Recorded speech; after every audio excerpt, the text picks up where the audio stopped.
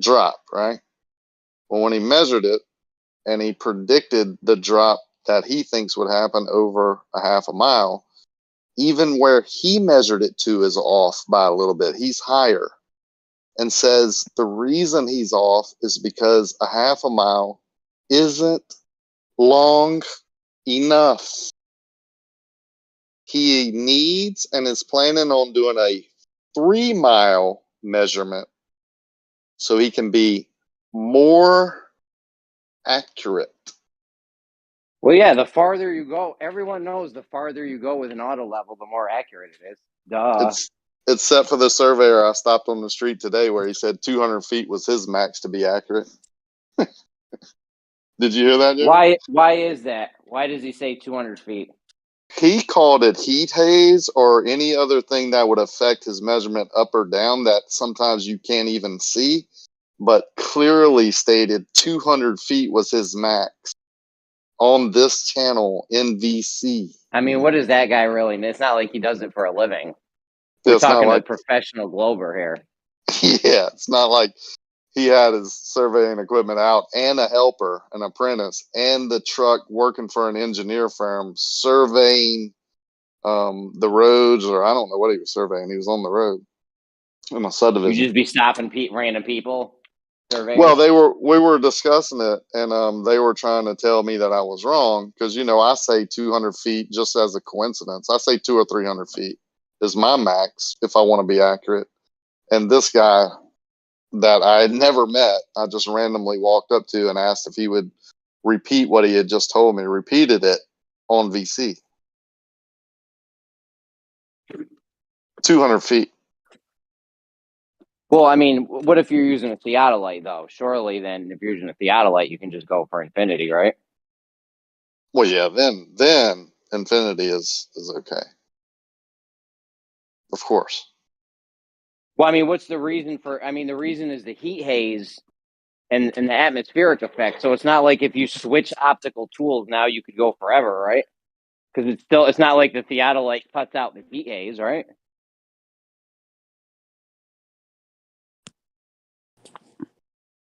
Can you hear me? Beyond this, I don't. Yeah, I had to take a text, but like, come on, man. Just go ahead and decide if you want to trust the surveyor making a horizontal line. He uses 200 feet, or someone else on the internet who you. I mean, this guy had a story pole and everything. So, Mic check. Can you guys hear me? yeah. I was just gonna say that I have a surveyor on video, and I asked him. I said, "Hey," just walked up to him on, "Hey, how many times have you accounted for curvature of the Earth when you do your measurements?" He looked at me and he said, "As many times as I've been to the moon." And I just started laughing. And he goes, "The Earth is flat, bro." I said, "I know." And then we laughed, and I walked away. Surveyors know what's up, dude. It's the ballers that come in here that apparently the only baller surveyors only know that it's a ball. I don't know, but the flat earther one never have to use that math or calculation, but somehow they get the job done the same way. I don't know. It's interesting.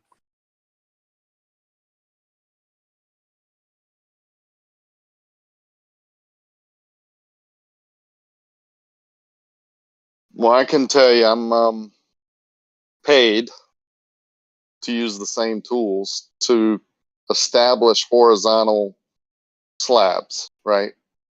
Whatever it may be. I'm no matter what project I go on, there's not one project that I go on, no matter how small or big, whether it be a slab, a runway, or a big building slab, or a pool, or a driveway, or whatever, parking lot. The the thing I'm paid to do is to establish a horizontal and then measure from that. If they want a slope so the water will drain a certain way, I have to measure from that horizontal and make the slope where the water drains off. I was just doing that earlier, right? An hour ago. If they want the slab to be, perfectly horizontal, not sloping, and just be a horizontal plane, I have to establish the horizontal and make sure painstakingly that it's that way, or I don't get paid. The same Yeah, but if tool. you make the slab horizontal, you're going to have all the water going to the middle of it. Yeah, I guess if you make it big enough. Yeah, no, I mean, anywhere, any amount. If you got a flat spot, the water goes to the middle of it. That's how it works on the globe.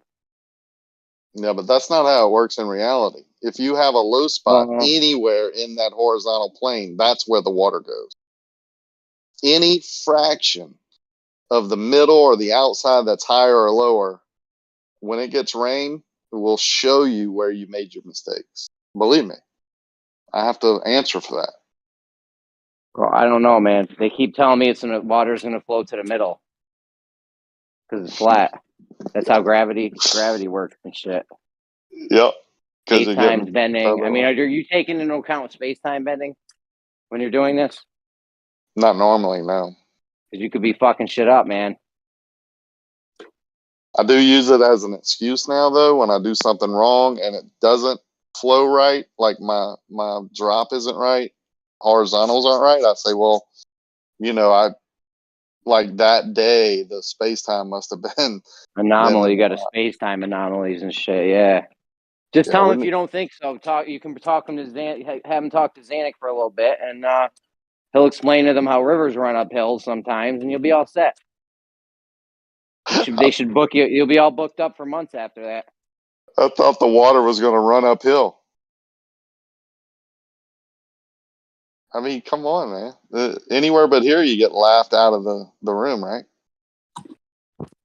I've been laughed at because I questioned how does water go up a tree if gravity should be pulling it down. I get laughed at all the time. I talked about that a couple days ago with my son. Said, Because that of the 30 feet thing, the 33 feet thing. yeah, but even 10 feet, right? Get a pump from Home Depot and try and pump it more than 12 feet. Like, you're going to have trouble, right? How does a tree do it hundreds of feet? Nature is amazing. Is that capillary action? I guess. Is it? I know in large buildings they have to make every so many floors they make a holding tank and then pump it up further. How high can the concept of like wicking lift water? I'm assuming that a tree is a combination of something similar to like capillary action as well as like a wicking process. Yeah, I just did a quick search. That's the first thing. That's what I thought it was. But yeah, it says maintaining a column of water in small hollow tubes using root pressure, capillary action, and the cohesive force of water. That's what this first result says. So yeah, it does seem that's what I figured it was. But here's the point being missed, Gio, and this is what I laugh at them about. So a small little motor head or this really cool weird effect that could happen can easily bring water up, but you have a gravity force that's holding trillions of pounds of water down to this particular area where it doesn't fly off the spinning ball. This is the point. I don't care about, capillary action or this or that, or if it's a pump or it's a, whatever. Whatever, it's a motor that sucks it up constantly. Whatever it is, I'm saying, how does these other forces totally overcome this amazing, powerful sea holding force as it spins? This is the joke. This is the nonsense that we deal with.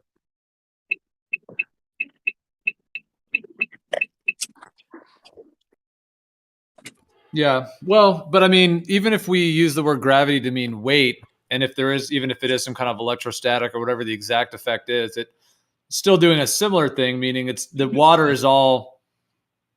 I mean, that's how it depends on how one views it. Does one view it as a force? Like, even if we think of it as it's pulling it down to the plane rather than pulling it to the center of a sphere, but that depends on whether you see it that way, if it's a force. Otherwise, if it's more just, that water has a different density and is equal, becoming equalized in its environment. And so it's falling down because it's heavier than the air, et cetera. So I guess it would depend on how one views that. But I mean, if you have like splashing water, you can get like a splash that's a little bit of water is going to shoot up in the air, even though obviously most of the water is being held down. So there are some similarities, but I mean, yeah, just pulling it to a sphere is a whole other thing because there has to be a major force that would have to do that. That's the joke. I'm not talking about the surface of this, like when a wave crashes and whips and then a few little sprinkles come out. That's not what I'm talking about. I'm talking about all the water underneath it that is apparently, being held and by this invisible force. This is how you know, they laugh when you say, "Oh, so the people in Australia are upside down to me." There's no such thing as upside down. You're stupid. Ha ha ha. But they don't. I don't know what they're not getting. No, yeah, literally, the whole entire planet, the whole southern part of the planet, in their world, would be upside down to the north part. But what? But they're like, there's no up, there's no down. Dude, men are having babies, bro. Wake up.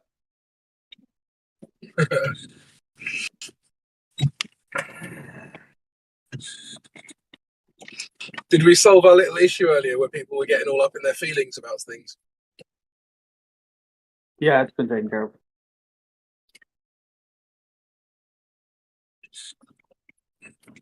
No, we definitely didn't. All right. Did we have a lot We more? definitely didn't. We got to let people finish, guys. Did you have to call the WAMbulance? we got to let people finish. I know that sometimes people may not be saying accurate things or whatever, but we got to try to let them finish. Otherwise, it's going to be a shit show. I think they might be talking about what happened. I don't know, Crypto, if you're talking about what's happened in text chat earlier or in VC. But. No, in the VC. I will. To be honest, like actually, Jeremy, I was talking to you at the time, and like I feel like moderators should have a right to discuss moderation as a priority during the chat, right? Because you're literally discussing how you're going to moderate what's going on. And so I don't understand why people get annoyed when moderators talk to each other about the moderation taking place. It seemed weird to me. And all I was saying is that I thought Dan was being gaslit at the time, which is why I brought it up. Look, I don't mean to rehash it, but I do think that we as moderators should enforce our right to not only moderate but discuss moderation. And if people cry about it, they can just cry about it, can't they? Like, I mean, bro, I don't have the energy to be moderating for shit like that, like every fallacy that somebody does. Like, I can't do that, dude. fair enough, but I mean, like, I don't know if we want to do that because then, like, can't we just address it after? I could see if like an ad hom or a personal attack or insult or something comes through, but other than that, like, I'm not saying that you moderate on behalf of Dan because he asked to. That if that's what you meant. That's not what I'm saying at all, because he was being gaslit, which is why I came in. But I'm not saying that therefore you have to, as a moderator, make sure that Dan never gets gaslit. Like, he needs to be emotionally strong enough to deal with that, right? What I am saying is that I was discussing with you how to moderate things, and there were people crying and like trying to overtalk both of us while we were discussing that, and I found that weird. Well, they're weirdos. I was part of that. I think I couldn't hear you. I could hear Jeremy, but you know, Dan was getting upset. I was just trying to take some breath off of him. But if you notice later on when Doofus got kicked or left or whatever, Dan and me and Zanuck and a couple others had a real calm conversation for an hour. Like, the guy was obviously, I think it was Doofus maybe, or just one of them. It doesn't matter. They do the same thing. They were obviously gaslighting him and asking him and repeating things that because they know that's going to upset him. That's got to be modded sooner, man. It was way too late. Dan was already upset where he couldn't control himself. Yeah, it's a shame, isn't it? But Dan, I mean, like, we can't moderate Dan's feelings though. Like, he needs to. Yeah, he's trying. Take care of. I know. I don't know Dan that well, but you know, it seems to me like he likes to complain about how mistreated he is all the time. I feel like he probably needs to man up a little bit. But I'm not. He totally got upset at me, right? He totally did his act on me one time, where you know, like it's just him, but they know that, right? They went after him today. You could tell it was obvious. It wasn't even close to a normal conversation by Doofus and whoever. Yeah, I could feel the hostile energy, and that's why I kind of leapt in, because I didn't really think that they were being honest with him. You know, maybe in what they were saying they were being honest, but the way they were doing it and treating him, they were obviously like smelling blood, you know, rather than just We're just tired of the what crayons did you use type thing from Bob and all that. We're not going to stand him for that. We've made a stand, right? Like, this is the turning point. You gotta love the comeback, though. Come on. That was good. That was quick. That was witty. You can't fuck with me like that. Come on, man. Who do you think you are? I missed it. Bob Come on. said, "What crayons did you draw that out with?" And Jeremy said that the two that you didn't eat or something like that. Whatever. Yeah, he whatever said. crayons you didn't eat. Wow. That's That's pretty good. hilarious. Quick. That shit was quick too. No hesitation. Yeah, I was totally surprised and thought you might have been cheating a little bit. Someone told you to say that, so. No, I'm on point like that, bro. Like, I don't know. I didn't know you were chill like that, Jeremy. Yeah. Well, I was going to say, I mean, I think there are a lot of subtleties when it comes to these discussions, you know, and in terms of moderation, because it's almost like, in a sense, when you're moderating, it's like being a referee. So, you know, like, let's say in like hockey or basketball or baseball, any of those sports, like there's, you know, or even like golf, like, for example, in golf, there's a whole book of rules, you know, and all those rules are very specific. And, you know, in golf, if the ball is, you know, in this one area, they have to get all these officials over and they have these long deliberations. Or even in basketball, where they have to go back to the tapes or whatever to review it. So these things can get very detailed. And it's like that in court situations too, you know, when you've got these court cases and there's, you know, motion sustained, motion upheld, you know, all these, you know, very specific, you know, guidelines and rules that they have. So the thing is, if it's more of like an open panel vibe, then, you know, yeah, there's like the basic things like, you know, the extreme sort of either, interruptions or ad homs or that kind of stuff, which totally throws it into a shit show and it doesn't make it to be a valid conversation because now you just have random insults going. So that's like one level to moderate for. But then there's a whole nother slew of things like crypto. Like I don't think I was here or listening during that, so I guess I can't comment on exactly what happened. But you know, when it gets to more like moderating for fallacies or moderating for, you know, specifics like that, like gaslighting or these different things, it does sort of start to bring it into like more of like a debate moderation, you know, where, you know, there would be, you know, more actual specifics that are being moderated for. And we have been doing that a bit more in general. Like when it's in that more heated debate moment, you know, like if somebody just completely obfuscates from a question, you know, I've been jumping in and being like, well, hold on a second, you know, let's say, for example, Witsit did ask that question. Can we at least get a response to that question? Or you could choose not to answer it. You don't like have to respond, but you know, either choose not to answer or answer it. You know, so that's like one level of doing it where you're at least kind of trying to keep the conversation in at least a sequential, you know, flow. And if that person had a question for Witsit, then it would also be valid. Okay, Witsit, could you answer the question? Or, claim, say you don't want to answer it. So yeah, there's so many kind of layers and levels that could be, that could be employed in terms of that. Yeah, Hey, Jeremy. I would just like to say so quickly. Just you brought in sports, so I'm just going to bring in ice hockey. Doesn't ice hockey have 2 minutes sin bin for instigating? The penalty box. Yeah. Well, there you are. That's all you need to know. So it's like, yeah, all right. So this person swung at you, cool. He goes in the sin bin, but you kind of pissed him off enough to make to make him want to swing for you. So you get 2 minutes, right? Hey, Jeremy. Yeah. Usually it's like it's roughing, and you can get an added 2 minutes for instigating. So it'd be usually offset like a 4-2. Right. 2 minutes. 2 minutes. Each person 2 minutes for roughing, and a guy an extra 2 minutes for instigation sometimes. Yeah. Jeremy. What's up, I heard Bob? what you said. Jeremy. Let me respond to it real quick. First, that was an epically good comeback that you did. Thank you. Thank you. Mad respect, man. Thank you. That was a good one. Thank you. That was on point. Yeah. Thank you. Well, that's pretty cool, Bob. Bob's giving props to an insult that he threw and then got thrown back at him in a way that trumped his original insult. That's pretty cool that Bob's able to be like, mad props, bro. That's pretty cool. That was good. That was a really good one. He was really quick on his feet with that. It was on point, and it was just an epically good retort.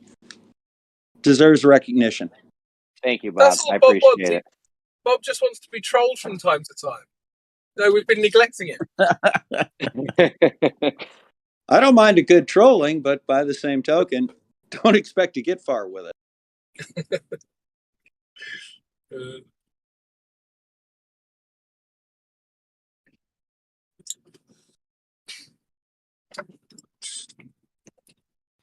Well, I'll mention this too, crypto.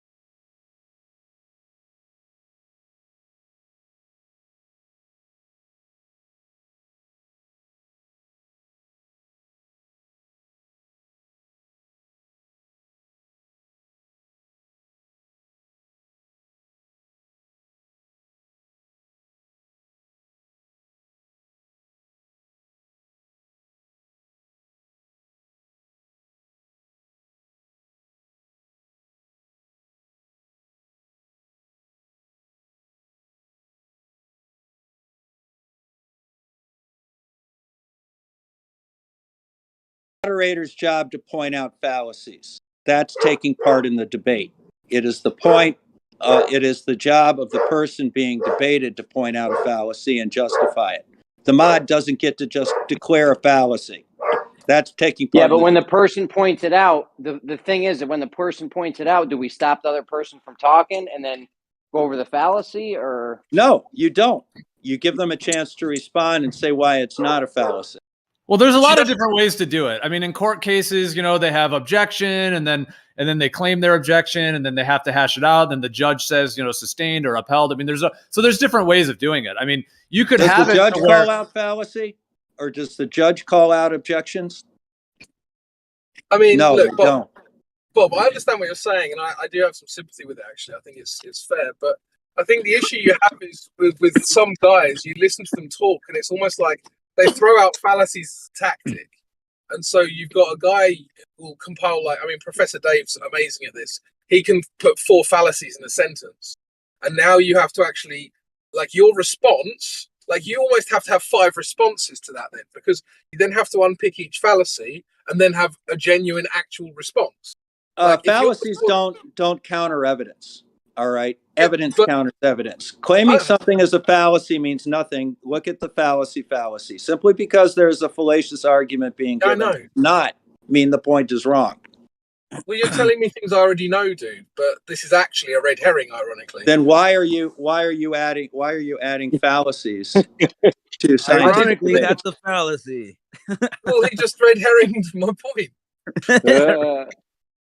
Which is really funny. No, I was exactly on point. You threw in red herring because you thought you were being cute. You're not. No. Well, but Bob did red herring my point. So can I actually be allowed to make my point? You know what? This is so meta because I was just talking about this, right? If you point out a fallacy, you then have to actually be allowed to make the point you're going to make, right? So I'm going to continue to do that now. Because you've got these 4 fallacies that you're dealing with from Professor Dave or whatever.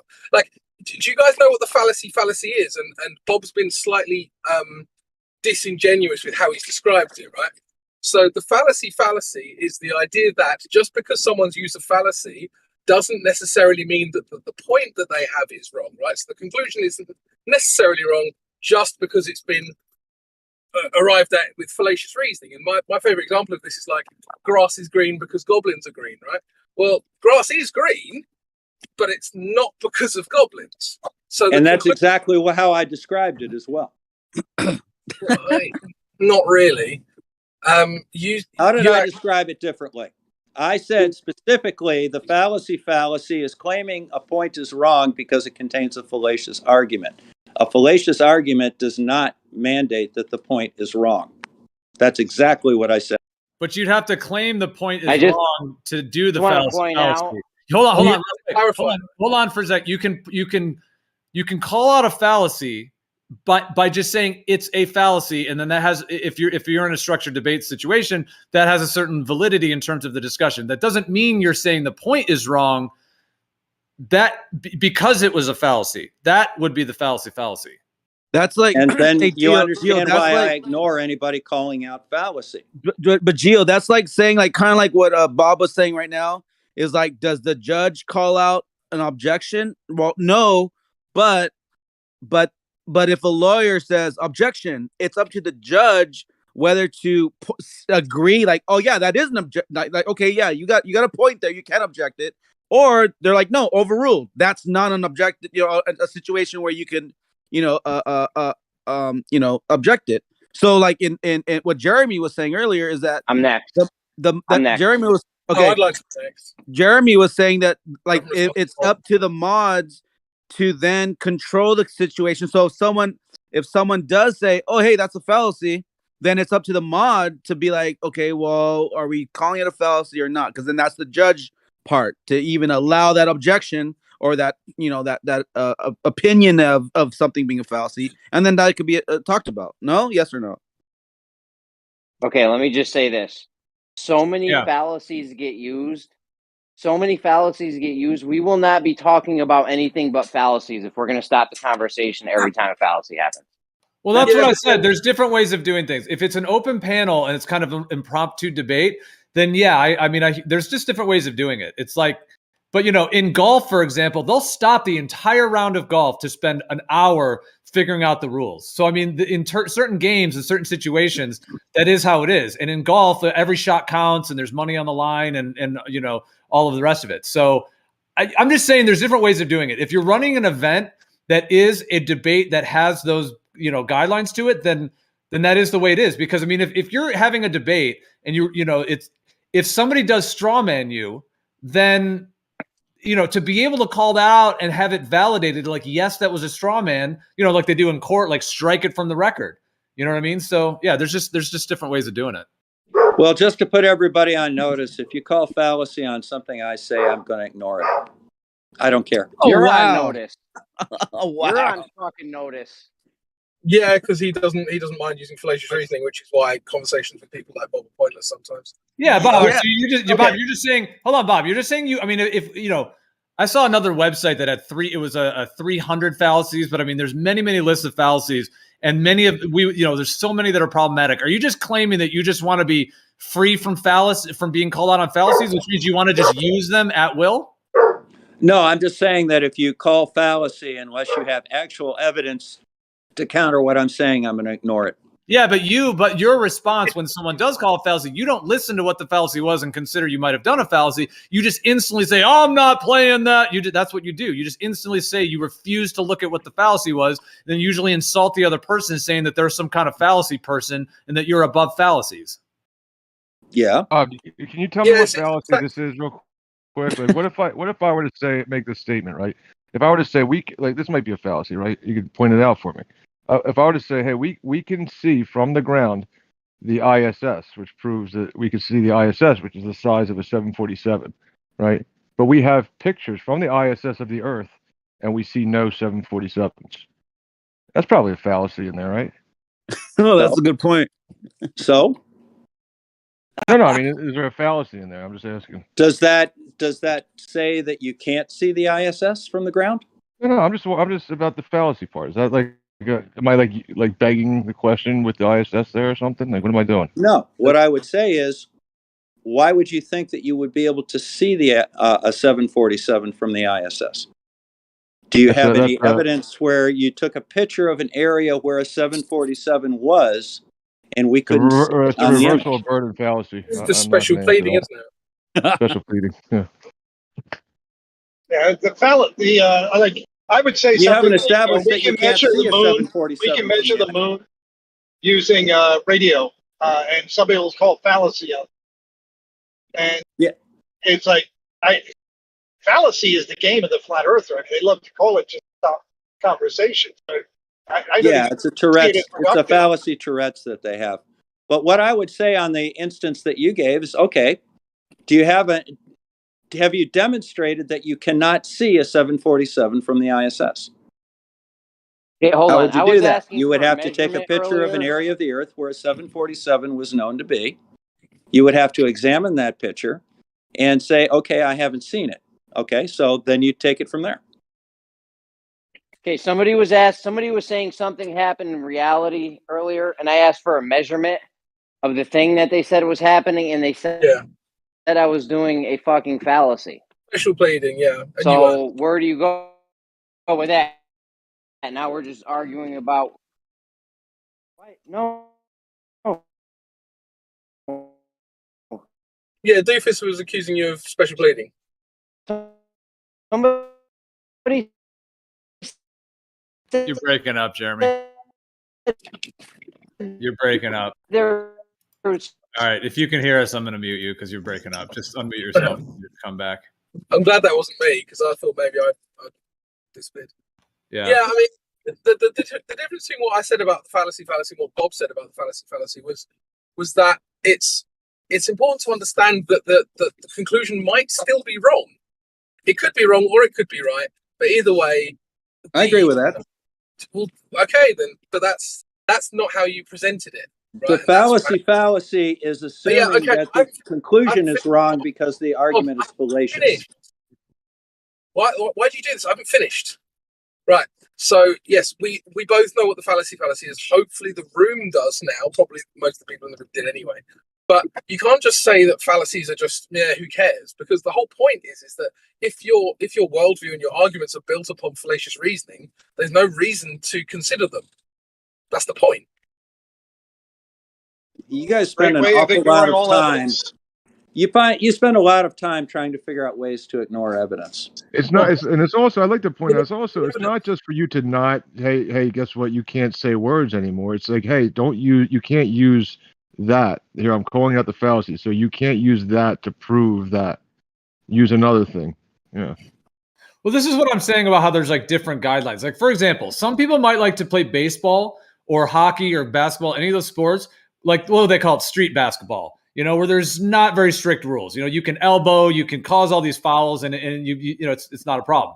So if you're doing that and everyone agrees this is street ball, then that's the way it is. And you can do what you do, and that's how they play. But if you're going to play like NBA basketball, that's a different game. Now you have a referee, there's very serious rules and fouls, and like I said, they go back to the tapes and they do all that stuff. So, I mean, Bob, if you would prefer to have a discussion or a debate where fallacies are totally fine to use, like street ball, then I guess that's, that would be your choice. But if someone wants to have a disagree debate with the use of fallacies because they're generally not used correctly. In street ball, you call it, the first rule is, hey, call your own fouls. Let's go. That's the first rule. You call your own fouls. You call fallacy foul. But If you going want to back sit to what down I and say said, that something's a fallacy, all you have to do is sit down and say, hey, I don't think that's right because I think what you're doing is an affirming the consequence fallacy, and here's why. And I'll sit down and say, well, you've got a point or you don't have a point. But you're not going to sit down and use a fallacy to try and invalidate a fact. Bob, like I'm on your side here. I don't understand all the fallacies, so I hear what you're saying. Like you don't want to learn what they are because these guys here have this language where they understand when they say, "Hey, that's an affirmative consequence." They call it out. The other person they're talking to understands right away and adjusts their argument, like right away. There's no need to explain it to them. Like, oh shit, yeah, that is. It's not a different language. It's logic. It's just branches of logic. Unfortunately, they're not used correctly most of the time. Yeah, but Bob, when someone brings it up, I don't. Oh, just real quick. When someone brings one up, Bob, I don't hear you saying, okay, well, why don't you lay out how it's a fallacy? And like I said, it'd be better to have a structure for that. Because if it's an open type debate / discussion, then that, maybe you don't want to be called out on that because maybe you don't feel like other people are being called out on it, or if there isn't a structure for it. But I'm just saying, I don't hear you saying, oh, okay, well, how was that a fallacy? Could you explain? And then talking through it, you usually just instantly say, I won't allow to be called a fallacy. I just, that would be like getting pulled over for drunk driving and be like, you know what, officer, that you can't, I don't accept your rule that drunk driving's wrong, so I'm just going to drive away. And we know what. No, it's not a soft citizen issue. It's simply the use of fallacies in the flat earth is not a debate tactic. It is used to try and disregard evidence. They're trying to find any way that they can disregard evidence. So what they'll do is they'll call out a random fallacy and say, okay, well, I'm going to disregard that. You have to counter evidence with evidence. That's the most retarded thing I've heard all day. Well, no, I don't even know what fallacy that is. No, if he's saying that would be a fallacy. In a sense, there's probably some other fallacies that might be too. So, Bob, if you think that's happening, no, that's not a fallacy. All right, now you just that is a generalization fallacy. Now you're interrupting. That is a bandwagon fallacy. Yeah. Now you're interrupting me. Could you wait till I'm finished to say whatever you want to say? It's an interrupting fallacy. Anyways, I mean, I think what we're discussing, like I said, if it's just an open panel discussion, then it may be challenging to try to employ an entire thing with fallacies, because essentially what we're talking about, if you're going to have a debate, it's like the rule book in golf. It's a thick book in golf, and there's all kinds of rules. So if we were to have a structured type debate where the fallacy thing is a factor, there's a lot of different ways to do it. Like you can make it to where you can do an objection. So in the middle of someone talking, you could be like, objection. And then that person stops. The person says, okay, I think there was a fallacy. Here's what it is. And then the judges / moderators / live stream hosts will have to review it. And then it's, et cetera. And Bob, I mean, if you feel like someone called a fallacy to avoid evidence, well, then you would have a potentially valid point that would then have to be brought up and have to be brought through. But it could be just said the other way, that the person might be debunking your evidence and or calling you out for a fallacy in which you're evading something, and now you're trying to call it out to evade the fact that you were debunked. So it can go both ways. Me debunked? I don't hear a lot of globe earthers calling fallacies except in response to fallacy culture that is formed. That's a flaccid fallacy around the debate itself. Well, I mean, it's because they lack logic. That's why you're not going to hear them call out logical fallacies, because they're not good at doing logic. They think they live on a ball because they saw a bunch of cartoons. No, I think because I bounced radio off of the moon. Well, the other thing is that I tracked the ISS and measured the curve. That's why I think I live on a ball, and I've got good warrant to believe that I'm on a ball. Right. Well, that's fine. But I mean, I think, well, I was going to say this, and I'm not trying to call anyone out or anything. I do think the globe is false. Therefore, I do think debating for the globe, you'd have to have a lot of fallacies. Now, I'm not trying to say that every globe earther is just doing fallacies all day. I'm just saying that would be the case. For example, if I wanted to debate why, some claim that's completely false, it's tough to do because you don't have truth and you don't have the truth on your side. So you're going to have to use tactics and all kinds of shenanigans to even debate it. No, you present evidence to the contrary to overrule it. You don't call fallacy, you present actual evidence. Yeah, but the whole point of the debate is to go through that evidence and see whether it's valid or not. That's the whole point of it. And if it's not valid evidence, then that's a problem. And then that's where a fallacy could be employed. But I think crypto is going to get in. Here's the problem, though. What he just said, though, is like you provide evidence. Okay, the evidence that was based upon the model built by the men that made the model, and then this is the evidence to use. It's the same thing as like letting a criminal, let them, choose the jury, let them choose the evidence. Of course, the criminal is going to eventually, at the end, get away with it because he used all the stuff that's going to be in his favor.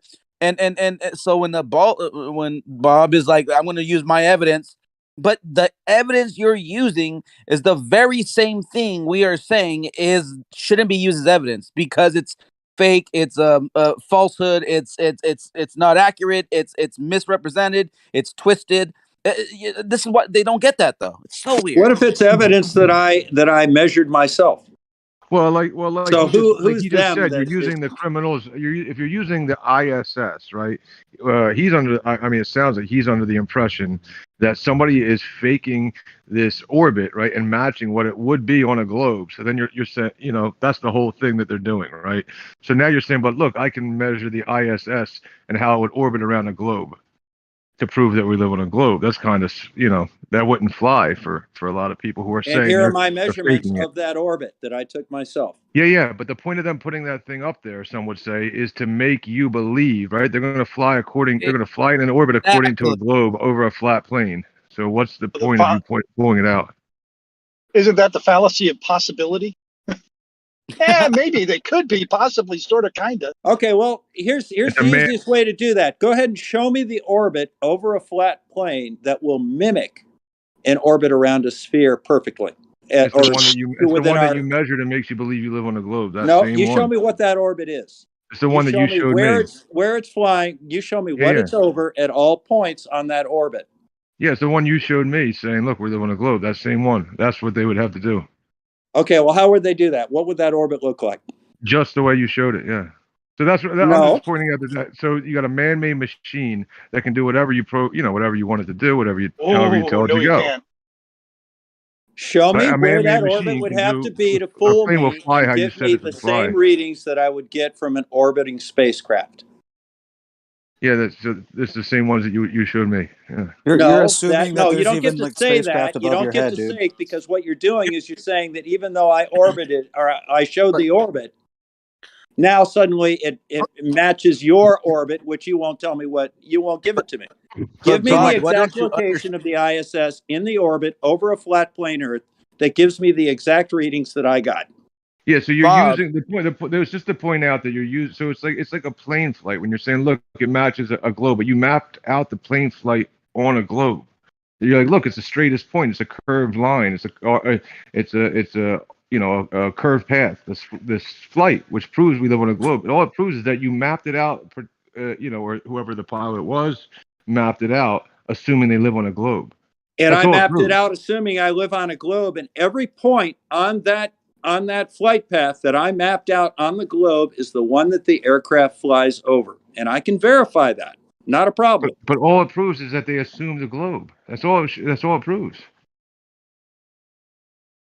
It doesn't give you like, oh, here's what a flight path would be on the flat that we take on a flat Earth. They don't have those. Okay, well, give me a model that I can plot a flight on a flat Earth that will give me the exact same Hold on, results that I get on a great Bob. circle. Wait, let me jump in real quick. Bob, this is what you're not understanding, okay? The data, the instruments, everything you're going to use to quote unquote plot your data points on your plane is based upon a globe. So you're using the model to prove the model. What you're not grasping right now, I don't know. You're an intelligent person. I don't know why you're not understanding, because if you're saying, well, tell me how my data points aren't going to make sense in the model. Well, of course they're going to make sense because you're using the model for those data points. Okay, well, wake up. let's just address that directly then. So my path is a great circle, which is curved. Do you agree with that? I agree Your that you're path. trying to actually Okay, argue great. the Great. ISS You and the plot plane me when a you're real. Hey straight Bob, line. you just asked if people agree with you. I just want to tell you, you want to argue the plane flight and the ISS. These are just examples to show you how you're affirming the consequence with these examples. All right. That's all. Again, I don't care. So I've got my curved flight path over the face of the Earth. You show me a straight He's line that's affirming the shorter. consequence. Objection, Gio. I don't care. Objection. Well, then we don't have to Chairman. care what you have to say. So Bob. you show me a straight line give a flight path or any other path on that Objection. between those 2 points that's shorter. Gio, this Well, isn't working. if you don't care that your point is logical, then why should we listen to it? Bob, the path that let's say you're going to go from Texas to New York, okay? And you just and let's say you're driving, let's say you're going to drive there and you have like the old school, map, the old school map quest, right? The old book. And then you're just going to go a straight line across these flat papers, but you know that what it's representing, you know that it's going to give me a direct shot. There's nothing curved about it until you invoke, well, we're going to travel around a ball. So that's when you curve it. All right. But other than that, it's not curved. You don't have to curve it. Okay, so here's what we'll do then. Wait, let me finish. Then you drive that distance, okay? So now you have a measurement, okay? But you have another person saying, okay, I'm going to fly there. Now, I'm going to fly there and I'm going to use this model that's going to tell me how many miles I flew and my distance in my plane. So then you take that data and then you line it up and you go, wait, how come it doesn't fit? Because my distance was greater. So then you go, oh, that's why, because it's curved, not straight. And then, but the thing is you use the model of a curveball to get that data instead of just getting in a plane and actually literally flying where you are measuring a straight line, not even considering curve, just literally just measuring from when you're flying over a city to a city without the model of the ball, without Google Earth, without these whatever program you want to use that has already built in a calculated spherical Earth travel. Like, Well, what else you get Apocryphon, about there that? are examples of that happening in reality. So that's why there's this book out there called 16 Emergency Landings, right? The guy who wrote this book, he doesn't say, hey, every single flight ever that proves a flat Earth. He says 16 emergency landings that prove a flat Earth. Because every other flight presupposes a globe. When emergency landing comes into play, they find a straight line distance, which totally doesn't make sense on a globe, but gets you there, to where you had to land efficiently. Yeah. Well, check this out. All of those emergency landing videos verify the fact that the Earth is a globe. Every one of them. All right. They don't go out of their way to follow a line of latitude or something or other. So here's the problem that you run into. I can fly between point A and point B, and I can drive between point A and point B, and I can fly over the roads that I would drive over. You cannot find a route between point A and point B that is shorter than a Great Circle route. You cannot do it. And if you think you can, show me one. Again, Great Circle route is assuming that it's curved. So let me point out something, kind of like along the lines you talked about the emergency landings. Just recently, they showed the path of the Chinese balloon took to fly from Asia to America. Now, the funniest thing about it is that here, let me post it again. I posted it last time. The funniest thing How do about it balloons is fly again? the funniest thing about it is they show it curving around a ball. So what's funny though? Well, Yeah. here, let me post it. Let me post So it. This is it right here, and the nonsense that if here's the funny thing though, if you were to take that map and not do the circle thing and just lay it out, kind of like those emergency landings, you will see that balloon just literally just traveled in a straight path, just completely straight right across the land it was under. But if you look at the video, which I posted, it has a curve to it.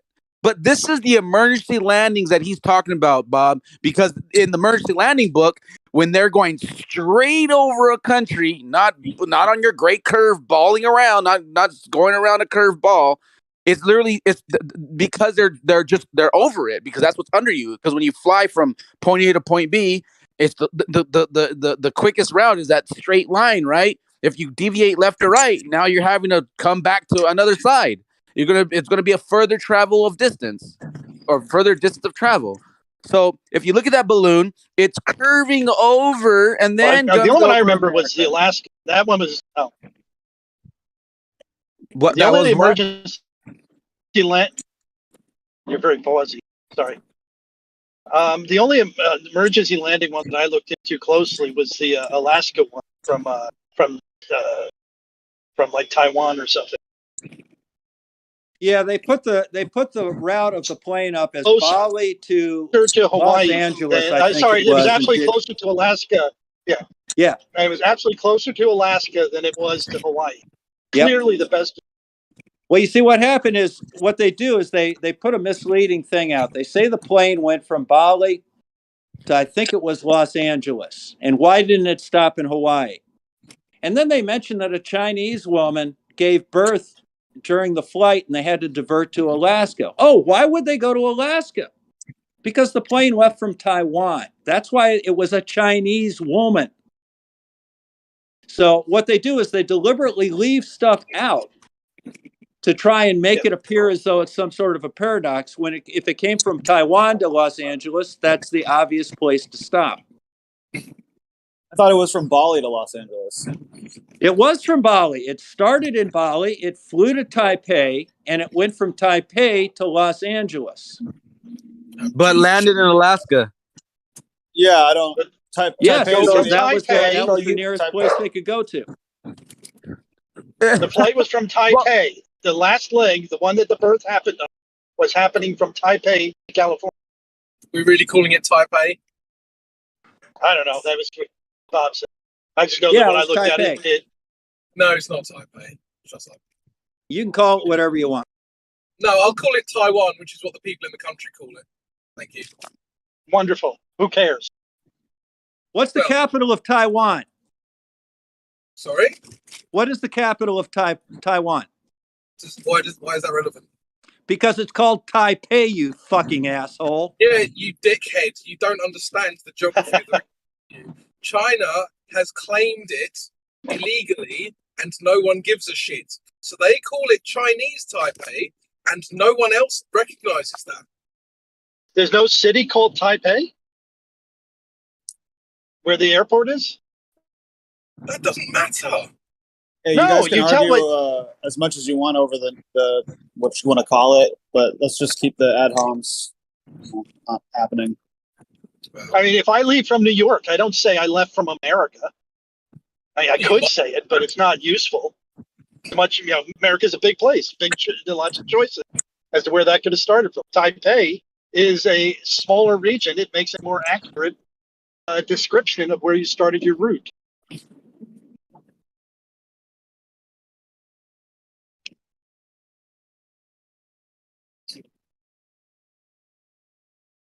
Well, as usual, Bob, instead of clarifying, just chose to insult.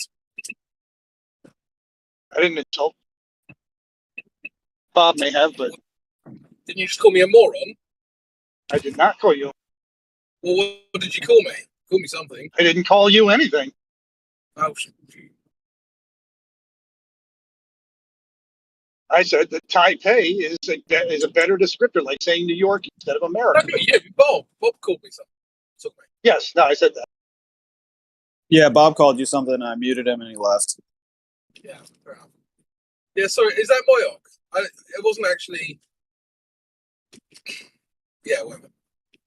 I'm not disagreeing with you, Moyok. It's just Bob's Right. attitude stinks.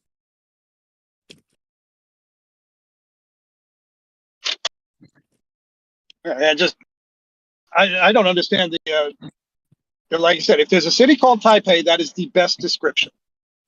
Anything less than that, unless you're saying that Taipei doesn't exist anymore, or that in Taiwan they don't consider that Taipei, then I might make an argument. You shouldn't call New York New Jersey. It's not really the point. Like the point is that if like Taiwan is such a small place, you could call it Taipei if you want, but it's generally like a very political use. So it would be like saying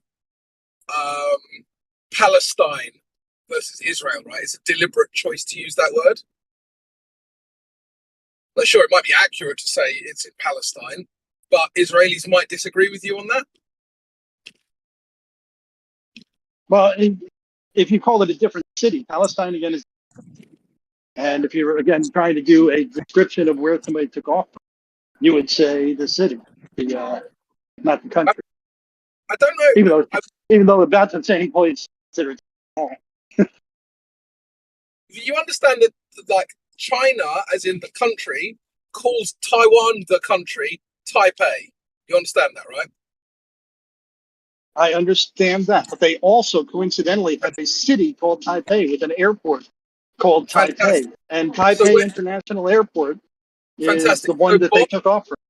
Bob chose not to clarify which of those he meant, and he just chose to insult me, which is why we're here. Actually, I think we're here because, again, it was just stopping the conversation when it was really not of any value to what was being said. Right. I just didn't want to highlight that seems to be like Bob comes in, he shits all over the floor, and then he leaves. It's like, why did he doesn't care if he does fallacies, he just insults people. I don't know why I got mute for a minute. Like, why bother with people like that?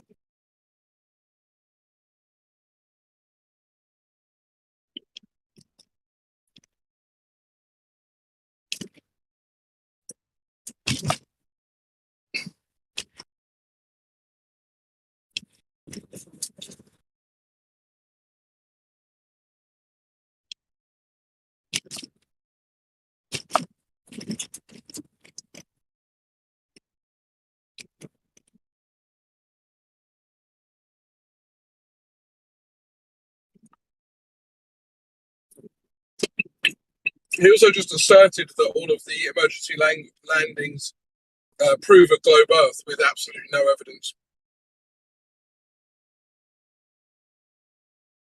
And if you'd have told him that, he would have just said, who cares? Waste of fucking time.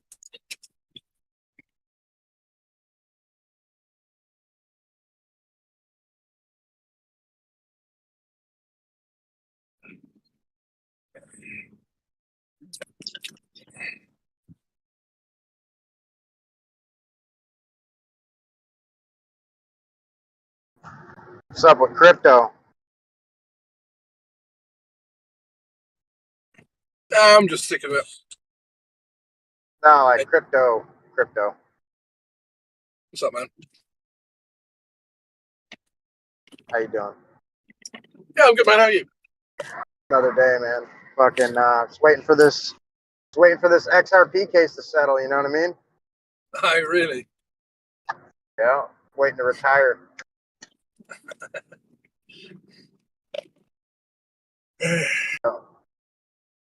Oh man. Yeah, I actually got out of crypto a while ago. Well, it's a good time to get back in, dude. Yeah, people keep telling me. I don't know if I trust it. Well, I've got a lot of big banks trying to break it, basically. it's $100, you know what I mean? Like $100 could potentially be the difference in your future pan out. So, I mean, that's the way I look at it, you know. Yeah, for sure.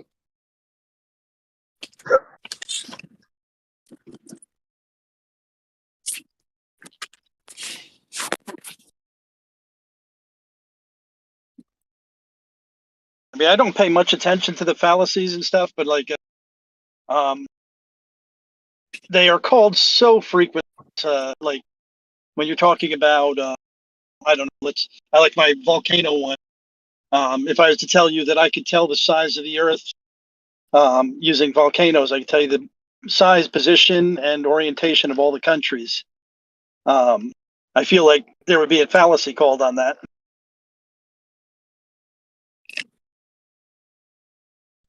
Well, it depends what the argument is. Well, you know my argument about the volcano. No, I've never heard it. Okay. Essentially, what you got is there's a volcano went off in like March of last year, January of last year. It sent out shockwaves in the way that shockwaves travel, typically in a radial pattern. And I was able to predict the arrival time of those shockwaves in each country around the world that I tested. I could tell not only the shockwave itself, but I could tell you the secondary shockwave would arrive and the direction it would, which I think, is very strong evidence to the fact that the countries are oriented as specified on the globe. I mean, I don't know about that. Maybe you can present the data or whatever, but I do know that there was a guy, a geologist, whose channel was I can't remember his name now, but he was basically talking about a bunch of different earthquakes, and he said that a lot of them didn't make sense. But I'd have to find the channel. He was basically saying that there are some earthquakes where the shockwave arrival times would have had to take place on a globe like twice the size. Yeah, this one was nice because it stayed in the same medium the whole time, which is, stayed in the atmosphere. Shock waves and, stuff like the Z, call it PNS waves and all that shit. That's going through multiple mediums and stuff like that. They require a much higher order of understanding of the materials in order to, fully grasp what somebody's telling you about it. Whereas the shock wave in the atmosphere has really only to do with air. So it's a pretty uniform medium all around the world. It used just straight up time over distance, came into Great Britain from the northwest as expected. And the way I found out how to expect it is I took a piece of string, put it on my globe at the location of the Hungatunga Island, and then dragged that string all the way around the globe to the next to Great Britain. And all of a sudden, you'll see that where it intersects with Great Britain, where the first shockwave is. Then you pull the string the other direction around the globe, the longer direction, and that's where the second shockwave hits. And I can tell you the arrival time within a couple of minutes of those shockwaves. Why would that a flat plane? What was that? Why would that exclude a flat plane? Oh, well, first off, the very nature of being able to predict it ahead of time is, a strong indicator that the relationship and direction to Great Britain is as described. From Like where, I said, sorry? but now the fact that I could do the secondary shockwave would require, like, on any depiction I've seen of a flat Earth, I can't come up with a direction of travel that would explain how the secondary shockwave got. The way you could get the primary shockwave to do it is you made an AE map essentially centered on Hunga Tunga.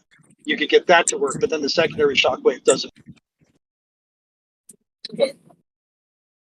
It's an interesting There's a good video on it if you are interested at all. I did it on my own, and then I found somebody else had already done a much better job because they had much Yeah, more I mean, the presentation methodology, materials. yeah, the methodology of these things do interest me because, I mean, you're effectively talking about how can you know things, right? That does interest me. I think maybe as globe guys, you probably don't understand why we call fallacies so much, right? It seems to me like you have the impression that we are just like trying to win cheap debate points or whatever. But I personally find fallacies extremely annoying to deal with, just because you want to have logical discussion because you want to arrive at some kind of logical conclusion, right? Now, what you've said just there, it seems logical, and I'm prepared to look at it.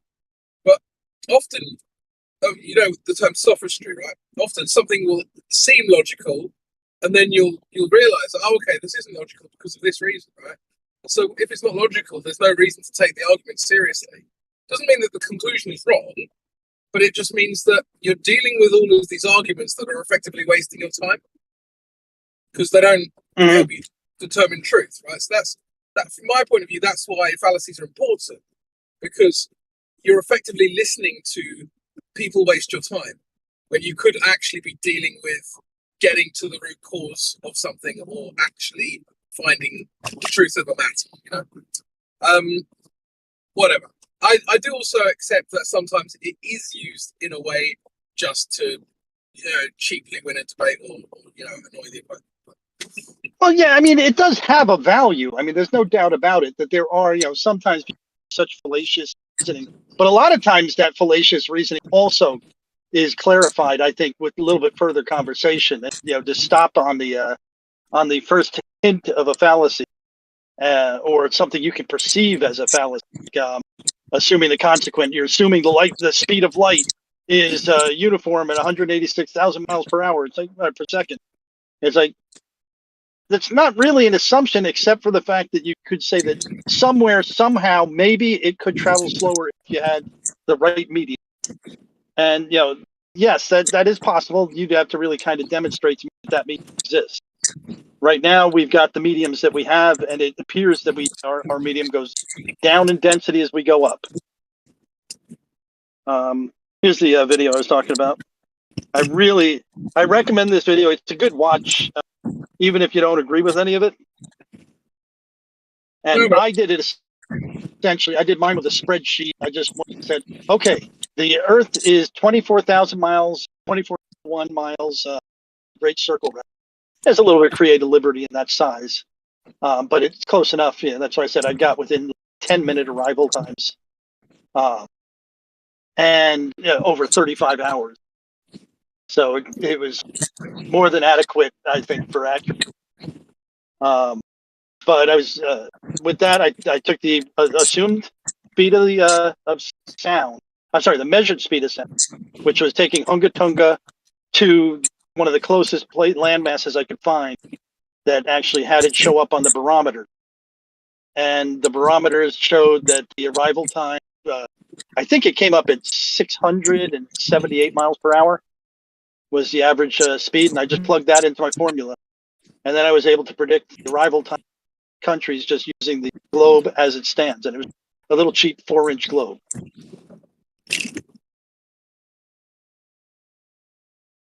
Okay.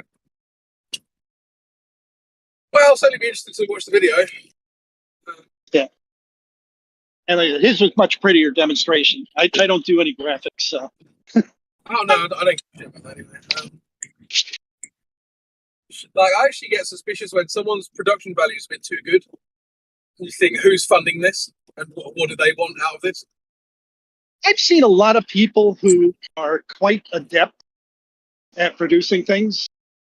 So I mean, I like people in my real life, just people who can do 3D programming, who can work with the 3D modeling programs. I've dabbled in them, but the learning curve is too long. I'd have to spend a couple of weeks learning how to use it. And it's like, to hell with that. I don't need it. There's people who know how to do it. Yeah, fair enough. Right.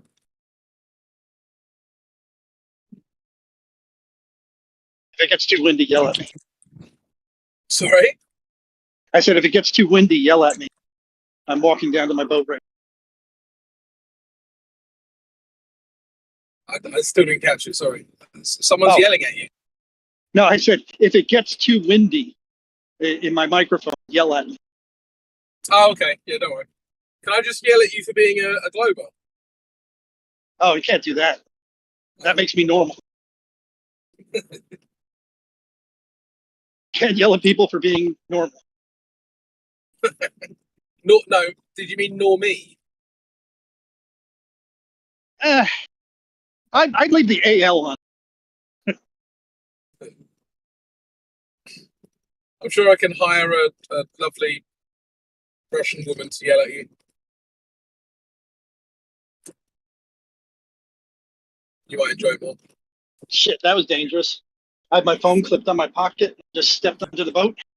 I felt that phone slipping off my pocket.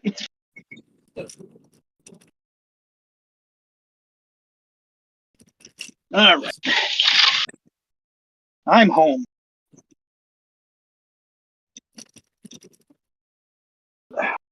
Oh.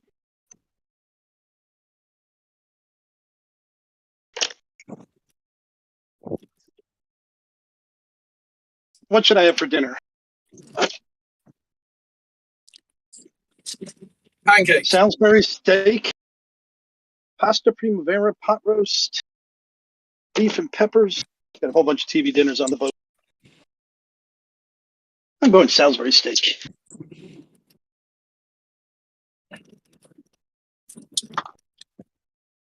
$32 grams of protein.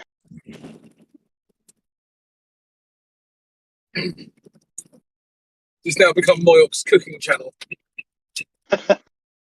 I don't know if I would classify TV dinners as a cooking channel.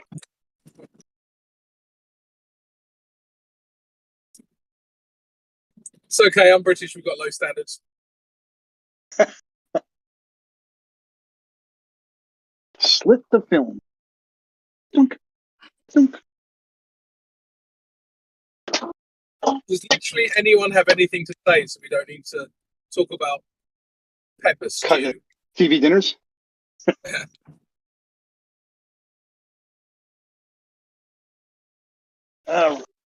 Yeah. So- okay. So, oh, sorry. You go then. No, go. No, you go. You go.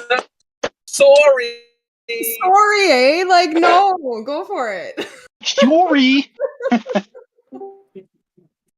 Bonjour. Bonjour, Crypto.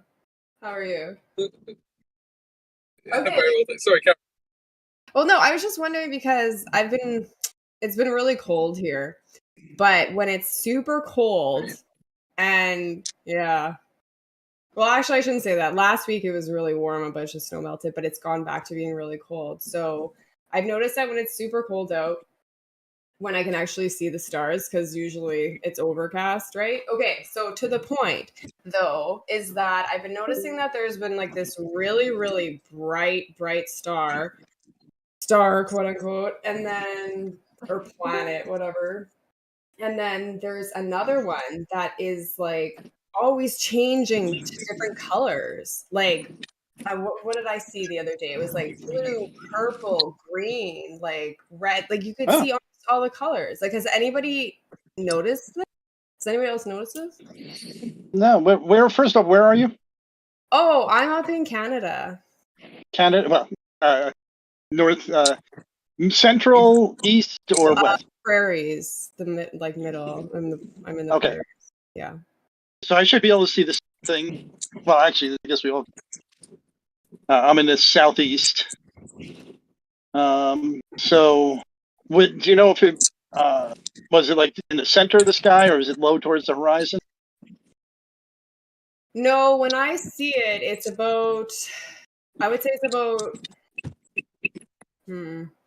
Maybe like a third of the way up the sky, and it moves. It moves pretty quick.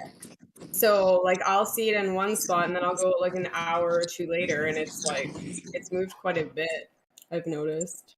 About 15 degrees every hour, probably. It seems unless you're talking about minutes. for some reason, because like I know, but like it just I don't know what it is. But yeah, I don't know. Just if anybody else has noticed that. I'd have to look. I'm on the boat. I probably got a good view. Seen that. Oh, you have? Yeah. Which And one? The color changing? The colors changing, or the super bright? Yeah. Okay. Yeah. Like it's some kind of a craft, and I've noticed them. I was living in Northern California for a while and noticed one there out in the country, and it would move like you said. It would go up and down sometimes, move all over in the sky, and I always wondered what it was. No, and then, it doesn't go up and down.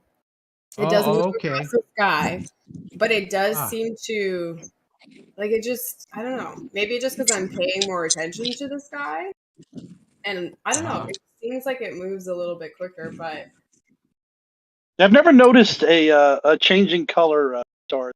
really, Have to take a peek myself. I started seeing them probably around the same time like I jumped on Discord, so probably like about 2 years ago. I remember I was actually out at my friend's cabin, and I was like, why is that star changing colors? And actually, I think I remember coming in and actually asking that question. I was like, oh, finally I can talk to people that know, but nobody else had seen that, even at that time. So every now and then. Is this changing colors from minute to minute or hour to hour? Oh no, like down to the literally horizon. right before your eyes, like flickering, like just changing colors. My theory is the ones I see, I know exactly what you're talking about. It looks like you ever look at it with binoculars? Yes. And you can see even more that, I mean, it's just like, it almost looks like a kaleidoscope. I think it is. It's a drone with different color lights on it, and it has different color lights on it, and the lights change. You know, like I don't know, like a Christmas tree. Like, what do you mean exactly? Like, how? Well, that's why the ones where I live, they move. They move around in the sky, not. Okay. Yeah, so I don't know if we're seeing the same thing, but they're about the size of a large star, like Venus or something like that. I see them, and I've seen some go up and down really fast, and wondered what the hell is that? It couldn't be an airplane, you know, or I thought it was a helicopter for a while, but yeah, and then now I live on the Columbia River, and there's ones that they don't move as fast, but they'll be in different positions at night. You know, you'll go by at the same time, and sometimes they'll be a little bit more north, or you know, a little bit more east, but they kind of hang around in the same spot. That's what I think. People are just flying drones. Yeah, well, if you can see this in multiple locations, for me in North Carolina, we can. Yeah, if we can see the same object. So that's what I would try and do. I'd take a peek. Actually, I'm in Virginia. If I could see it tonight, what time approximately? Just after dark? Like probably around 9 Central Standard Time. So I should be good in dark by 8. Yeah, let me know. A good chance I should be able to see it.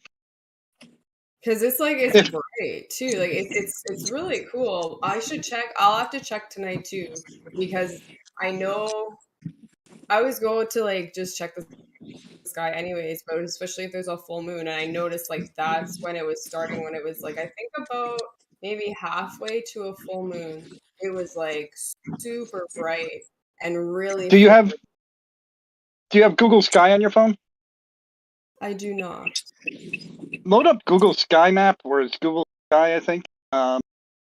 And you can then point your phone up, and it'll identify any of the heavenly objects. Oh, okay. I have another app, but it doesn't work very well. Okay, so maybe Google Sky, you say? Yeah, I think so. Let me see. Into it. Sure, I haven't looked at it in a while. Sky.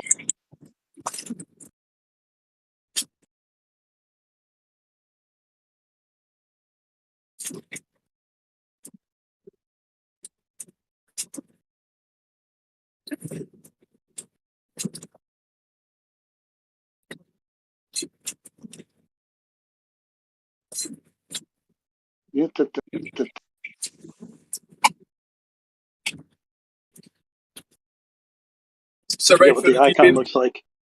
Go ahead. Redford, have you been hooked for a rip recently? Have I been what? Have you been hooked for No, a rip? I haven't actually. It's been really it was a very mild winter, and even actually 2 weeks ago I went to walk on the river. That's where you go out for a rip, right? If you're on a sled. So and I was like walking along the snowmobile tracks, and I was like, okay, like it's fine. And as soon as I stepped off it, I started like you could feel there was like slush. So I was like, yeah, no, I don't feel like pulling through the river. So, but no, I know that it's probably I think it was just the area that I was on. It was kind of low, but no, unfortunately. But All right, there's it's I just lied. It's Sky Map. how do you Skyna? Did you say? Yeah, Sky Map. Oh, Sky Map. Okay. I thought you said Skynet. Oh, I heard something No. else too. Skynet. Sky Map. All right. Yeah, I'll go check it out. We had the sun out today, so it should be pretty clear tonight. I just realised I've got to go, guys. Have a good night, everyone. Okay, have a good night, Crypto. Yeah, so I should be able to go out at 9, or I'll go out before then, see if I can see it.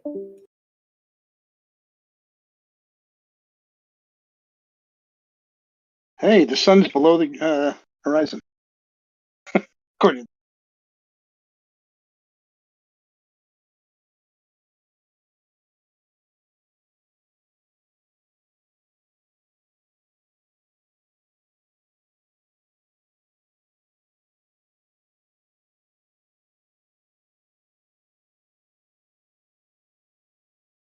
Ryan and the Big Dipper, I think, are the only ones I usually pick out. Oh, the moon and the sun. Did you say Orion? Yeah. Yeah, same here. Orion. I spot those 3 stars the second I look up in the sky. It's like, oh, there it is. Mm-hmm. I also think that the people who came up with that being a man with a sword and stuff, drugs.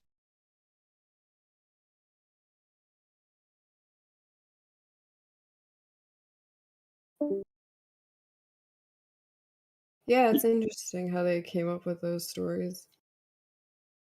You can't define a man with 5 dots. Okay, we got a lot of planets that are in view at night. You got Neptune, Juniper, Uranus, Jupiter. I guess Neptune you can't really see with your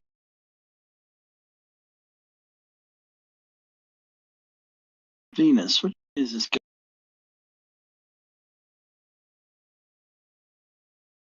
Looking west. So those are all setting now. Jupiter is probably about like 20 degrees above the horizon, so you should be able to see that.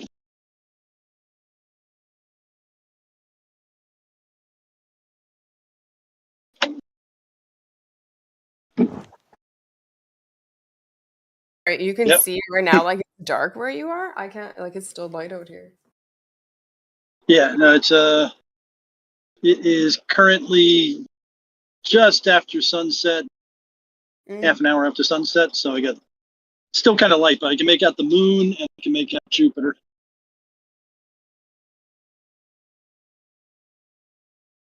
For me, the moon is just below 10 degrees below Jupiter. Okay, I'm gonna go see if I can see the moon. You're central, so you're more than 600 miles. Please go with your 1,000 miles west of me. They should both still be in the sky. Although they'll be lower. As you're looking at it, beautiful, obviously, but does anything give the impression that you're moving as opposed to it's moving? Now you gotta use a little logic and reason. But intuitively or directly, experientially, your mind is telling you that your heart is telling you, or I don't know, your gut, anywhere outside of your logic and reason and center is telling you that these things in the sky are moving, right? My heart doesn't tell me things. What tells you things? My mind. Where's your mind located? In my head. Okay, but doesn't surely your mind tell you then that the skylights are moving? You're still. No. You don't feel sick No. or anything like that, going around the curve at a massive speed? I mean, I could say that initially, but that's when you start saying, well, what's the truth of it? And that's when you got to go and actually. Right? That's why you're here, to entertain a different possibility, the most direct possibility available, which is what we're on the stationary Earth and all the skylights move around us in unison on a daily basis. Not what I would conclude, because I don't have enough information with that statement. Yeah, just looking at the stars, and if I was going to say, I could say it's 50-50 whether they're moving or I'm moving. And I could even roll that to a little bit more in your favor and say, well, I don't feel the motion, so I'm going to say that the sky could do that. So however, like I said with my car, when I was backing up the parking lot, and I looked out my side window, and the car next to me was backing out at the same time, so it felt like I wasn't moving. I wanted to step on the gas to actually start moving. It turns out that I was moving, and if I used other, I was moving. Oh, that's fair enough. So that brings you closer to the sort of 50%, but still in non-moving or situation or scenario. But how do you then establish that the Earth's surface is moving? Well, I think that gyroscopes, ring laser gyros, especially pendulums, all those give me what I need for proof. That's fair enough, for I evidence. guess. But they're not proof in a sense. There are results from a certain setup and their interpretation. Can you think, okay, here's the thing. If you talk in terms of proof, I'm not trying to catch you out or anything, but what is your alternative scenario? How might the same phenomena happen over a flat Earth? I think that's a good question, actually. I would need you to explain it. I have not been able to come up with anything at all. You haven't been able to suggest. You haven't been listening to Witsit. No, I mean, like, people have said things like ether. It's like, okay, ether has implications. If ether is swirling around the Earth and doing certain things, then I would have certain expectations. Like for Foucault's pendulum, I would need that ether to be spinning in a very specific way, which would mean a tiny tornado around my object that my Foucault's pendulum.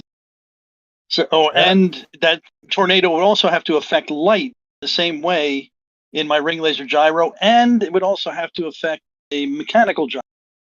So with all three of those things, I start to say, you know what? I don't see any way that any vector that I can make ether swirl in that makes any sense. I guess you probably have to sort of stretch your mind to appreciate that ether and the skylights and the motion of each are connected. Have you done that? 15 degrees per hour.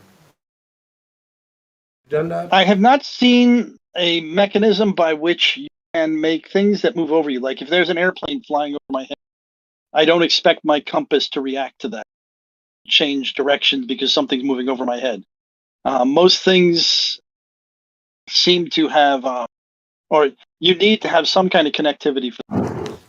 And I don't see that possible. But I plausible. would say the instant connectivity is that, again, we're in the alternative model, as opposed to an open expanse, a universal space. Now we have an enclosure.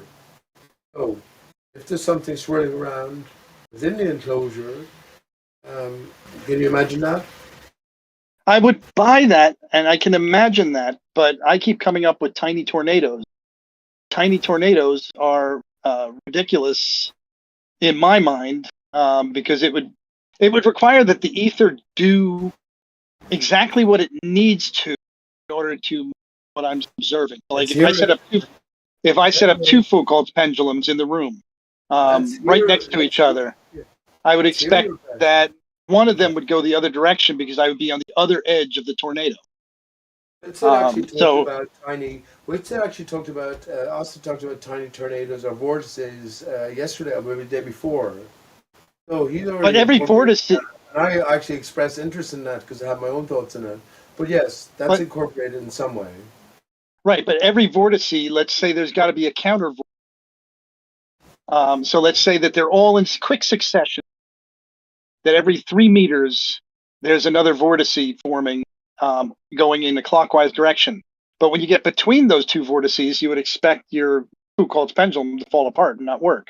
So this vortex is always centered on wherever I set up my Foucault's pendulum, because they all seem to give the same answer. It just defies logic and reason for me. I don't know what you're talking about in terms of your circular motions, but what are you talking about 6 meters for? If you set up your pendulum 6 meters from Imagine you have a tornado the size of Foucault's. So I've got a 6 meter wide Foucault, and I am now swinging that, and it swings counterclockwise. Yeah.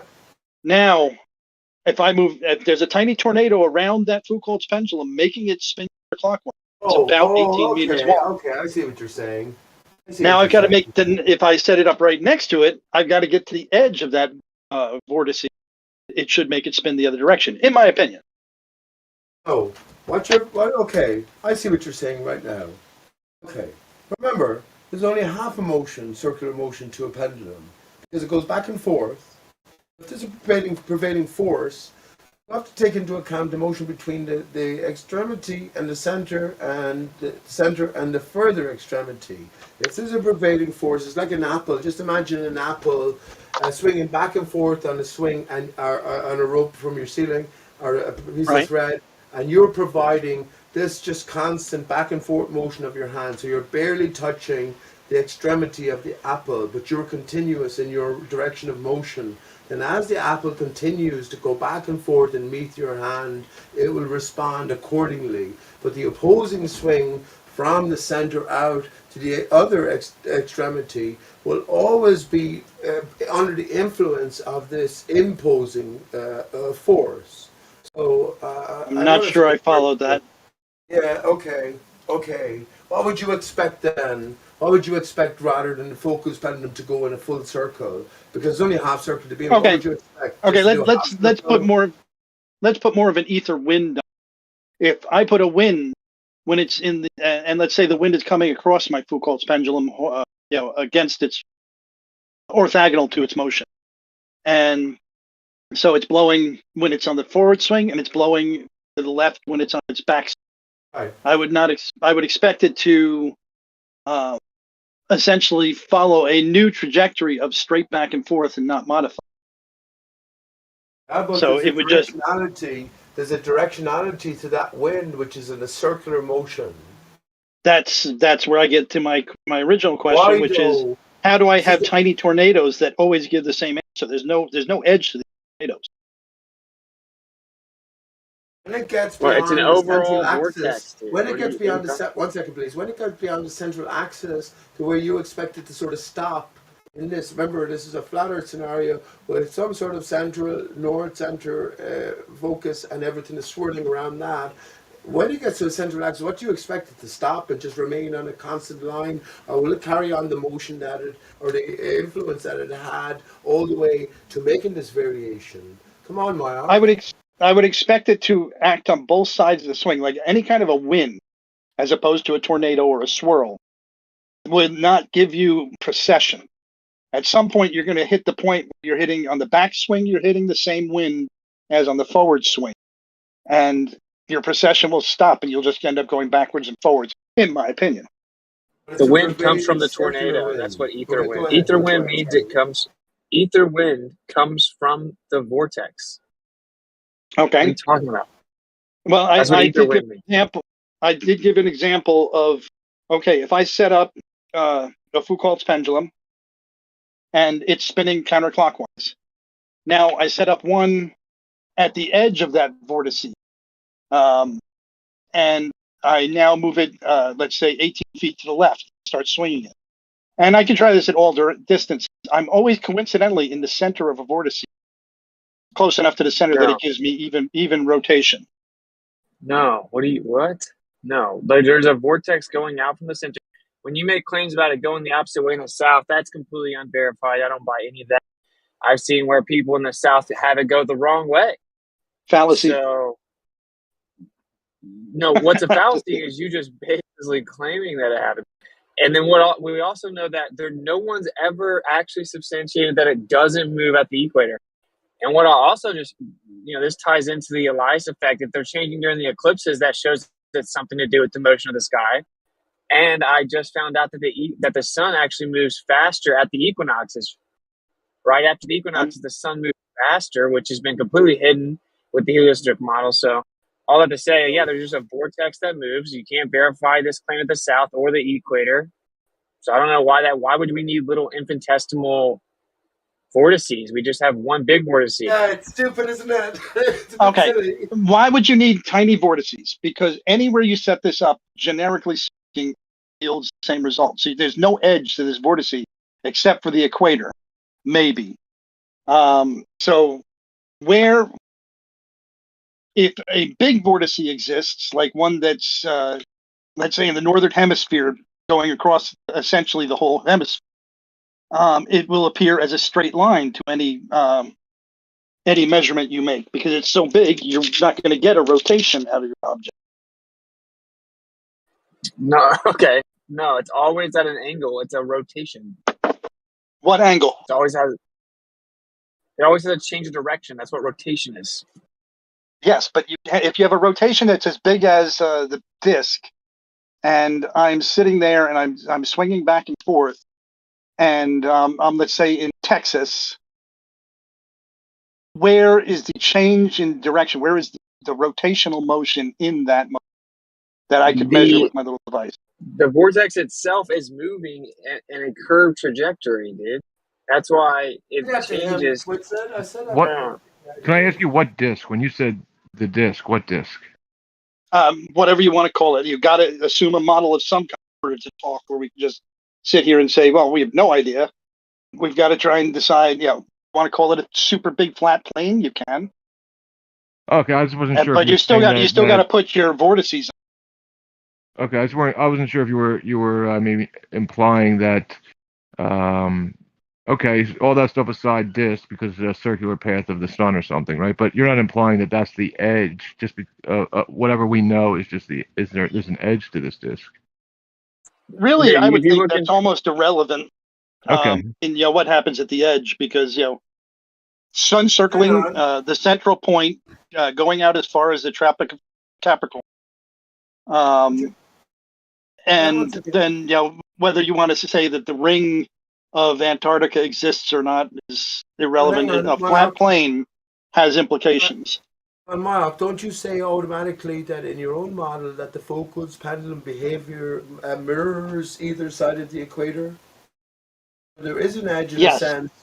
Yeah, there is an edge in a sense, but we're talking about a flat Earth consideration, which you deemed impossible unless we consider these mini tornadoes surrounding the focal pendulum, which is just a fucking plumb bob on the end of a fucking line. At the end of the day, you're saying there's some miraculous intervention between these wondrous tornadoes. What are you talking about, man? Why can't you consider Well, like I said, the tornado is an inevitable conclusion to me when I look at this, because you have to have forward and backward motion on it in order to get precession. Okay, you have. If I put a Foucault's pendulum in a wind, it's not going to precess.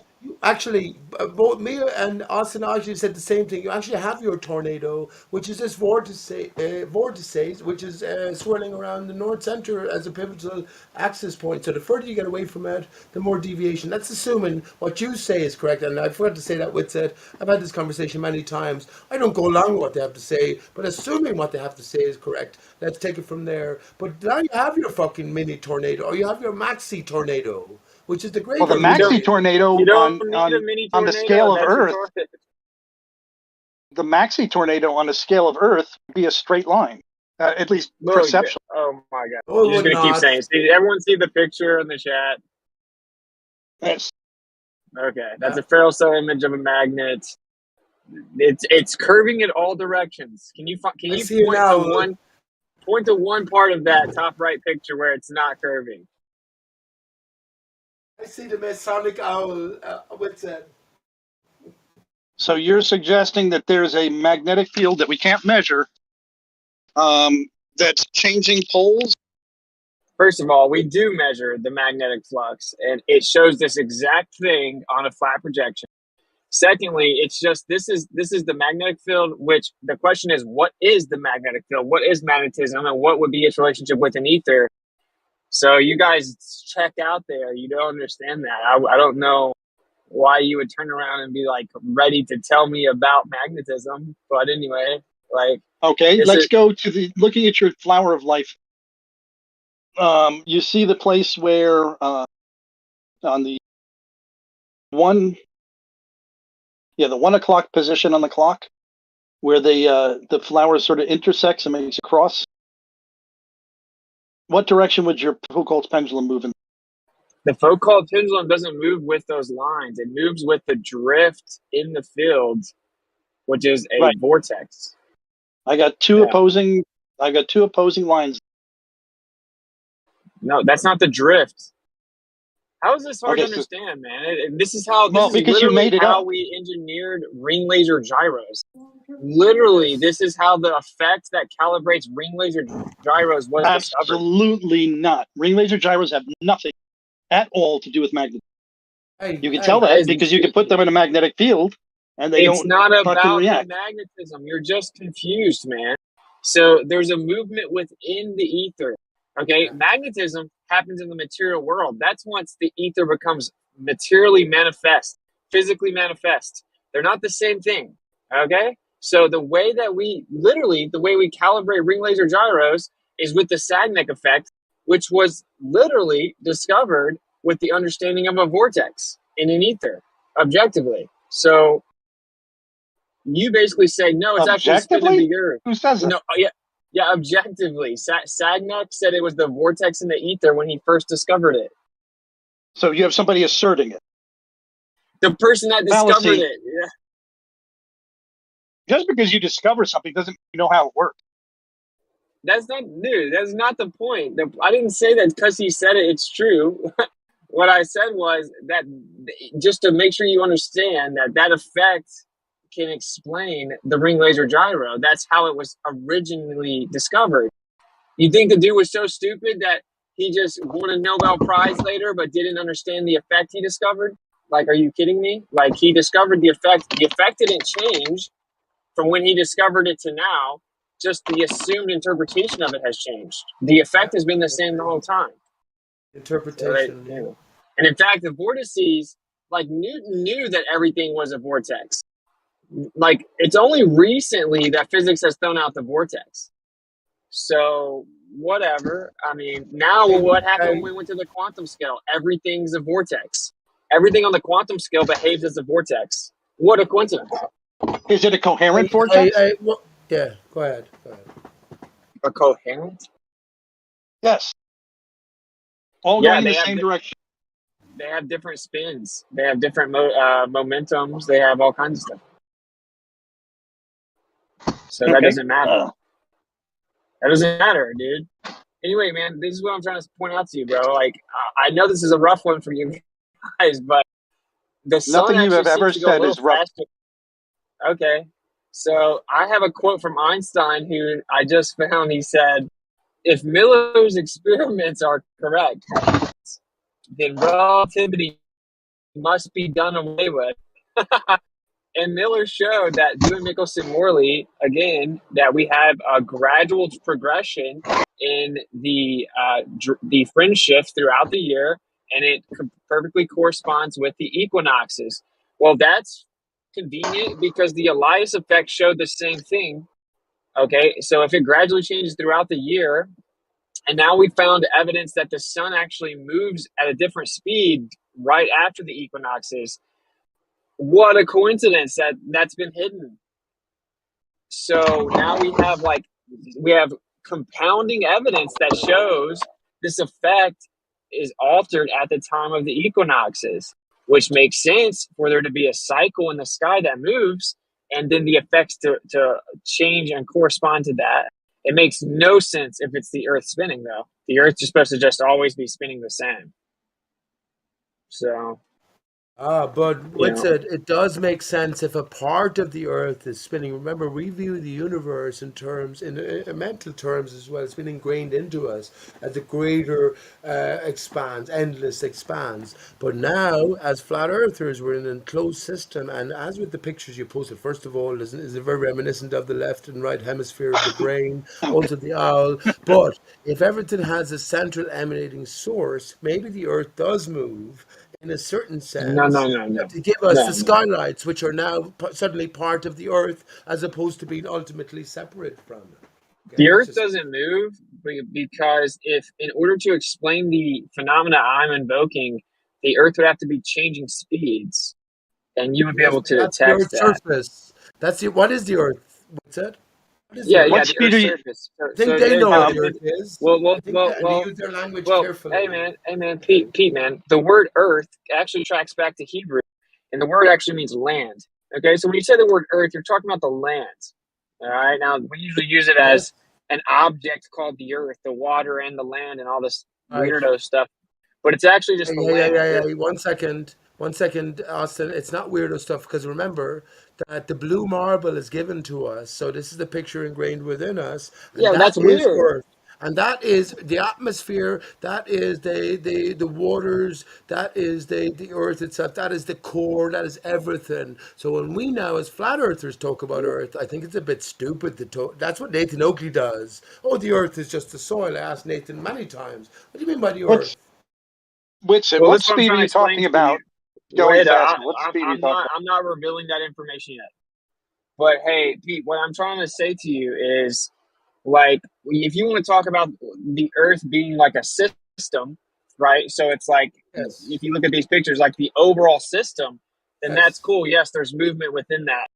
Right. But Thank you. technically That's all. speaking, Yeah, that'll we've do been it. See, that'll brainwashed do with it. the idea of like an object. Like the Earth is an Right. object, and here's what the Earth is. It's a ball. Exactly. But that's not real. That's not reality. We live on land surrounded by water and an overall Right. system.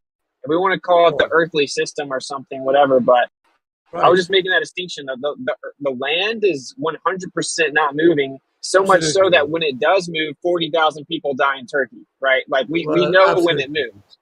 What I always clarify, but I say that I am a stationary and a flat Earth surfacer. What the Earth is itself. Is it possible that what we experience in the sky is somehow emanating from the Earth? Therefore, it would be part of Earth. So it would be proper, in a sense, to say that the Earth is moving, but at the same time not moving. Do you understand? That's what I mean in that sense. So yeah, I think we're on the same page. But All right, just for a Yeah, little this is clarification, you were saying that you're not going to answer. What's it? I'm not currently revealing the information about the Okay, fuck off. equinox. Have a good day. And I All right, give yeah, up to bye. fuck you. you off, More of it's Myoc. pointless. Little fake fuck. Fuck off you, Myoc.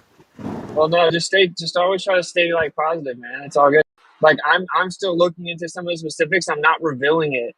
I'm not revealing it to the anti-flat earthers right now. I don't I mean, care. I don't I do know things. all about it. I have the evidence, and for 99.99, Moyak, just DM me. I got you. Myoc, the dickhead. Honest to God, he wants your deepest, latest information, and that's very interesting as well. What you said about the sun changing speed, and that's so interesting. It's all very interesting. But Yeah. Myoc, feigned indignation. That's what these characters are all about. Fuck him. Well, yeah, but why would he want to know my most recent opinion? That's weird. Yeah, Anyway, exactly. Yeah, He but like attacked you it like is a interesting. devil. It was like a devil thing. Like, tell me your thoughts Yeah, or else. yeah. Or else It's I'm out of here interesting. and it's going to be your loss. Get out of here. I'm just saying it.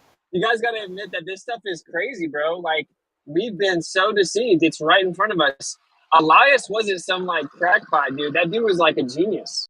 Okay, Elias told us, "Look, man, I thought it was weird that the pendulum was changing, so I just kept doing it because I thought that I must have done something wrong, and I kept getting the same result." And then the same with Miller, who did Mickelson Morley over the course of like 2 decades. He just kept doing it. So this has been removed. If you go to Wikipedia, it says Miller's data is unclear. No, it's not unclear. It's very clear. It's like annoyingly clear. There's the everything changes at the time of the equinoxes. That's what it is, bro. Said, haven't I told you that everything is inverted? It's a metaphysical reality. We're all creator bound or bound, I guess. But yeah, everything is inverted. So they make the villains the heroes and the heroes the villains, but purposefully, only when we reach the proper point and we see through. I just posted an image of Einstein and Einstein's cousin. It's a joke. It's a that's a man in drag. But the point is that yes, everything is inverted. So it's by taking with our newfound ability to research and look up information, which was given to us. Everything was given to us. Yeah, to come through to I guess the inversion of the lie or the he lie centric system, and we get to the truth. Nice one. The people who are responsible for all this, they're far from stupid or stumbling. You know it exactly. They're the hidden hand. They're the emissaries of the creator as I look at them anyway. So the story is laid down. As we come to maturity, then we can see this common trend. The lie is the truth are inverted, you know. So anyway, I'll stop there. So you know, well, you know how we have the like so equinox meaning equal night, equal day and night, right? We have the spring and the fall equinox. Well, but what if, yeah, you achieve equinox then, but then those two combined is the overall equilibrium of the system. Meaning you have like the spring and you have the fall. Those combined together give you the actual equilibrium. It's an entire cycle of a field of energy. And this makes perfect sense when you look at the data because you have like the maximum reached in the fall and then the minimum friendship reached, like the minimum dimensions of friendship reached in the spring. So it's like these two balance each other out. Actually, the equinoxes are just a small category of the yin yang, but really combining the equinoxes gives you the full yin yang. It's over a flat Earth setting with it. It's the spring and fall, which implies up and down, and the in and out, the coming and the going. I think if we remember, listen, the only reason they have to make the ball Earth spinning because all of the skylights move in unison. The implications of that over a flat plane, if it's not moving, stationary flat, I think it's stationary first and then flat, then that there might be a singular source to all of the skylights. How else can they move in unison, especially if they're all reflections of some sort or sort of other immaterial emanations? So yes, spring and fall gives it away. If there's just for instance a source at the center that's moving up and down, then this will explain somehow the changing of the seasons, right? The transit of the sun, the moon. Well, it depends on what we decide the moon is, but for the moment, just the sun in and out, the different seasons. Now that's the in and out motion attached to the up and down motion, the spring and the fall of whatever may be causing it, the center. I'm not saying that that's correct, but it's just a sort of a line of inquiry. In a stationary Earth surface, as we view now all of the universe to be a part of Earth.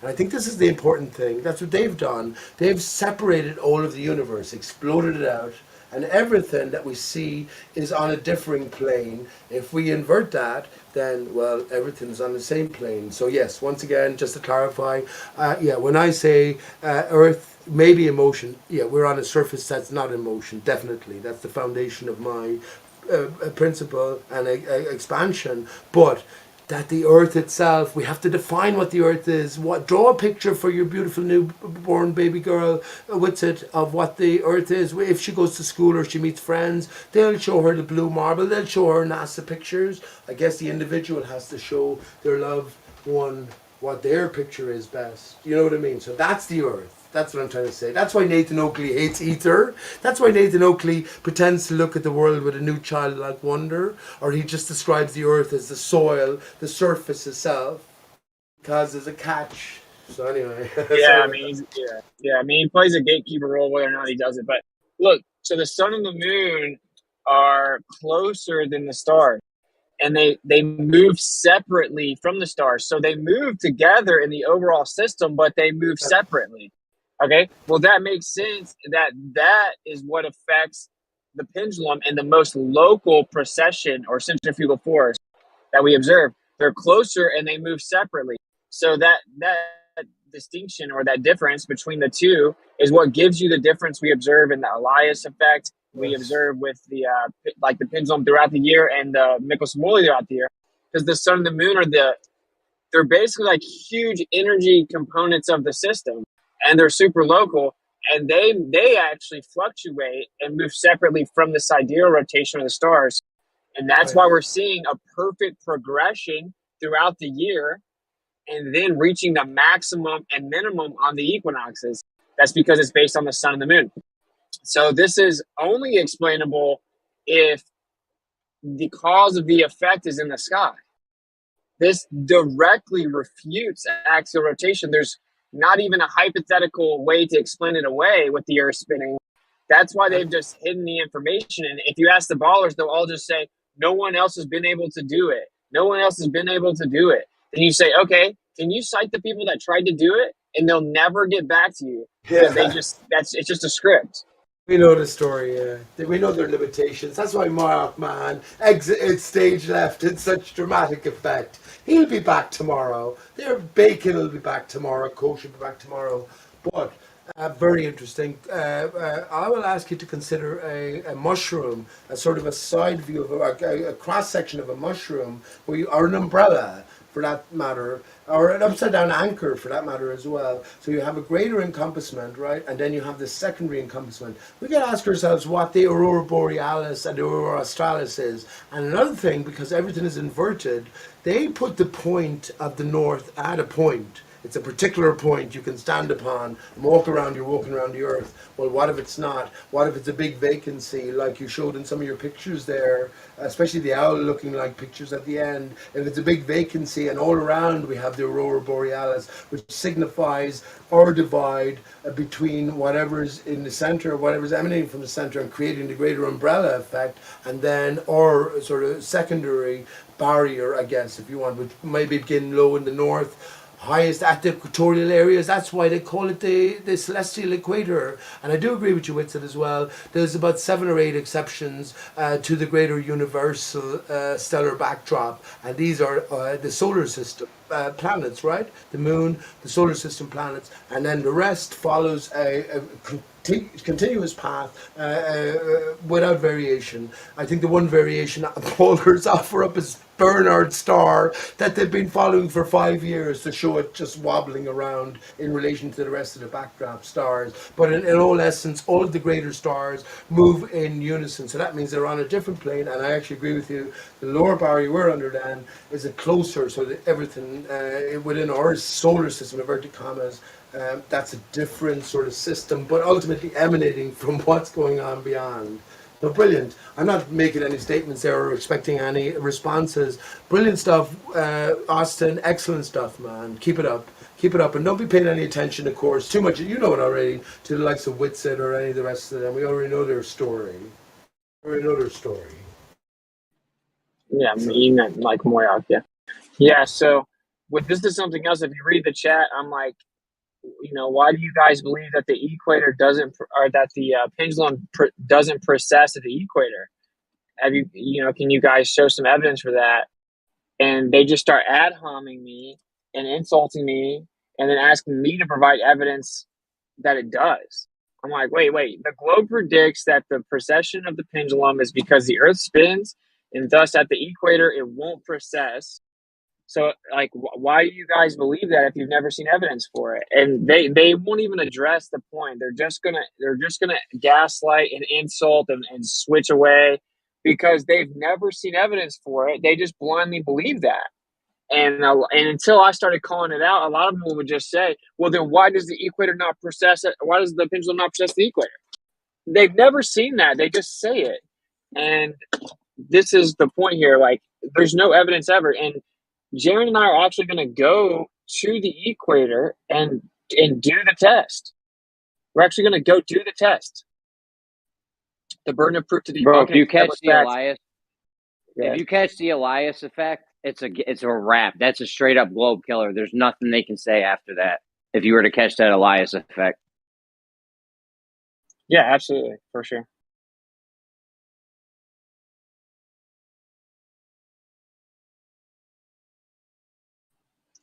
Can somebody just summarize the Elias effect? Sorry, I came in late, but it sounds really interesting. Thank you.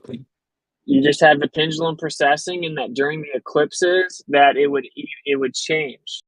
During the eclipses, how much the pendulum would precess would change, and it'd even go a different direction, based on the eclipse. Which means something in the sky is affecting the pendulum, not the Earth spinning. If the Earth is spinning, causing the pendulum to precess, then it can't change because of the eclipses or something happening in the sky. But if it's the sky moving and that we're detecting that motion, then it makes perfect sense for it to change during an event in the sky. So Elias noticed that it changed during the eclipse. So the idea is that the sky would be able to produce an effect on a pendulum? Yeah. Interesting. More so like the field that moves with the sky comes all the way down to the earth. Oh, okay. Yeah. Yeah. Cool.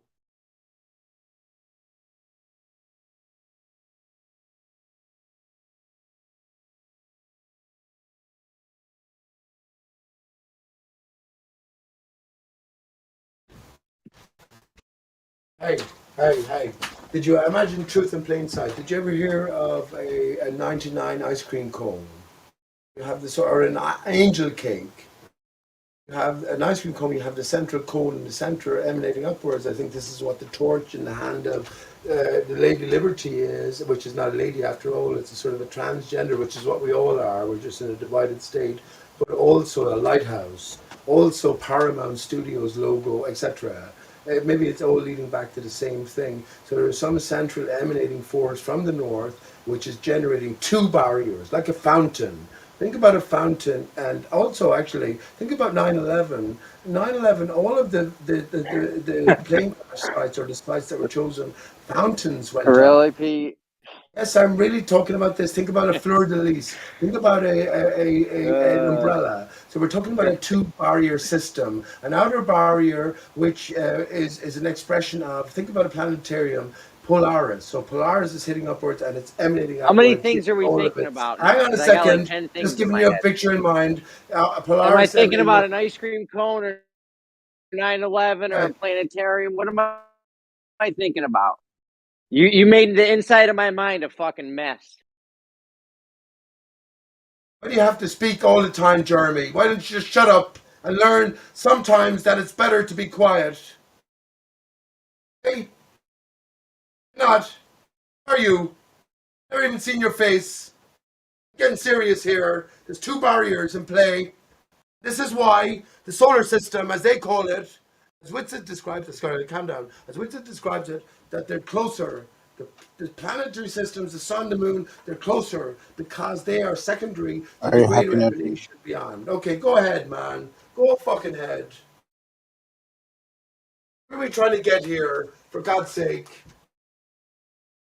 Saying your last statement made the inside of my mind The an creator made you break up. I'm absolute delighted. The mess. creator made you break up. Me thinking about an ice cream cone. Then I was thinking about Nice the one. Empire, the Twin Towers. Then I was thinking about a planetarium. Like how much shit did I have to think about just there? Your greater brain Your greater infinite brain, because you're connected with the source, is capable. You've understood everything. But your conscious brain, I don't know. Are you cleaning floors as a janitor now in some school or something? I don't know. You might not be I elsewhere. am. I'm right now. I'm in a school. I'm in a Right. school cleaning a Your mind is floor. elsewhere. Half elsewhere anyway. My mind is trying to picture an ice cream cone and then the Twin Towers and then a planetarium. I don't know. You had me all over the place just now. So I was trying to say, do you know an angel cake? So we have an angel cake is a hollow center, right? That's what I'm trying to relate it to, like a spider body. And the legs. The legs cover the outer barrier we're under, which begins low at the north, highest at Okay, am I west thinking of a equator. spider or the Twin Towers or now what is am I supposed to be thinking about? We're supposed to be thinking about. Or the angel food cake? We're supposed to be thinking about the number of barriers that we are under. That's what I would say.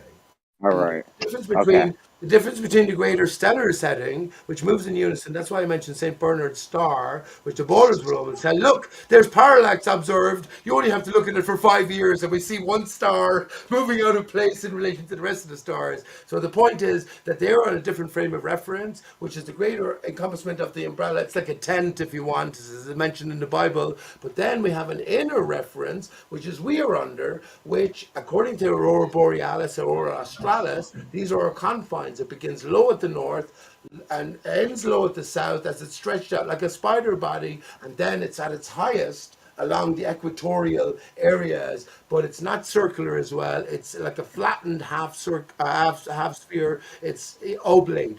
That's why they have Flattened to. half circle Last thing blade I will say. Last thing I sphere will say. Snap, please. spider. Please, last thing I will say, that's why they have to bring in oblate sphericity into a ball that is 25,000 miles or 25,020 miles. It's as perfectly spherical as you could ever wish or imagine, but they have to bring oblateness because of the contour of the barrier we're under. Good. Okay, thank you. Yeah, did you get all that? Yeah, I mean, it was a lot. Crystal clear. It was a lot. That's fair enough.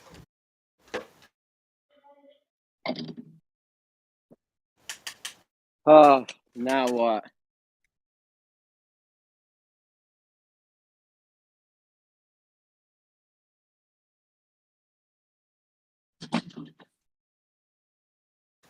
Now what? What's in the name? If Polaris is the primary emanation of something, what might that be? Polaris Starkus? Aristarchus, listed as the most mysterious crater on the moon, the most mysterious object in our universe. Well, if they're all fucking reflections against a greater backdrop, well, then we can think in different terms, can't we? Everything is delivered.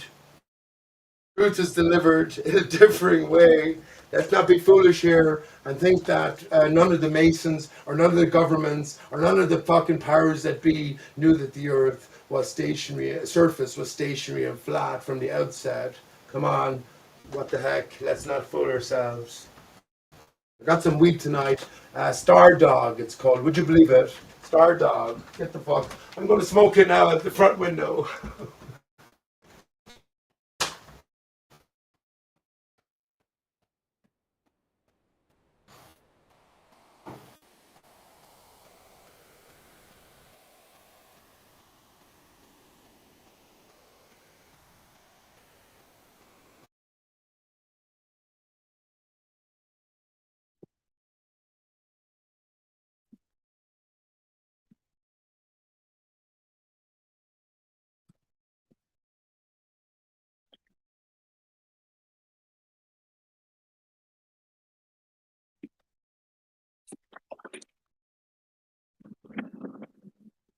Yeah, so anyways, if we catch the Elias effect or the alias effect, whatever the fuck it's called, that's game over. Like we should be doing that. We should have everyone in this arena should be doing that during an eclipse if it's possible.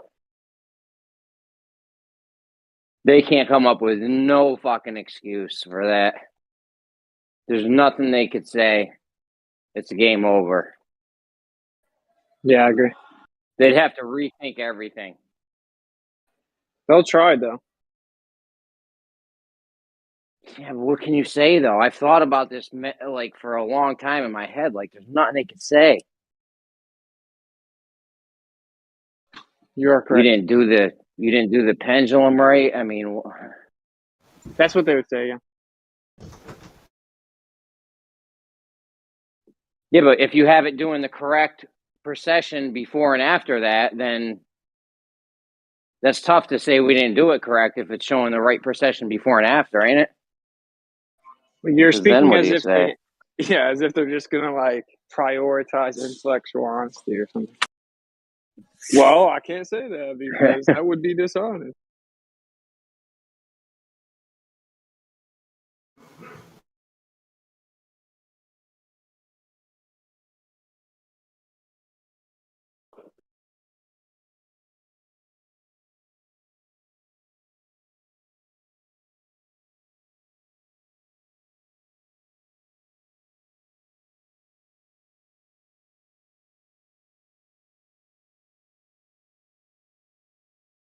Especially if we had multiple people doing it, multiple different types of pendulums, multiple different locations.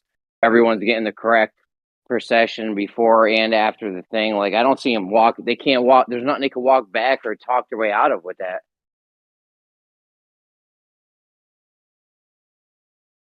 I mean, you could take that shit all the way up to Neil deGrasse Tyson or something, or whoever the fuck, whoever's in charge of the globe.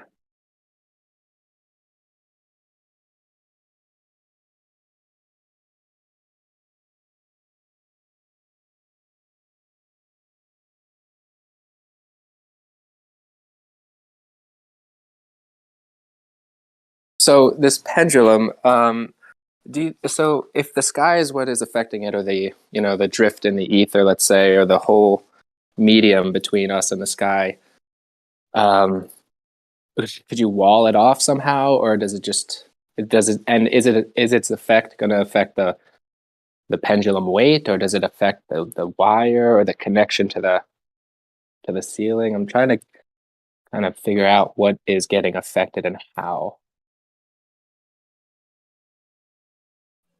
Okay, so there's a go drift over ahead. top of the Earth. Okay, they claim that it's the Earth spinning, but there's a drift over top of the Earth that moves in tangent with the sky. And when you pick up a centrifugal force, it's because there's that force emanating from the sky moving around over top of the Earth. Okay, that's what the pendulum would be detecting.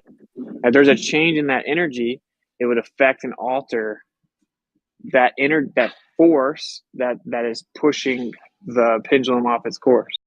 So it would be equally affecting every part of the test. Even if the pendulum is blocked off, or I don't know if a Faraday cage or anything Yeah, would absolutely, be. absolutely. Yeah, it's in the ether, so there's no way to prevent it.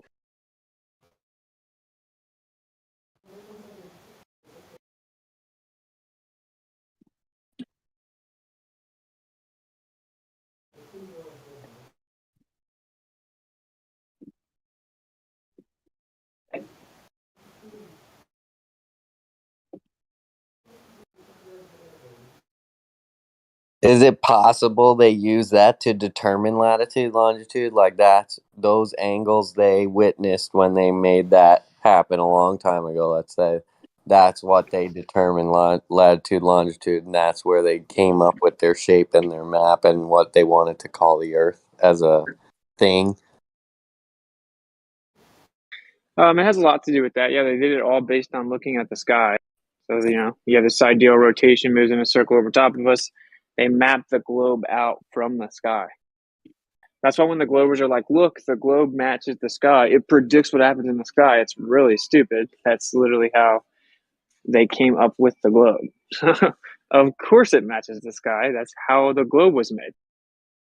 Yeah, I know. I was wondering if this experiment, our Foucault pendulum experiment, is more of their, to get more precise coordinate locations or something. I don't know. It's interesting. Well, the pendulum, yeah. So you have 1851 where Foucault's pendulum was really brought forward, and there was all kinds of issues with it. It was hard to get it to work, and it was misrepresented as to the accuracy and how consistent it was, and so it's sketchy. I mean, it's later in the situation. I gotcha. No, that makes sense. Yeah.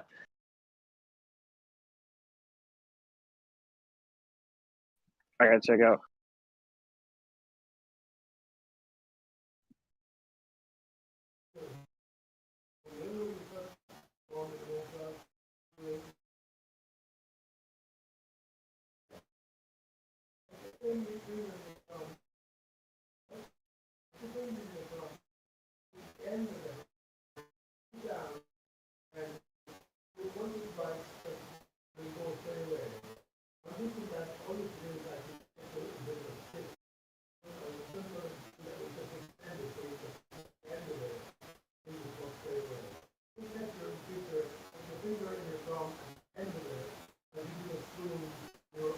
I gotta move Pete to the hot mic room.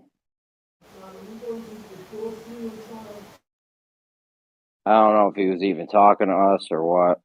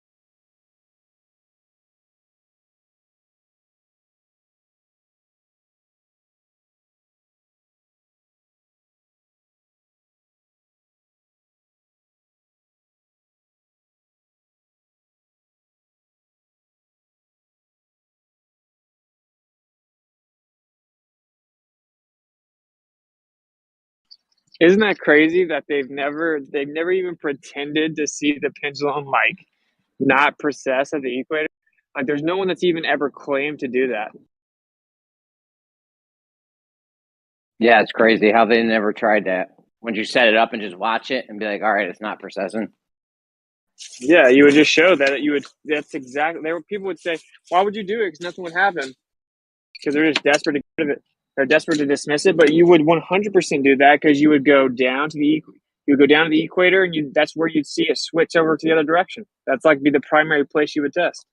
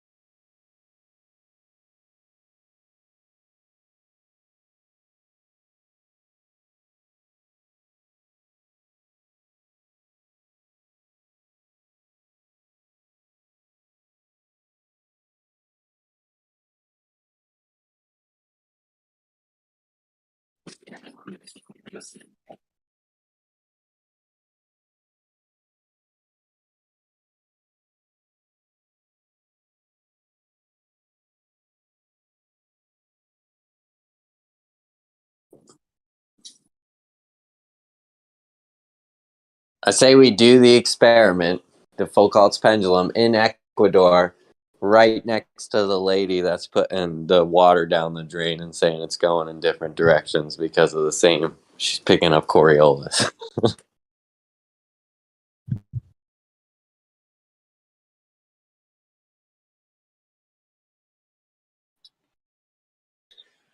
Jen and I, as of now, literally plan on flying like to the equator and doing the test. And I think we might, if we have enough time on our trip, then we would go like right above it, right to the equator, and then right below it. Like getting a really nice pendulum. I'd pay money to see that, man, for sure. I mean, you got to get an area with a long that you can hang a long string from out of the wind, and then I've heard that tracking where it actually goes is not easy either. Like actually tracking the precession. Yeah, we have to do all the research into the best pendulum to use. They have like $2,500 pendulums that are supposed to be pretty nice, but they're like in this box, and I don't know, are they like calibrated on? Do you have to import? Surely you don't have to put in coordinates or something. If you're doing like that, then it's sketchy, and we're not. So we have to figure it out. I mean, they have really nice ones that we would be willing to just like kind of throw in on and raise some money to get the nice one. Because if we're gonna go all the way down to the equator, then we're not gonna really leave anything up to chance. I mean, how much could they be? It's just the pivot point and the piece itself. And what do they give you? The string? Well, it's a whole like box. It's like a thing. It's like the whole box that keeps it contained within it, and it's supposed to be really precise. I don't know. No doubt. At the box is at the pivot point. Do what? The box is at the pivot point, up top on the top. Yeah, well, the whole thing's in a box, and like the whole entire. Yeah. I'll send it to you in a second. I'm driving, but if you just look up like buy nice Foucault pendulum, then what'll pop up is like this $2,200, like $2,000 to freaking $12,000 vertical box that has a pendulum in it. I haven't researched the specifics about it though. No doubt. But yeah, we would want to get it, whatever we get, we'd want to get and do here a few times and like make sure we fully understand it, exactly how to do it, how to maximize it working and all that. We wouldn't just like ship it to the equator and pop up there and hope it works or something. We'd have to like really iron it out.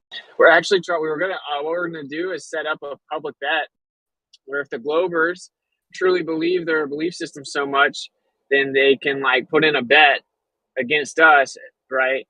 That it is not going to precess. It's going to precess 0 at the equator. And then like the loser has to pay for like the plane tickets and the hotel. That's a good idea because then you don't even lose anything because you're going to do it anyway. So yeah, exactly. So like, like me and Jaron will bet like all the Globers. They can all pitch in. Like say you could have 100 anti-flat earthers all pitch in for their side of the bet. They have to do so beforehand though because we know that they don't have a great track record with bets. So. Oh, I've seen so many people welch on bets. One time Brendan did it instantly. Within like 30 seconds, it was crazy.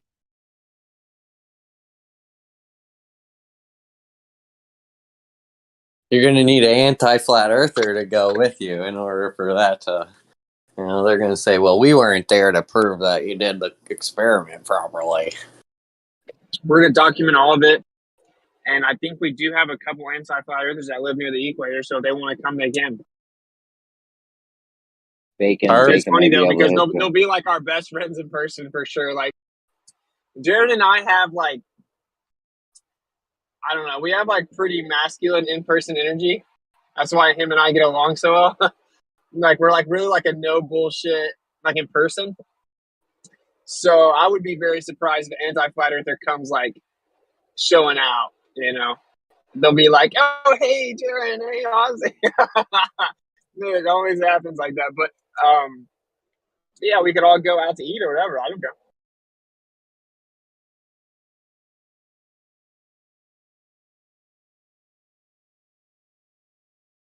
That wasn't like a flex or something. I'm not trying to say, "Oh, I'm so masculine." I'm just saying that, like, I'm just saying, Jerry and I are real, like, look you in the eyes and don't blink kind of people. That's all I'm saying. I mean, at work, you could do an arm wrestling competition or something if you wanted. Yeah, there you go. We can even set up like an anti-flat Earth boxing match on the What's equator. the occasion that's coming up? Jaron and I, well, we're hosting a summit, so we're hosting 3 summits a year, and our second one's coming up on the equinox. So it's a True Earth Equinox Summit. So we're like focused on that right now, but in the near future, we want to actually set up where we fly to the equator with a really nice pendulum, and we see if it precesses at the equator. So we want to test it right above the equator, then go to the equator, and then go right below it. And it should precess one way, then it should precess 0, and then it should precess the other way, according to the globe. And we're going to open it up to where the globers can actually bet that that's what's going to happen. And the losers have to pay for the hotels and the plane tickets. Hey, it'd be a real simple add-on, but you should get like the most precisely carved, like water holding vessel with a plug, like precisely drilled in the center that you can like pull a plug on. Just some sort of like very evenly shaped bowl, and put that to the test on the same day. Like, wow, we're gonna go a mile this way. It's gonna experience the Coriolis and drain counterclockwise. I mean, you don't got to do it, but it'd just be a little add-on you could throw in there. Yeah, but the Glovers have already walked that back and admit that's not real. But yeah, maybe. Like, I think we'll go a few more than a mile, right? Like, say we go like 10, 20 miles in each direction. So it'll be like a whole thing. It'll be like a job because say you pay for 3 days of a hotel. Well, you got 3 days, right, to like do the test above, at, and below the equator, get it right. Every time you do any test in the real world, there's usually things you don't really know is going to happen that you have to. So it'll kind of be like we'll have to like actually have a strict schedule, I feel like, but. Right on. Yeah. It'll definitely be a strict schedule. And I guess you have, as would normally be considered, but there might be some more precise measurements to take into consideration. But, it'd be like March 21st through 23rd or something like that. Well, this whole thing's in a box. Well, yeah, have you seen it? Did you look it up? I didn't check it out. I'm at work, but that's dope because then you could just do it anywhere. How big? That's right. What's the setup for the pendulum? Did you already share that information? My bad. We're still looking in what pendulum to get, but we want to get a really nice one to just eliminate excuses. But they have one that's like $2,000. Yeah, it's like $2,500 or something. But it's supposedly like really nice, and it's all enclosed. It's already set up. We're not using paint brushes and all this weirdo stuff. Like we're just going to use like an actual pressure. Is it going to be motorized to any degree, or is it just going to be like long enough to swing for, like a good 30 minutes on its own? We don't want anything to be motorized, so like right. We're gonna have to do all the research. Pretty tall. Yeah, it's gonna have to be pretty tall then. That's difficult to figure out. Yeah, I know it's kind of tricky, but I just think it's the fact that no one in the history of mankind has done it is insane, and I just feel like we need to do it. We let the ballers get away with too much. Yeah, man, I absolutely love that. There's going to be some difficulties in figuring out exactly, what must be done and if you can really pull it off. But you got my full support. This sounds badass. Thanks, man. Yeah. Like we want to maybe like just do the pendulum a few times. And he's in Cali, I'm in South Carolina. But just to like make sure we get it all down, we show that we get these certain processions or whatever. And go from there. We want to make sure that when we get there, it's not like I hope we figure it out. We want to just also so Eru has a lot of people. Brazil, Brazil has a place directly on the equator. So I think we want to go to Brazil. Also, because we could just go to the beach. Yeah, so it would just be like pretty obvious. That was going to be my next question, like where along the equator. But yeah, Brazil, that'd be cool.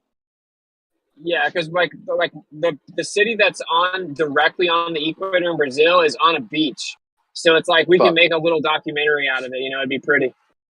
Yeah, it'd be real pretty. Get some sunsets. I mean, you could.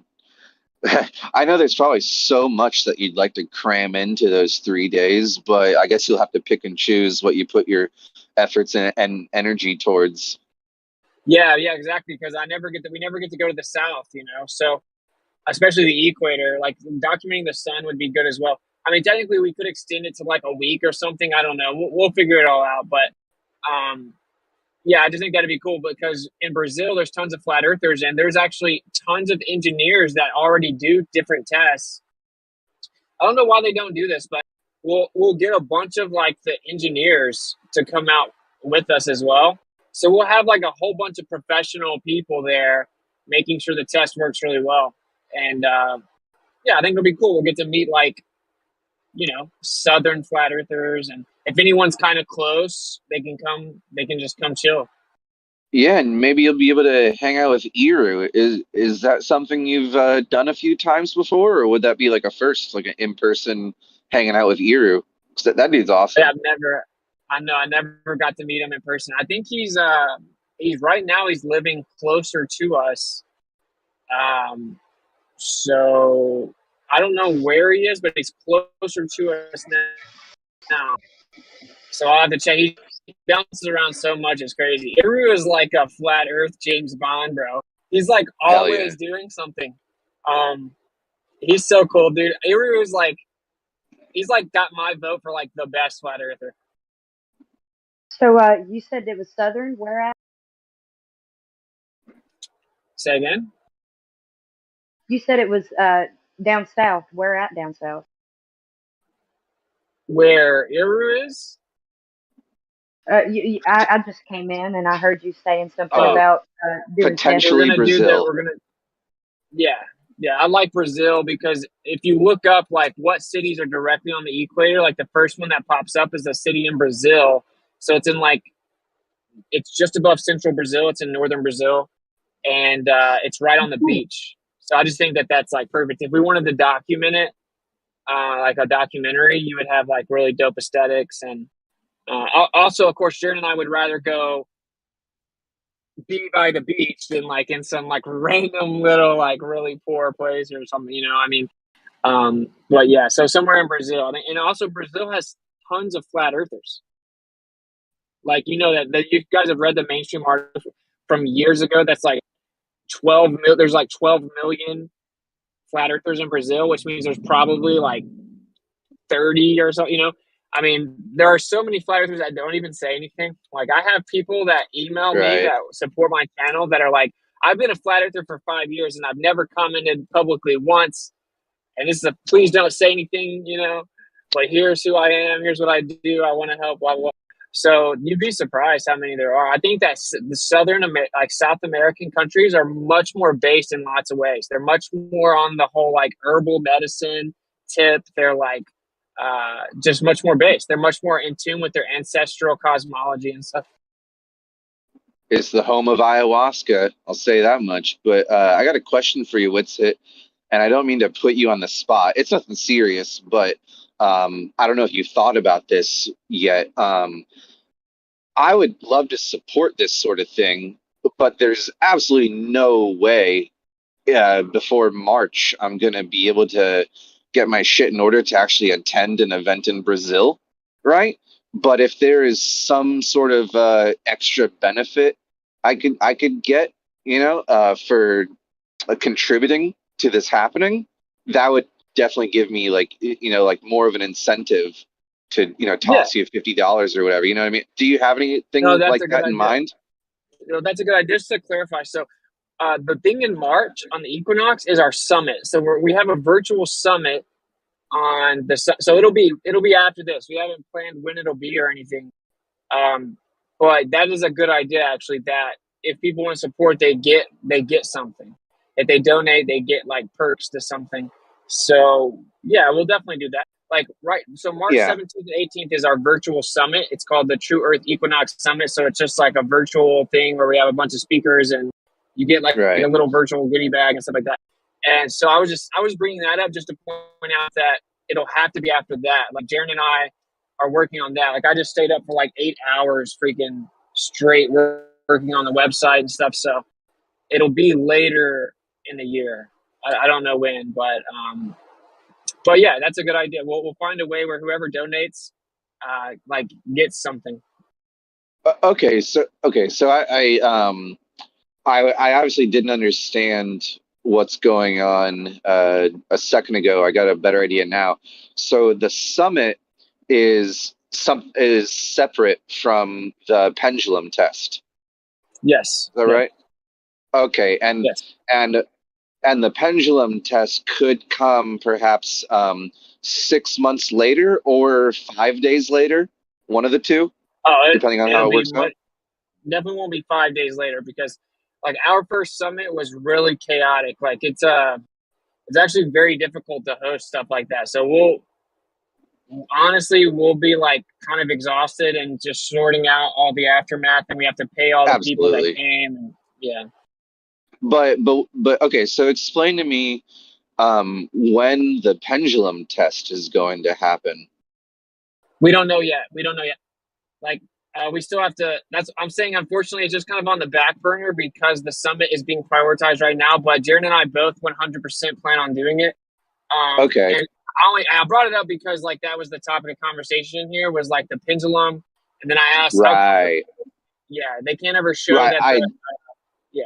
I was conflating things in my mind. You never said such a thing. That was just I just conflated the two topics we were talking about together. That's on me. But it's okay. So you're having an equinox summit, and then you have a dream for an equinox experiment around the same Well, area. it doesn't have to be on the equinox, right? Like every single day of the year, according to the globe, the pendulum doesn't precess at the equator. And if you Wouldn't it ask be though? Wouldn't it be best to do the experiment on the equinox though, well, or it some actually solstice? it would according to Elias. Okay, so yeah, that's true. So we maybe could wait till the fall equinox or something because Brazil will still be really pretty. I Exactly. don't know. Yeah, because according to Miller, he did the Michelson-Morley, but these are all tied in. These are all the same effect. So like he said that the maximum and minimum dimensions of friendship were attained on the equinoxes. They corresponded perfectly. So Fascinating. it would be ideal to do the equinoxes because we know what's actually causing. If there is a real precession, which I personally think there is, I think that the whole like it goes the opposite way in the south thing. I think that's probably bullshit. But there is like an actual effect. We know that comes from the sky. You know, like there's a field that turns above us, and What's the one Jeremy mentioned? What's the effect Jeremy mentioned that the Globers have no explanation for? If you're the here, Jeremy, Elias effect. The Elias. Okay, and that's Yeah. like a difference in the pendulum on the equinoxes, or on a? Oh, no, I'm sorry. That he said that was on an eclipse, right? Yeah. Okay. Yep. But this is what's interesting. Wouldn't it be the perfect situation if an eclipse happened on the equinox? Oh boy, that'd be fortunate. That'd be incredible. So like, okay, so it just all kind of ties together. So you did Michelson-Morley in 1887, and then you made up the bullshit of relativity. And then we had a bunch of scientists that were like, relativity's retarded. And then they just kept trying to test Michelson-Morley and figure it out. Dayton Miller is one of the people that kept doing it. In 1925 and 26, he did an experiment. He released it where he continually did Michelson-Morley over the course of a year, and the friendship detected gradually changed with the progression of the year.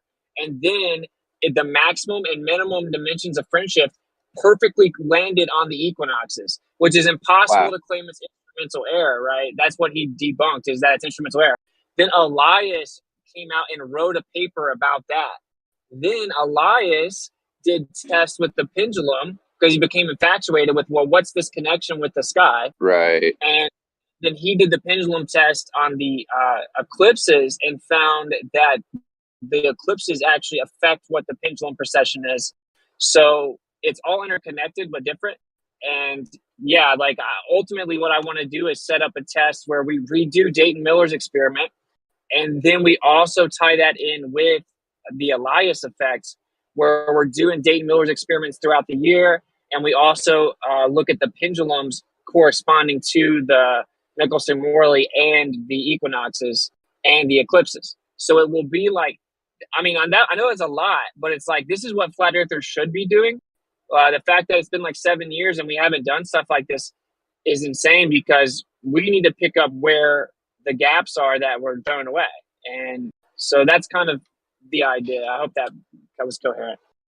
It absolutely was. And, the moral of the story is that, organization is key, and it's usually easiest for people to organize towards some sort of collective effort when there's someone who takes on the responsibility to say, hey, fund me, I will do it. I'll do it my best. And because that's that's a position someone puts themselves in to be heavily scrutinized if they are willing to take on that role and they're supported by the community, and then they don't live up to the expectations of all the supporters.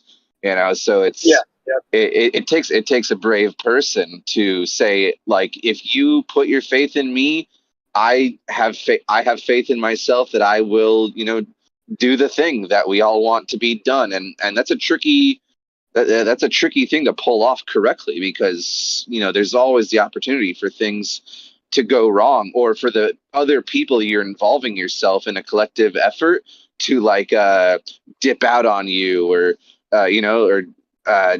back off at the last minute, and then everything's ruined, and there's got to be contingency plans for that if you're taking it seriously. So yeah, I mean, I get it, man, and I appreciate the efforts that a lot of the popular figures in the flat Earth community have taken to do the things that we all wish to be done.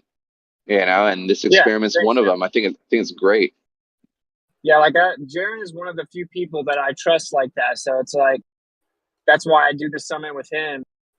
We both for example, whatever proceeds go in, we have to pay all the speakers.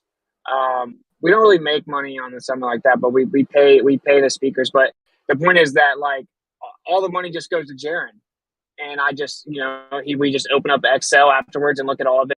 It's Jaron and I have a very honest, trusting relationship. I know that's the person I can trust to do it with. Yeah, there will be no sketchiness.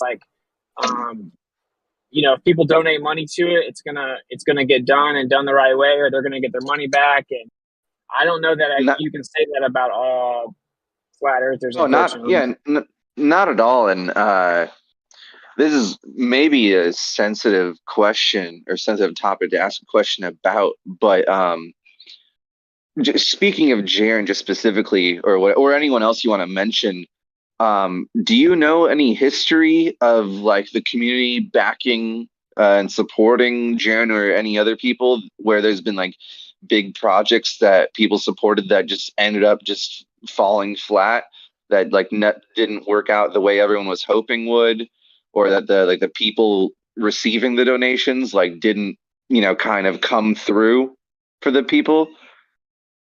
So I've heard some story of I wasn't even involved in the online community until I made my YouTube channel. I didn't even know who Jaron was. So is it possible that something happened I don't know about? I guess, but I know Eric Dubé accused him of doing something like that, but I don't remember what it was. But I talked to Jaron in depth about it, and like always, Eric Dubé's lying. But basically, I know there was one time when people donated to Globe Busters and Effie Core and stuff, and they were supposed to do a balloon, and the balloon got lost, and the cameras on it got lost, and then the second time they got it, and the cameras were destroyed or something like that. So the balloon test didn't really work out as expected, and I know people were triggered about that. I don't know, but I know that man. on Effie Core, so. Hey, man, mad respect for you not just dismissing that question. You said, there's rumors, there's claims, there's whatever. I can look into it for myself, of course. But, mad respect for you just not telling me like a dismissal. No, don't worry about it, man. It's all good. You know what I mean? That's I respect that honesty right there. Truly, Yeah, thank you. I know you don't want to throw anyone under the bus or anything. Yeah, but I'd be the first one to publicly say it. I don't like that. I don't like. I just think that's a dangerous thing to do. I believe in what people call karma. I think that this, especially with the truth, dude. If you're talking about this, dude, you have a huge responsibility with something as precious as the earth. Yeah. Yeah. Precious, man. That's a good choice of words. Is that what you said? I think I overtook. Did you say Yes. precious? Yeah. Yes. Yeah. Yeah. Good choice, man. Good choice. Well, fuck yeah, man.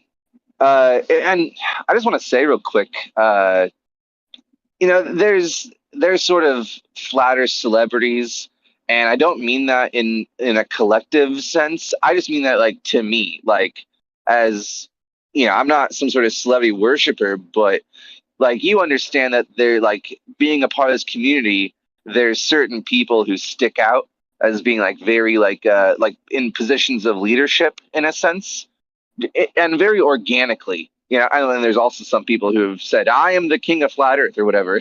But I'm not concerned about those people. I've already identified them.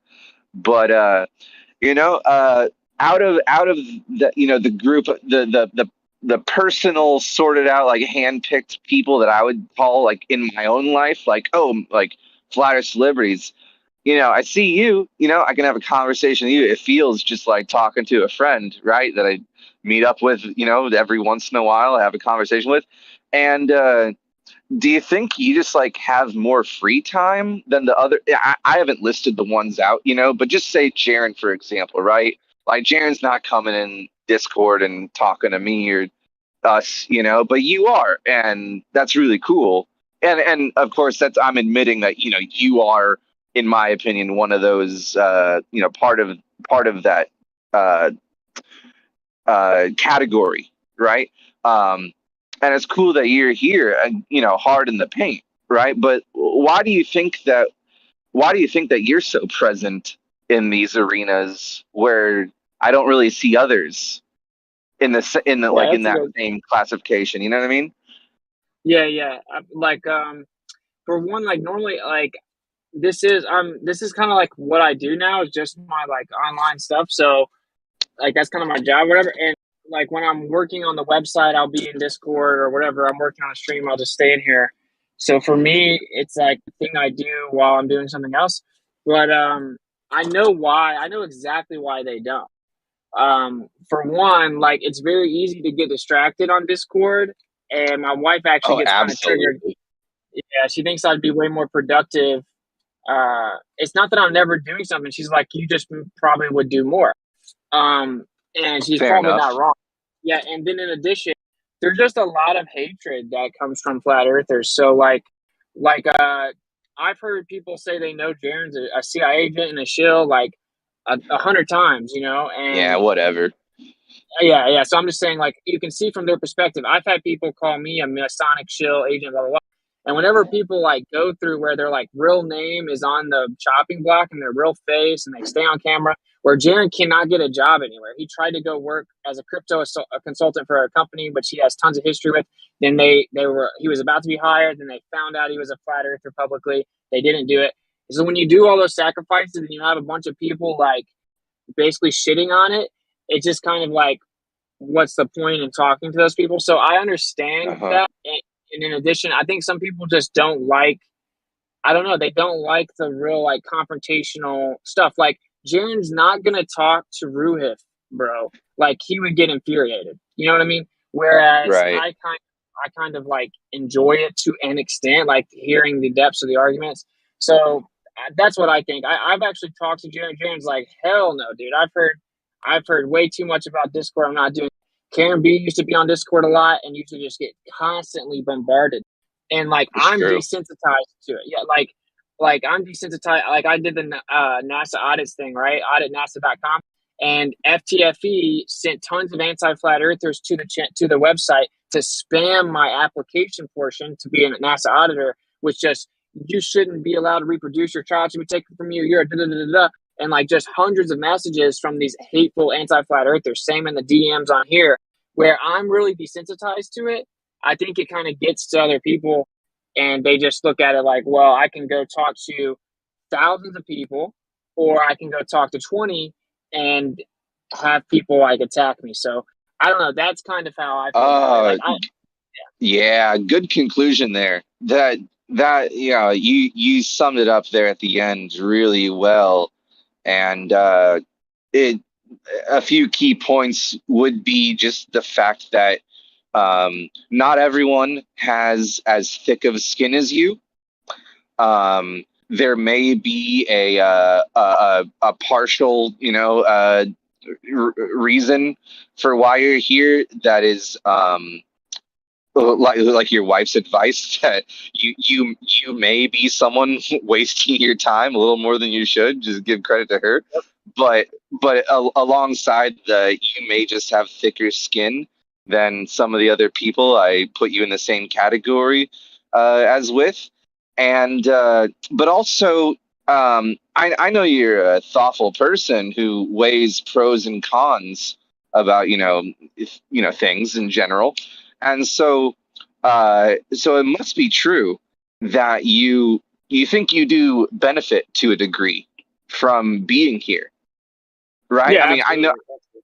I know it can be a waste of your time so often, but at the same time, I know you're thoughtful enough to understand that you must enjoy this to a degree or get something out of it in general.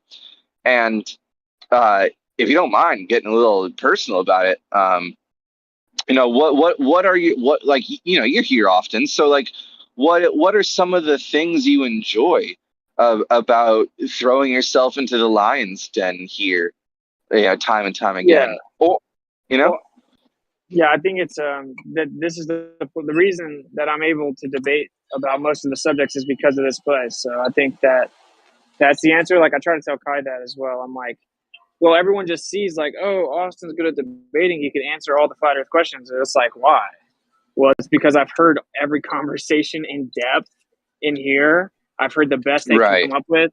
Yeah. So like when I was at the, thank you, man. Whenever I was at the Flattoberfest, right, we were all on stage and the people were asking questions. People were coming up with some very difficult questions to ask the flat earthers, right? Well, like Mark Sargent was on the stage, for example, and he would just constantly hand me the mic. Like the question was to the whole panel, but it was a complex question. Yeah, it's because it's not that I'm just like some savant. It's because I'm in here so much. If I have Put a in the topic, work. I bring it up. Yeah, I bring it up. I hear the best the Globers have. And in the Globers, I don't want to. I almost don't want to show these cards because I hope they don't stop doing it. But basically, I treat them like my employees in a way, where like if I'm Right. like, "What's the Globe say about this?" or I bring something up, they're gonna go like, They're working for you. They're "Yes, working exactly." to your benefit. Exactly. Yeah. Yeah. So That's kind of exactly what I was expecting and hoping for you to say, because just as much as I know you, which isn't like a ton, but I almost feel like I know you more than I know, say, my cousin or something, because I don't listen to yeah. my cousin talk and tune into their debates with whatever conversations they get into or whatever. It is funny, if I might just say this real quick, it is funny how much all of us strangers have gotten to know each other online. I don't know. It's a little strange. It may even not even be completely positive. It's like, wow, I know these strangers over the internet way more than I know, say, my neighbor or something, right? It's funny Yeah, that we way. don't actually know. We don't know real names and faces. So it is like maybe not entirely natural, but I don't know. I consider Discord like my familia, like I always try to shout out the Discord and bring people to it, and like I know that if I hear some news, Discord's always the first one to hear about it. Like I came into Discord when I'm like, okay, Dayton Miller, 1925, found out that the Mickelson Morley fringe shift corresponds perfectly and exactly with the equinoxes, blah blah blah. And then take that, you get 8 kilometers per second maximum. You turn that to miles per hour, you get 17,800 miles per hour. What a coincidence! It's right around the speed they claim the ISS goes. And then let's look at the path the ISS overlap with the magnetic field, and it works perfectly. Blah, blah. I like reveal everything here first. Like the people on Discord know what's going to happen long before like my YouTube channel. So they're like my family, Like I love this place. I have to tell Kyle all the time. It's like you understand that in a way I am kind of working. If like what I do right now is I do debates and people can ask me questions, whatever they can come up with, and I can answer them about flat Earth. Well, it's because of the hours I've put in here. That's 100% why. because you have like the koshos and the bacons or whatever that are going to like Right. give you the best the globe has, and then you kind of sharpen your sword, you know. And there's a appreciation, like you kind of mentioning without using that word specifically. There is a sort of appreciation we have for kosher and bacon, as long as everyone behaves themselves. But I think it's maybe something, because you've admitted to the validity of your wife's opinion, and it's something I've also just told myself that rang true when I heard you talk about what she said, where I just want to say that I think maybe something you and I both need to keep in mind a little bit more near the front of our conscious attention is that this is a tool and we want to utilize it efficiently. And there just may be some times where I should have backed out or you should have backed out and not wasted our time, participating in a non-productive, experience.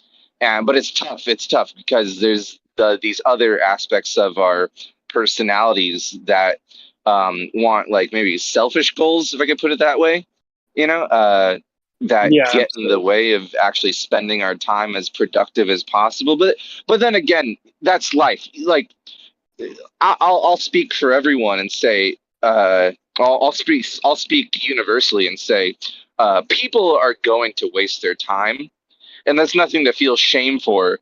It's just something to recognize and maybe improve upon. But we're all gonna Yeah, do it. well, We're all gonna get caught up. Oh, I think you're roboting. Try again.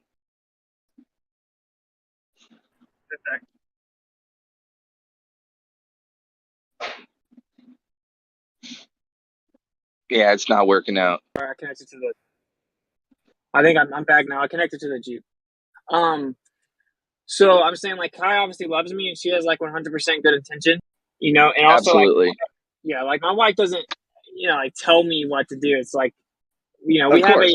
very traditional authority, yeah, but like she's right where we talked about it and she's like yeah, I get that, and what I'm more talking about is if I walk by your office and you're like getting worked up, like when you're like Right. upset, or like you're talking to Zanuck back and forth about the same thing you've talked to him about 20 times, and you're like all worked up, and it's like putting these bad vibes out in the house.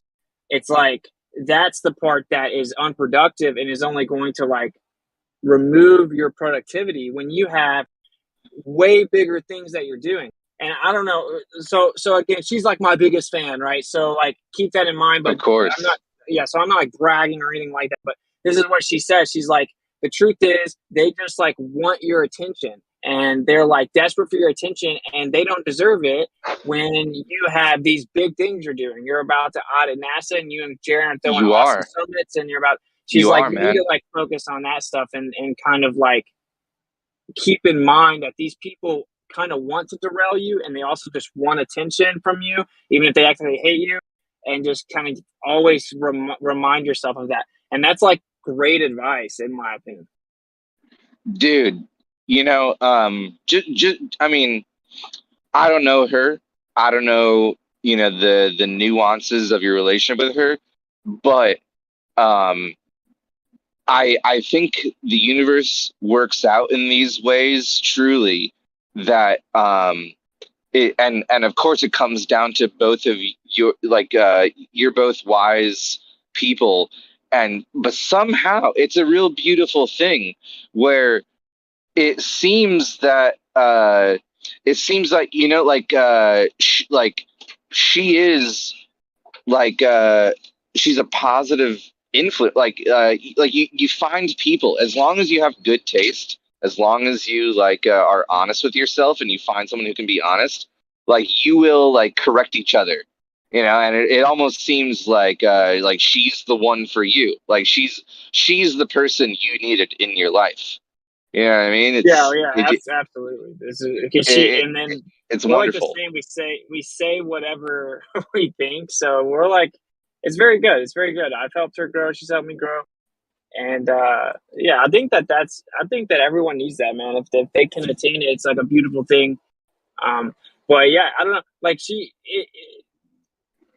like we have our pros and cons, right? But you can always see better outside the system or outside the situation, right? Like as a third party, you can see what's actually going on, but when you're in it, then you kind of become a bit oblivious. Yeah. And she's completely right. Like there's no reason for me to be like raising my voice with Zanuck about Coriolis.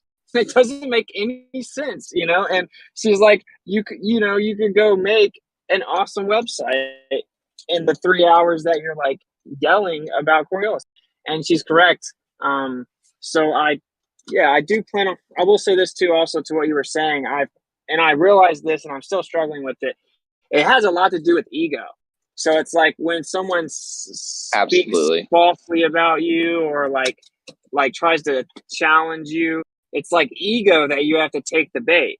And I have to overcome my ego, you know, like that's, I'm working on it and it's something I struggle with. Like, I'll be honest, like whenever, what they do now is they use it against you, bro. They now know that the way to get me to respond is to intentionally misrepresent what I say or to create this like gaslighting narrative. Happens all the time.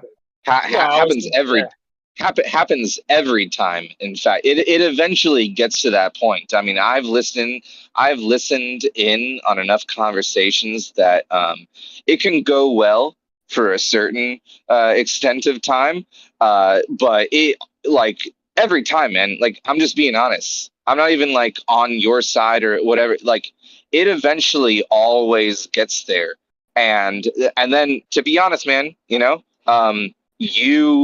you enter into that space with them, and they are talented in drawing you into that space when it is completely inappropriate for either of you to be in that space. And I'll tell you, man, like I mad respect for you, of course, mad respect, but you get sucked in to, you get led where they lead you to. And I do the same thing. And that's, like I said before, that's just something both you and I need to just be more conscious of, not to get led anywhere by people that have bad intentions. Don't let bad intentional people lead you to the place that they're, you know, trying to draw you in towards. But you already know that. I know I'm not telling you anything new. I'm just offering a friendly reminder of something that you already understand, you know? No, yeah, that's beautiful. Thank you, man. Like I agree. I'm still working on it. Just like I have to carry this. I have to carry this stuff inside of us. But well, enough with the sappy stuff, huh? Let me ask you a question real quick, because I know you have an expertise on this subject. I want to describe the Michael Mickelson-Morley thing from how I understand it, and I want you to tell me if there's flaws in my understanding. So, I was asking ChatGPT the other day about this, and of course, it gave me the line. Mickelson-Morley were like the overall, the most profound intention of it was to detect the ether. And my opinion is that no, they weren't simply trying to validate the ether by detecting it. The ether was a presumption they had in their experiment. And what they were really after was proving or providing evidence of the motion of Earth around the sun, assuming that the ether was something they could rely on as a mechanism in order to detect this motion.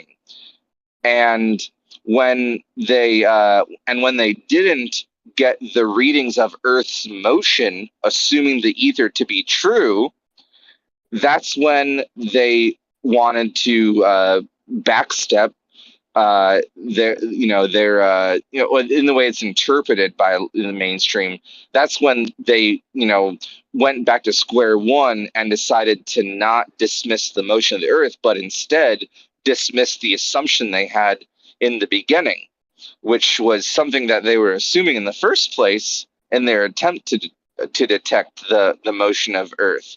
And so for any explanation or summary of the experiment to say the Michelson-Morley disproved the existence of the ether, that's just completely wrong, because that wasn't even like what they were after in the first place, and that wasn't what they were testing anything in order to form a conclusion on. That was just a mindset or just like a framework they were operating within. Yeah. So, like, well, more accurately, they assumed both the ether and the orbit. They assumed both the ether and the orbit, those were And both then just something had to assumptions. give. Yeah, because they were just trying both to figure out the speed assumptions. of light. They were trying to figure out if the velocity of light was constant in all directions. That's the reason that they were doing it. And they assumed they already knew both of those things. And then exactly one of them had to give. And of course, the Copernican principle wasn't even up for debate in their mind. So they just threw out. And really, the people that did it didn't throw out the ether. They tried for years to figure out how to keep the ether and the orbit, but they couldn't figure it out. Let me ask. Okay, so like your first response was everything I need to hear. The way you explained to me that there were actually two assumptions taking place about the orbit around the sun and the movement through the ether. That, like, I don't know why I hadn't like put that into those specific words myself, but I appreciate that. But then I'm satisfied is what I'm saying. And then to ask you another question, had it on my mind just a second ago. No, I lost it. I won't waste anyone's time. Don't worry about me. Anyone else want to talk? I'm gonna take a back seat and think about the question I was gonna ask that I forgot. All right, cool. Yeah, I'm about to have to do something too. So it's been nice talking to you, bro. And I have to do something real quick. Oh yeah, it's been the best, man. I'll talk to you later. Hey, Fundamental. Maybe you could answer this if it's gonna head out. Something Oh about no, that. I'm not heading out. I just forgot the question I wanted to ask. Go ahead, man. All right. Well, let me ask you. The Michelson-Morley experiment. It supposedly changes its phase shift during the equinox. What does that mean? Meaning that it detects a different phase shift. What does that mean? It means when they're measuring the light waves and how they reflect off the mirrors in the Michelson-Morley experiment. You're saying that the interference pattern will be like to a lesser or greater degree? Correct. Yeah, that's my understanding. Okay. Yeah. That's what I've heard. I honestly I come to Witsit to ask questions about that. I'm not the person. Go ahead, ask your question towards me, but just so you know, I'm the type of guy who comes to Witsit to ask questions about that experiment, because I'm not prepared to speak from a knowing standpoint. I'm very in the dark about many aspects. Bro, just type that shit in of it. Chat GPT. Yeah, there you go. Was Michelson and Morley even done during the equinox? I No, mean, I don't know the extent of the different tests they did. Hold on. Even though I don't know, even though there's a great possibility or chance that I don't know the answer to your question, I do want you to finish asking it. Okay, yeah, no, it's just going to be, is there a difference in that phase shift depending on latitude? Or I'm sorry, yeah, latitude. And I just didn't know the answer to that question. From what I understand, there would absolutely be a minor difference. And that's just coming from me. Like I said, I refer to Witsit if I have any questions about it. And not Witsit, but just someone who knows more about it. He just happens to be someone who knows more about it than me. But from where I stand in my knowledge, I would assume yes, but not like a major difference. I think latitude would play a part, but to a very insignificant degree, but that's not to say it's immeasurable. I think that, yes, it does play a part in the results, but it would be a very minute difference where the experiment Got was it. being taken place in. All right. My question was, did Michelson Morley actually test over a wide period of time? Like, did they actually do tests on the equinox? I'm just curious. I don't recall hearing.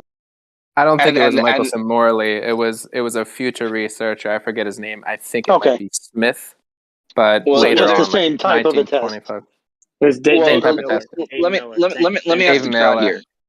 Let me ask the crowd here, because I think this might benefit us all to just like clearly understand if there is someone who can clearly explain the difference. But whenever the Michelson Morley experiment comes up, there's also this follow-up experiment. And like I said, I'm not the one who knows the details, but maybe there's someone in the crowd who does know the details. But I do want to point out that whenever someone brings up the Michelson-Gale experiment, there's some sort of follow-up experiment that I've always heard about in these arenas, where it's like the Michaels and Gale, like some sort of more detailed, like repeat or improved experiment that happened like a couple of years afterwards. Michelson Morley. Well, that might be another one, but the Gale, right? Where does this Gale person come into play? I'll tell you, Morley was like, I'm jumping ship. Nothing makes sense. I'm quitting science. And then Gale's like, I'll take your place. Yeah, exactly. Yeah, that's pretty much how I understand it. And like I said, I Does don't anybody understand have a much. link? Does anybody have a link to the equinox part of this? I just did a search. I couldn't find it. No, I don't. Yeah, I do. I'll drop it. I can't really talk right now, but I'll drop it. My bad.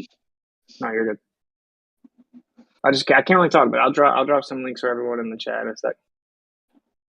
But this is one of the most profound and impactful experiments that's ever taken place in inside of this discussion, right?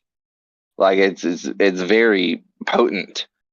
Yeah, And I it's liked probably- how. Go Sorry, ahead. my bad. I was going to say, I liked your train of thought before this, which was, what was their real intention, with this test? They say it was Exactly. to find out if there was an ether or whatever, but really, no, that wasn't their intention. It wasn't. The ether was an assumption. Michelson's the one. Real quick, Michaelson is the one who invented it, the interferometer, and he set out to measure the Earth's absolute motion. Yeah. Yeah. And like Witz explained to me, which no one had ever said so clearly to me before, there were two assumptions, and they abandoned one in support of the other. The two assumptions were heliocentrism with Earth orbit 1 AU distance around the sun, and the other assumption was the ether. And when things didn't work out, they threw the ether out, and what do you call it? Like latched onto, for lack of better words, they latched onto the orbit nature of the experiment or assumption and abandoned the ether, because something's got to give. When things don't work, along the lines of your multiple assumptions, one of those assumptions is going to have to give. And in my opinion, they abandon the wrong assumption.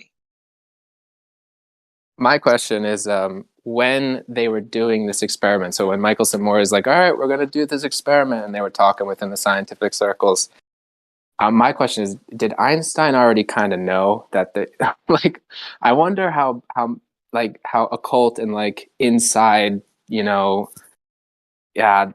circle kind of goes on in these kind of upper echelons of this you know what I mean? In this heliocentric model building. I got you. And that is 100 years ago, right?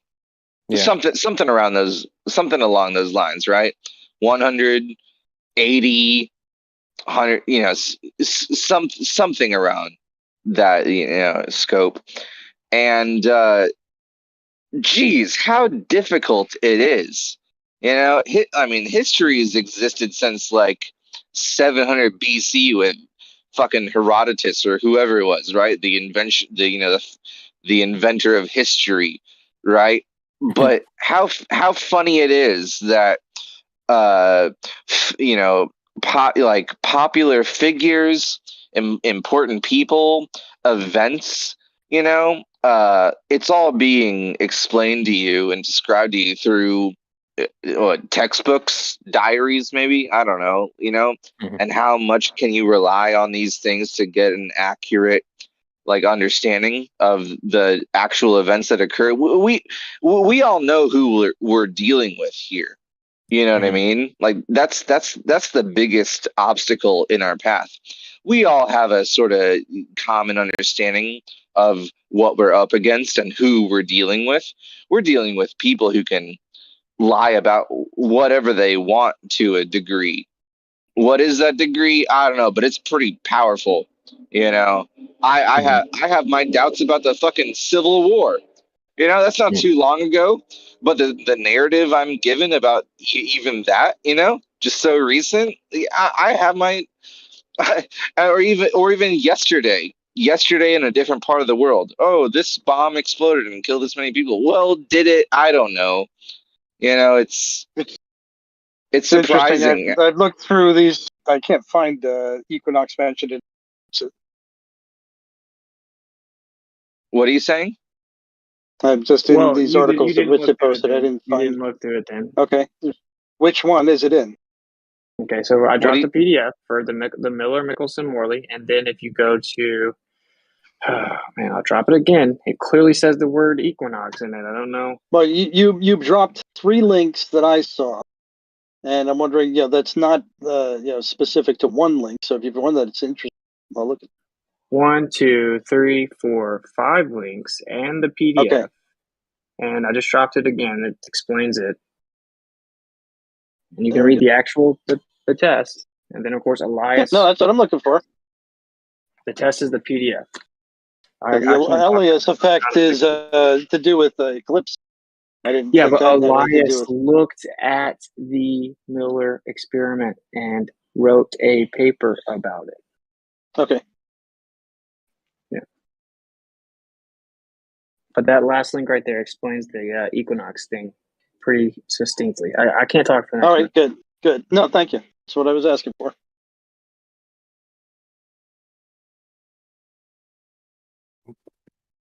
So you're hand waving this, all these No, things. I'm actually trying to find. I'm not hand waving anything. I'm looking at what's stated.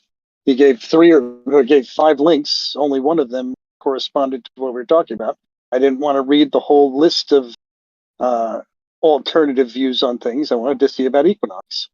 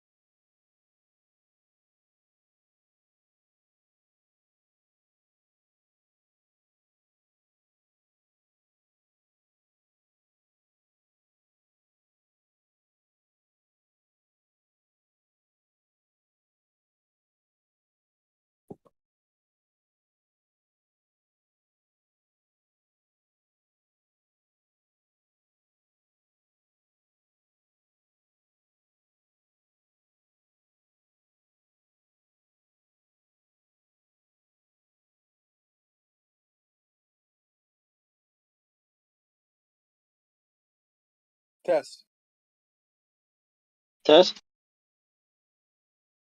Copy. You fail.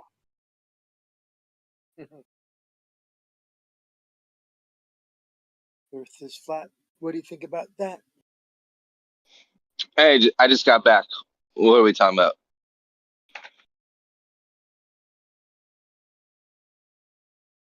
There was like a silent period.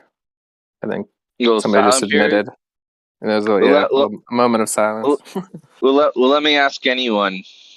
What is something you wish for everyone around you that you wish to be more wise? What is something that you wish for everyone to be more wise that you could potentially talk to benefit from? Like, what topic do you think people are lacking in that you have that they should also have?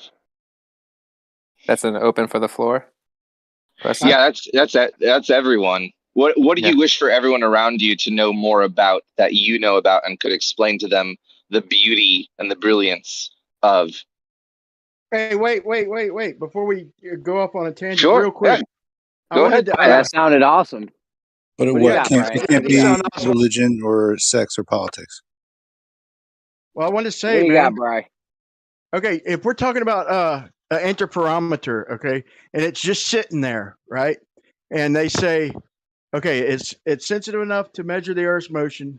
Okay, so now it just sits there, and they don't get what they're supposed to get. They don't get the interference pattern. I mean, the interferometers nowadays protect displacement in any direction, forward motion, rotational motion, backward, side to side. I mean, on a microscopic level, bro. And so it's sensitive enough to detect the Earth's rotation. So if the device is just sitting there and the Earth is just sitting there, then they say that it detects the Earth's spin. So then you got to think compared to what? The Earth's rotation compared to what? Because the device is just sitting there and the ground's just sitting there. So it's got to be in reference to something. And then position. Then Yeah, the light moving from one mirror to the other. That's what it's in reference to. That's why the linearity. That's why these things are used in airplanes every single moment. Hey, Zanuck, man, can I just ask you if this is a better way of putting it? The linear path of light. With respect to what? No. In respect of like momentum and trajectory, like the linear path of light, uninfluenced by. But I mean, if there is an issue with that, tell me. Like, what can influence the directionality of light? Maybe like refraction, perhaps, right? But that's not how the mechanic. No, that's all about reflection, refraction, stuff like that. No, but that's not happening within the tools, right? Within the mirror setup. You're seeing basically what equates to a Coriolis effect. It's a perceived deflection, and this perceed deflection is actually measured. So motion of the apparatus as well. Then the laser shot and the mirror moved. We have 3 axes that it actually has a laser traveling and light traveling. Yeah, motion of the apparatus. Yeah, no. There's no motion. Refraction. It is not refraction. Motion. But potentially. There's no motion. If the mirrors move, then it's a faulty experiment. They got to redo it. Right, you're gonna have an aneurysm. When you have a mirror away from a laser, and it moves, if it's on a turntable and you move the turntable slightly with the laser, it'll detect a fringe shift. That fringe shift is basically Coriolis. There's no moving parts. It's an interferometer, bro. There's no moving parts. You're talking about a different device. Michelson Morley. Listen, bro. Let me finish, man. Listen, bro. I'm interrupting you. Listen, bro. Let's all calm down. Hold on. Everyone, let's all calm down. Can everyone hear me? Yeah. Can you guys hear me? Okay. Everyone stop. I don't know why mad people decided to jump in right now. Moyak, that was definitely not a good time for that. Let's let everyone finish their points, please, and then the next person go. If anyone wants to have a one-on-one or whatever, let us know and we'll accommodate it. Thank you, Jeremy. Thank you. I just wanted to say that in Michelson Morley there were no moving parts to the device, just the light. If you think light moves, okay. The point is to detect the rotation, they're using the ring laser gyros, which but the fact of the matter is with no moving parts, then what's moving? It's just a phase shift in light. So that begs the question. It doesn't beg any question. With no moving parts. You don't parts. understand what I'm saying. I keep on telling you that there is motion, and the motion is the ground. This 3-ring I didn't laser say it was right. gyroscope. No, no, that was a fair point he Really made. possible to even respond to you, Brian? I never even made the point. I said He it begs didn't the get to question. beg I the never even question, said bro. the question it begs. That's fair. That's fair, assuming the stationary nature of the overall device itself with no moving parts. That's completely fair. It would take someone who wants to insist that the totality of the apparatus itself is on a moving foundation that it sits upon, as in the Okay. Earth's surface. I was responding. Brian interrupted, and now you're jumping in. But I get your point, and it's No, following you what Brian's interrupted saying. Brian before he got to Okay, now finish. you're interrupting me now. Now all That's three what of I'm you are doing. interrupting me. So keeping he said it begs the question. He Let's didn't chill. say the question it begs, which is usually rhetorical, or it doesn't require someone to explain the begging of the question. What I'm going to tell you right now is very simple. The 3-ring laser gyroscope, or any kind of ring laser gyroscope, it basically works on the motion of where it's mounted to. So if you're mounted on a table and you move the table, it'll detect it. If it's on an airplane and someone bumped into the airplane, it would detect that. If it's on a rotating Earth, it'll detect That's that true. as well. That's fair. It'll Detects detect every motion any except kind of the motion. Hey, hold, There Brian goes again. So there you go again. You just can't help yourself, I Brian. never even got to say what the question can't was that help I yourself. begged. I just You was can't interluding control that. yourself. You were Guys. done. I was just interluding that it measures everything except the Earth's Interluding? rotation around the sun. That's it.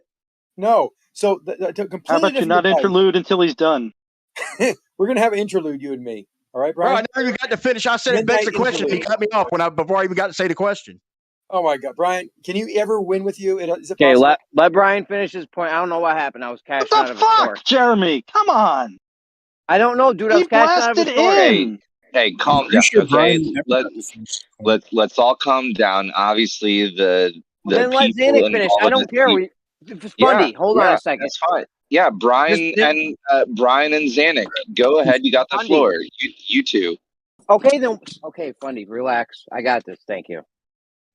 Who's talking? Okay, Let him finish, Jeremy. and then Brian can go next, please. All right. Let's it have a begs little the one on. question. How about we have a little one-on-one with Brian and Zanuck, because I don't know if the room can handle more people getting involved in that. Honestly, We can. It's just that Brian has to stop and let me finish, or even let me finish the sentence. Let alone. okay, finish your point, and then Brian, you're next. Okay. You can't handle So, the point is these ring laser gyroscopes are different than the Michelson-Morley test, which basically had light traveling one direction, supposedly in the direction of travel to the the Earth is moving around the sun, and then the opposite direction, 90 degrees opposed. And then there should have been a timing difference of the signal response. Completely different test than a ring laser gyroscope, which can detect motion in any axis. All 3 axes are detected. So jets have these. You sit there and you wait for it to verify there's a 15 degree per hour variation on it. That it's working, and that is exactly the rotation of the Earth. So now we can depart. That has to be checked every time the plane leaves. About a 7-minute test. Okay.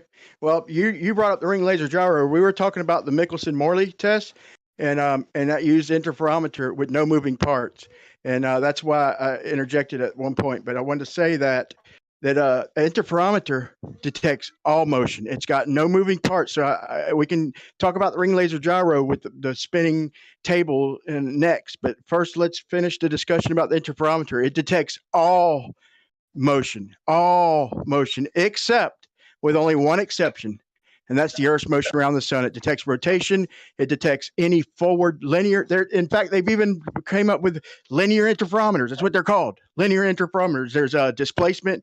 There's several different kinds, like almost 100 different kinds of interferometers, and all motion detected except the Earth around the sun. Go ahead. Hey man, I want to know are there any specific, because this isn't my field of expertise, is there any specific mentionings anyone wants to contribute of where Brian said anything that's wrong, or what's your name? Are you Brian? Yeah, it's the battery guy you were checking for the other day. Let's let him hash this out. They probably want to have a little back and forth for a couple minutes. But is there anything wrong with what Brian just said? Because I agreed with what Brian said. Is there any specific? If there is, Zanuck's definitely going to let us know. Zanuck's definitely going to let us know if he said something wrong. Go for it. Yeah, go for it. Okay, just give him a couple minutes so they can have a back and forth for a couple minutes. All right, Fundy, please. Absolutely, I'm done.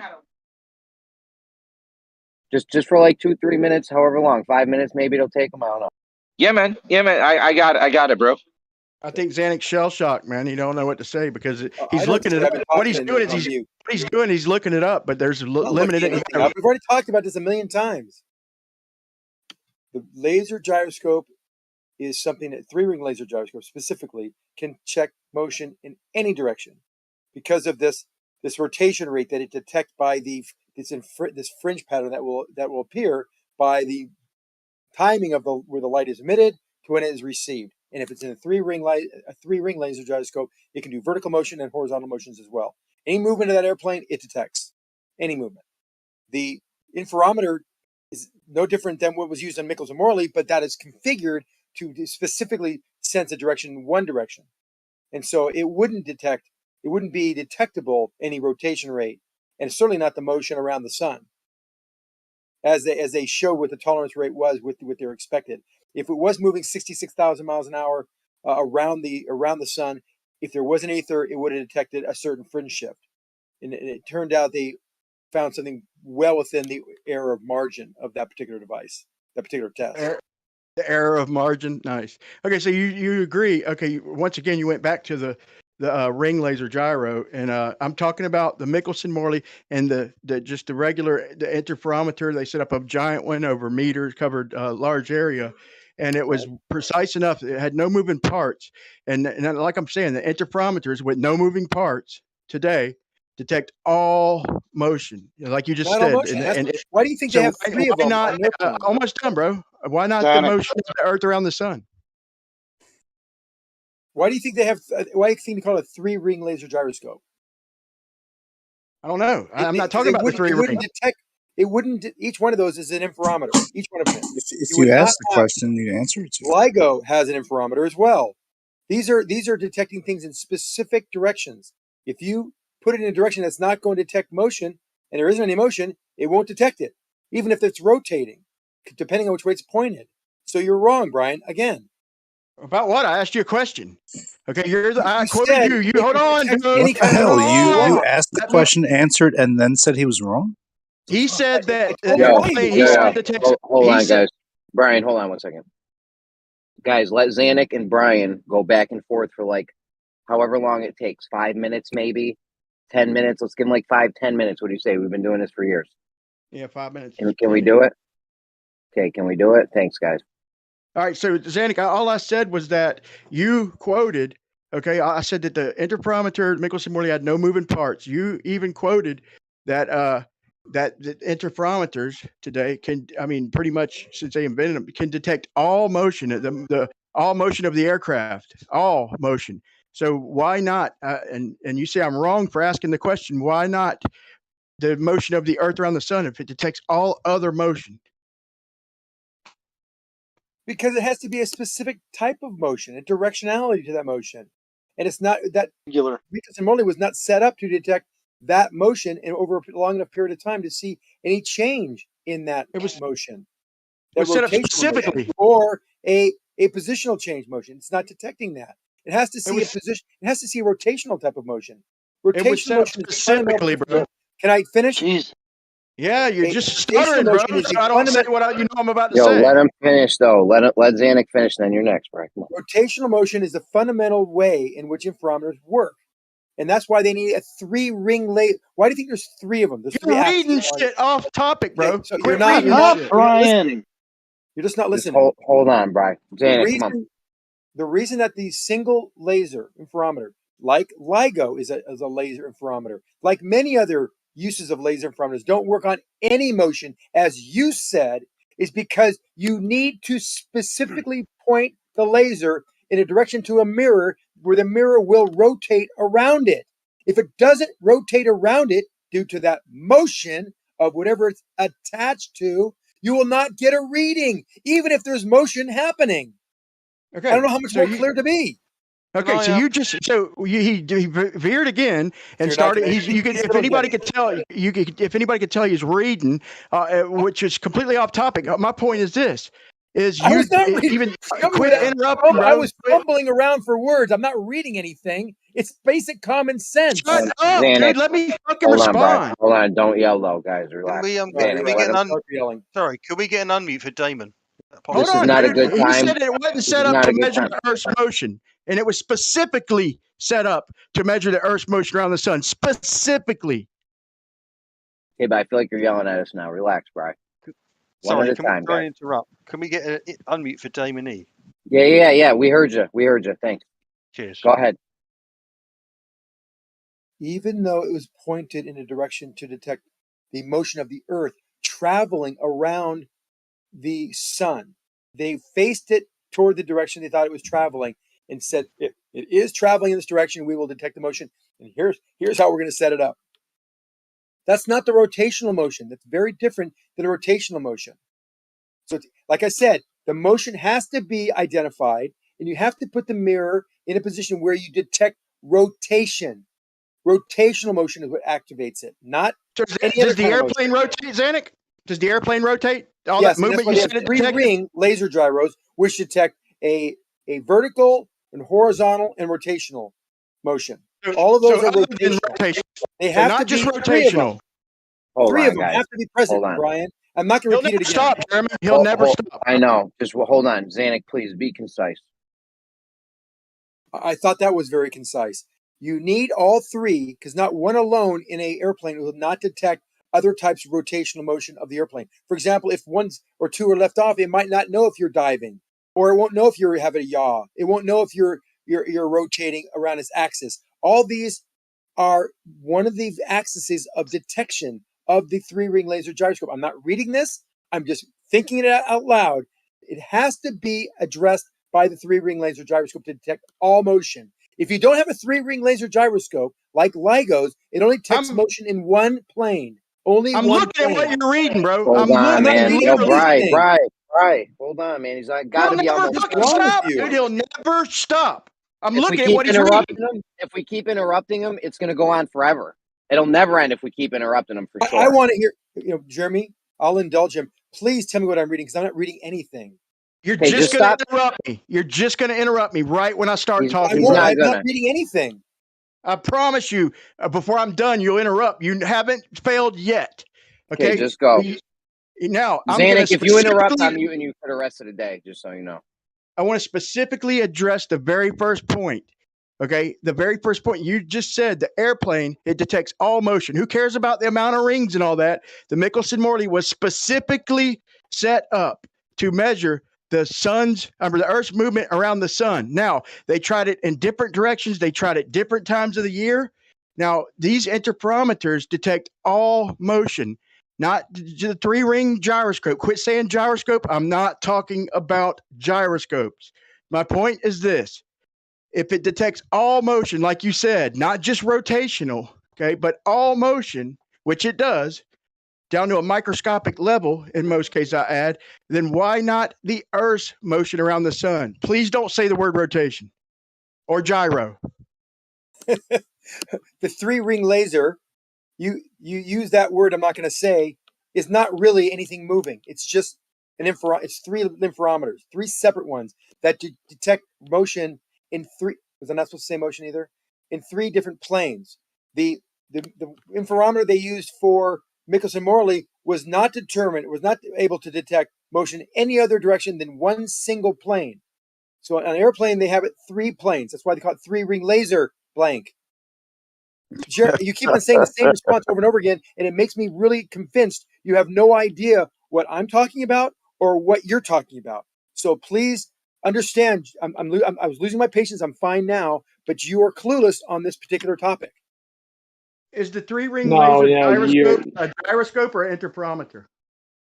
They're interferometers. The three-ring laser is an interferometer. LIGO's an interferometer. Michelson-Morley is an interferometer. They're all interferometers. What they do is they shoot light as a mirror, and then they look for fringe shift if that mirror had moved rotationally on an axis in its path. So as it moves, there's a fringe shift. What's the difference between a three-ring laser gyroscope and an interferometer? I thought I already explained that. No, what's the difference? Three-ring lasers have the ability to detect motion in three different planes. Okay, but what's the difference? Okay, what's the They physical have difference? three separate lasers. God, Brian, No, you this don't is know the boring. This has got to answer. be boring for Yeah. the community here. Why don't I bow out a little bit and someone else can take over because this is going nowhere So, and I don't want to. Yeah, are good you idea. saying, Good hold on, idea. no, Because you don't don't know bow what out you're yet. talking Don't about. bow out yet. Hold on, I got one last question. I don't Hold want on. to If he wants to bow, I mean, you can't stop him. But you can make a closing statement if you want, Brian. Go ahead, Okay, I'll Brian. go next, Jeremy. Let me go all next. right, here my closing statements are this. So what? So if Mickelson and Morley would have pointed it in a different direction, then they would have detected the motion of the Earth, or if they had a around the sun, or if they had a 3-ring, as you're talking about, you're saying then they would detect the airplane's motion and the Earth's motion. No, the laser could have been oriented to detect the rotation of the Earth. That's for sure. If it's sensitive enough, that particular gyro was not sensitive enough to even do that. I don't believe. Could have, but it didn't. It wasn't oriented in the right It wasn't position. a gyro, so you just clearly have no Well, idea what you're I'm talking about. saying The it's not entire really. conversation you've been. It's Can you not. stop? Can you stop? Can you stop? The entire conversation you've been. You Every time interrupted me. Brian points out that, yeah, because I'm tired of hearing you pretend you're teaching us. Every single time that Brian points out there's a distinct difference between Mickelson, Gale, Pearson, and Mickelson, Morley, and every time we're trying to talk about Mickelson, Morley, you start describing Mickelson, Gale, Pearson over and over and over. And actually, I heard you interrupt 5 times, and I don't know why you were allowed to do it. Okay, so stop pretending you're teaching when you clearly understand it. If you want to specifically address what he's talking about with Mickelson Morley, that's cool. If you're going to keep on conflating the two tests because you don't understand it, then you're clearly not in a position to talk about it. It's not a big deal, but stop pretending that it's like his inadequacy, right? It's you don't understand it. Well, okay, you interrupted me to say it. I did not interrupt him. He was talking all over me. Everyone heard it. Doesn't matter. I'm not here to pick a fight here. All I'm saying is that he's wrong to think that one particular test would not detect motion if it's not directed in a specific plane that it can detect motion, because that mirror has to move out from underneath that laser via some type of rotation. The 3-ring laser, and I hope you don't think that it's actually a gyro. It's not. It's called a gyro, but it's not a gyro. There's no mechanical gyro spinning in it. So you can think what you want. He's wrong because this particular test that Mickelson Morley provided, not Mickelson Morley Gale, Mickelson Morley, was not designed to detect the rotation of the Earth. It could have been. They could have set up that way. Have to be a lot more sensitive, but it could have, but it didn't. All I did is ask you questions. Why does he keep doing that? Why does he keep on saying Mickelson Morley rotation of the Earth?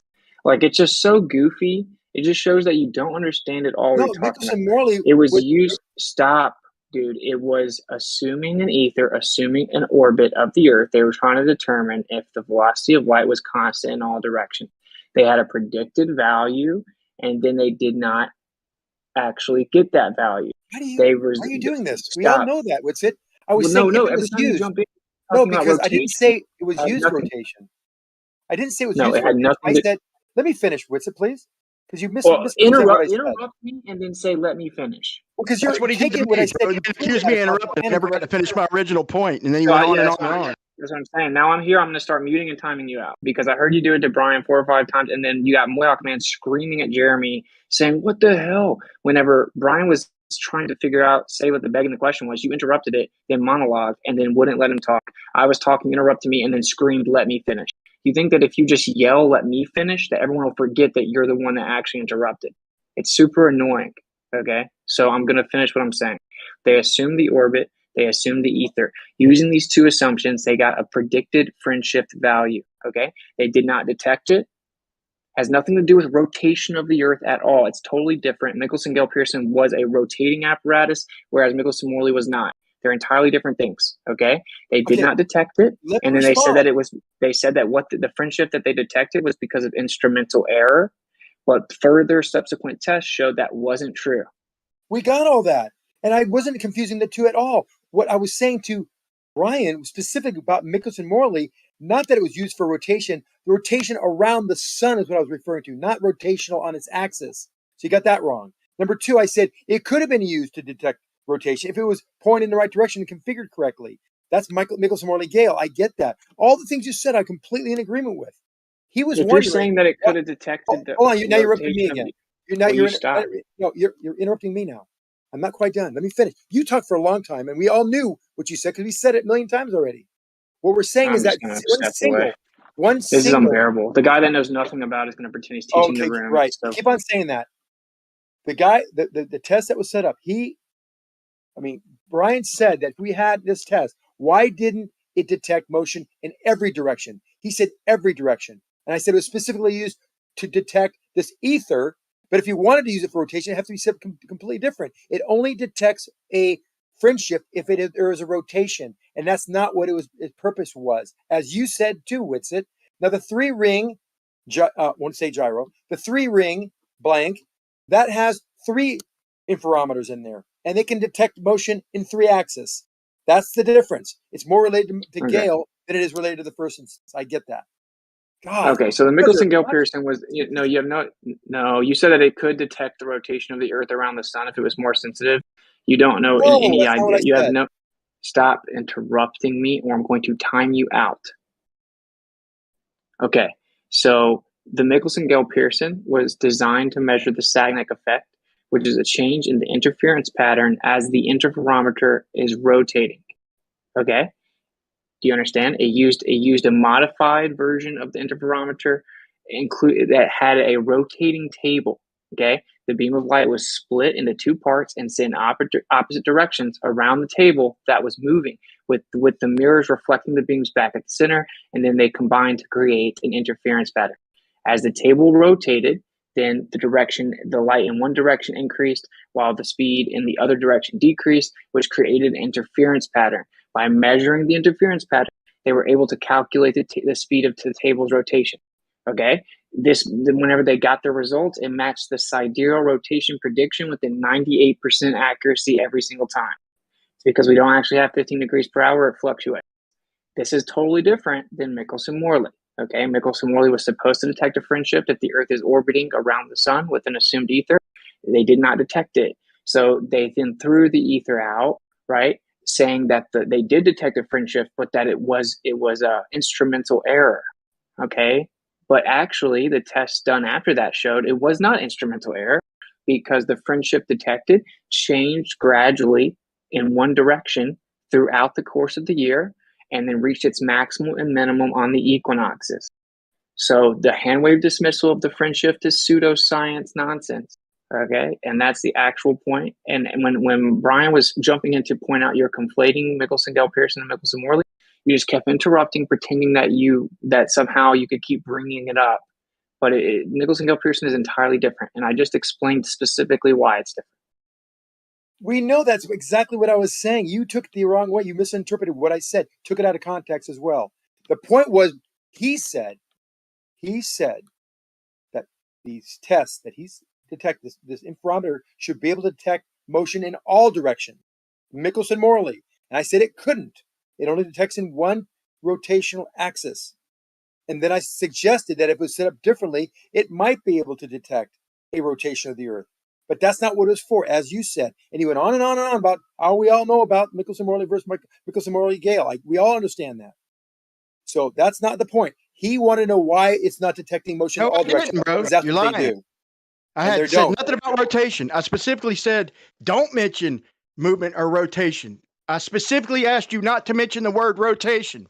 You're a liar. You said the object was, you said the machine or the device was not moving. And I said, you're right, it was not. I agree. But it detects motion, whether it be the Earth or an airplane. The 3-axis type of interferometers can detect movement in all 3 axes. A single one can only do it in one, like LIGO, for example. Hey, just real quick, can I jump in real quick? Zanuck, I have a question for you. This whole time that you've been talking and you're saying that this interferometer can pick up movement if it just sits still, if you just put on the ground, it picks up movement. If you just put in a plane that's parked, not moving at all, no wind, no nothing, it just no earthquakes, because earthquakes also can set them off because they're so sensitive. But what I'm trying to get at is, like, if I put a step counter on my wrist, it's going to have movement because my body's moving, and then it's going to count it. But if I just put it on the table, it won't count steps because it's not moving. But you're trying to, like, explain that this interferometer is constantly, calculating the changing and the movement because the Earth is spinning. Yet when they put them in planes, it doesn't start working until the plane starts moving, and then you get an up, down, left, right, side to side, like fucking like Cadillac with switches. But I'm trying to tell you, like, why do you keep trying to make this device something that can work independently and while it's just sitting there, like a step counter? If you just put on the table, you're never gonna get steps counted. It has to move for it to start giving you these measurements. And I get what you're saying. The Let me three know. ring gyro gets the up, down, left, right. Yes, but you can you at least like be honest and explain to everybody like that is doing it once it's moving, not Krypton, just listen. sitting there I doing thought I've nothing. explained this many times. The 3-ring laser inside an airplane does measure rotation sitting on the ground. It measures this change. It's a rotation. It measures it. It needs 3 rings to do it, but it does it while it's sitting there. And they actually sit there and initiate it and make sure that it's measuring that 15 degrees per hour rotational rate Yeah, before they okay, can that's actually what I was asking. depart, leave the Can gate. you put a Okay, so citation you're for going that? to talk over me while I'm explaining. You talk for over at the same question. Yeah, You're you're wrong. right. You're right. But These just real things. quick, let me just talk over you once out of the whole day, and I won't Sure, talk go over you ahead. again. I don't care. Can you put a citation of that? Because I seriously was like fervently just looking for like where is he getting this information that this thing will calculate the movement of the motion of the Earth while the plane is sitting still? Please, citation. I Okay, want to read and this. Look into it. Thank I'll you. do that for you as a favor. And also, I'll throw in one other thought too. A gyroscope which has its pendulous vanes removed will also precess if it's running for 30, 40 minutes. No problem, due to the rotation of the Earth. But let me get that citation for you, so you can then be at peace with this particular device being able to detect the motion of the Earth even when the airplane is sitting at the gate before it leaves. Thank you.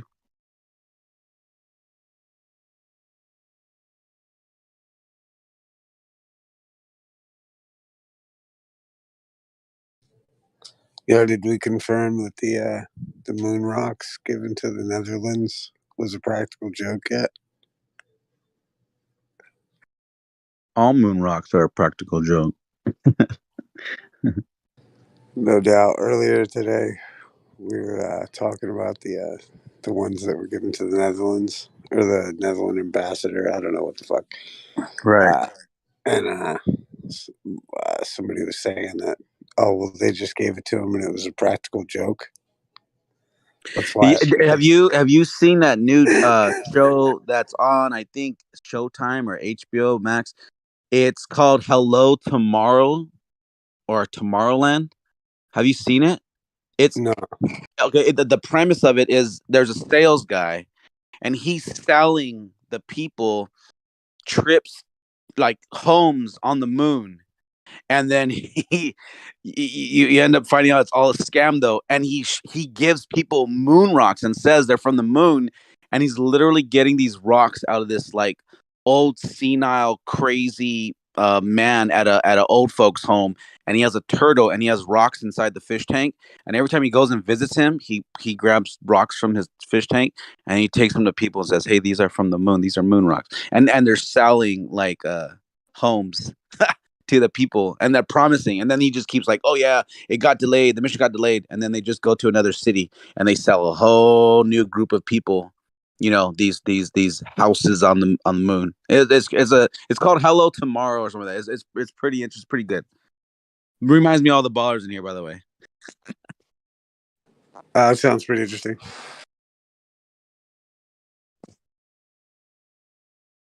I'm just waiting for that thing from Zanuck, and then I could look into it.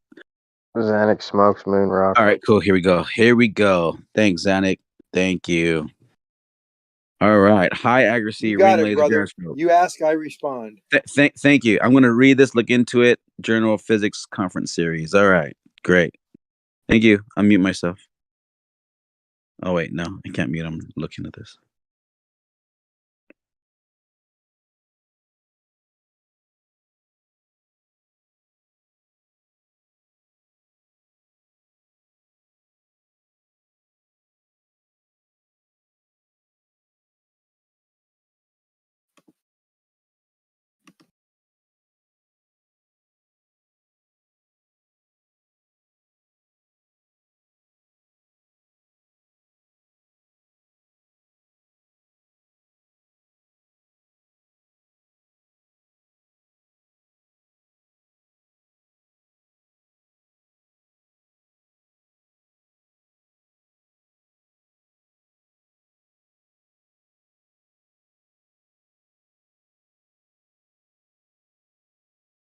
Okay, that should keep you busy for a little while.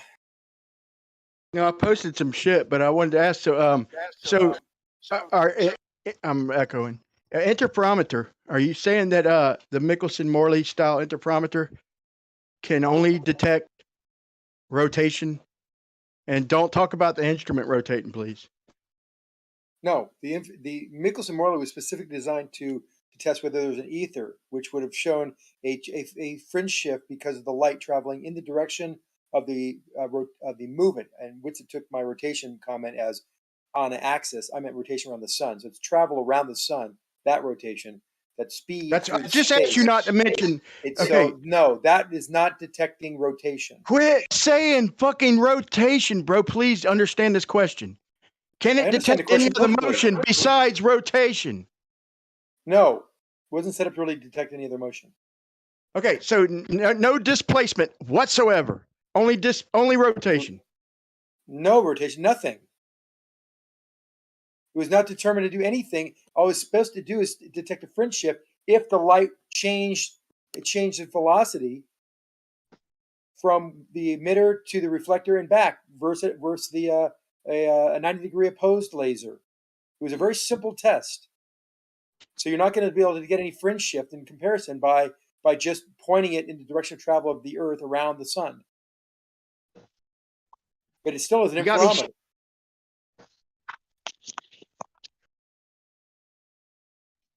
Okay, you got me stuck on this question, bro, because you won't answer it. Okay, so can the Michelson-Morley style interferometer detect anything except rotation? And are you telling me that they set out to measure rotation? In fact, just forget the second. Forget the second question. None. No rotation was no. Were they trying to detect rotations in it? It was not designed to detect rotation. Thank you. Now, can that style of interferometer detect any other types of displacement or just rotation? Yeah, if you moved it, it could detect some. So it's not. It was very crude. It didn't have the accuracy to even detect a rotation on its axis, unless it was spinning on like a merry-go-round. You just have to say rotation, bro. Now he's just trolling me, dude. He can't not say rotation, guys. guys. They detect rotation. That's You're what not they do. capable. It's the only way they work. You're not capable of answering the question without keep slipping and sliming and snaking your way over back to rotation. I'm asking you, can it detect anything besides rotation? Yeah, rotation. Yeah. You've said yes. You've said no. Yeah, I know, right? No, but, they can't detect anything else but rotation. So no other displacements. But you're making it seem like that you're wrong. design Rotation of the rotation. Totally said it's not. It was only for measuring the ether. And I was trying to help you understand how the interferometer works, and that particular configuration was not designed. I'm trying to help you, bro. I'm literally trying to help you, bro. You've literally said that yes, it can. You just said yes, it can. Then you said no, it can't. Then you said yes, it can. Then you said no, it can't. And that's a video for me. So thank you for that. Okay, now you're confusing rotation with its design, with the fringe shift, with how it was purposely built to detect motion around, not rotation, but around the sun. You're confusing and conflating all of these things. I hope this part of the video, this part of my what I'm saying is part of your video, because you're confused thoroughly. That particular configuration was not designed to detect rotation. It was not used. Now, could it detect rotation? I don't really know. I don't think it could. It might if it's configured slightly different. It's so now it can't detect rotation. So now it can't detect nothing. Oh my God, you are such a. It's really not designed to detect anything, but it can. Bro, it detects any displacement whatsoever in any direction, in any rotation. Which I'm trying not to even say rotation. I feel like I'm being a bad influence on you, bro. But so one more time, let's see how you answer this time without saying rotation. Okay, so. You just said they're not trying to detect Earth's rotation, which we all freaking know that. So no reason for you to say rotation. We know the device wasn't rotating. We know it wasn't trying to detect rotation. No need to say the word rotation. So can the interferometer detect any other displacement besides rotation? No. And can it? You just said it can't detect rotation and it can't detect any other displacement. In reality, it detects any Infrarometers can only displacement. detect rotation. You couldn't. Okay, so now it does detect rotation after you just said it doesn't. In That's reality, all they do. in That's all reality, they it can detects do. any displacement, guys. In reality, the interferometer detects any displacement. I have a question for Zanuck. Hey, buddy. Your ring laser gyro, your 3-ring circus. So, what motion cannot be detected by a ring laser gyroscope?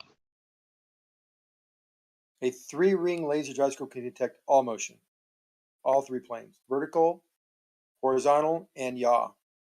Okay, cool. On its So, axis. the 3-ring laser gyroscope would be able to, in theory, detect the Earth's movement around the sun. If it was sensitive enough, yes. It'd be a second order equation, third order actually. So has this and then you been have motion around the sun. You have 2 separate motions now. Gotcha. So if you are claiming that the Michelson-Morley experiment, which was set up to detect the Earth's motion around the sun, was inadequate, and a 3-ring laser gyroscope, if it is sensitive enough, would be adequate. Has anybody detected the Earth's rotation around the sun with one of these devices? No. Thank you very much. There's a few reasons for that, by the way. If you want to hear them, I could let you know what they are.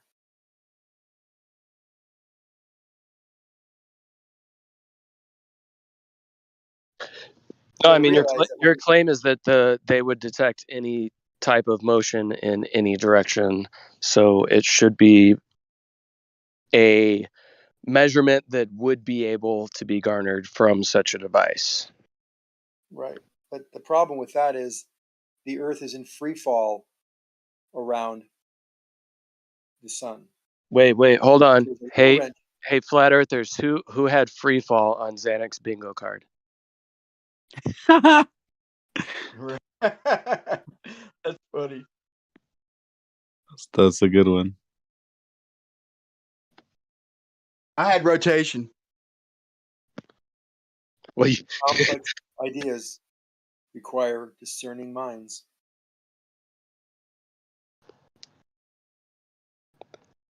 Thank you, oh grasshopper, great sensei.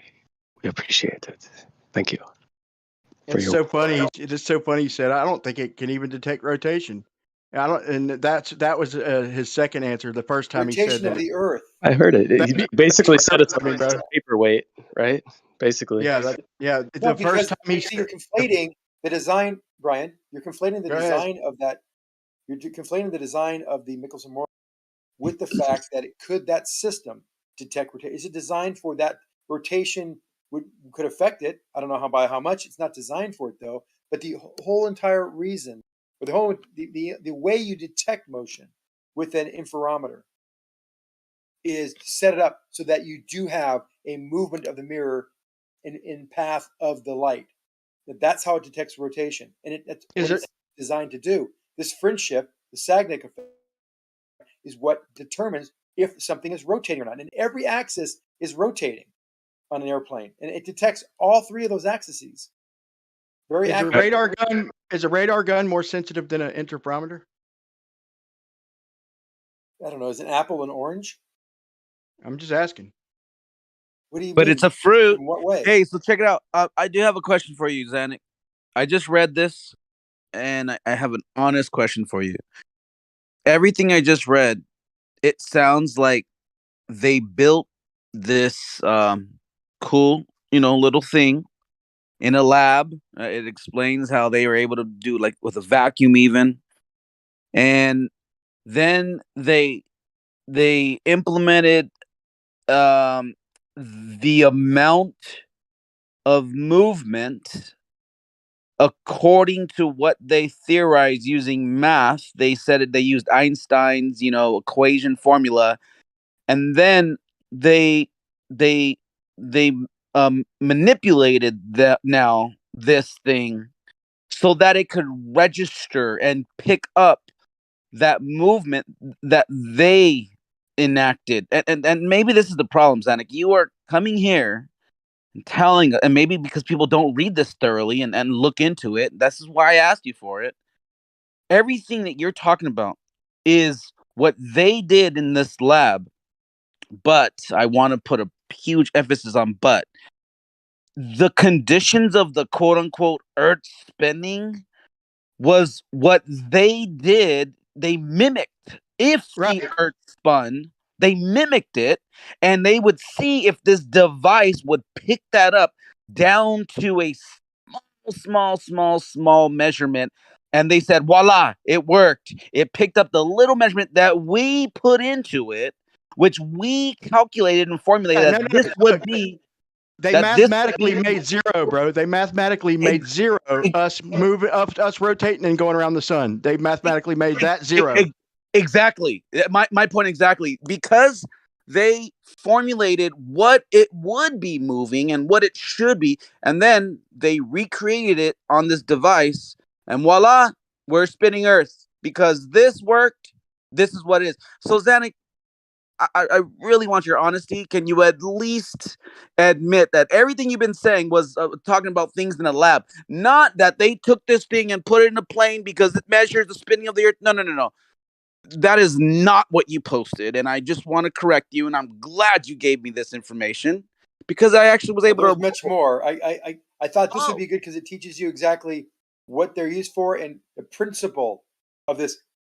Right. The principle. Effect. And how these interferometers used in the ring laser gyroscopes create an environment to show an interference pattern for that Sagnac effect. And so these basically this signal that they're measuring will infer rotation or change. Okay. But Zanuck, be honest with everybody listening. Okay, I want you to be on. I'm coming to you like man to man. They're not picking up a rotation that's outside of the rotating movement that they are putting into this little. No, they do. No, paper. You didn't read the paper. I literally read it, and it's saying that they created. Can I respond? Go ahead. So the whole idea is that this light beam will travel different distances when it's in motion, not man making it move or the airplane moving. And the difference in this frequency, as it says clearly in this paper, I give the easiest one to read, the shortest one, says the difference in the frequency is proportional to the rotation rate. The frequency difference is measured via the interference fringe pattern, whose phasing contains the directional information. That's all you need to know. Now, wait, Zanuck, wait. Hold on, I'm almost done. Go ahead. You're saying that that's made up. Hold on, let me steal Manny for a second. So if you're saying it's made go up, ahead, steal Manny. Lab, you're wrong. This is done on airplanes before they act. I have a 767 manual in my garage. I'll pull out the Boeing 67 manual. It talks about it. Okay, with that being said, Zanuck, okay, now let's go back to the origin of it, okay? And let me say it slower, maybe. They calculated the Earth's rotation. That line alone is inaccurate. What they did test was how they mimicked a calculated what they thought the Earth's rotation would produce as far as movement goes. And when they produced it in a lab, in a building, they produced it, and then this device they created, the interferometer, it picked up the thing they put into it. It picked it up. It gave them a reading, and somehow, some way, Zanuck, you take that ball and you run for the fucking the touchdown line, right? Like, and you're like, eureka! But the reality, Zanuck, is that then you're going and saying, I got one in my plane right here. It measures rotation of the Earth. No, it measures down to that calculated measurement of movement, but that's just what if you could say that this is the measurement of my foot going up your ass, and then it calculates, and I'm like, woohoo, it's the same thing. It doesn't mean that my foot's going up your ass. It's just In the manual, what they designed it to be, and in how the manual, accurate. Can I manual. sorry, can I say something here quickly? I don't know a lot about the subject, but I did just ask ChatGPT, and ChatGPT says that it does not detect the motion of the sun, the Earth around the sun, or the motion of the Earth, and that is through other observations. I can post it in the chat if it helps. Okay, we all agree that there's no debate there. So thanks for interrupting, though. So I have a manual open right now, and they have an alignment, and the alignment requires the aircraft to remain stationary for a period of time to fully initiate this 3-ring laser gyroscope. And so they need to see that 15 degrees per hour Okay. deviation. Thank you. I'm glad you said that. Otherwise, they cannot. That's part of their alignment and initiation cycle. If they don't do it, thank you. Can't take off. So you're wrong that it does detect rotation on the ground. Thanks for talking over me. Okay, thank you. But Zanik, thank you for saying that again. 15 degrees per before they could start moving the plane. Please, citation. I want to read that part too. Let me read where they have to wait until it has a 15 degree per hour, because I want to know what plane is sitting there for an hour to make sure it has 15 degrees of movement. Oh shit! I just had it. There it is. Yeah, here it is. Position. This is right from the manual. The INS can detect latitude during alignment. However, it will require accurate longitude input. Usually, the system memory contains position where the INS was last shut down, and as long as the aircraft have not been moved from this position, it can be used to speed up the alignment process. Once the vertical reference is attained, the aircraft remains stationary. The only movement to be detected is the Earth's rotation, roughly 15 degrees per hour. If the heading is known, then the velocity detected by the INS will determine the local latitude. There you go. Slam dunk. Go ahead. Show me this. I want. Hey. Sometimes people like take one scripture out of a whole chapter and they run with it and they create a whole new doctrine. Deny. Please. No. I don't want to deny. I want to hear, learn, listen, because I need to. The same way you told me that they detect the rotation of the Earth, but I just read it and just realized, wow, are you stupid? Because you just totally read that wrong. I'm so stupid. You're right. I'm so stupid. Bro, they created it in a lab, and then you're saying because they did that, now they know that the Earth is rotating, even though in the paper itself, it tells you and by the way, Zanik, do you know that even in that paper, it even states that like they're even still trying. I don't know like how old that paper is, but when it was published, it says that they're even still like they're not even 100% sure because there's still some variables in and out, placing it vertical, placing it horizontal. So they still had some bugs to work out. Okay, I don't know when it was published, but they were. Maybe you need to reread that, Zanik. Maybe, but with a new pair of eyes, because you're just reading it with baller eyes. So you just you know how to read things because you read with baller eyes. No, I gave you the technical. In fact, I just posted it again. I put it in there and I gave you the technical descriptions so you'd understand how they work. I thought it might be useful and interesting to you. But you want to see specifically 15 degree per hour and it's working on an airplane and not in a lab. No. Great. I gave you right out of the manual what these pilots actually go through as far as the INS initiation. The INS is initiation for the navigational system. Well, I'm reading navigation this. Systems. While I'm reading this, them they have to. Okay, so just talk over me some more. Go ahead. No, go ahead. You're right. I'll go ahead after. Go ahead. You're right. Go ahead. So I just read it from the. I'm just kidding. Go. I'm just kidding. Go. Fucking hurry up.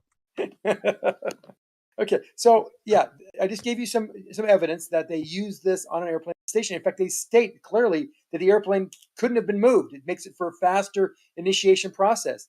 That it will detect the Earth's rotation roughly 15 degrees per hour, and when they detect all this and all checks out, then they can depart the gate. Then they can go through the rest of their checklist.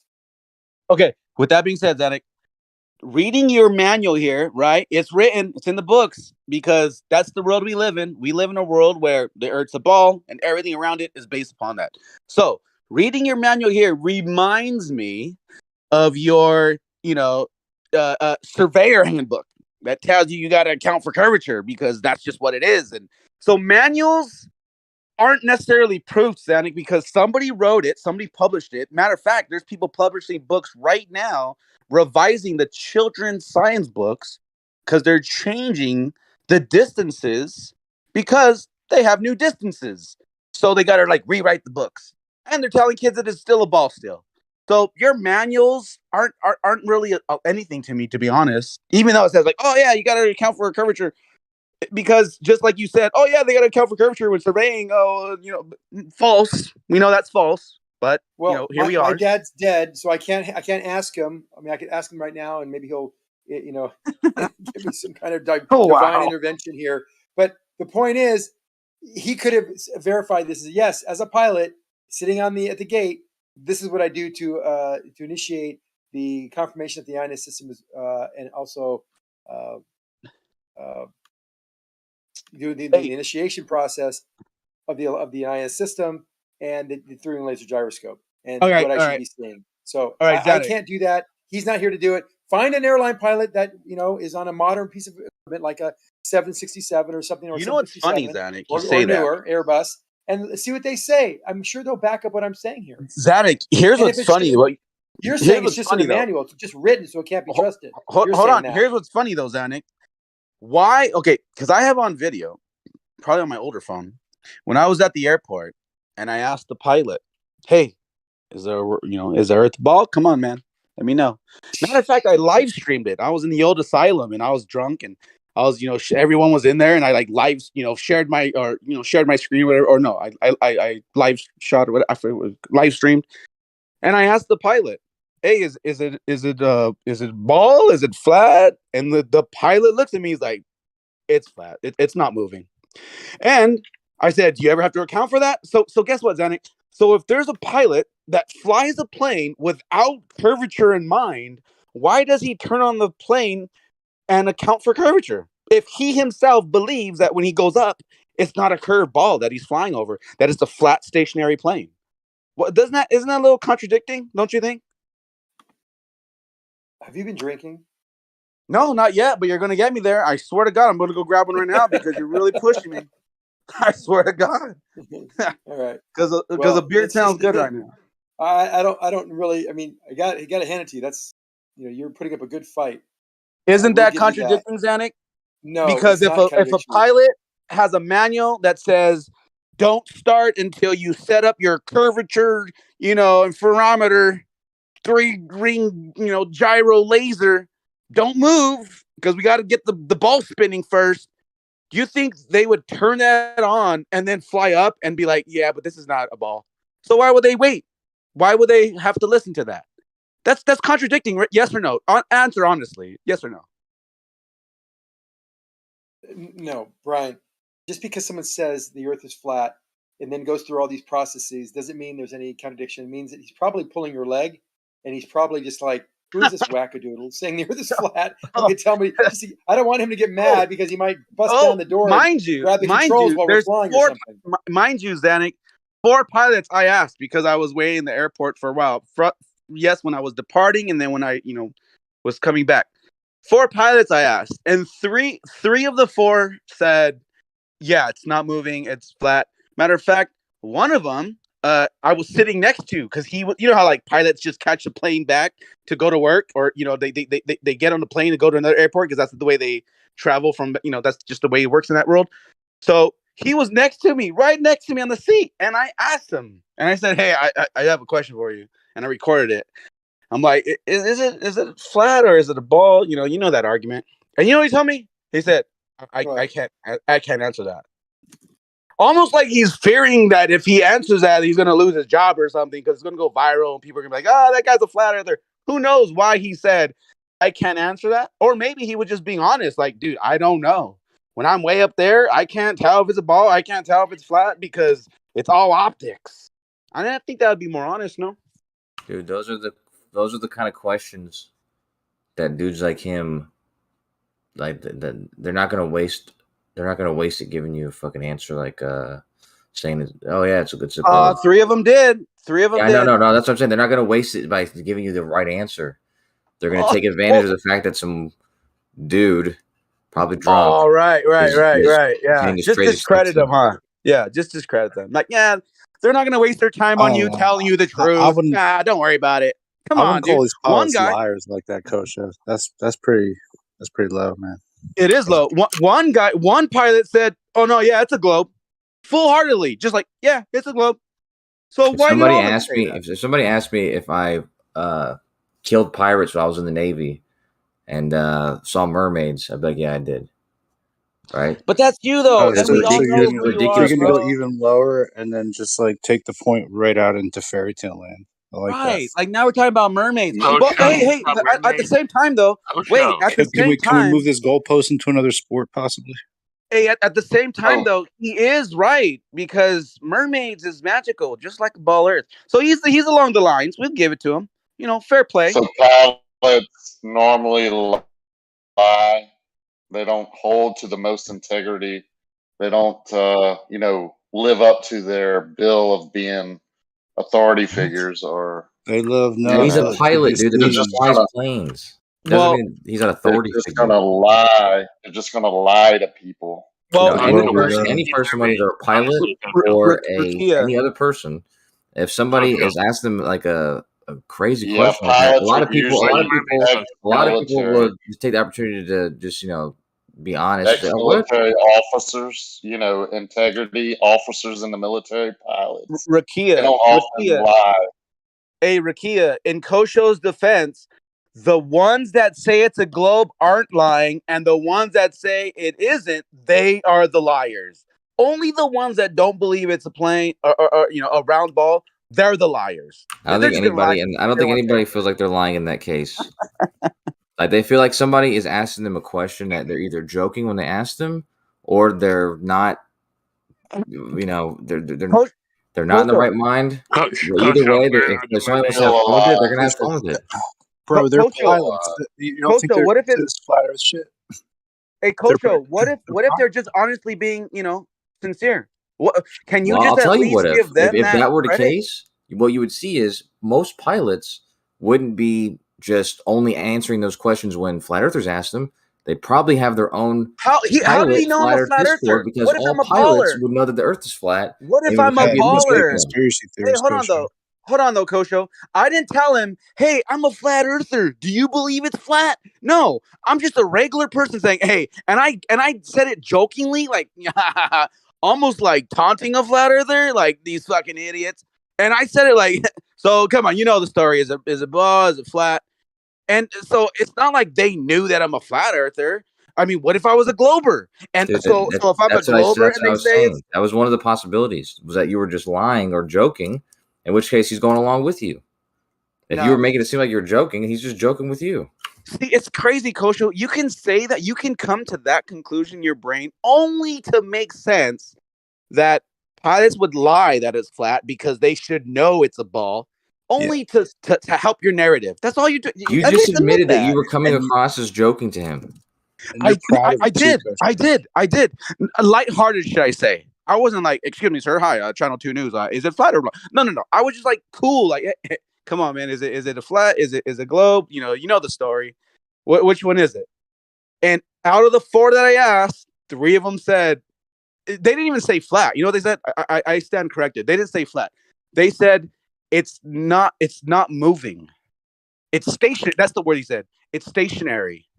We're just flying straight across. He didn't say it's a flat Earth. No. They didn't. He just said no. It's stationary, and we just fly straight across. Very, very simple. Looked me dead in my eyes. He wasn't fucking lying. You didn't think I was a fucking shill or nothing. That's just what Kosho would do. You do the same thing, right, Kosho? Isn't that your story now? This is another example of you guys not being in touch with reality.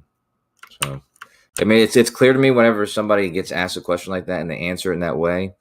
The alternative to what I'm suggesting is what you're suggesting, which is that they have an understanding that the Earth is flat and stationary. They just don't go around telling people. They just only answer people when they ask them, but they have no conviction like y'all do to share it with people. They just decide to go about their lives like it's nothing, which doesn't seem very reasonable. Coach Show, Well, so where are did the they- mermaids? Tell us where So the they're- mermaids are, Coach Show. I So want to they're know these making shit mermaids. up to stay to them now? They just Rakia, found one off the Rakia, coast you of know what this Africa not remind? too long ago. Rakia, you know what this remind me of?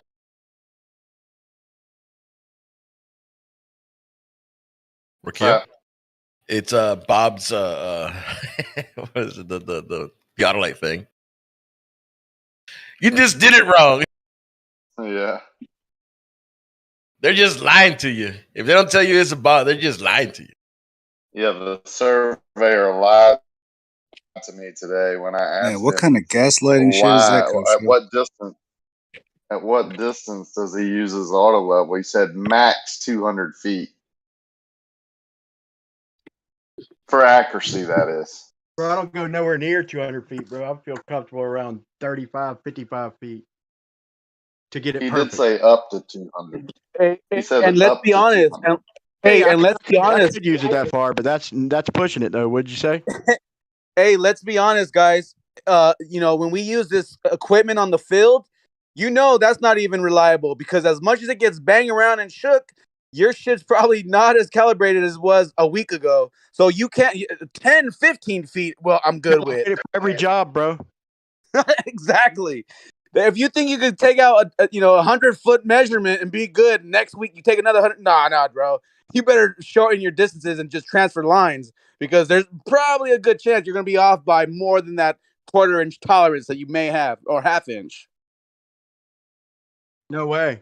No fucking way, bro. Not with my measurements, bro. I'm anal.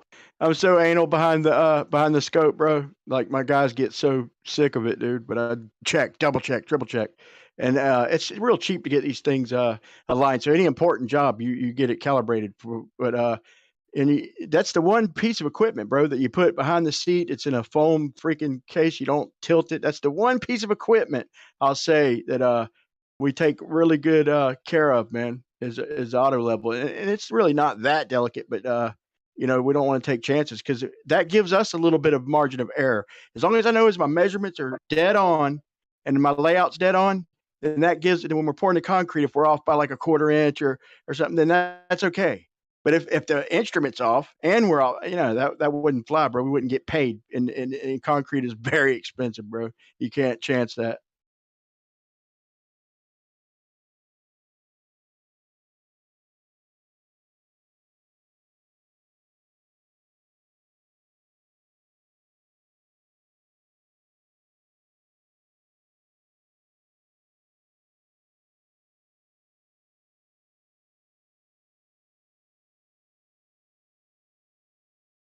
And you can't use these things reliably over long distances because of refraction.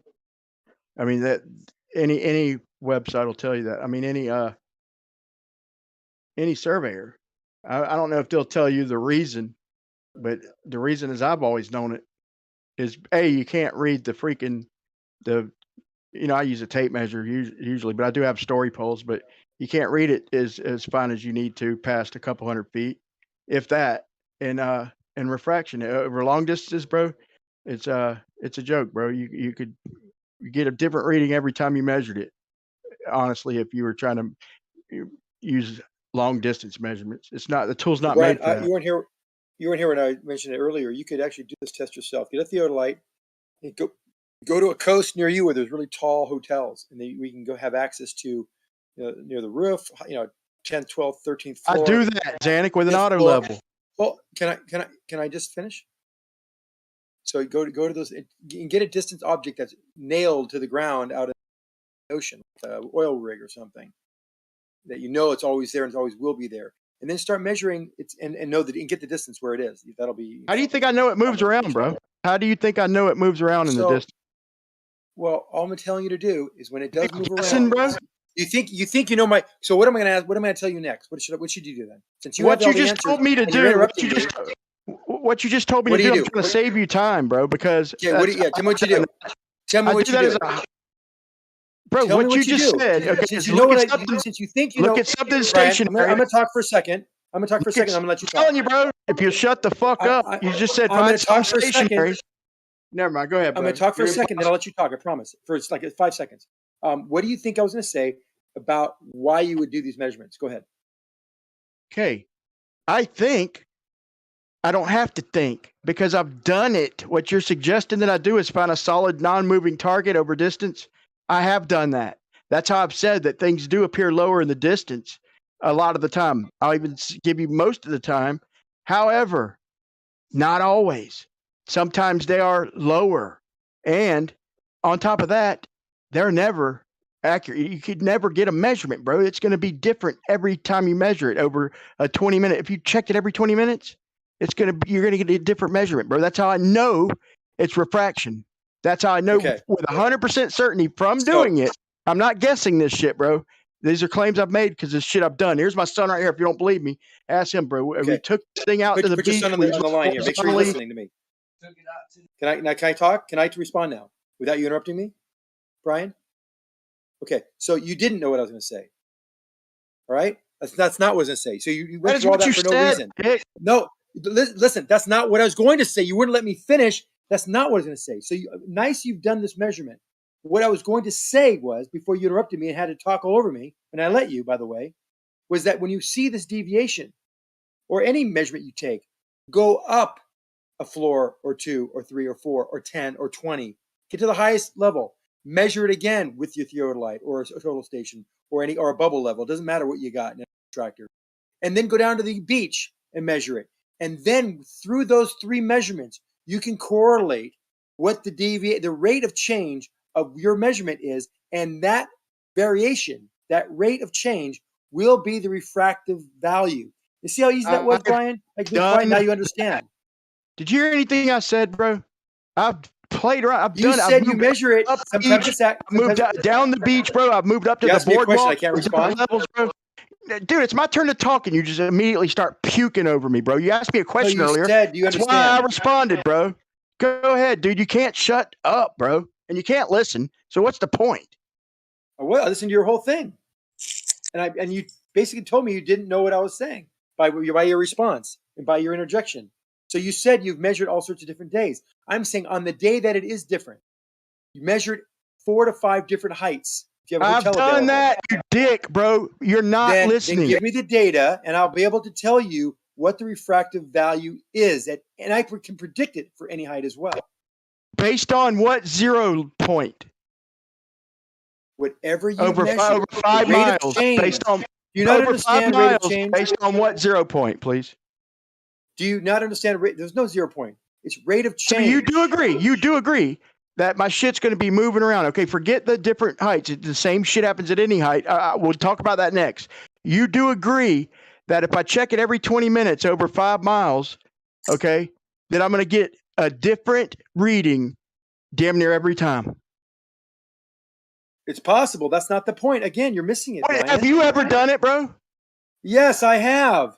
Then why wouldn't you answer honestly, bro, and say what happens? I am answering it. Around. I'm telling you. You said it's possible. That's not honest, bro. If you've done it, you're either lying about having done it or lying about being it's possible. It's what happens. Well, yes, the black swan is it. We have countless videos and pictures of that exact situation happening. That's not my point, Brian. I have no problem with measuring an object in a different position in your field of view on different days or even 30 minutes later. That's not my point. My point is that if you do see that deviation or whatever your measurement is, especially if it's deviating, measure it again by going higher and higher and higher and measure and note that data. And then we can now see how that data represents what the observation is. And then we can actually take that rate of change of the change and determine what the refractive value is. So what do you understand what I just said there, but what do you predict the refracted value is? Let's say at 80 feet in the air and the humidity is about 80%, or the distance of about let's say the distance of about 20 miles. The point is not, I don't think, not to make a prediction right now, Brian. The point that I was going to make that was similar to what Zanuck was going to say was that when you say that you can't use them because of refraction, no, I just asked a question. But I don't know, Brian. I know, Brian. But what I'm saying to you is, like, kind of what Zanuck is saying, is that if what you were actually trying to measure was the, the fluctuations of the refraction, like how it fluctuates the image, you should be able to make that measurement, right? Because I mean, it should if it's working, if it's giving you errors because of refraction, but refraction is what you're actually trying to like study, then those would be useful measurements, right? Like Xanax said, you could change your altitude and see if it's correlated to how it's changing. That's why I asked him what the 0 point is, though. So we got to have a 0 point. No, we don't.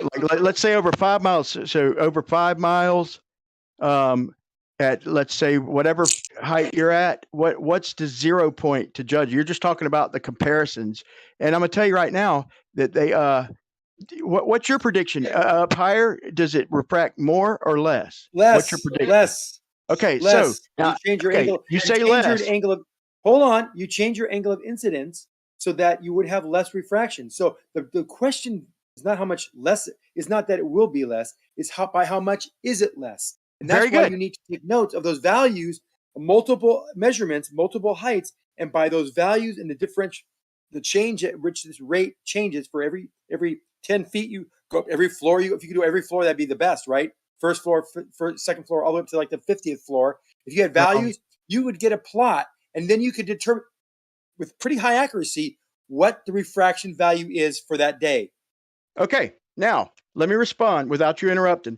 Now I'm about to put out a video. I just went into detail watching and looking at the all the data and all that. Okay, now the main surveyor went to Cape Elizabeth, okay, and on the cliffs of Cape Elizabeth to do the Alberuni test on the cliffs, okay, and he was up out of what y'all call the zone. You just said less, and you said that it ain't how much. It ain't that it happens. It's how much.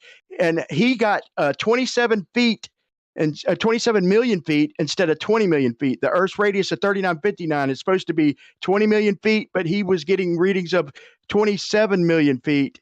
And he had to, because standard refraction wasn't enough, he had to use 4/3R to estimate to get it within a 1.5%, because 7/6 wasn't enough up on them cliffs, Zanuck, and that was over 10 days. And he also did it a whole different time. So we're talking 20 different days, different times in each day. We're talking averages. We're talking about on a cliff, and we're talking about still having to use 4/3R. You are dead wrong. You've never done this shit, bro. I could tell by Yes, the way I you're have, and we talking. all have done this.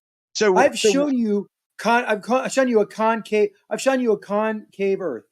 I've shown you that it's objects 1 foot off the ground, measured from 1 foot off the ground, are above eye level. That means it's not only flat; it's concave. Now we know They the don't Earth even isn't call that concave, concave. or maybe They we call do. it I don't know. But hyperbolic. that's not the point, Brian. That's not. We don't care.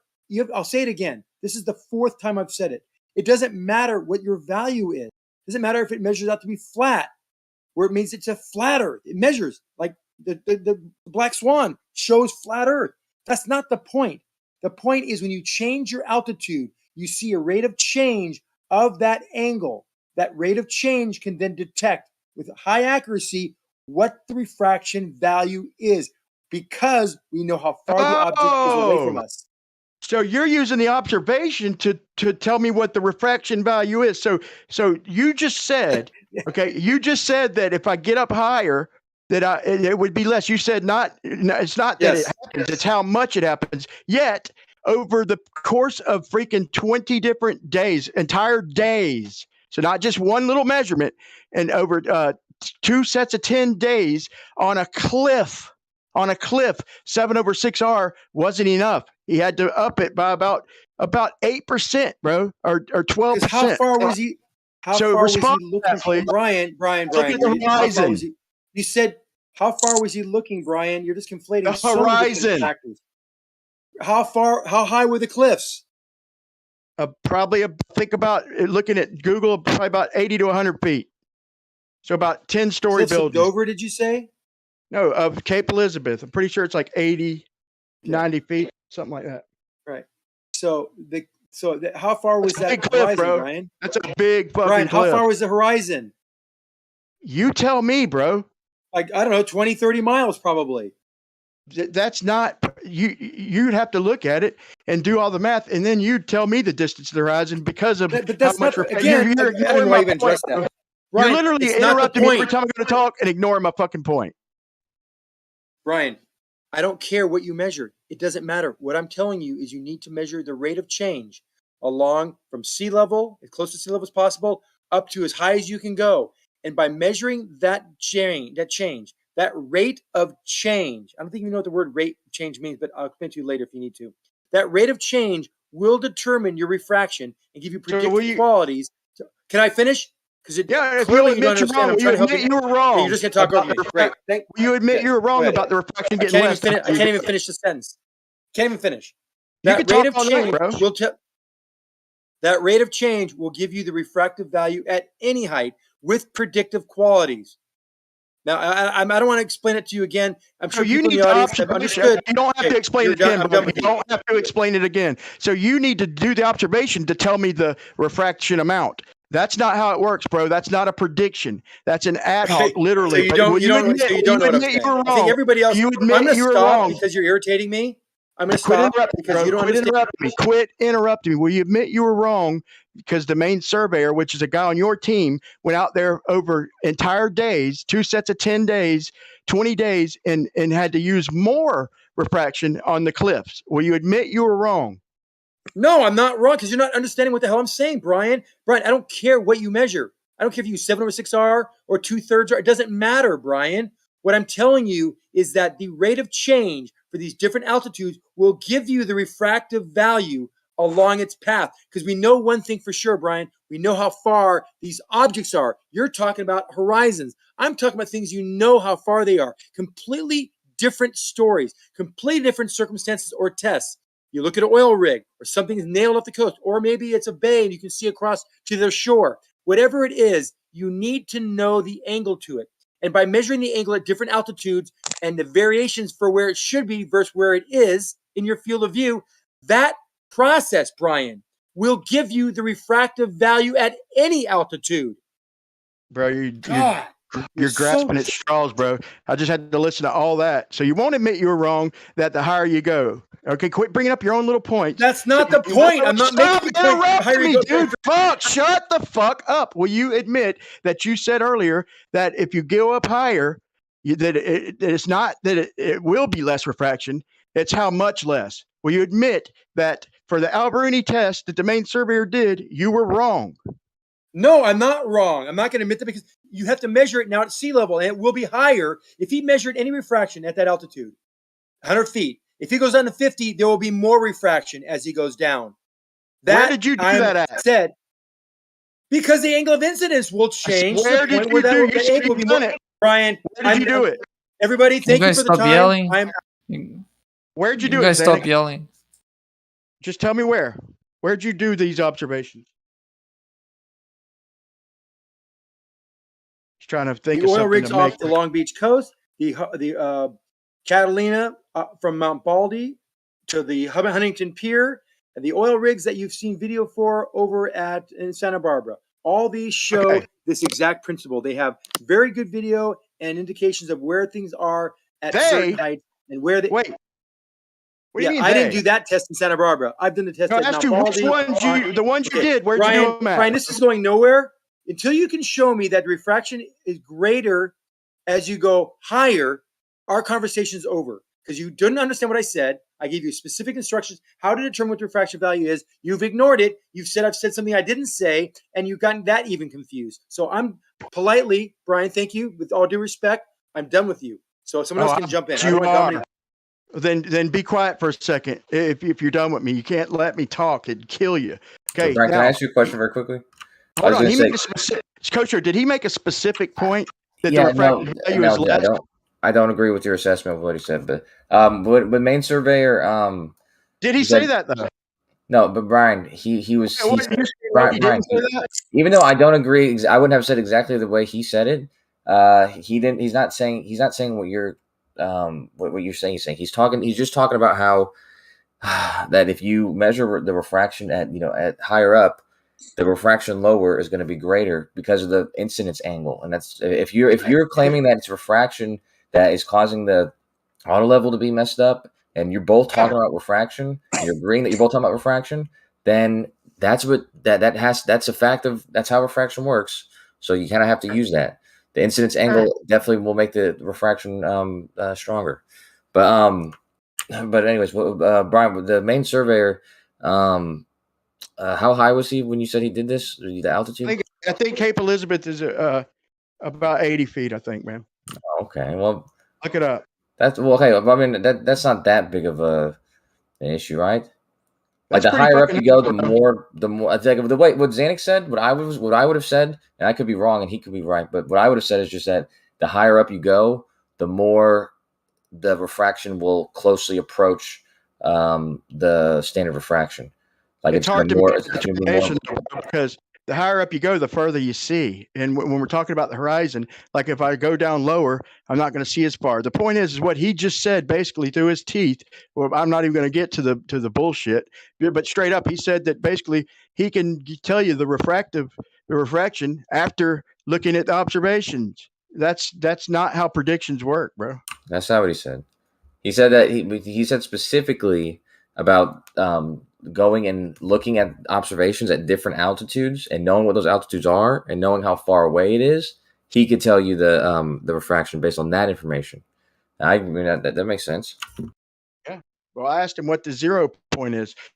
So if he's going to make a prediction, then I asked him, where he did it, and that's when he dropped out. When I asked him where, then he started naming off places where he did it, and then said they, and then went on to say, well, that's not where I did it at. Well, that's what I asked you was where was your location because you claim you did it. I'm talking to him. Listen to me. I'm almost done.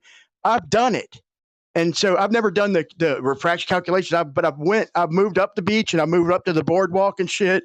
And I do this shit for a hobby. I used to anyway. Okay. And by talking to him, I know that he hasn't done it, bro, or else he'd know what you see when you do it. That's why I'm just trying to call him out the whole time. Cause I know, I heard that. I heard him calling you out, heard you calling him out. And I think that if you guys were having a conversation where you listened to each other completely and then responded, I think you wouldn't have these blatant misrepresentations of the other person's statements, because I think that it's clear to me, like if I was having a conversation with Zanuck, it's clear to me that what he was responding to was examples of where people did that, even though he had stated he had done it, and then he was giving the example after you claimed those weren't him. He told specifically the ones that he did and the ones that he didn't do, but it's clear that he's giving examples, and not just him. Right.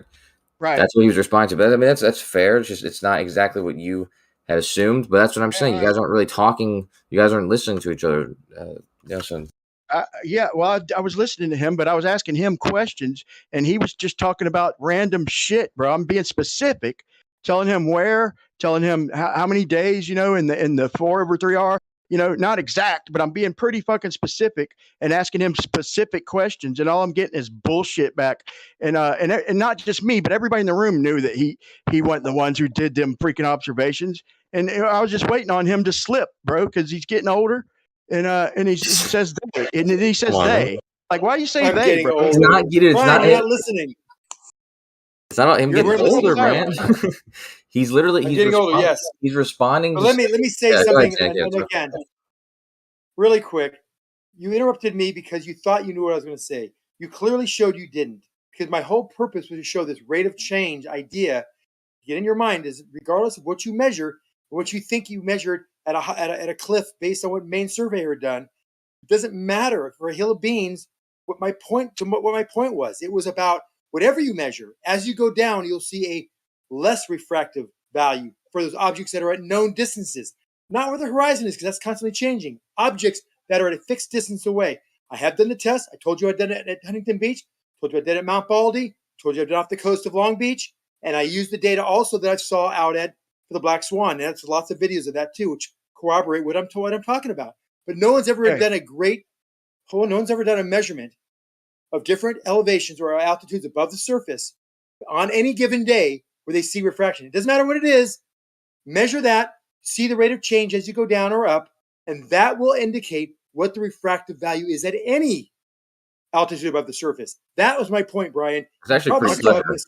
Number one, hold on. Number one. I didn't interrupt. You asked me a question and then started gish galloping. Okay, number two. So this is a specific question. So please answer it, because you're making it seem like the refraction gives us the distances. You're saying we get the different distances to these set objects by God, measuring no. refraction. Is that, okay? So go back and listen to what you said, pal. I knew you were going Brian, to. I can tell you. Brian, I can tell you what he said, and I thought, Brian, You didn't say different distance. no, he listened. What he said was actually pretty clever, and I think it's a good idea. But what he's saying is, if he has, so you said what's the zero? Like you said, what's the zero and stuff like that. That actually is a zero. If you know the distance, so that's a fixed number. It's not like unknown. Why are you waiting for him, Kosho? Why are you waiting? I asked him a question, though, and Yeah, you just I know, brought but it up. you're not listening to him, and he's not getting it across to you. So I'm trying to tell you what he's saying. It's very clear.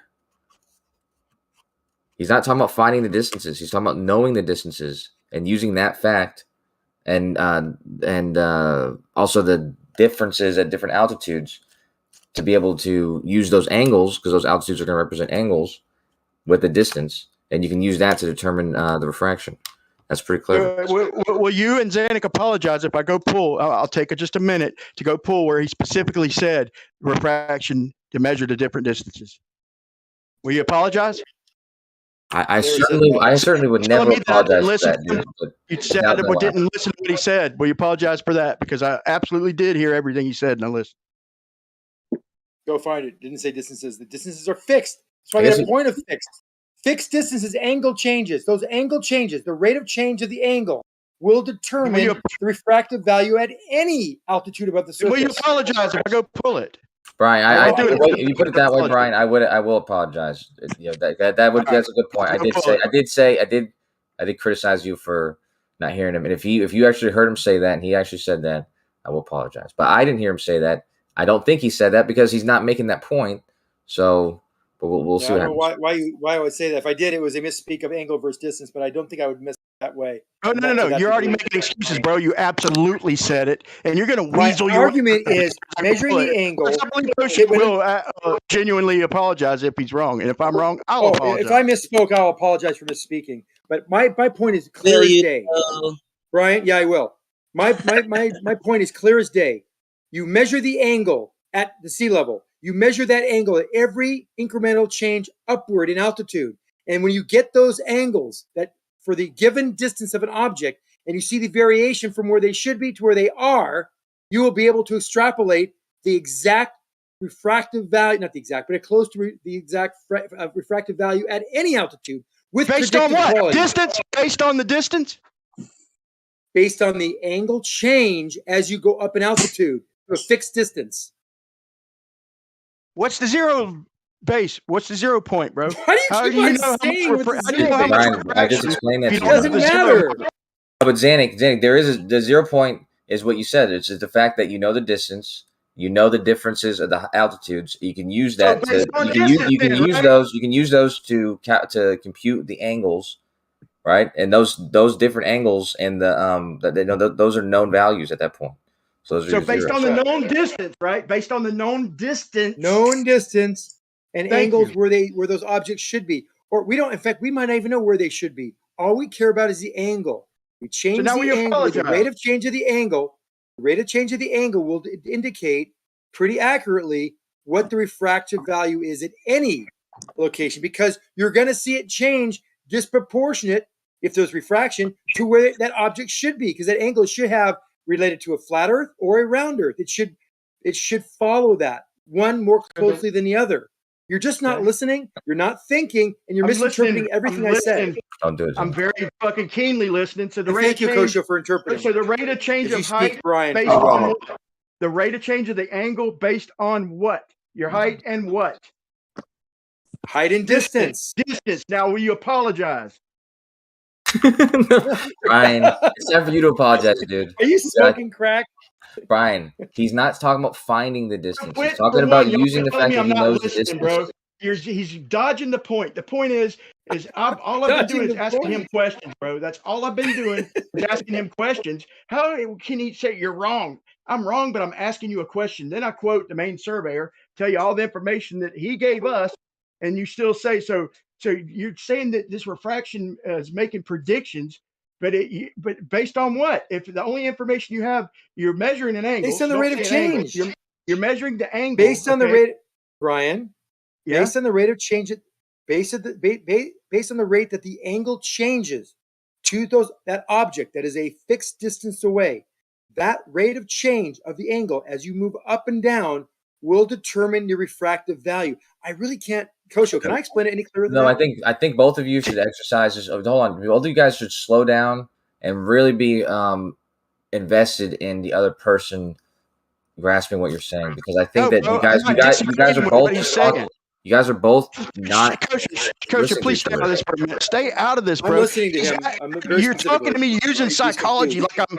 Bro, who's saying anything about fucking the angle? Okay, yeah, we all agree, bro. The angle changes, okay? And if we know the fixed distance, we can do calculations, bro. Now, quit dodging for the last fucking time. For the love of God, quit dodging.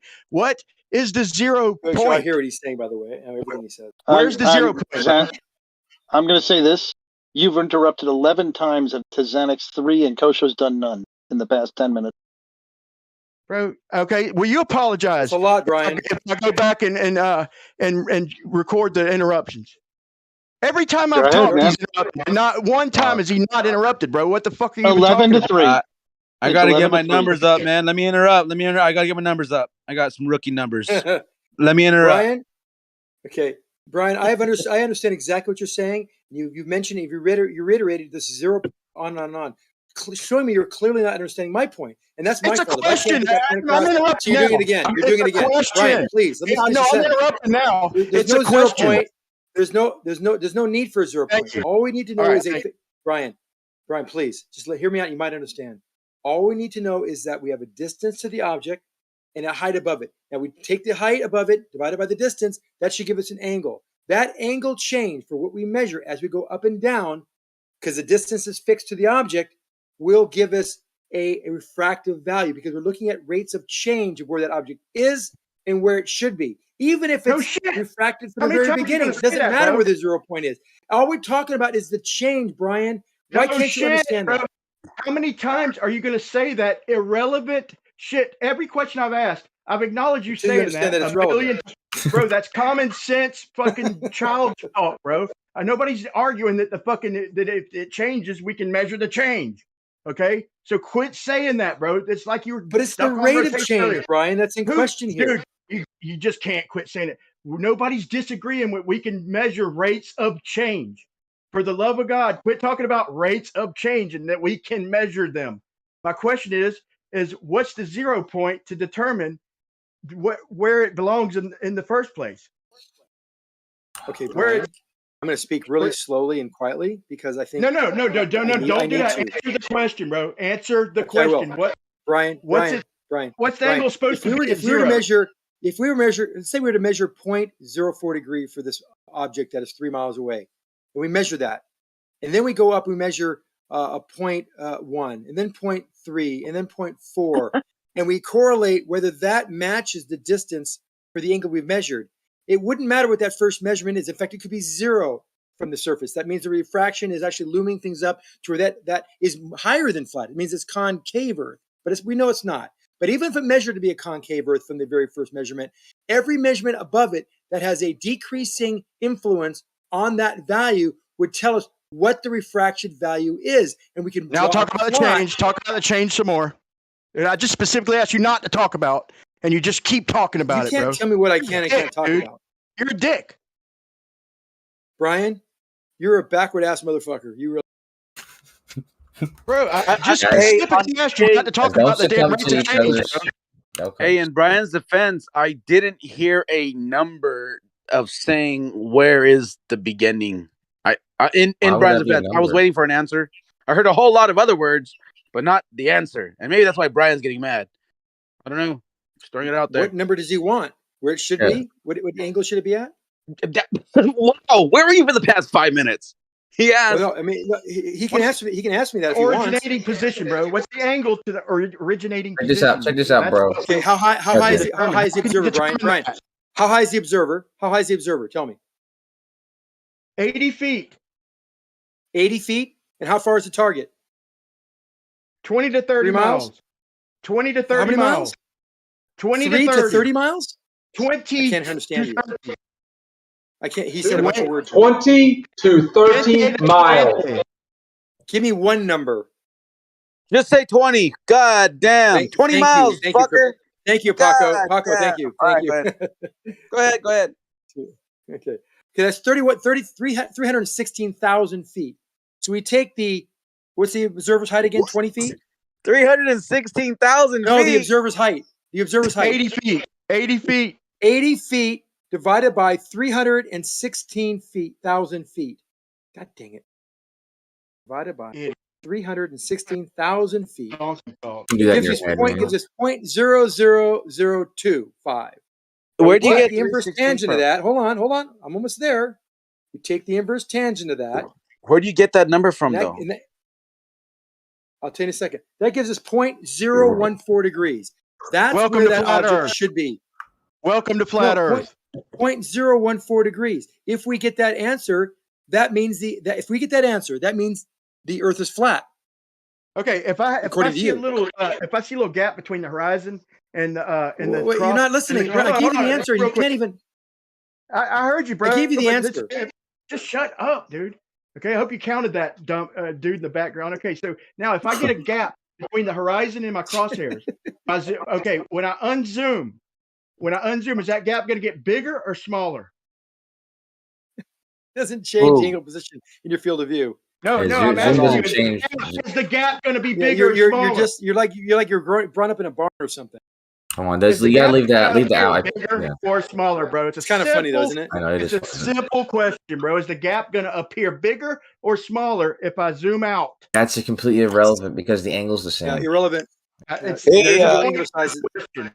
There's a point. And there's a reason. Angular position is exactly the same. I know, but fine. He said there's a point. He said there's a point. So let's just tell him that it will look. The gap will look bigger. Okay. Okay, so if I zoom in, there'll be a bigger gap between the crosshairs. No, it will look bigger to. It would look bigger to you or to untrained eyes. So if it looks like let's say if it looks like about 50 or 30 feet, okay, at about 30 times zoom, at 0 zoom, the crosshair is gonna just be basically sitting right on top of the horizon, right? No, it'll still look like 20 feet. Okay, from 0. Yeah, the angular size is the 30 same. times optical zoom. You're telling me from. Oh my God, bro! I said to the untrained eye, so someone who's not thinking about it, it will look like it's bigger. But somebody who knows that distance and hasn't changed angular size, and the angular size at that distance equals a certain amount of feet, the size of it in actuality is not going to appear to be different. All I did is ask you apparently. I know. I'm saying apparently it does, but when you bring a number of feet, like the number of feet, that changes it from there's a different question now. Okay, so a crosshair is sitting right on top of the horizon at 0 optical zoom. Now, when I zoom in, okay, now what's the change if I go up? Let's say I go up 5,000 feet. Now I'm zooming at the horizon. And the horizon is going to be a lot further, right? Way, way, way further. So it's not going to be much different to not zooming in on the horizon. The crosshairs are going to be pretty close to the horizon, and then when I zoom in, I'll see a gap because it's a lot further. So it's pretty much proportionally about the same when you go up looking at the horizon because it just gets further away. So you still got to zoom in because it's further away. This happens on Earth. Yeah, I agree with that. That happens on Earth. So if I'm looking down, if I'm not looking 90 degrees though, if I'm using a theodolite, and now I try to change angle, so now I'm trying to measure the distance downward to the horizon at, let's say, 35,000 feet, an airplane. Okay. Now when I zoom in, that's going to change shit, right? So I'm not looking 90 degrees out no more. Now I'm zooming in at an angle. That's going to change shit, right? All right, I'm listening to you. I'm listening to you, and I'm listening to Zanuck. I have to tell you that I'm also on the same. Before you cut in, I have to follow through with this because I'm on the same page with Zanuck where I don't think that you understand what he's saying because there's a reason he's talking about the rate of change and the differences is because if you imagine, just imagine geometry. If you're at one position looking somewhere and you appear and it's 3 miles away and it appears to be like an angular elevation above the horizon or whatever, if you change your elevation, by increments of 10 feet or whatever you do it, you can mathematically you can mathematically tell where it's supposed to appear to be. Let's say if it was just only following geometric rules on a flat plane, right? But anything different than that would tell you, like if you were attributing to refraction, it would tell you about the refractive effects, right? So now you pick up right where you left off, and No, now I'm trying to make you Now understand what you he's start saying. talking about rates of change, bro. Are you seriously asking about rates of change? Bro, I'm not arguing that we can measure and get different calculations over rates of change. What I'm talking about, I mean, I was trying to move on, talking about the horizon and the height and the angles and shit. But what I'm asking is, how are you going to get a 0 point, an originating point, if sometimes it looks concave, sometimes it looks spherical, and sometimes it looks perfectly flat? What's the 0 mark? Don't talk about rates of change, please. You're talking about measuring something that we're not talking about measuring. You're talking about measuring the Earth using these effects that you know of the atmosphere. We're talking about measuring what the atmosphere is doing by knowing the distances and stuff like that on Earth. So it's like the opposite measurements that we're talking about. So am I. I'm talking about distances to a stationary object. No, that's what I'm saying. You're talking about rates of change, like you just did again after I just specifically asked. That's we're what I'm talking saying. About the same You guys are talking about the opposite. For a 0 point. You're What's talking the about 0 measuring the opposite effect. Like you're talking about using the refraction effects to measure the distance or to figure out predict the distance. He's talking about using the distances to predict the refractive effects. Using the what? Using the what? Using the what, motherfucker?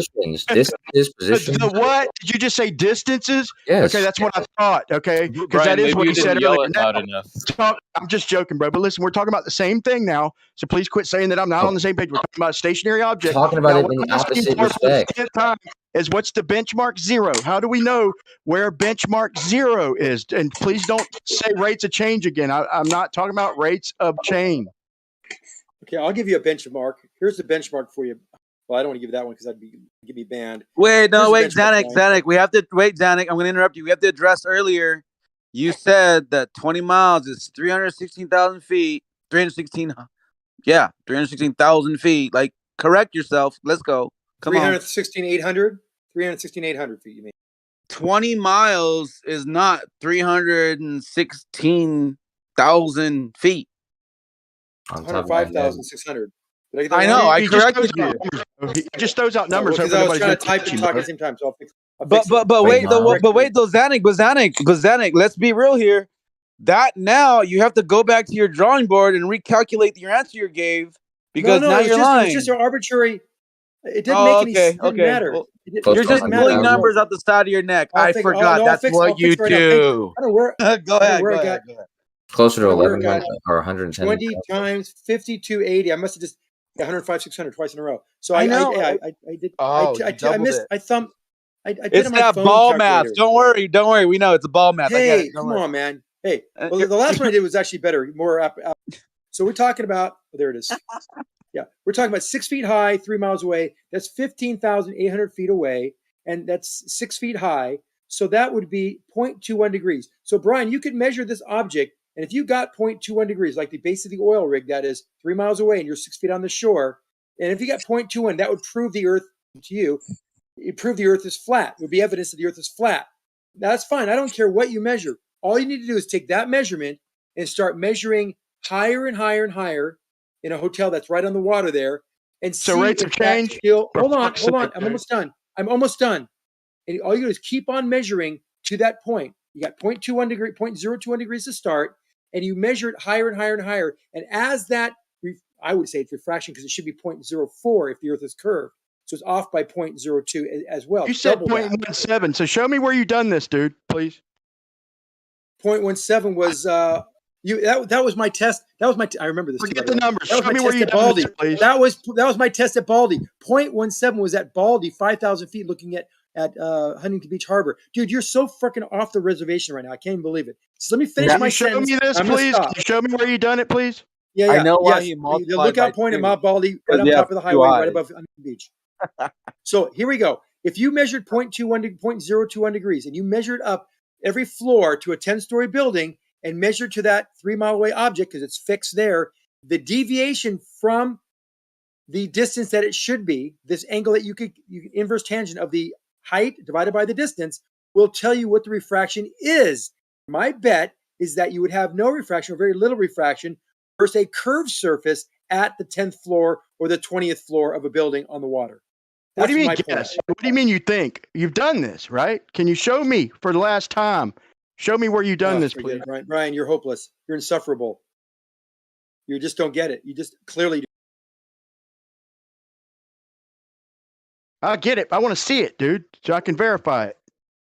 And you keep talking about rates of change. Brian, was to Moving have up you here, do Chad. this. You said you've done it. You interrupted me to say you You're did, and talking then you about rates didn't of do change, it. bro. Again, you can't stop talking about rates of change to give me a zero benchmark because that's all I keep asking for over and over and over. And you just dodge, bro. You're a professional donkey.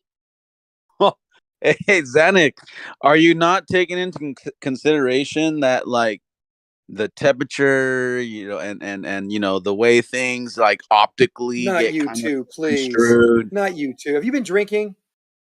I told you. Yeah, of course I did. You led me there. Thank you, by the way. And you know what? Listen, Just it in doesn't honor matter. of that, I chugged 3 straight to the back of my neck just to catch up because I felt like I was behind. When he says chug 3, he means baby beers. They're not even real beers. Yeah, baby beers, little miniature Baby Coronas, beers? Yeah, little they're mini shots. Coronas. No, Ones these that can fit in your pocket. No, these are how many ounces? Is that a Corona in your pocket? Or are you happy to see me? Oh, I can't stand Corona, honestly. Coors in the can, isn't it? It is Coors. boy. Oh my god, you got me on video. Silver Oh man, bullet. this nigga, he's watching us through our cameras, people. Yeah, another Coors. 16 fluid ounces, 1 pint. Okay, so listen, we don't care what the refraction is. In fact, the more the better. If it's concave from the values, Concave. fantastic. What? The point is, as you go up, you'll see a change that will not be constant for that particular distance, and that rate of change will determine to a high degree of accuracy what the refraction is at any point with predictive qualities. Okay, Zanuck. With that being said, Nobody's arguing that for the love of God for the last time. Exactly. We all agree to that, Zanuck. We all agree to that. Okay, well, we understand that refraction is a real thing. The only thing that you don't understand is that you love to use it when it helps better your narrative and it explains the things that don't make sense in your narrative. I'll take the bait, Jay. Okay, what was that? What was that, Kosha? No, sorry, I had a hot mic. No worries. I'd say you could eliminate refraction. You guys are and still working a joke. together. I forgot. You guys are in the same building. Boy, you're not supposed to take the bait either. Even if you throw away refraction, you still end up with a globe. I was gonna say, what Zanuck had said though, about that, like when I heard that, sometimes Zanuck, he says things that they're profound to me. I thought that was profound. And earlier I heard you guys having a conversation with Widget and some other people. I've had the same conversation with Travis about, well, they were claiming that we don't make observations or make predictions based on what we should see based on refraction, right? So that's kind of what Brian's saying now, but it's opposite of what you're saying, Zanuck. But technically, the exercise you're talking about, Zanuck, if this were done, enough that were confident in this analysis, you should be able to reverse it, right? Like you should be able to. Well, I guess no, because that is still more difficult because that involves variables that you have to know very well, like all the conditions in the atmosphere and stuff like that. But still, if you have all those conditions, then you should be able to make those predictions. But I think it'd be interesting if we did, did make observations like that or predictions like that. And I'm curious to see what you've done, Zanuck, because I'd never heard of people doing that. Sounds like horseshit. This all started. Well, it truly gives you the answer because that rate of change will tell you, and you can see this, and it will not make you feel very good about flat Earth when you do this. Trust me on this, because you will find this value I just gave you, even the one that's really far away, 0.04 degrees, but you will find that number to be far greater as you go up. But the rate at which it changes will get rid of that refractive component. And that won't make sense for why you measured it in the first place. It'll be less refraction as you go up, regardless of the Earth being flat or round. But then that value will point and stop the change after a while, by the way. Almost make it indiscernible. And then it will be constant for a round Earth, even though there's a change there that is proportional to a surface that's curved rather than flat. And that will make you say, well, why'd that happen? We saw a lot of refraction at the beginning. We saw this rate of change that was tremendous initially, and then the refraction started slowing down, and we didn't see that rate of change for this distance, comporting with a flat surface, I mean, a round surface, not a flat surface. And it wouldn't make sense on the flat surface because it wouldn't, that flat surfaces don't have that kind of change. Okay. It would start curving up, that means. What are you talking about? They don't have that kind of change, bro. Can you be honest now and say that with 100% certainty, you can't give me a zero benchmark? I don't even know what that means, Brian. It means where is the object's height supposed to be specifically from where you're at? So you're going to talk about rates of change and different. Okay, I get it now. At this point, I'm begging you, A, to stop it. Let me finish. And B, please quit talking about rates of change. Can you say with 100% certainty where the position of that thing is over distance with all this refraction? Yes. Okay, then So what is? Oh, God. Stop talking, I'll answer you. Dude. So as you make these measurements, you'll see this refractive value that you can determine by this rate of change. Sorry, I said it again.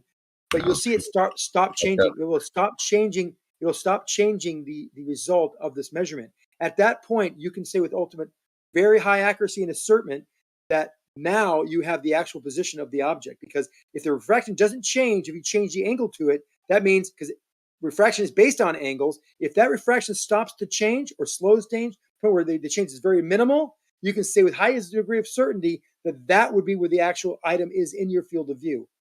That is one test you can make yourself. If you don't want to be honest, that's fine, bro. But I got plenty of other ball earthers, including the main surveyors, saying that it's just an estimate. The 4/3R, it's just an estimate according to the observations. Based on the observations. Okay, now Zanuck's going to say with 100% certainty, he said yes. So in his answer is that it just couldn't work like that. If it was flat, it couldn't work like that. That's his entire answer, is just saying that it couldn't work like that. And instead of being honest and just kind of toning down the conversation, taking some of the heat out and just saying, no, not with 100% certainty. No, not Zanuck, guys. He's going to say, oh, yeah, with 100% certainty, yes. And then start talking about rates of fucking change again. What a clown. The certainty would be directly proportional to the rate of change of that variant. Now you could actually agree with me that if I look straight down on an object right above you with a drone, that direction to the object would be where it is with 100% certainty, right? Even though there's a little refraction dithering, there's no refraction because the angle of incidence is zero. Would you agree, Brian? If I look straight down on an object, you a donut and it's zero base benchmark recipe. Can you answer my question? Yeah, I did. I just said the answer, but real quick, let me finish. I don't want to forget, bro. There's a good analogy. If I give you a donut and its original recipe is a benchmark amount of sugar, and then I give it to you, but never in that amount of sugar, and you're going to tell me the rates of change if I put higher amounts of sugar and then even higher amount, you can taste even lower amounts. Can you ever give me the original recipe benchmark of how much sugar is supposed to be in the recipe if you don't know it to begin with, bro? How do you feed yourself, Brian? Come on. I gave you a question. Can you answer the question, please? Reason. If you have Brian, stop. If you have if you have this object that's beneath you, and you're agreeing with me that it is exactly where it should be straight down. If I point a laser at it, it's going to go straight and it's going to hit it. And it is exactly where it's supposed to be. If I draw a line or build a brick, tower, it would be hitting it too. If we know that that's your 0 point, as we move away from it and the angle changes, so we move in an arc fashion with every degree of arc around or about, keeping the distance equal to that object. So we'd have an arc path. We would have an arc path to the ground. With every degree of change, we will see a refractive value. And at some point, it'll start changing to where it should be for its distance beneath. So what's necessary to have an arc? So what's necessary to measure an arc? Oh my God, you're so off the reservation, Brian, with that question. What's necessary to measure an arc, Zanuck? I could measure an arc with a constant distance, a radius. Based on what? Based on the distance to the object using radar. Okay, what's needed to measure the arc? Radar gun. The precise amount of arc. Laser interferometer, laser measuring device. A straight line, fool. No, you don't need a straight line. How can you tell me the amount need is of arc? Let me walk you through it again. I have a laser. I have a laser on this drone, and the drone is going to make sure its distance to it is always the same. It has a laser guidance system, a laser measuring system, which will make sure that it is kept within a millimeter of the distance. So it's Okay. establishing a radius. Opposed to Now, what, as Xanax? it travels, Opposed to let me what? finish. Let me finish. As it travels this arc from the top, right above it, to the ground, all being the same exact radius, you will see a distance to it and an angle to it based on the distance and the height above it. And that will Opposed to start what, varying Xanax? as we Can I finish the fucking example? Yes. That Opposed to variance in what? the Just angle. throw it in there. That It's 3 variance words. in the, Opposed to okay, what? I can't do this. I'm sorry. I tried. I really did, Brian. You're Bro, you Yeah, won't you'd shut think a up. moderator would Opposed step to in, what? but they won't. Opposed to what, Zanuck? Opposed to what the arc? Any honest person, like the guy who just cut in, obviously ain't, would say that the arc measurement is No. based on opposed to straight, opposed to a straight line. That's how it's measured, as a deviating from straight arc. I have a So string, when you Brian. measure arc, Brian, I have a arc string. opposed to I have a what? string, and it's taunt. I have a physical string tied to it, 30-foot string or a 100-foot string, and I take that string or a mile-long string, and I use that to keep it taut the entire time I go from the top above it to the bottom to the surface of the water. Along that path, Brian, this is only hypothetical, by the way, I would then measure a deviation from where it should be based on the angle. That angle would be based on the height above the surface and the distance to the object. And if that angle started changing and deviating from where it should be, from where it is, that Changing rate from of what? change would tell me what the refraction value is. And thanks for interrupting right there. Changing That's what from I'm what? talking about. You can't get it. You just Deviation dodged from it, where bro. I'm trying to find a million different ways to ask the same question, bro. So if that string line's sagging, Brian. how do we Seriously, calculate how much it's sagging? You were born from So the string line bears or sagging opposed to coyotes. what? The string line sagging opposed to what, Zanuck? The Geometry. string line, yeah. Just essentially what you're doing is you're changing with respect to geometry. When you look straight down, geometrically, you with let's say a theodolite, and you look straight down with this magic theodolite, you say, okay, it's pointing 90 degrees or 0 degrees, whatever you want to call it. It is now, and it's coincident. Now I tip it up 1 degree. Now I measure, and I do it again and again and again with the using the theodolite. And when things start to deviate from where they should be, based on geometry, you actually are starting to measure refraction. So straight lines of sight, right? Thank you. Was that so fucking hard? But I didn't appreciate how you had to elaborate on rates of change. But still, it's like pulling teeth.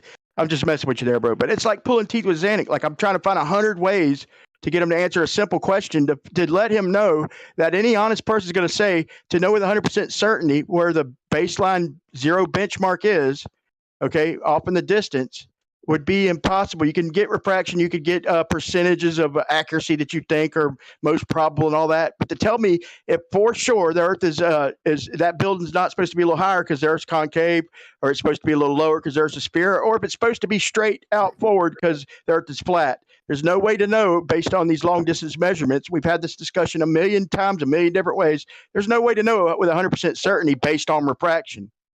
Brian, there is. If that refraction value or that value does not change as you make angular changes in your position, that would say refraction is not a factor because it does change specifically by the definition of refraction and how it actually operates. It will change with angle. If it doesn't, then there's no refraction. You can be assured that that object is in the position that it should be based on the distance to it, based on the surface qualities or characteristics.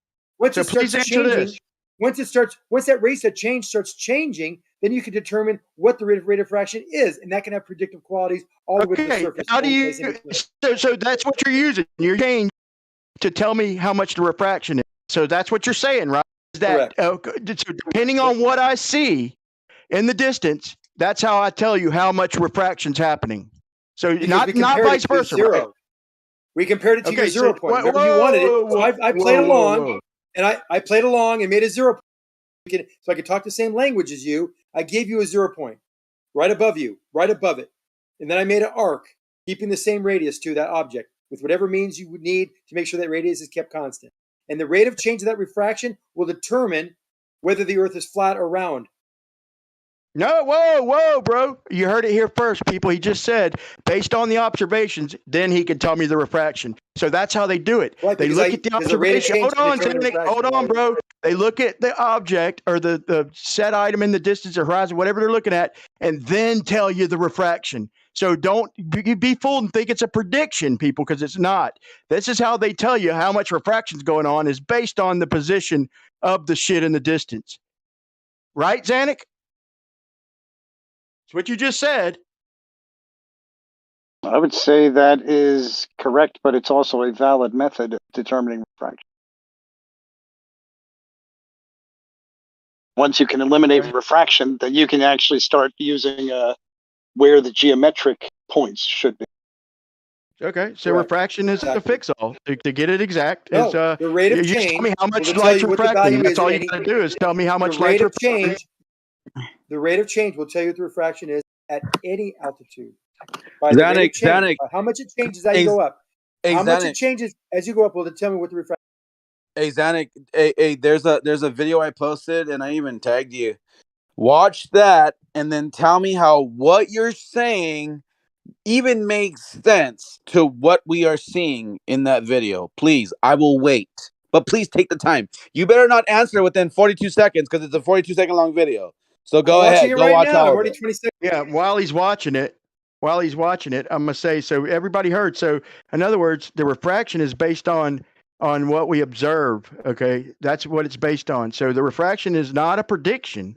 So when they act like refraction is a prediction, so I could basically take an observation, assume the Earth is flat, and tell you how much the object's refracting, or I could assume the Earth's concave, look at the object, and tell you how much it's refracting. That's not a prediction. Don't ever let them tell you that it is. It's based on assumptions. He can't give me the zero benchmark of where it started with 100% certainty. And anybody honest would say that. I mean, it's ridiculous. There's to no even such make thing that as claim. 100% certainty. Here's the is there? point. Here's the point of the video that I posted that I want to try to like throw out there. So at the beginning of it, it looks like the smaller boat is further away.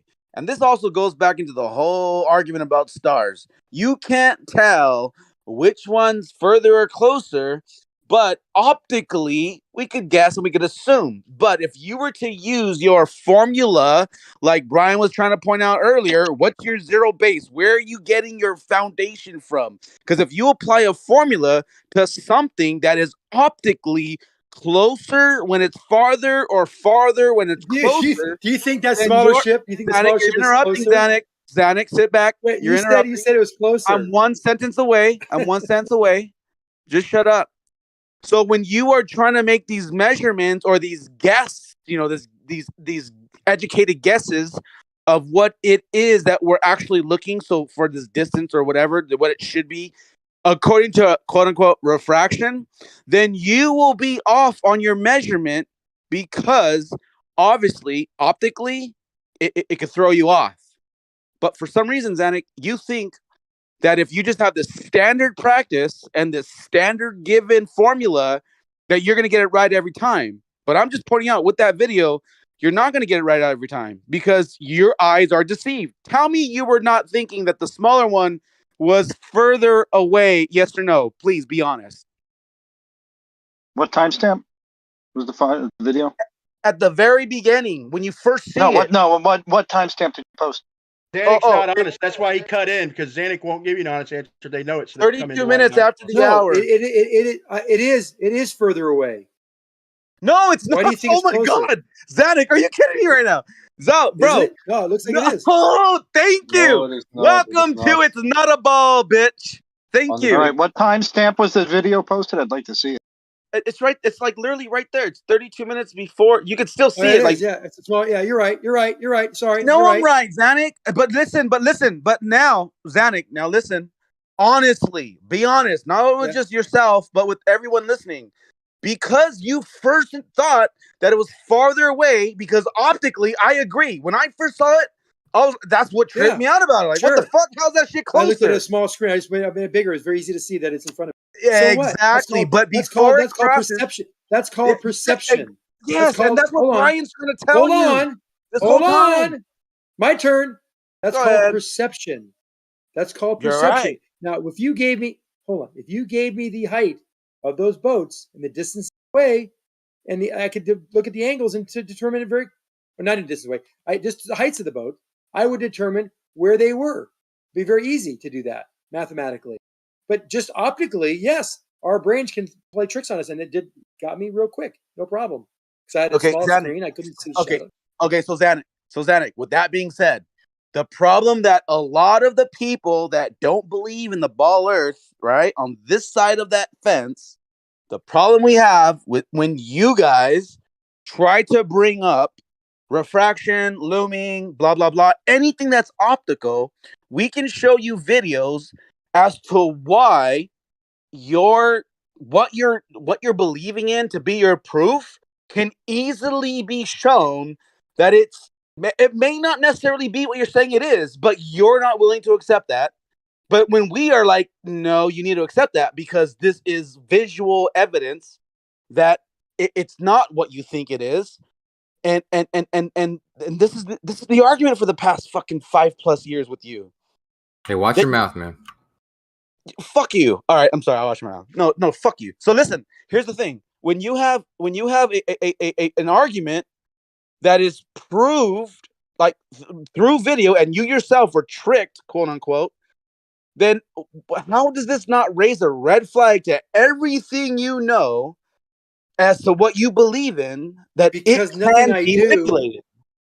Nothing I do is going to be guesswork. It's going to be measured, and I could measure that boat if I know what kind of boat it is. I wouldn't guess if it's closer or further away unless I knew what. For example, if it didn't pass in front of it, I wouldn't know if it's further or closer away because I don't know what the boat is. With that being said, Zanuck, doesn't that kind of make you think about your whole star theory or the moon or the planets? No, and shit? Like you guys, not at all. You guys are guessing at what is what, but all of a sudden there's this like it. weird thing going on. Same Measured thing it, with dude. buildings, mountains. We measured it, dude. We've measured them all. All trillion stars, we counted them. No. But the moon, the ones that you cited, the moon, we've measured. Oh yeah, that's right. I forgot. Radio waves. We landed. measured it. I totally forgot. My bad. I forgot that we landed we on the measured moon, it with radio waves, and then we measured it with triangulation. I totally forgot that we landed on it, and then we launched off the moon and reconnected with the orbiting vessel, and then we came back. Yeah, we measured it with triangulation. We measured it with parallax. We measured it with radio. What else? The eclipse. I mean, that's how I did it. Several of us in here have measured it in not our own ways, but in different ways. And I find the way I did it valid. I got the right answer. Okay. And other people have done it in different ways. All right. And to top it off, we've also been there, but that's beside the point. I forgot. That's practically cheating. Okay, so Kosho and whoever else is talking right now, I have a question for you guys. Real talk. Hold on, let me burp and take a drink. Hold on. All right, that was great. So listen, we measured it. You say, Kosho. Is it safe to say, Kosho, that 300 years ago, somebody also measured it, but they didn't come up with the same measurements that you did? So you are more accurate than they are, and they were wrong at the time that they measured. Is that safe to say? No, they weren't wrong. They weren't wrong. They weren't wrong. Let me correct you just because I think you'll find this kind of funny. But 2,500 years ago, there was a dude who claimed to have measured it, and he got a pretty accurate answer. So not just accurate for his time. Like you say 300 years ago, they were wrong. But no, they basically had the right answer for a very long time. So the moon was right, but not the sun. Is that correct? Yeah, that's right. Okay, so but the same guy's method was valid. It's just his okay. right. With that being said, Kosho, so please explain to me why or how, like, if they were so spot on with the moon. Just told you. What? Hold on, just please listen. If they were almost so accurate, like almost like probably within inches accurate with the moon, then why were they unable to be so accurate with the sun? So you gotta get on my pace, bro, because I said that in the second that you started talking. But did you say? I'll say so that it's clear though. But Aristarchus, right? So what he used several things, but the one thing that I'm thinking of that I think is also valid is he used the size of the Earth or estimated size of the Earth which was not very far from being wrong. It was 2,500 years ago, you're saying, right? hold on. They knew it Yes. was 24,000 Right. Hold miles. on. You're Yes. going to let him talk, right? He used this number, and he used the eclipse, and he used the idea that the eclipse was the shadow of the Earth and the size of the moon. He used the moon cycle and things like this, things that are known. So there are definitely knowns in there, and there are things that are estimates. And because of those estimates, he didn't get the exact size of the moon, but I gave him a pretty close answer.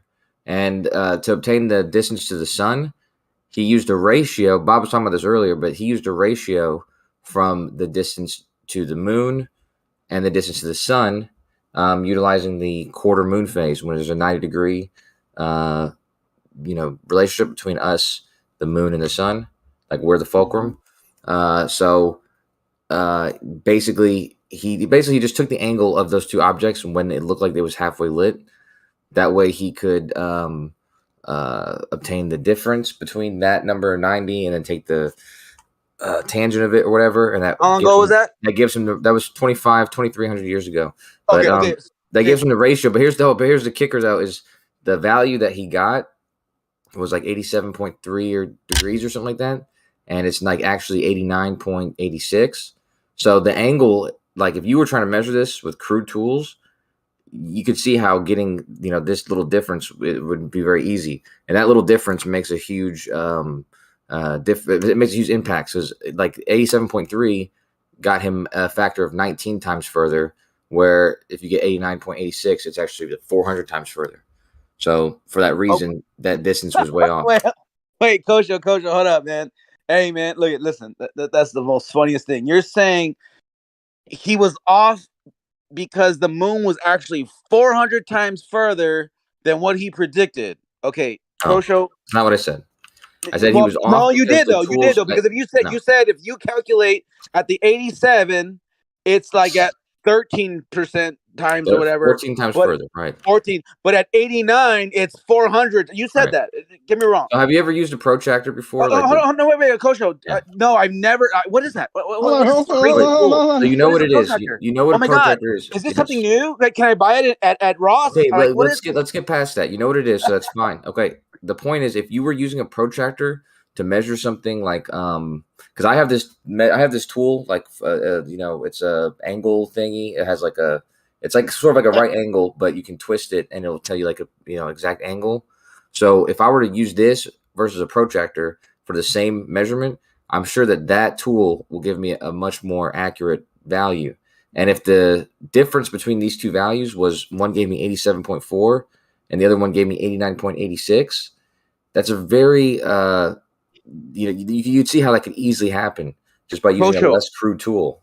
Kosho, let me. Okay, it's to me, it's baffling that you so simply just walk over carefully that being 14 times further compared to 400 times further is the drop in a bucket and means nothing. Like that. Well, that is a red flag, bro. I'm sorry, but that's a red flag. It actually kind of, if you like look at it fairly, you're trying to measure a mountain with a protractor in the distance. You want to know how tall Mount Everest is. You break out your protractor to do it, and you get 1 degree precision with your measurements versus using a theodolite and making the same measurement. You're going to come up with a substantially different number. Exactly. Okay. So 1 degree at 100 miles. Wait, so let me ask both of you guys, since you guys are both loving this, interesting thing. In what career, in what job can you be 400 times off your mark and still be employed at the end of the day? Go ahead. But I'm hold listening. on. Let me ask him something real quick. So if we measure Everest, if we measure an angle, and if the Earth is flat, and we assume it's flat and do the triangulation, and then we take the same measurement and assume the Earth's curved and do the arc calculation and come up with the elevation. It's the same mountain, right? It's the same mountain. It's the same damn height, right? Just two different answers based on if the Earth is this or if the Earth is that. No, it's two different answers based on the crudeness of your tools. So you're not taking the straight line geometry and then yeah, but that wasn't the arc length basically, or that wasn't the point he was making. Though he was talking about, like, let's say you were trying to determine. But it's a fair question, right? Yeah, no, but let's say you were trying to determine what you're saying you're trying to determine, it'd be the same problem because what he's talking about is the precision in the tool giving you a value that you can make an And can I actual tell you why that makes sense? Can I tell you why that's important, Kosho? Can I tell you why No, that's important? actually, the answer is no, because I was You going don't want to hear respond why to it's you. important. I was going to The respond to you, and I mountain's ended the up same height, responding to bro. The Brian question anyway. is, are the mountains not the same height, Kosho? What? I just asked you, is the mountain the same height if I do the trigonometry before and then I add the curvature of Earth and We're not talking about that, do- Brian. it's not this the mountain's not the same height sitting there? We're not It changed talking about height all of a that, dude. sudden? Are you We're not telling me? talking about that, dude. We're talking about the precision of the tools giving you accurate information. But Not, Kosho, can I not tell talking. you We're not why there's a talking about problem with that? assuming if it's flat or a globe. Can I tell you why there's a problem with that? No, but hold on, because I was going to respond to what you said before. Go ahead. But it's kind of going to be kind of offensive. It's not going to be that offensive, but No, be offensive, you asshole. Go well, ahead. I'm no, but I sorry. mean, I there's didn't mean people to be believe in the offensive. Yes, I Bible, did. and back in the day, like before they had, actually measuring tools like medial. I don't know what the word. Today, Junior. Come The on, tools I get that it. they Go use in on. meteorology. Okay. Yeah. Yeah, to like predict the weather and tell what's happening in the atmosphere and where the water's coming from. They had such crude idea of what was happening that they just claimed that there was waters above that was separated, and that's where the water came from. But obviously, when you have more precise tools, you can accurately describe what's happening. Okay, so to say that somebody 2,500 years ago got their calculation wrong because of the numbers they used, based on the fact that they're using crude tools, isn't necessarily a flaw with any of their reasoning or anything. It's just a limitation by what they have available to them, just like us today.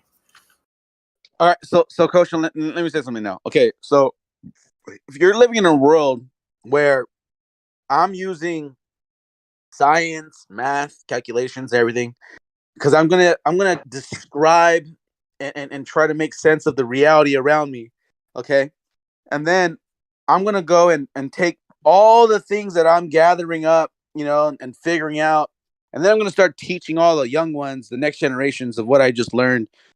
But the young ones been just taught a whole lot of shit because I didn't know what the fuck I was talking about because I was so far off of my calculations. But somewhere along there, some little genius right there grew up to say, like, no, that guy was wrong, but I'm better though, so I have the real calculations. And then that kid goes and gets some calculations, and then he's close from the ballpark, and now I get a your point, thousand man. years later, hold on, I'm not done. A I thousand know, years but later, generations later, your point's made. there's somebody that's finally like, gets old enough to, now he has the balls to speak up, and then he's like, hey, I actually know the distance because I use the right tools. We have better tools than they did 1,000 years ago. And now there's new measurements. But Kosho, here's the problem. That everything that I created since the beginning of when I first started saying what is and what isn't is now null and void because it doesn't make sense, because it doesn't mathematically. I'm not done. Yeah, I know, It but doesn't. you're making points. Well, hold on though. I'm getting there, All of but them. hold on though. You can answer all of it, and I'll let you talk for 10 minutes if you No, want. I don't want But to just talk let for me 10 minutes. finish. I just want to respond to the point you made. Oh, you know what? Go ahead then. Okay, that's not how it works. It doesn't work where somebody comes up with a number and now everyone who believe that they're all stupid now because History will disagree with you, but go on. Apocryphon. Well, the way it actually happens was nobody before Aristarchus, like everybody saw the sun and the moon, and not rightfully, but there's no fault to them that they thought they were the same size because that's what they look like.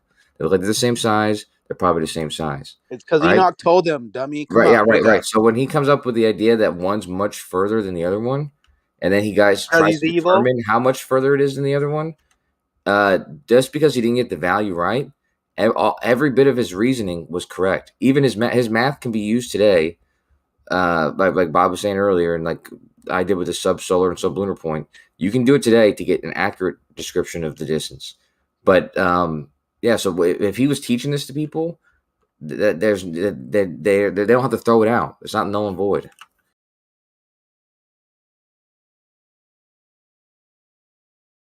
Basically, he just said no.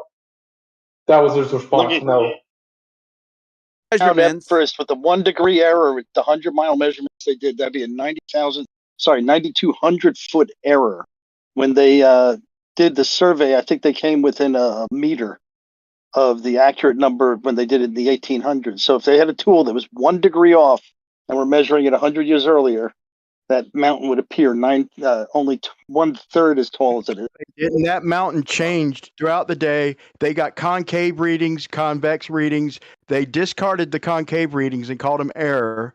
Okay, it's on the videos I just posted. I'll post them in live chat, the data.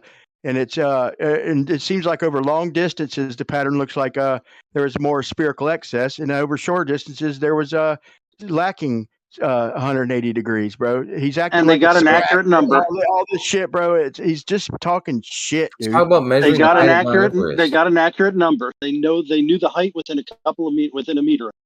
He's talking about the height of Mount Everest. So he's not talking about. You're talking about arc seconds of difference over hundreds of miles. You're talking minute shit, and they got it right. And you're gonna act like it's so much, but they just do it out. The concave readings, they just do them out. Yeah, but Brian, but here's the thing, though. Use these measurements to accurately predict the height of Mount Everest down to how close was the margin of error, Mike? I believe it was a meter. Yeah, so that means that they did it right. Dude. But Kosho, I know we're talking about 2,500 years ago, but I'm talking about, let's say 1,000 years ago, when the calculations, if they had it so close back then. Hold on, bro. But it's 400 times the distance. Like, in what job, in what career can you be that far off from reality? You don't get it, or you're not listening, dude. Hold on, dude. If they got concave and convex readings, how far off can flat possibly be if it's right in between concave and convex? I say don't just throw out the concave measurements. Throw out every measurement that it's not 180 degrees. It's minuscule. Even over 200 kilometers, it's fucking minuscule. And they throw out the concave readings, but flat is right in between the two. So they're measuring everything based on just being a little above flat, just a minuscule amount, or a little minuscule amount below flat. So throwing out the ones that are concave. So what's wrong with the one in between, the real life geometry? We're now talking about 3 different things. Well, originally, Kosho, we're acting like we're talking to each other. Kosho, originally, we're just talking about 3 different things for some reason. It's weird. Kosho, originally, we had said, and I will state it one more time, then you can please answer me. You talked about a guy that had the moon, and he was pretty close, 400 times off close, but to you, that's close. But then why was the sun way more off than 400 times? Why didn't that same mathematical equation equate the sun to kind of equal that same distance as it's known today? See, this tiny is where errors mean a lot at great distances. I'm sorry, what? Because tiny errors mean a lot at great distances. Let me respond to that. Kosho, don't answer for him. Hold on, Kosho, don't answer for him this time. So these tiny amounts are they're over great distances. They're a lot. So when they're getting concave readings and then getting convex readings, okay, so flat's right in between. So what we're claiming is right in between what they're actually measuring. Now they're throwing out the concave readings, calling it error. So is it that far off when from flat if we're actually getting past flat? So some of the measurements are showing not only is it not flat, it's con-fucking-cave. So I say who's getting concave readings? The numbers. You act like you've seen the numbers. In what measurement? In what measurement? In the fucking in all of them, in all of the fucking. No, not all of them. Every datum, bro. The NSGS, the NAT, every datum, bro. They get multiple measurements, bro. But I'm specifically referring to the one that went across the North America from I think New York to I forgot exactly where. Okay, yeah, I know the one you're talking about. Mr. Mike. No, I know. I'm just saying. I know the one he's talking about, and I'd have to research to find out how many concave. But they all do it, bro. And if you take some datums and you switch them, you'll get rivers running uphill if you change datums in some circumstances. Hey, but Brian, isn't it weird though that they get these measurements of the high, the low, but why don't they just use the middle? Because that's reality. I don't get that. Right. He's acting like it's so precise, so far off, bro. They're getting way past Yeah, use the middle, They right? throw Tell out them the all. Because outliers. they get perfect It's like when numbers you're in the drunk end. and they Yeah, say exactly, put the dude. guy in the middle, You right? guys are Like it's the knocking their same You have method, line and their of concept. sight, method but gives us here's the gives point: them if the you have right line of answer. sight and it's not 180 degrees, then you're doing Yo, I something gotta just wrong. start temp muting people. What the fuck is going on? We're talking about 3 different things and pretend like we're talking to each other. You guys are spazzing out, man. Relax. Go one at a time, guys, please. If we're correlating this to the distance to the sun and how we measured it, then we're going to say that we've taken different measurements to the sun and we just average it out. So is the sun close or is it far away? Well, that's what I was trying to get out of Kosho earlier, because that measurement, according to Kosho, he did pretty good with the moon, because we started talking about measurements of things in the sky, and he was like, "Oh no, 2,500 years ago, we knew the distances of these things. Yet today, we know that's not the case." But now Kosho's like, "Oh, but I can measure the moon right now. I know the distance right now." And then I told Kosho, "Well, then how do you know what you're measuring today is no different than back then when they were measuring it and they were right, they were correct, and they knew the answer? How about 1,000 years from now when they're like, oh, those people back in 2023, they're fucking stupid. We have a new measurement and we know what's up. This is how far it Don't is." belabor your point, man. Yeah, so I'm not gonna get frustrated at the fact that you'd have no idea what I was telling you before, but I will just tell you again that it's not an incorrectness. What Aristarchus had come up with, the methods for both the distance and size of the moon, was correct. Just the values that he used to estimate them were, of the time, and so they were a little bit off, but it was still pretty close to being correct. So you know But it it's though the now, measurement. right? Hold on, this is the part that you still, even at this point, still didn't grasp, because I don't know why. But anyways, the other point, the distance to the sun, is that the problem is that he was using tools like that he had back then, as Moyak had compared it to, was like using a theodolite versus using a protractor to measure Mount Everest, right? So he was basically using a protractor to measure this angle, and now we have theodolites. For this reason, Kosho. for this reason, that method, even the slightest bit of error of that angle equates. If you can do this, try this right now. Take the tangent of the difference between 87 and 89 degrees, or 1 and 3 degrees. You're going to see that you're going to get a large difference. Okay, Kosho, imagine 1,000 years from now, they have a fucking blah blah blah blah blah that they use to measure, and all of a sudden they're more accurate with it than you are today. Are you gonna say that right now? Like, no, we are accurate. We know the distance. I use a blah blah blah. So according to the people 1,000 years ago, they were stupid because they had the wrong tools. They had the wrong measurements. But now today, we know it to be XYZ, the same way they knew it to be. But in 1,000 years from now, they're going to have that blah, blah, blah, blah, blah, that's going to get a better measurement reading. Like, at least, can you admit that what you're saying right now is eventually going to be outdated, outplayed, and outnumbered, and what you're saying right now is false. What you're saying, I'm saying is not anything I ever said. So I'll say that. And what I didn't say was that they were accurate or that they were stupid. What I said was the tools they used was crude. For this reason, they didn't get accurate answers. Okay. That crude tool doesn't allow them the precision required to get an accurate answer in that regard. Okay. Are you stating right now that your tools are not crude and you're getting an accurate measurement right now? I'm getting a better measurement. Okay. Well, okay. I'd say that there is a resolution that you can tell.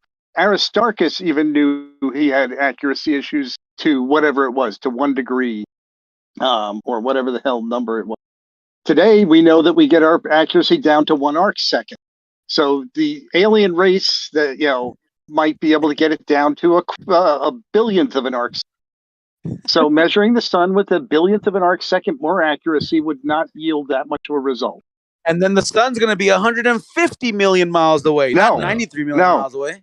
No, there's a potential error bar on that of probably a couple of thousand miles right now in the precision we're using. So they could be 1,000 miles closer, or represented by like a thousandth of a percent. Okay, that's fair. Who gives a flying fuck? Okay, Moyak, let me tell you where this comes into play, though, Moyak. Let me tell you something real quick, and just please hear me out, okay? Because once upon a time in the '60s, have you seen that movie where that black lady is just like hitting it on the math, and she's getting the formulas to calculate the trajectories, and she's getting it all down to a science mathematically. She knew exactly how to angle it and launch it, and the amount of thrust Right. needed.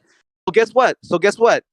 That was based upon that known distance. Okay, if you fast forward, Moyak, and then they realize that the moon is actually another 200 times distance away and we're off, then how did her math make sense for us to land on the moon at this time when we were 200 fucking parts further away we should have been calculating Okay. for?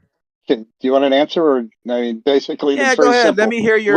We did not have the moon's distance in error in the '60s by 200 times. No, you're not getting. Oh my God! No, listen, Apocryphon. Don't before you go on, dude. It's this simple, dude.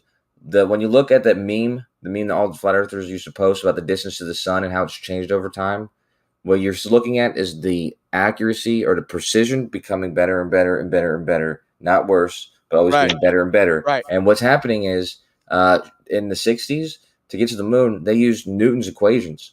They didn't even use the more precise Einstein's equations. They were able to use Newton's equations because to get to the moon, the precision required is actually as crude as Newton's equations. Okay. Right. Okay. So if you wanted to snipe a flea that was on the edge of the moon from Earth, you might need something more accurate than even Einstein's equations, for all I know. And there's precisions to do things that are even more precise than what we currently have. But the things that we're doing, the numbers that we know now are accurate. They're accurate enough. And, Okay. So you're saying, but hold on, Apocryphon. But the point is that fuck, you lose the point, man. Yeah, it's all right. Don't worry. I'm gonna need it. you to. It was I'm gonna probably need a you lie, to anyways. relax, bro. Listen, it was probably. Well, yeah. Take a breath, bro. Take a breath. I'm trying to jump in because he's cutting me off. I mean, easy as that. So here's the thing, though, Jeremy.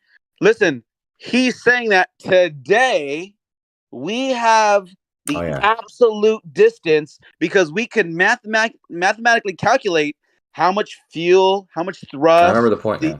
The angle, like we know all these things, but guess what? We also agreed earlier that in 1,000 years from now, we might be off by a billionth or even, a couple billionth of an arc second. But that would change significantly. That would change that calculated distance that we're doing today. So then I go back to my old argument. Oh, enough said. Wrap it up, boys. Enough said. Yeah, I remember the point now, wrap. before you interrupted. Bad. The point I was making was the trend, even though what you're saying seems like it's a problem, whenever that circle of accuracy gets tighter and tighter, it doesn't matter if in the future it gets even tighter, because the answer that we had at this point wasn't incorrect. It just wasn't as accurate, right? So you get more and more accurate. You get more and more accurate. That doesn't make the people in the past wrong. That just means that you have tools or methods to get more accurate. They're not changing the answer. They're just honing in on it. Wait, what do you mean they're not wrong in the past if we have a different answer today? That literally means they're wrong. What? No, they had an error bar. They knew that they had that wrongness. Okay. So if I got in my car and I had 1 gallon of gas and I was just going to head out to the fucking east and I knew I'm only going to go so many miles with my 1 gallon of gas, and then all of a sudden I said, it's okay, I'm going to make it to I'll make it to Rancho Cucamonga because that's about 1 mile of gas right there that I have to count like stoplights, and I'm going to do all the crazy cool little calculations. Now, oh my God, I'm going next. Now, Can you go from now on, please? Now, when I get to that distance, and I say, awesome, I made it, and I'm good. Now I can refill my tank because I calculated based on my 1 gallon of gas and I knew I was going to go only a mile. But if you came later and then said, well, I was actually, later. Rancho Cucamonga is 10 miles away, I would say, well, then how did I make it to Rancho Cucamonga? Because I only had 1 mile of gas. You get what I'm saying? Right. Oh yeah, we hear So you. We got it. Hold on, yeah, man. I'm sorry. Jeremy's next. Go ahead. So we when they had the sun at 3 million miles away, you're telling me their error bar was 90 million miles? No. Well, that's what Moyak just said. They had an error bar. Well, no, but Right. no. Okay, yes, and because it's like I said, if Aristarchus is the method he used, the same one I used today, knowing the subsolar and sublunar points, which he did not know, and the Haversine function, the method he used, he happens to know the precision of his tools, and he knows what that means. But by virtue of him knowing the math in the first place, he knows what it means to be 1 degree off or 1/2 a degree off or whatever. So Bro. he knows the margin of error of his measurement. When they had the sun at 3 million miles and now it's 93 million, were they wrong or was their error bar 90 million miles? Just wondering. He just described that to you. Why did you not understand it? He said something about Aristarchus and he knew his tools. Like, I don't know. Was he wrong? Well, I'm that's just what he said. He asking. said he knew his tools and the precision of those tools, and he knew Isn't the, that the called implications of sophistry? a 1 degree error in that measurement. Yeah. I Check this don't out, know dude. whether he said in his measurement that specifically he wrote in his journal that it was between 93 million and 3 million. I don't know that. So I don't know what he knew his tolerance to be. It's a pretty big error bar. Not really. It's 90 a million. degree. You're talking about 3 million or 93 million miles. Right. It's a degree. Yeah. Well, that's a big fucking difference when it's coming to this distance, obviously, because it's about 30 times as much. Right. But now we know that we've got let's say an arc second. So we know what that error will be and that it could be off from that. And that's why we radio measurement, and we now don't have that problem anymore. Okay, so they weren't wrong; they were just inaccurate when they had the sun at 3 million miles. Oh, dude. Do you not understand that if you measure something with a 1 degree of with a tool that's only accurate to 1 degree, That's crazy. that it will give, the Mount Everest one. I just gave you that as an example. Mount Everest is 100 miles away. They're doing their measurements. And if you had a 1 degree error in that would represent a 9,000 foot error. They happen to have arc seconds of error or milli-arc seconds. It's part of the brainwashing. 9,000 feet, though, is not. You're talking about the height of Everest. 9,000 feet is nothing compared 30% to being 30 times off. Oh no, it's 30%, but it's only a fucking 100 miles away. Yes, the 3 it's only million 100 miles away. The 3 million It's- miles. The 3 million miles to the sun is 30 times off. All right, let's do a mountain. Let's do the 9,000 same feet. measurement at 200 miles. At 200 miles, now it's not going to be 9,000 feet. It's going to be more than a How third are off. you seeing a mountain 200 miles on your ball Earth? You're on a fucking airplane. You can see 250 Why miles are away. you Stop it. You'll have to yelling? respond to that. APOC, stop yelling. Relax. I got to go anyways. I'm gonna let. Just take a deep breath. I'm gonna let you. But take care of Apocryphon. Moyak's gonna handle the globe side. But I just have to say, I'm gonna bail also because Apocryphon is no bonus for Moyak, you're Kosho. included. You're included in my example. So if Moyak's wife tasked him to measure some object, let's call it a steeple or a penis, basilisk, something. It was a very big Wow. object. It'd be 2 inches. I know, I get it. She tasked Moyak to measure it, and she gives to him a long, measuring tape that's Dildo. increments of 1 Bigger. foot, and that's what she gives him. It says measure it and come back to me with the answer. And then Jeremy, your wife tells you to go off with and measure the same thing, but she gives you one that has increments of 1 inch. And then your wife also tells me to go off and measure that same thing with millimeters or something like that. We're all going to come back to her or to our respective wives, partners, with the right answer, right? None of us are going to have the wrong answer, but some of our answers are going to be more precise. No, than others. somebody's definitely No. Our answers aren't going to be wrong, dude. going to have the wrong answer. No, Moyak's answer Nope. is definitely going to be wrong. no, it's not. It's just going to say exactly. It's like it was this many You're feet. measuring something with 1 foot increment. You're measuring something with a 1 foot increments. Yeah. Yep. Versus using a You're measuring micrometer. your dick with one. You're measuring. All right. Wait, hold up I'm though. home anyway, so I Wait, gotta. Jeremy, hold on, You just want to Jeremy, get hold dick on. in there. You just want to say dick before you walked in the house. Wait, Jeremy, hold on though. You're comparing. Hey, They're Pot, just take a comparing. breath, bro. Take a breath, hey, Pot. They're comparing measuring something on the ground and then measuring a light in the sky. It's two different things completely. Yeah, I mean, neither me, Kosho, or Moyak are gonna end up having something measurement that's 30 times off. So, Yeah, I know, but like it did with the Dave, sun. but that's the comparison with the measuring tapes that I gave before. That's appropriate in that example. In this example, the reason why the way you have to think about that is the difference in measurements was actually 87.3 versus 89.86. Those differences are not very big. It's actually a pretty small difference. It's just the calculation required that you have those distances that gives you the actual ratio, and that's off. But the measurement was fairly close. 87 and 89 is they're fairly clse. Distance when they had the distance to the sun at 3 million miles, yes. And then All right. I just did another calculation on Mount Everest. If I move that out to 200 miles, the error goes up by 3 times.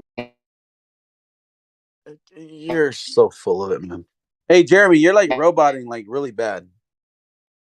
I don't know if you hear me, but you're roboting bad. I think it's funny that what's it calls us all bots, and Jeremy's the biggest fucking bot in here, dude. I don't know. Actually, I don't even know who was like you said I was but- full of shit, Apocryphon. You said I'm full of shit on the fact that just going another 100 miles makes the error 3 times as bad.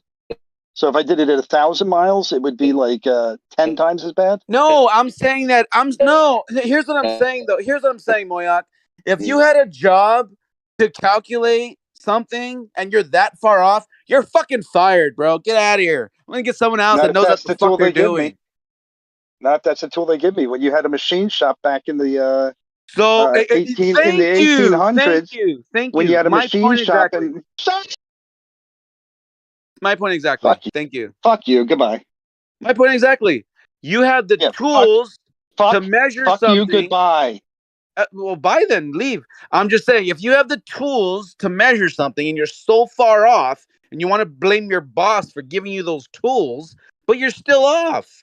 Now, the measurements you're making calculations, and you're trying to say this is what is, but you're off nonetheless. So now 1,000 years later, someone comes along and says, oh yeah, that Moyak, he's a fucking moron. He was way off because he had the wrong tools, but I have the right tools. Just like Kosho's saying today, I have the right tools and I made the right decisions and I made my calculations and my calculations are accurate.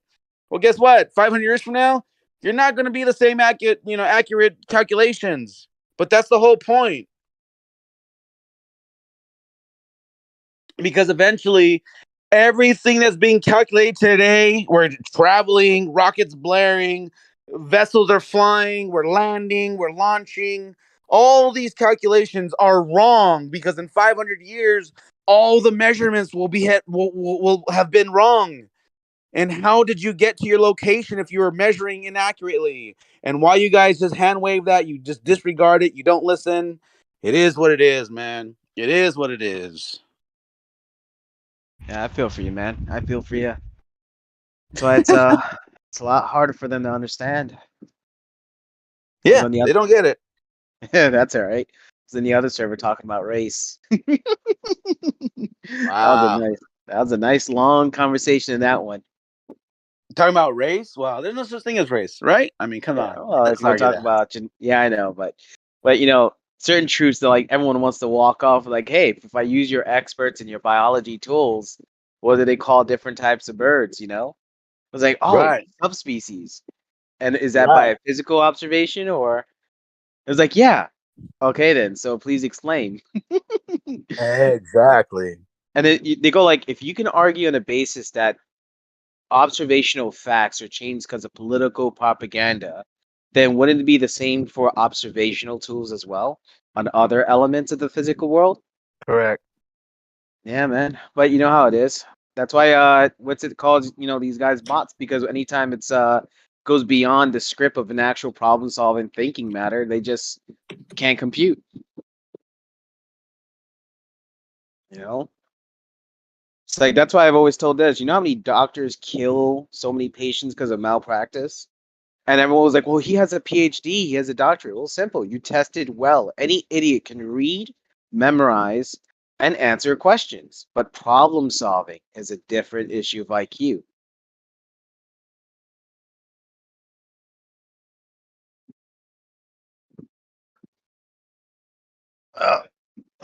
So how you guys doing tonight? Doing good. My bad. I'm just listening. I was listening to a video that my girl sent me. The weirdest fucking shit. She's so she's like in the middle of the Ozarks up there in Arkansas, and she was like recording this strange noise coming from the walls. And I'm like, maybe you have a rat in the wall or something, like a mouse or something. And she's like, no, because this same thing is like also scratching the metal on top of the patio. And she walks outside, she's recording. There's nothing up there. And I'm like, whoa, it's just like some weird ass noises coming from the walls, the roof, patio, awning. Like it's all. I was just looking at it right now, like, what the fuck's going on over there right now? And then these noises happen, and then like the Wi-Fi just turned off, like all internet just shut down. So she's just using the cell phone because she still has a signal, but the Wi-Fi of the house shut down. Anyways, it's all weird. But going back to these ballers being off on their measurements. Yep. Oh, they don't understand, man. They're just gonna be stuck there. It's already been confirmed. Like even Science on Nature's magazine or article, whatever the fuck you want to call it, confirmed hollow Earth, man. I remember seeing something like that. I remember reading something about that. Yep, soft release, bro. Soft release. Trying to get the world to like slowly understand that we live in a closed system. Yeah, that there was like a whole world underneath, deep beneath. But here's the thing, though. Like honestly, like don't mean to take it spiritually, but literally the scriptures talk about the netherworld, right? The underneath, the world below. I don't know. It's just interesting to me. There's a whole cavern down there where the pillars are, where the things that hold up the earth are. And I think they just kind of coincide. Hollow earth with the pillars holding up the earth above us. And then you have the below where the netherworld is, where I guess they call that, Hell, Hagar, whatever you want to call it. Tartarus. Yeah. Yeah. Pretty much the scriptures is just a copy and paste of other stories that have been out there. Right. So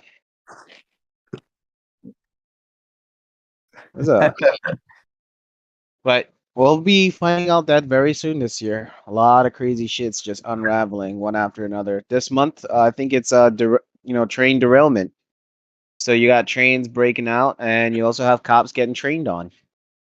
Right. Wow. Absolutely. So you've been watching too much Zeitgeist if you think Christianity or Catholicism is a copy and paste religion. No, it is. No, I don't even watch Like Zeitgeist. I said, Zeitgeist got you gassed up, bro. I don't even know what the fuck that is. Where'd is that you hear another that YouTube? from? Well, Who that told you that? Christianity? No, dude, I read it myself and noticed that when I was looking at other ancient religions, there's a lot of similarities between it. The fact that you have even the Book of Enoch not edited in, you have a lot of elements and stories that have been taken from one thing to another. I'm not saying all of it, but there are very clear indications that is literally another character. Just change the name. It's exactly what that is. Bro, you need to watch Chris White, Zeitgeist debunked or something. All right, I'll give it. I'll get a watch and give me a link.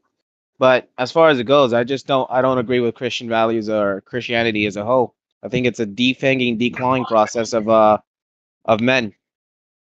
So you think it's okay to like sleep with your dad's wife and your brother and stuff? I mean, your sister-in-law and all that stuff. Where do you bring that up? Are you saying it's to in the me or Bible. Jeremy? It's in the Bible that you shouldn't sleep with like your dad's wife and you shouldn't sleep with your sister-in-law, and you shouldn't sleep with your sister. So you're throwing all that out the window too. Oh, okay. So here's the thing. Let me ask you a direct question to answer that question. Is that the only time in morality that is in the Christian Bible? I wouldn't be able to find it in any culture, in any religion that tells you not to sleep with those individuals of your family group. I never said that. No, I'm asking you solely. Is that the only time will I ever find that moral principle only in that book in the entire world? No, of course not. Okay, then. So that means that your question just got defeated because there's other cultures and other religions that predate Christianity that had the same moralities. Your book wasn't the discovery of that morality. You know? So just because we all agree doesn't mean that we shouldn't, recognize it. Like you said that we should, not recognize Christianity because maybe there's some guy named Krishna, right, that existed in India. Well, what if Christ himself went to India? Like, wouldn't they have stories about him? Yeah, there are stories of Jesus moving around to Tibet monks and in other places as an ascended master, but not the Son of God. As a sage. You leave it to the church to take that and completely weaponize it to make all of you people into sheeps. They even call you sheeps and they're the priest shepherds. It's an exact way. That's why if you look at Christianity and you look at other religions based on national and racial groups, that it's what was it? A religion of multiculturalism. Anyone could be your brother and sister. And then what ended up happening? You have cultures that are coming in under the umbrella of Christianity or Catholicism, whichever one, and they seem to not be able to assimilate. And then you get these calamity events in a lot of these cities with rapes increase, death, murder, toll, and all that, and everyone's up in the air like, well, I don't want to be racist or anything, or they're Christian, so I guess forgive and forget. Sure, my daughter would have to live up with the ideals if she just got raped, but it's okay. So let me get this straight. Your argument is that Christianity is a rape culture? Christianity is a multiculturalism culture that did give excuses to rapists. Yes. So just to say something real quick. So a book that tells you not to rape, you're saying is allowing people to rape. Is that what you're saying? Yeah, pretty much. Let me ask you this in direct answering that. How many Christians barely read the entire fucking book and are pretty hypocritical? Well, hold on though. Hold on. Let me correct you there because and I'll say this real quick. Just hear me out. Go ahead. Just hear me out. I would say that a person that rapes isn't a Christian because it's the same thing.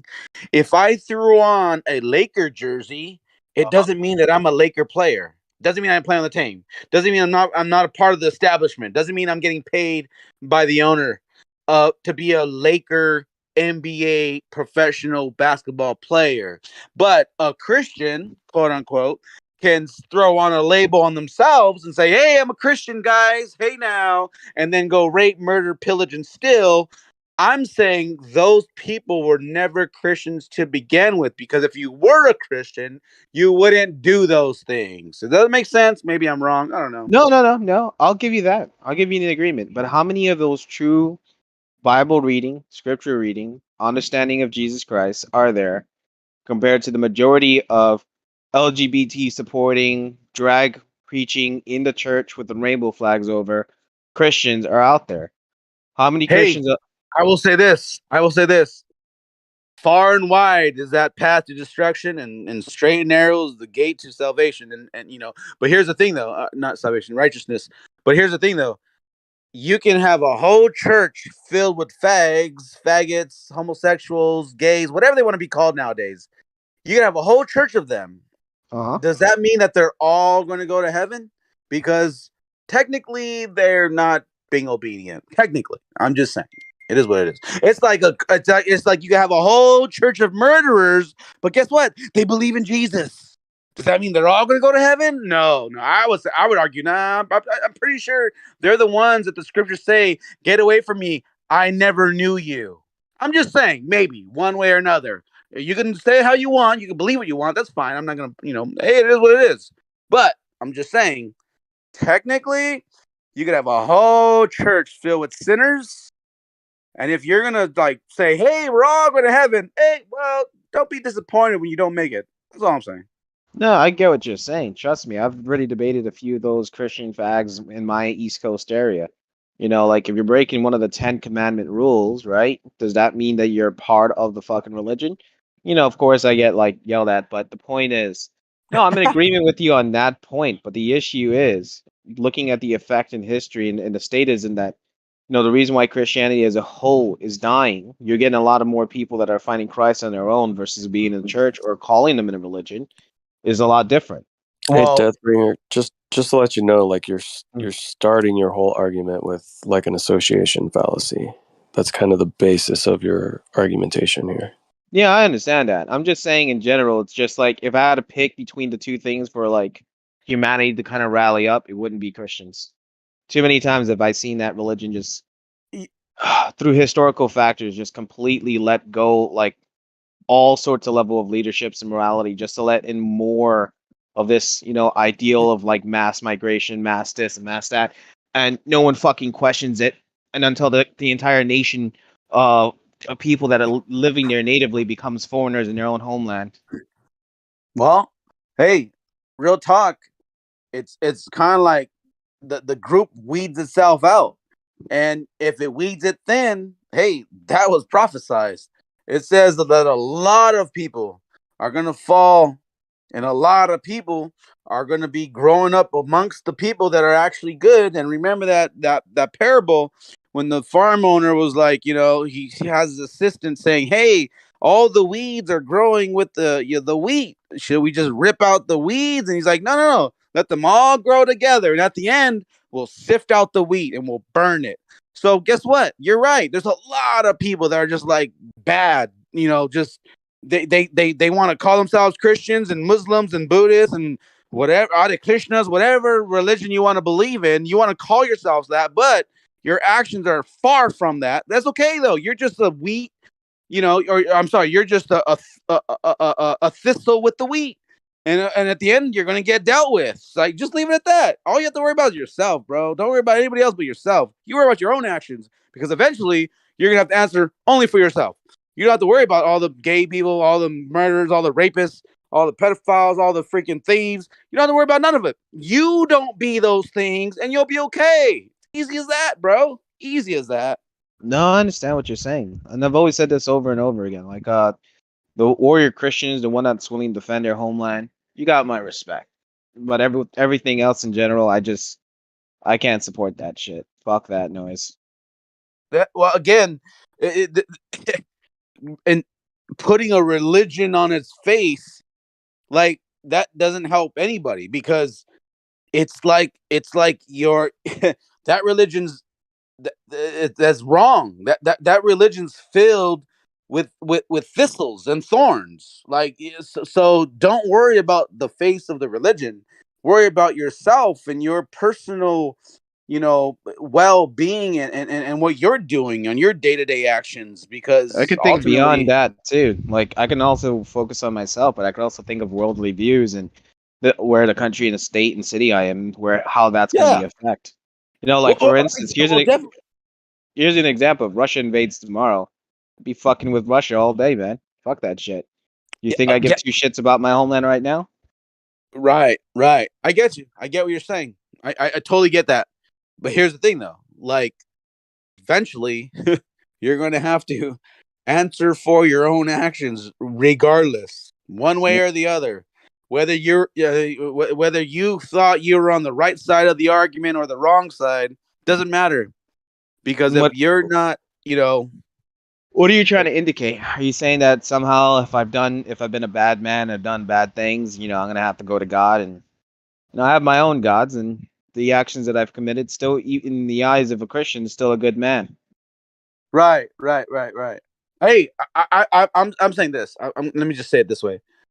Whatever you've done in life, it's none of my business, first of all, because that I have no control over your, your eternal life, whatever you want to call it.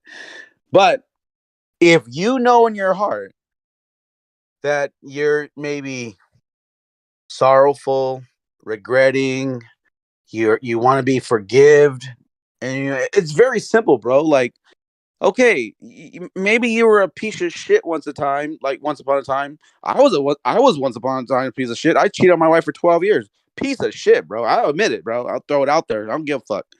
But let's say you're a piece of shit once upon a time. The only difference is like, okay, but are you gonna stop being a piece of shit? And are you gonna change to where you're no longer that old man that used to be? Go ahead. APOC, man, come on. Oh, I'm sorry. Now listen, let me just tell SE something real quick. Relax with the insults or whatever that was that I walked into just now. But real quick, SE, you got to go back and listen to what I did to Bob and Zanuck over this plumb being perpendicular to level shit.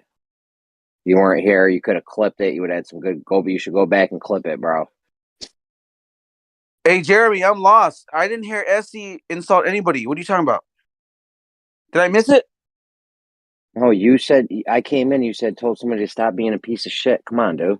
No, wait, whoa, hold on. You came in at the wrong time, bro. No, I came in at the perfect time. No, listen. I was saying I used to be a piece of shit.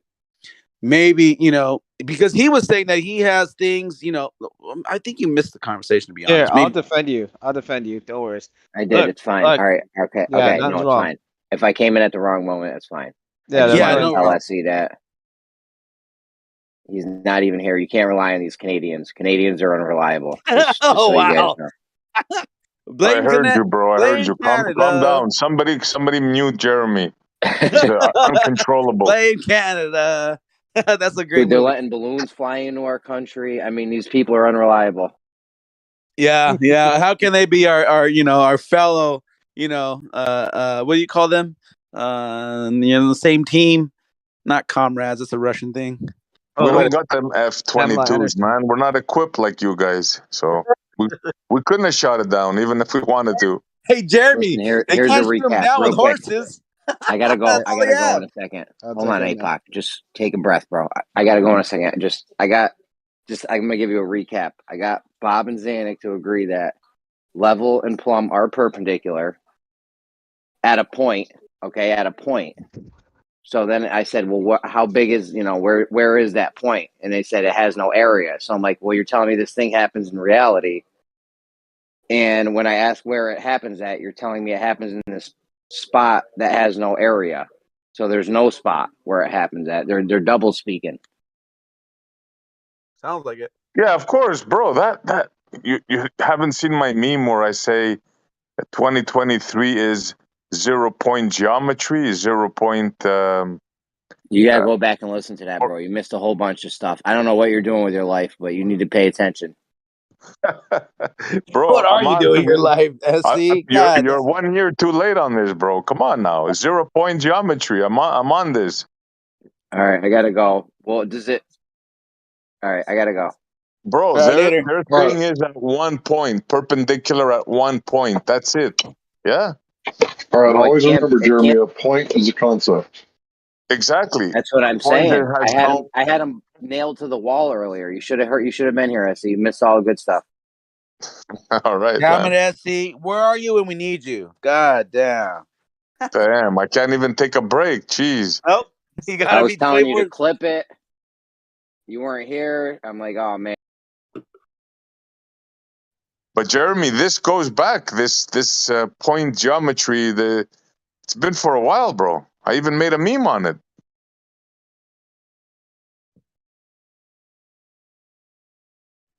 We have them to a point where parallel. Well, forget about parallel, but we have them to a point where they have to say level is only at 1 point, horizontal is only at 1 point. So I call it single point geometry. Yeah, Right. that's it. Right. And unfortunately for them, they don't realize that because we can we can prove their point, pun intended, to be false, then their argument kind of just it goes away. But they will still die on that hill and argue it. That's what's fucking funny. They will still argue it. Oh yeah, they won't let up. Because in their mind, this is how their mind works, right? They put every thought through the globe filter. So to them, you can start them off, okay, can we make a straight line? Yes. How far can it go? Indefinitely. And then when then what they do is they put the globe there, and then they say, but on a sphere, it starts to curve. Yeah. That's what they do. Yeah. It's honestly, it's funny. Remember that old school Nintendo game when like you have it was like I think like a Top Gun or whatever, and it shows like a grid on the ocean, and when you're flying your jet, and there's a grid, and it never curves. It just always stays horizontal on a grid, plane, X and Y, right?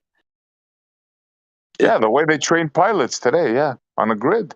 It's so weird that they want to incorporate this bending, curving, realm when everything they do is based off of a grid. Literally, it's a grid. It's a straight. I mean, and the grid, by the way, what's really cool is the grid in the distance actually will start like what's the word, verging into or a point or is it, what's the word, I am so fucking lost right now.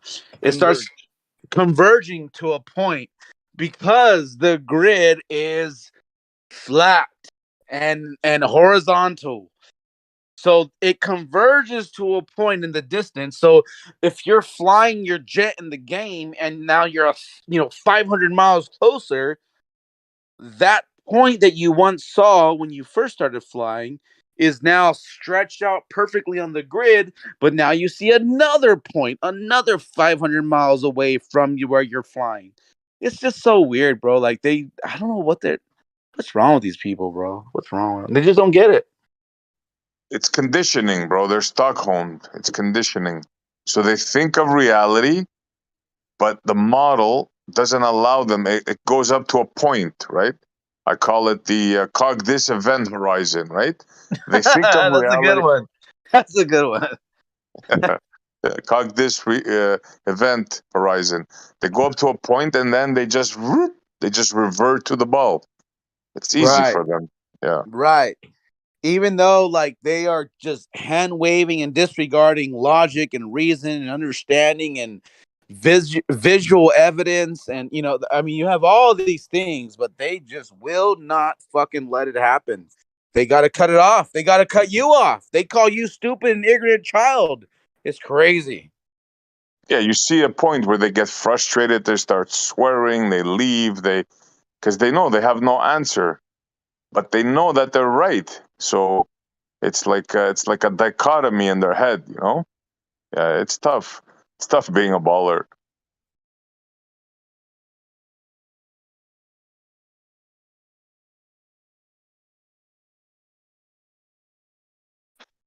Yeah, I just say let's not pretend like we don't understand them as well as I know all of you do. We've all been around enough to like get to know the mind state of these people, Their best and they know us as well. We've all gotten to know each other on a deep level at this point. Bro, their best arguments are bullshit, bro. I mean, I hear them and then I look at them.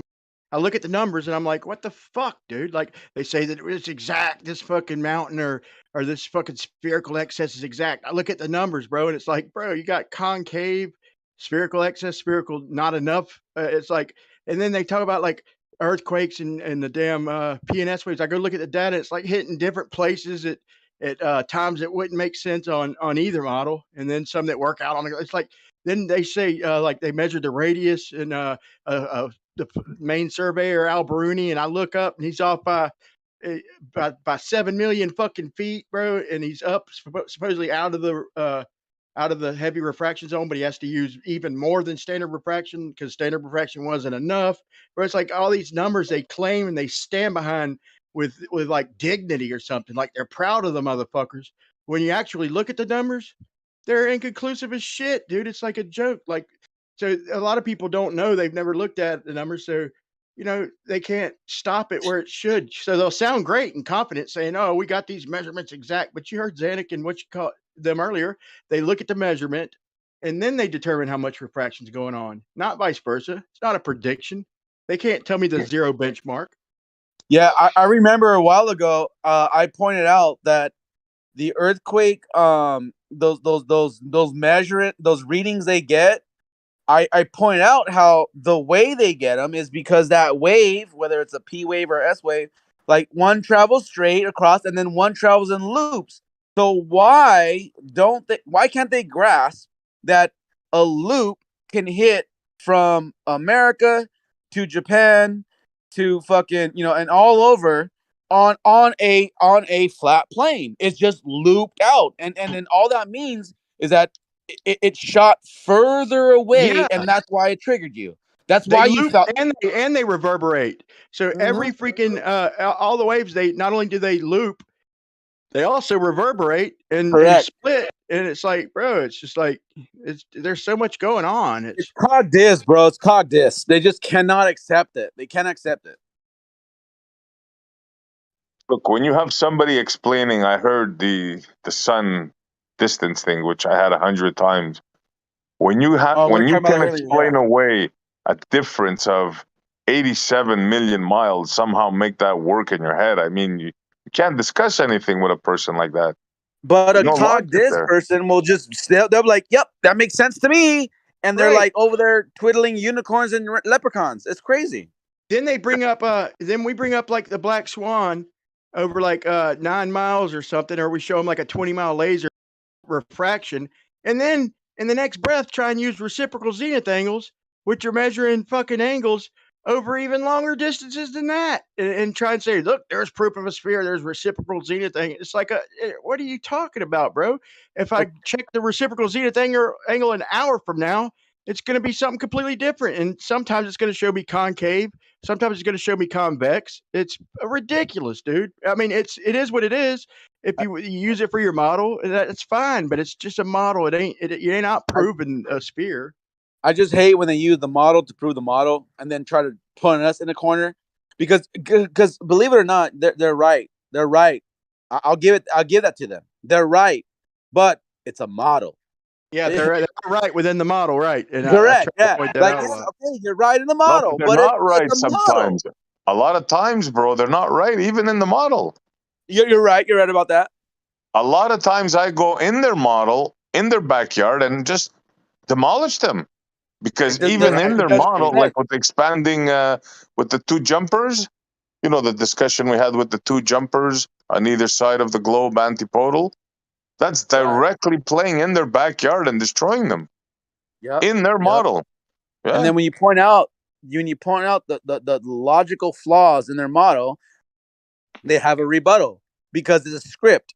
The script will bring them back on track to represent their model and prove it. Even though it's logically not even possible, they will just hand wave you and say, it's because of this. And it's stupid. Yeah, because they have a script, right? They think they can get away. And most people, when they hear reference frame, they'll go, holy shit, what's that? Right? They will know how to rebut it, right? But sure. Are you talking about the ground accelerating up to the person? Yeah. Yeah. I know It's what you're all talking about.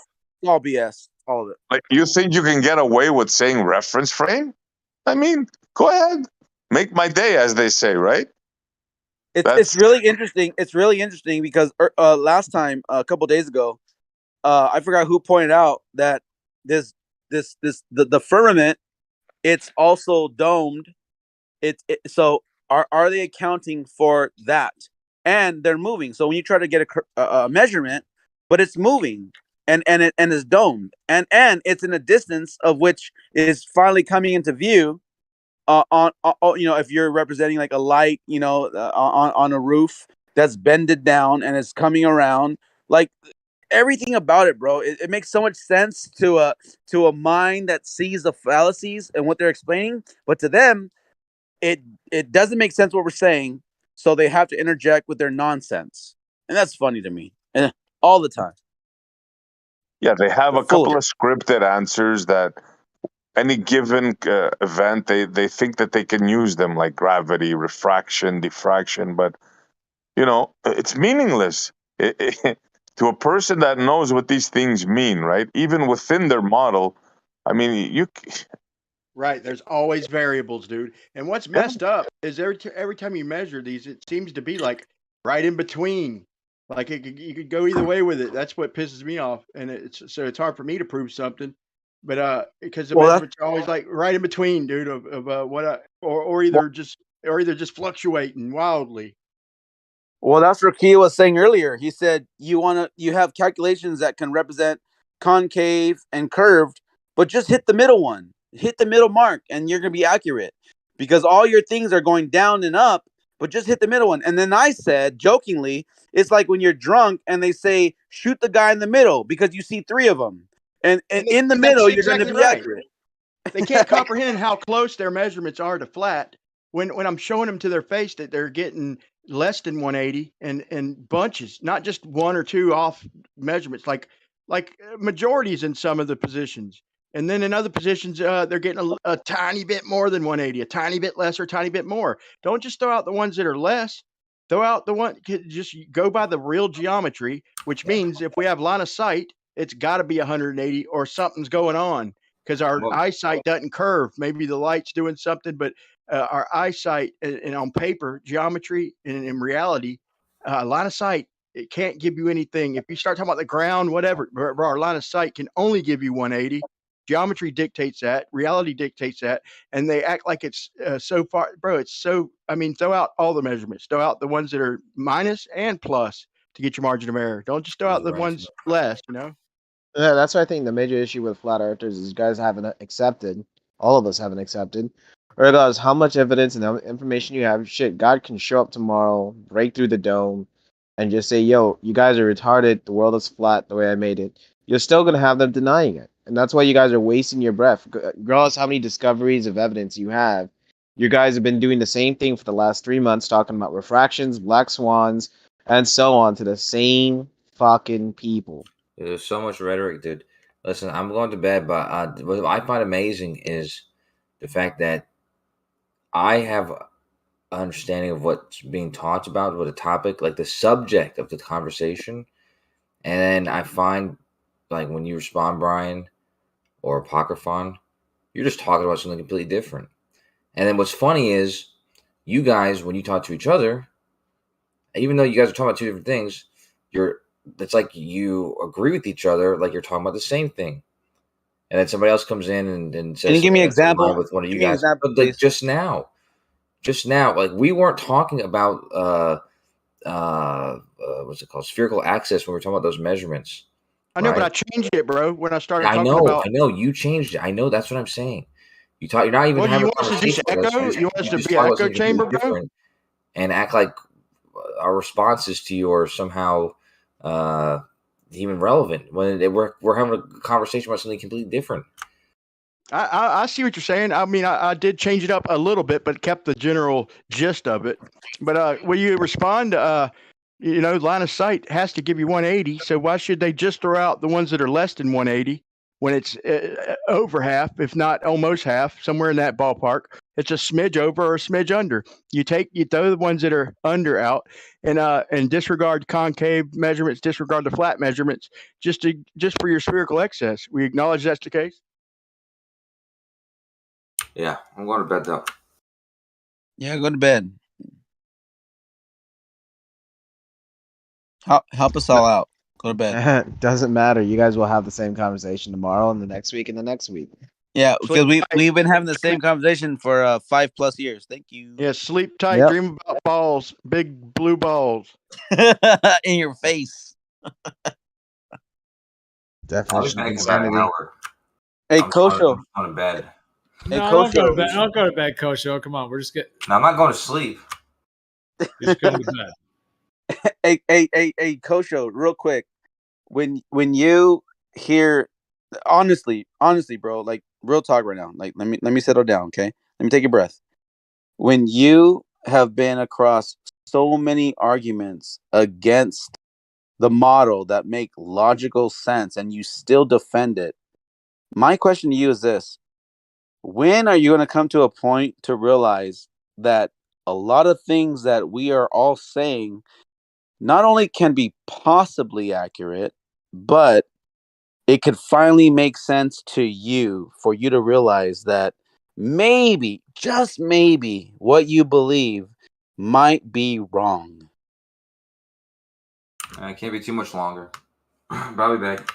All right, there you go, guys. Keep on trucking. Come on, guys. You got to keep on moving forward. We almost got him. Just 5 more years. Just another 5 more years. 5 more years. Like 4chan used to say, 2 more weeks. Wow, nice.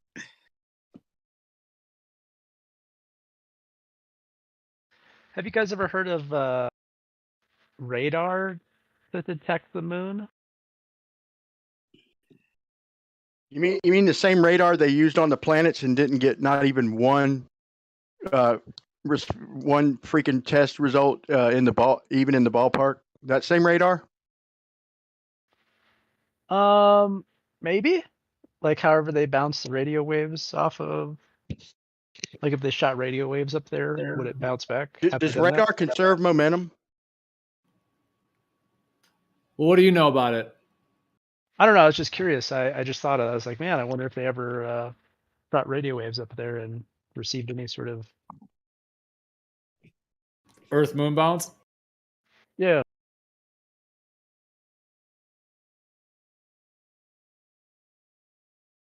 I'll buy it. Nobody's ever really showed it to me. They talk about it, but maybe they've done it. They said I could go to a place here locally. They gave me a couple of places, and they don't do that sort of thing. Okay, when I went, well, actually, I only went to one, but still. But here's the thing: you show me bouncing a radar off of something terrestrial to prove to me that it works. Prove to me that it's doing what it's supposed to do. Something that I know the rough. Maybe an airplane or a hot air balloon. I don't care. Something off in the distance, a building. Wait, well, and then fire it at the moon, and then we'll talk. Wait, are you saying like air traffic controllers don't use radar? No, I'm trying to say, don't just say that you have this program that bounces shit off the moon and this software, whatnot, and detects 1 out of a quadrillion photons. Show me whatever device you're going to use work terrestrially. And they prove to me that that device works and does what you say it does. Then aim it at the moon. That's not an unreasonable request. Well, I mean, we kind of know it works, right? Just because like the aircraft that they track, they can like detect when someone's getting closer to another aircraft and like warn them. Right. So take one of them exact ones. And, yeah. Those are close range. Closer than what they claim the moon is. How far can them radars you're speaking of? How far out can they go? I mean, they need an enormous amount of. Most of them just go about 10, 15 miles. But one of the problems, I don't know if you're aware of this, Paradolia, but one of the problems is that they have a claim of what outer space is, and then they have certain mathematics and claims about how light and radio waves travel in that medium. So that's part of their whole calculation. So what Brian is saying is relevant, meaning like if you were to use it on the Earth and actually verify that distance is correct and then point that thing at the moon, that would be different than just pointing something at the moon, doing calculations and claiming that light is traveling in a vacuum the way they claim it does. And there's several of those that are done too. Some of them are like, done through NASA and very proprietary. So a lot of those we can't even verify. True, but like you can't. Would you say like, let's say like some of it travels through the different mediums differently. Let's say if you pointed at empty space, it could be argued that you wouldn't get a response. But let's say you point it at the moon and you get a response, then you point it back at empty space again, you don't get a response. You could conclude then, right, that maybe there's like, even if your measurements are off, like to some degree, whatever degree that might be, like, receiving a response when you pointed at the moon and only when you pointed at the moon, that would be pretty good evidence. I mean. Well, what if the moon is closer and it is close enough to shoot something off it? Then what? Like, because what do you mean? we know we can bounce things off of the region we can. No one has ever. I mean, the idea of shooting something 250,000 miles is absolutely unheard of. You know how many trips are like? Think about the equator. How roughly 25,000 miles.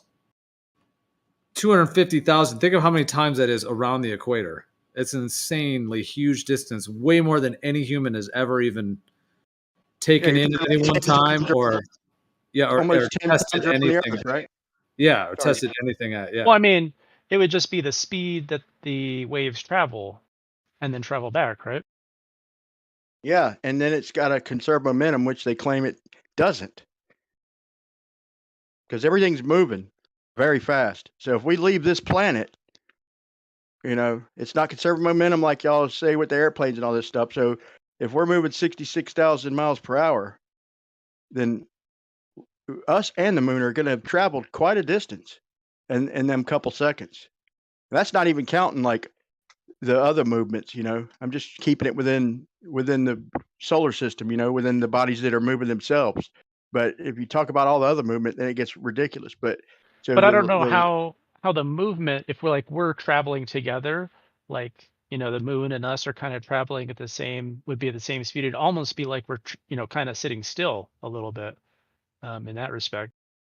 Yeah, that's all the results. That's a good point, because all the results really do come up null, like as far as us move. But here's the thing. So here's how I know it's shady. When I first read the thing that Sleeping Warrior had found and posted a long time ago, years ago, where when they first did this moon bounce, where they said it, most of the scientists who looked at it, they reviewed it, and a panel of them basically, and said it was inconclusive, and they sent it to JPL, and he worked through the noise and found one. Said here, this one.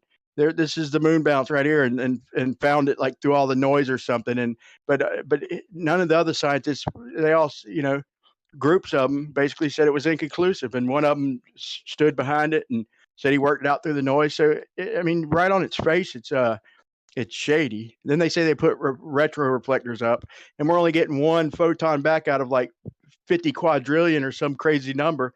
Well, how the hell did we do that without the reflectors with less power? 30 years previous or 45 years previous. It's everything about it's inconsistent, man. It's just a story. Nobody can do this shit, in my opinion. Hold on there, Brian. You gave him something you shouldn't have. He said they moved together, the Earth and the Moon. Maybe so in their model in the solar orbit, but the Moon travels around the Earth in their model. So it's leading. It's not traveling together. Yeah. See what I'm saying? It's like you're leading, like you're shooting a duck. It's moving ahead of you. Yeah. Yeah, but any of the electromagnetic spectrum doesn't conserve momentum. It's so if us and the I do. You're right about that. And the rotation, that's a whole different argument. But yeah, I mean, that there's so aspect of much it, wrong with it, dude. What do you pick?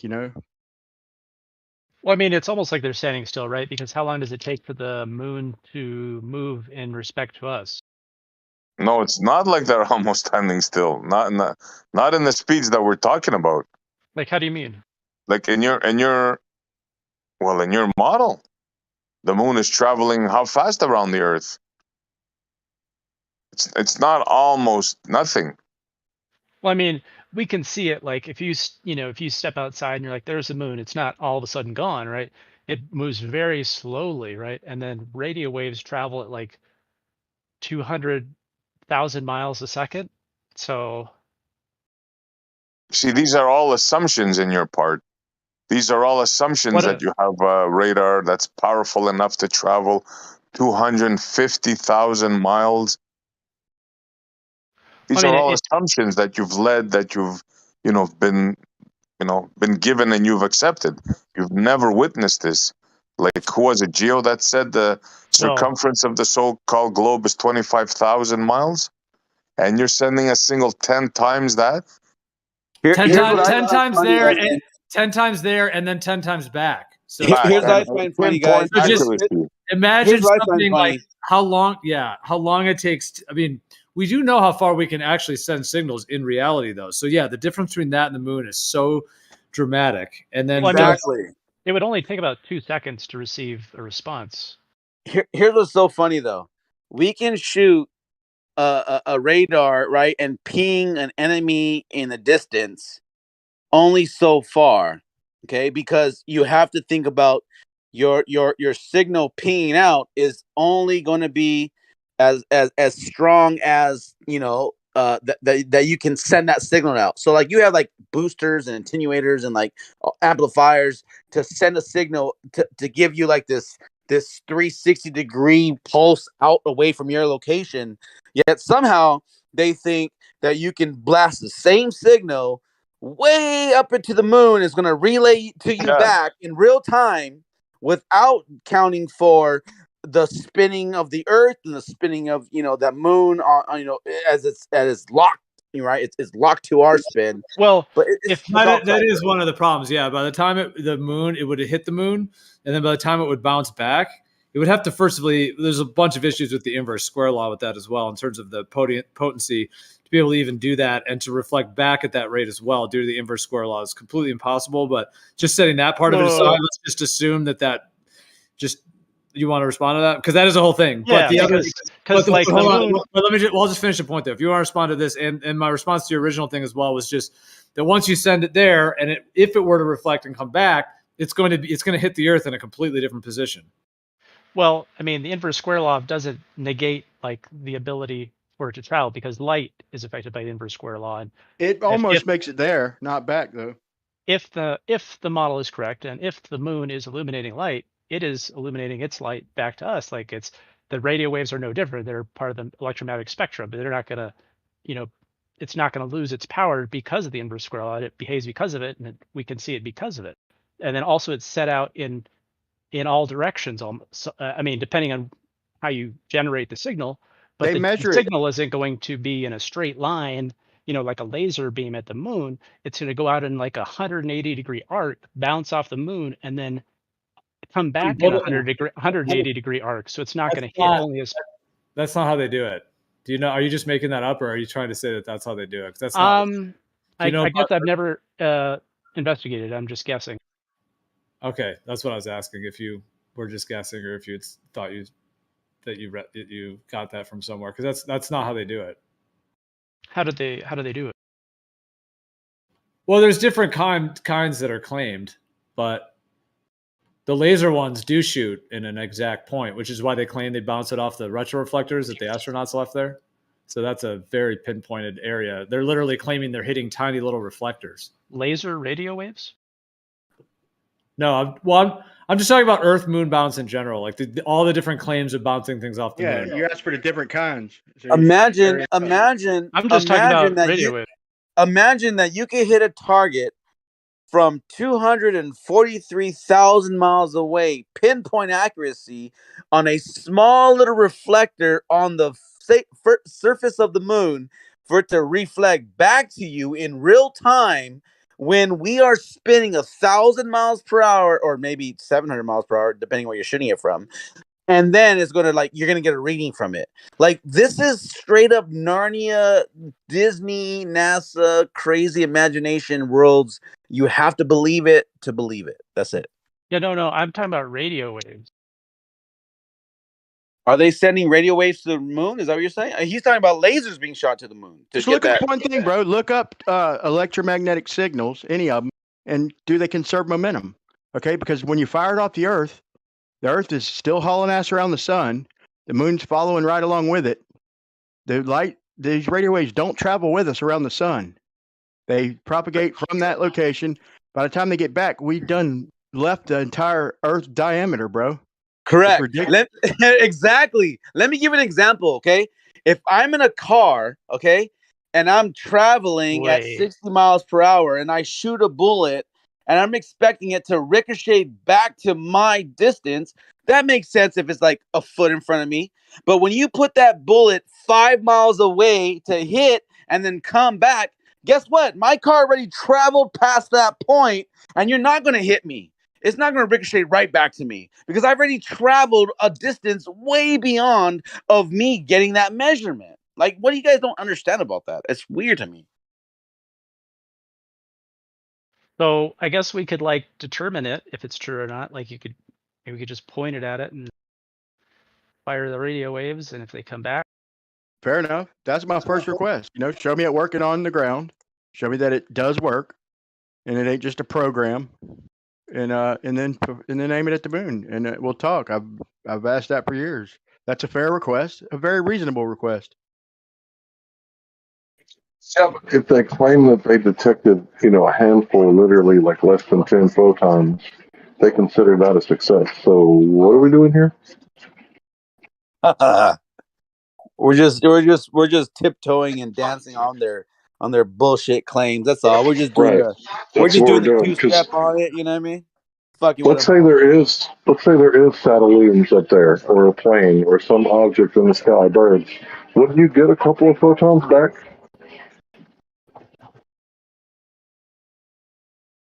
okay. So I'm using I'm using the Chat GPT to find some sources. It's spitting out an answer. I'm going to put it in the chat. It's just like the Cavendish, just like the pendulums. It's just stories. When put to the test, they actually do not work. It's as simple as that. Well, I mean, if you go in with like a desired outcome, then it could be a little harder. No, it's you, sir, that has the desired outcome. It's you. You're the guys that believing in the model. We're the ones saying it just can't be. It doesn't make sense. You can't. I can't shoot a duck that's flying away from me and expect the pellet to come back to me. But what if I you know have like 180 sense degree? wise, it's gonna deflect off that duck and go somewhere else because the duck is going forward. It ain't coming back to me. The pellet is never gonna. What if Yeah. you had a 180-degree shotgun, like a wave, and then that wave traveled, hit an object, and then that wave was repropagated back to your direction? But we're talking about 245,000 miles away, bro, or feet. Sorry, whatever it is. Yeah.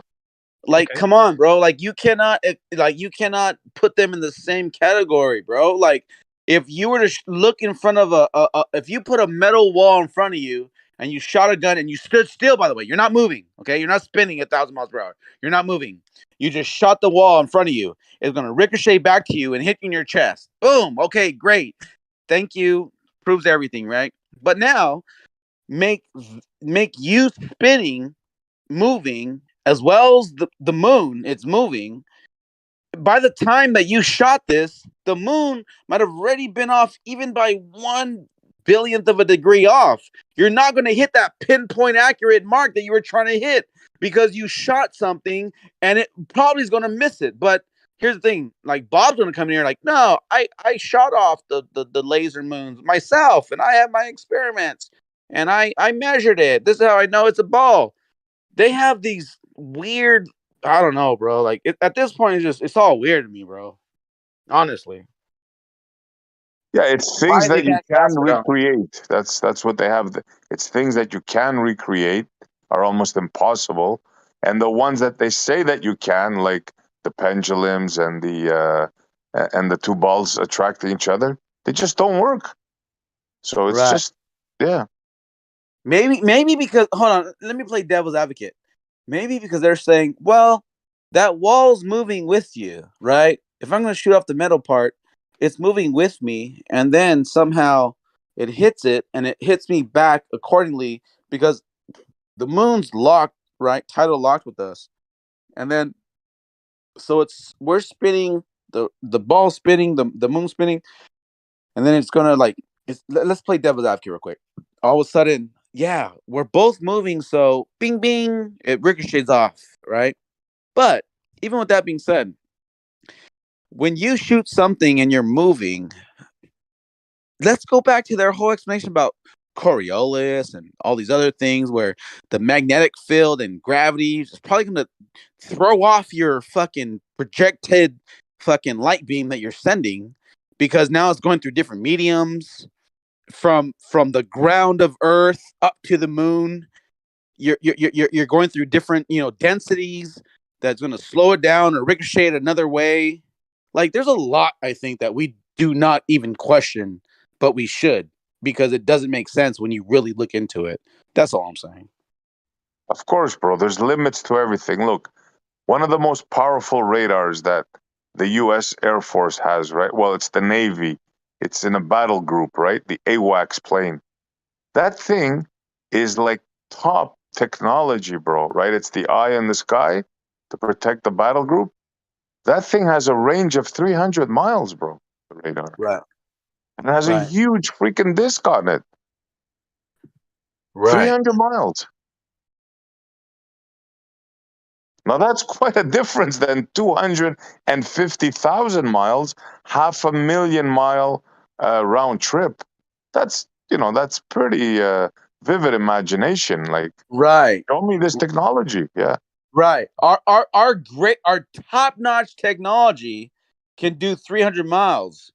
But we're talking about some simpletons even before we even discovered this technology that they can fly it at 250,000 miles away and ping it back to us. Come on, man. How far down that hole do you have to go till you realize that you're covered in shit? Yeah, all we're saying is use your logic. Look at what the technology they have that we can see, and then listen to what they claim they have without any proof.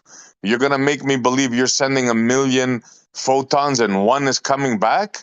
And you expect me to believe that while you have current technology, your top technology on a plane is 300-mile radius? You ain't convincing me of that. I tell you that. Right. And you know what though? Jesse, you're stupid, bro, because you don't get it. You don't get Yeah. it. You don't I'm get it. plagued with this, bro. I'm Well, plagued with can this you logic I have. Yeah. can you Right. can you help? Can you break it down for me so I can understand why like the radar waves wouldn't come back? Well, you were told you have the inverse square law. Okay. Just that alone. Then you have a moving object, which you have to lead and believe that you're leading the wave and it's coming back to you. Those are two things Why that do I I don't think why you do I can need to overcome. lead the object? Well, the Because object it's is moving. leading. It's going ahead of you. It's moving. But You're in not respect to my shooting at a position, stationary. Hold on. in Have you my ever shot a moving target? Have in you ever shot respect a moving target? in respect to my position, it's not really going very fast, right? Well, but even still, though, even if you put an old grandpa with a walker and he's walking, have you ever shot a moving target? And how you have to realize that if you expected that bullet to hit him and then ricochet back to you, and you're moving too, do you realize that the angle that you originally shot it at, even a moving target, when you're moving away from your original position of of shooting that Hold on, shooting that shot? APOC, can Go ahead. Go ahead. do you understand like the idea of sending the radio waves there? Yes, that's why we're talking to it, right? That's why we're telling you So that like if you drop a drop of water in a lake and you see the ripples emanate in all directions, okay, that's the same thing that we're doing from Earth to the moon. So it's Are not those no, like ripples no, going to no, travel wait, far? How whoa, far? no, wait, hold on. Let me explain to you why that I get what you're saying, but let me tell you that how that doesn't make sense to what we're talking about, because you are literally doing, if you drop the water in the lake, okay, and it rippled out, that is not that is apples to oranges, because we're talking about if you shot this thing for it to ripple off the moon and come back to you to get a reading. We're trying to tell you that let's even take it to the lake. That ripple that originally moved, it's no longer going to hit the center point of where it originally fell from. It's because it's off base. It is off that centered line of which you originally dropped that rock into that lake. Like, what well, don't you understand? how far, like how long does it take for the wave to get there and then come back? Again, again, if you shoot something to the moon and then it bounces back to you and you get a reading, that means one or two things. That means that the moon isn't moving or you're not moving. Do you understand that? Because you If get a you reading have back? both things moving, then the angle of which that projection originally shot out and then ricocheted back one or the other is going to be off. Do you not grasp that? Yeah, it's kind of like if we have a ground radar system and we have a moving airplane, it will shoot back and we can detect where it is relative to that. Correct. bounce. Correct. And by the way, and by the time that comes back to us, we already know that vessel is at least 1 foot off of the mark of when we really originally fucking shot, this radar technology. So we have a very good guesstimate of where it's at. But we're talking, what we're talking about radar on the ground to where there's a plane maybe 50 miles away, 20 miles away. But we're talking about 243,000 miles away, bro. That means it's way off from its original shot. Do you get that? So you're saying like it would be not accurate. Yeah, at all. Would we receive a signal back? Not you wouldn't. You shouldn't. You shouldn't be able to, because that ricochet would be way off to behind you, to your right But or we left. can see the airplanes. What was that? We can see the airplanes though. But remember though. See. Well, I'm glad you said that, because now you're getting it. Because guess what? The tower that's shooting out to the planes, one of them's fixed. Guess which one's fixed? The tower. So the tower is fixed, not moving. So we are able to shoot a radar out to all the planes in a 360 degree view, and we're able to bounce back and ping back. But we are stationary. But once you invoke that the tower's spinning, it negates your whole world of we're getting measurements from these things moving. But guess what? We're moving. If we were moving, that wouldn't make sense. I'm glad you said that, by the way. I'm glad, because at least finally maybe you get it. Now in this example, the tower that we shoot to the plane and then the tower that we shoot to the moon, are they both stationary on the Earth? Yes. Okay. So guess what? If I'm stationary, not moving, and I shoot a wall and it bounced back to me, then boom, I got a measurement, okay? But if I'm moving and the thing I'm shooting is moving, guess what? By the time my bullet comes back to me, I've already moved from that position, so it's no longer I'm not gonna get a registry. You know what I'm saying? I can't register it. But because you get a registry, that should raise a red flag in your head and realize, like, logic, okay, fuck, I didn't move. Because I got it to come back to me, I'm not moving. You get what I'm saying, bro? Are you picking up what I'm putting down? Yes or no? I guess I'm having a hard time tracking how the moon would behave differently than an airplane. Well, technically, it's along the same lines to where we are. If we were able to ping, like constantly sending out signals where it's pinging, and we're able to track a plane moving in the sky, right? Because we're constantly sending signals, and it's constantly sending back to us. But the key here is that we are a fixed position. We are not moving, so we can get the pings back to us, because it's going bing, bing, bing, bing, bing, bing, ricochet, ricochet, ricochet. But once you invoke that we are moving and the plane is moving and the moon is moving, well, then it's not the same story. It's not. It's not going to be the same story, because that's not the way reality works. You get what I'm saying? I hope it's like, oh, goddamn. Let the worms make their way through your brain, bro. I'm just Googling these radio waves, how fast they travel. It says about 180,000 miles an hour. And someone told me that it was about 250,000 miles to the moon. So if, when we look at the moon, like let's pretending we're looking at the moon together out on our back Okay. porch or whatever, we're looking Okay. at it, right? And we're Okay. not seeing it move, right? We can both agree on that. Okay. And let's say we shot, like we use the radio tower next to us, we shot, Right. 180,000 mile an hour wave at the moon. Right. It takes about 2 seconds for us to shoot it there and it to come back. Exactly. Key though on that, the key is that we're not moving. We're fixed. We're in a fixed position, so we're able to get that reading. Because guess what? If you put that ground where you shot it, and then by the time it got back to us, we spun even 5 feet. You're not going to get that pinpoint accuracy because what you shot it with your little satellite dish radar, the Allen B is fixed upon that point. Guess what? 5 feet off, you will not pick up the reflection of it, the ricochet of it. Well, I mean, But we would because it's a wave, right? And the wave travels out in like 180 uh, degrees from the source, right?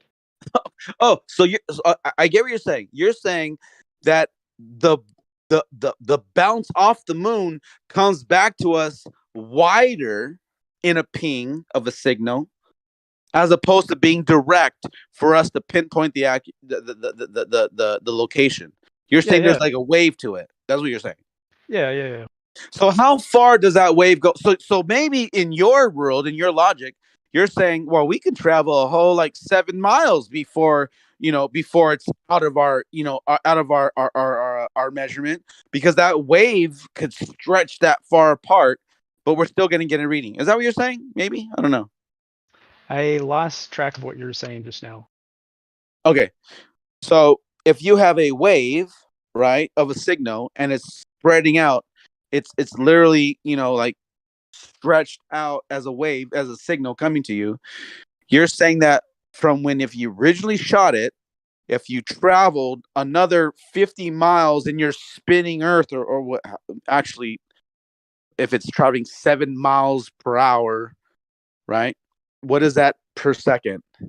How far are you away from the time that ping would come back? Do the math, whatever. But you're saying because it's a wave, you would be able to accurately pinpoint that no, it's going to hit. It's going to hit you because it's a wave. It's not a direct shot. That's what you're saying, right? Yeah. All right. Well, I mean, if you want to believe that, that's fine.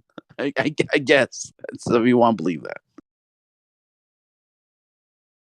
I just don't see how you would. But hey, it is what it is. Because technically, in that case, I can shoot out a signal as a wave, and it's going to hit the moon, whether it's in my line of sight or not, but it's going to eventually hit the moon and then bounce back to me. So in that case, I don't have to be pinpoint accurate, because I could just send out any wave and it's going to hit all the surface of the glowing moon that's in my eyesight, and then somehow it's all going to bounce back to me in the same form. I think that's what you're saying right now. I think that's what you're trying to allude to. And Well, that's why we know the distance. Yeah, you'd have to have some line of sight. Like you couldn't be on the opposite side of the Earth and then send a wave out. Well, let me ask you this: what happens when you are on that, that cusp, of the moon, where it's going away from you, right? Let me ask you this: the moon is locked in your model, right? It's locked. It's tidal locked. So technically, as long as you can see it, you're always going to be able to bounce a signal off of it, right? Is that right? Yeah. Okay. So you bounce a signal off of it. What are you measuring?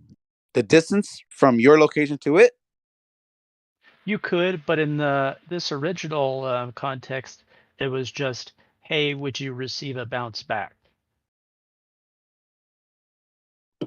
And that's why I said no. That shouldn't even be a thing, because if you're trying to pinpoint a mirror on the ground of the moon that's 240,000 plus miles away from you, then that's not even doable. But you we're have not. people like Bob saying, no, that's the way I measured the curvature, because I shot a signal up to the moon and it bounced back to me. But we're not trying to go off of a mirror, right? We're just trying to go off of the rocky surface. No, that he's saying he hits it off the mirrors. Yeah, I know, but not in this context. Oh, This context is okay. just... We could say that we're just going to bounce it off the moon in general, just off the rock. You're right. Just off the moon itself, right? Because once upon a time, people were saying that ham radios can just point towards, they can get the signal bounce off the moon. So somehow they did that, right? Yeah, I don't know about the ham radio thing. I don't know.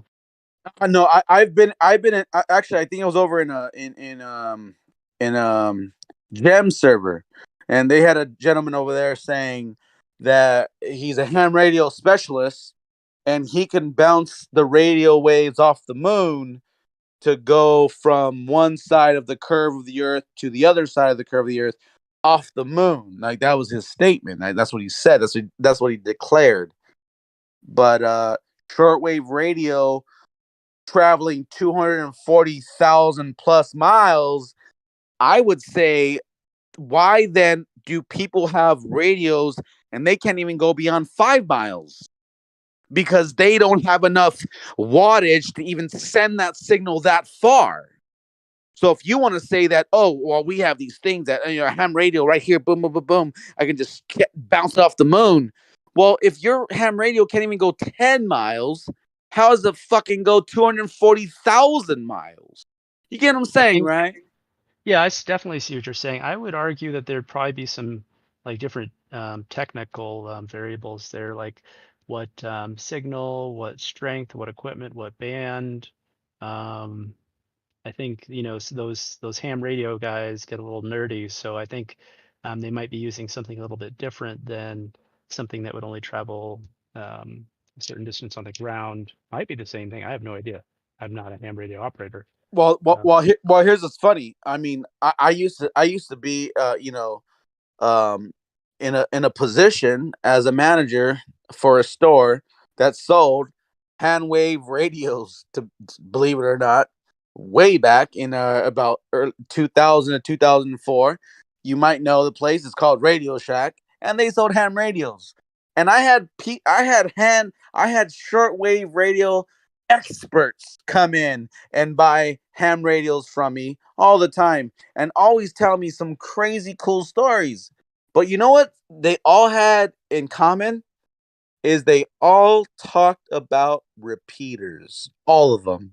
No one ever talked about the moon.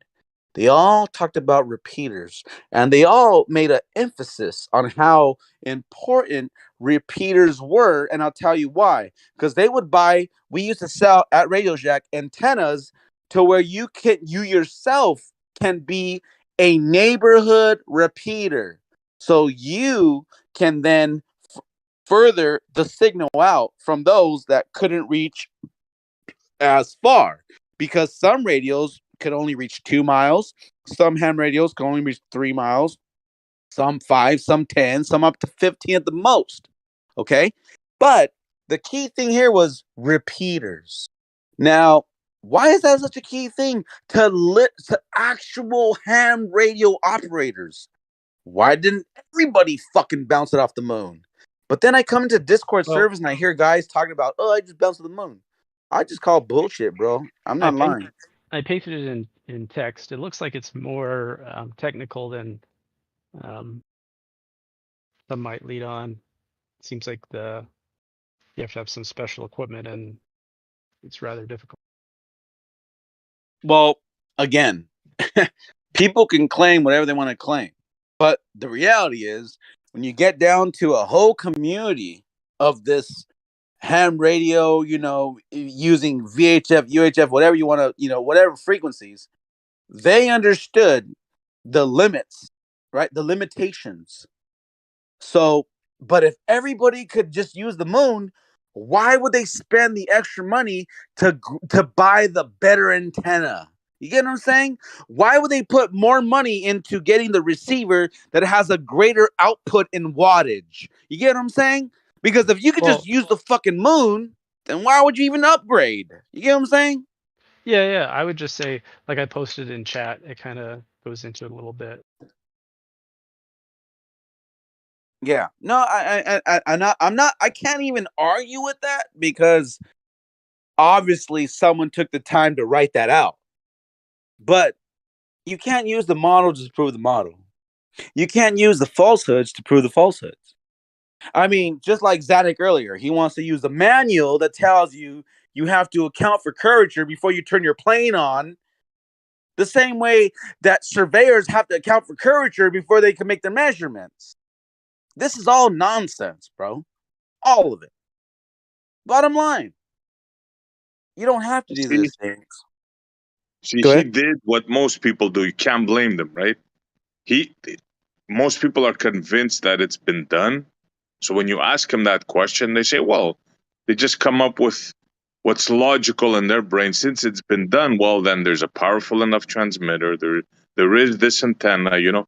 They just assume that all this stuff exists. Yeah. Let me tell you I a funny mean, fucking story, Essie. I have the funniest fucking story in my 5-year career as a manager at Radio Shack.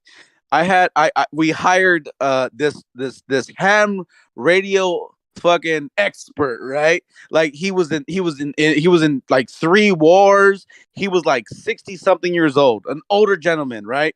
And the funniest shit, dude. We were trying to push cell phones. This was way back in the early 2000s. And we were telling him, hey, you have to get your cell phone sales up, right? I told him because I was his manager. And the funniest thing I've ever heard at one time, he was like, hey, do you have a cell phone? And the customer was like, no, I don't need one. And he literally said, you're right. You need a shortwave radio. You need a ham radio, and that will connect you to everybody across the country. And I was like, whoa, whoa, whoa, whoa! We're not trying to sell shortwave radios here. We're trying to sell cell phones. And this is just so funny because he was very, very, very well known. Like he knew ham radios, and honestly, he was right. Honestly, I admit to it. I admitted. Hey, honestly, I agree with you. You're right. Because ham radios and shortwave radios are the same thing as cell phones to a certain extent. But he also understood that you needed repeaters. That was key. This is how you communicate all the way to Hawaii. He said that on a good day, he could reach people in Japan off of repeaters, not off the moon. Come on, man. I have so many fucking But stories. does the existence of repeaters mean you can't shoot off the moon? No, that's kind of my point. If you could just shoot off the moon, why would you need repeaters?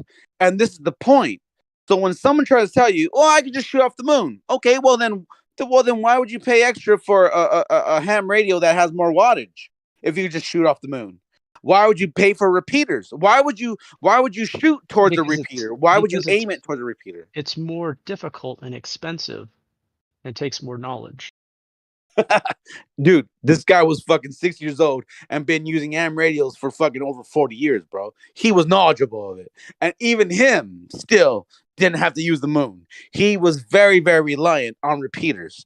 And he was in Orange County, California, talking to people in Hawaii. Not off the moon, bro. He was talking to them through repeaters. That anecdote doesn't say anything about the ability to shoot off the moon. Sure, he used repeaters. Sure, he was in a war. Sure, he knew hand wave radios, but that doesn't exclude now the ability to take it from the moon. Let me ask you, what kind of equipment do you envision, and how much money do you think an amateur would need to send a single there? What do you envision? I don't know. I have no clue. Probably Apocryphon knows. He can tell us. But what do you think? I could tell you, but I'll wait for his answer. I linked the ChatGPT response in chat. I can ask it a more specific question. Yeah, ask it about the money. What's the cost? And yeah, I'm curious. Okay, so let me just answer. So back in early 2000s, okay, I don't know about today, but back in the early 2000s, a ham radio would run you a good one about $200, $199 to $249, a decent one. If you wanted to get a really good one, maybe $349. The antenna you would get, because the antennas, it was all about the bands. Like a certain antenna gave you a certain amount of bands. Excuse me. According to the other ones. And technically in shortwave radio, you want to have the full spectrum. So that way you can reach everybody on that spectrum. So a good antenna, maybe $40 to $60. A really good antenna, 119, 120 maybe. Now that investment initially, you are then able to, connect to people. But one key thing, by the way, is that you can't just fucking buy this shit and just start talking to people. You literally had to go get a ham radio license, and you had to pay the government to be able even to talk on these frequencies. If you didn't, you get fucking in trouble. That was all Transmit. bad. Yeah. To transmit. That's right. Yeah. Right. Yeah. You can listen, but you can't transmit. Yeah, no doubt. That was something way back then. So what that would equivocate to today, I don't know. I don't know how much the shortwave radio ham radios are today. But I mean, I know what the prices were back then when I used to fucking, I was a manager for Radio Shack for 5 years. I But know these. surely you couldn't use that unit to ping the moon, could you? Well, this is the point. I've never heard him ever talk about shooting signals off the moon. Everything he talked about, and by the way, he was a card holder, okay? Because when you get your license, you're technically called a card holder. He was a card holder for over 40 fucking years, bro.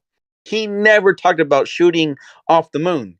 Everything he always said was repeaters. That was his whole fucking thing, dude.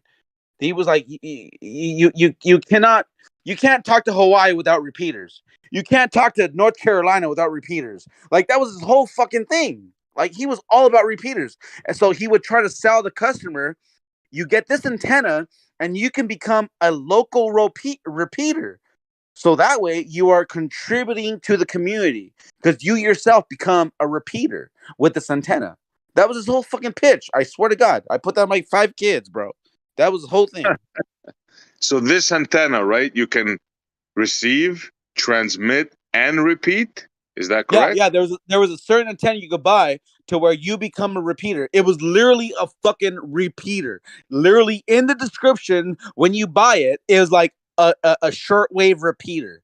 Literally. And he used to always sell them. When someone would come in looking for a shortwave radio and not wanting to, they're not even thinking about being a repeater. But he was a good salesman at his old age in that field. Only in that field, not in cell phones, because he would convince people you don't need a cell phone, you just need a ham radio. But in ham radios, he would sell the ham radio, a battery pack for it, a charger for it, and then he would sell the antenna for you to receive. But then he would pitch them, but you also want to get a repeater, so that way you can help out the community because then you become a repeater and you're like assigned a frequency and everything, bro. It was like a whole fucking process, bro. I'm not even lying. And he used to like write down. I remember, bro. He used to write down and give them information. You need to contact the FCC and you go ahead and you could apply for your ham radio license. Well, you call this number, you go to this website, dude. I'm telling you, he was like fully about it, bro. He was all about it. And that was his whole life at 60 plus years, probably close to 70, by the way. Montreal. I linked it in chat, the equipment cost and requirement. Okay, well, can you tell us, please? I don't see it. Hold on, I don't see it. Yeah, they said it can cost several thousand to tens of thousands. That's Wait, hold on. I don't see that, bro. Like what live stream chat or text or what are you talking about? Yeah, live stream text. The newest post in there, 1036. I don't see numbers. It's the bottom paragraph. Oh, okay. It's written thousands. Okay. I see it.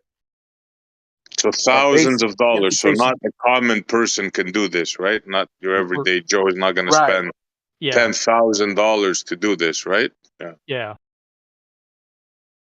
Right. But maybe they could visit somebody that has the setup, like a hobbyist or whatever. Yeah, exactly. The hobbyists are the ones that already have a whole fucking setup, and that's their life, bro. Honestly, I ain't gonna lie, dude. Ham radio people, that's like a whole nother fucking. They're their own fucking community, bro. They have a whole. They talk every night, like the way we talk in Discord. Right now, they're fucking talking. I swear to God, someone in Hawaii is talking to fucking someone in Orange County right now. I swear to God, it's a whole community, bro. Oh yeah, that was big. That was the internet back then, bro. What band would you use yourself? What band? Me? I never fucking got into it. I just. Oh, you sold never it. got it? Oh, okay. No, But I didn't. I just sold it. I just sold it. I just sold the fucking thing, equipment. Hey, you know what's so fucking funny? He used to always tell me, get your license. Get your license. I will help you. I will connect you to the whole community. Bro, I never got into it. And this was early 2000s. This was 20 years ago, bro. Plus 23 years ago. Yeah, So yeah. fun. I almost got into it. I got a scanner. Those things are fun. Those things were fun back then, man. You can catch phones and anyways, you know Yeah, you can I remember those scan days. police and ambulances and all that crap. You know Yeah, that, right? yeah. Yeah, yeah. I'll tell you right now, as a good manager that I was, I used to program all of my fucking ham radios and shortwave radios to the local fire and police departments and telephone fucking frequencies, and I would let them just fucking go off. I would leave them on my count. So imagine walking to a Radio Shack and you hear the police talking, right, or the fire department talking. I swear to God, that was such a good tactic, That's a especially good with sell. having Nice, nice. yes, especially with having that old man that could break it all down to you. Like, right, bro, I was doing good, bro. I was selling those things like hotcakes. So funny, dude. Yeah, you can catch the taxi frequencies, listen to the dispatcher Yep, giving yep. calls and stuff. Yeah. Hey, honestly though, here's what's funny though. Like, if you think about it, it's straight up like if the shit went down, short wave is going to save our nation, bro. No talk, That'll no be the cap. only way to communicate, really. Think about it. Exactly, bro. Yeah. So those, I ain't gonna lie, bro. Those dudes, they're ahead of the game because if the shit fucking if internet went down, if fucking electricity went down, those guys are ahead of the game, bro. Because they're gonna be talking to each other on repeaters, not the moon. And they're gonna be hitting each other on repeaters because they're all their own personal fucking repeaters. Literally, bro. That's the way it goes. Yeah, that's a freaked out technology. And just to think, if you know a little bit about that and you know the limitations of the distances, and then somebody tells you, yeah, man, from my backyard, I bounced a single to the moon, 250,000 miles away, you're going to laugh. Like, if you know just a Exactly. little bit. Yeah. Exactly. And here's the thing though. The difference for you to be able to reach a further distance was based upon your fucking equipment. So when someone would come in and buy a 5-watt, system, that dude that worked for me, the old man, he would tell them, "All right, well this will allow you to communicate this far." Okay, Yep. even with repeaters, this is gonna allow you to communicate this far, right? But if you jump up to the 10-watt one, you don't have to rely on a repeater being this close. You can go even further and hit a repeater even farther. So like he was fucking awesome at that whole spectrum of it, bro. He was really good because he knew what the fuck he was talking about because he did it for 40 years. Bro, the mega stations, right? What do they broadcast? 50? Is it 50 megawatts? What is it? I don't know. What mega stations? What are you talking about? You mean like Like radio stations? Oh yeah. Like yeah. I get what you're saying. Yeah, and they can reach quite far at night. Because even up here in Montreal, sometimes I would catch stations from south, from Alabama. Yeah, You know? usually technically, like when you're dealing with radio waves, during the night there's less clutter for some reason. So like if you're listening to like an AM or FM, AM especially, yeah. AM especially because AM goes far. But if you're listening to an FM station, typically at night you're able to pick it up better than during the day for some reason. I don't know if it has to do with the sun or I don't know. Honestly, I don't know. There's something though that It does have to do with the sun. Yeah, it does. yeah, And even so AM.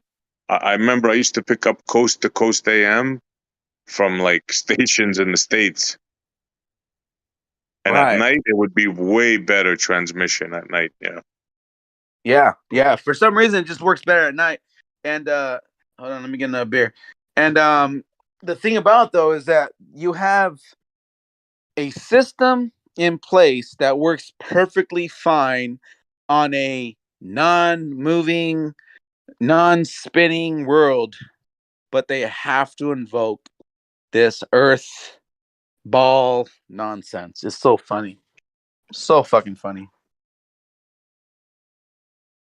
Yeah, if they convince you that they can send a radio signal 250 million miles, bounce something that is moving at a crazy speed, and then come back to you, I mean that's on you.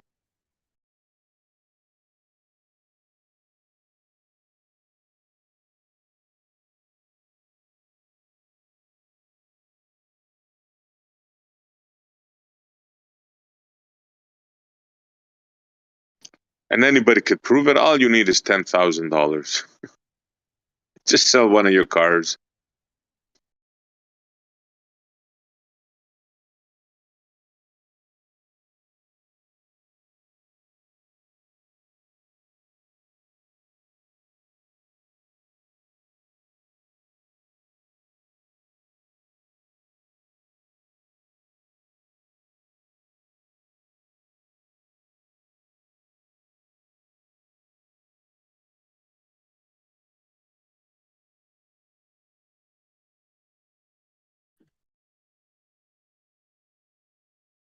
Everybody there?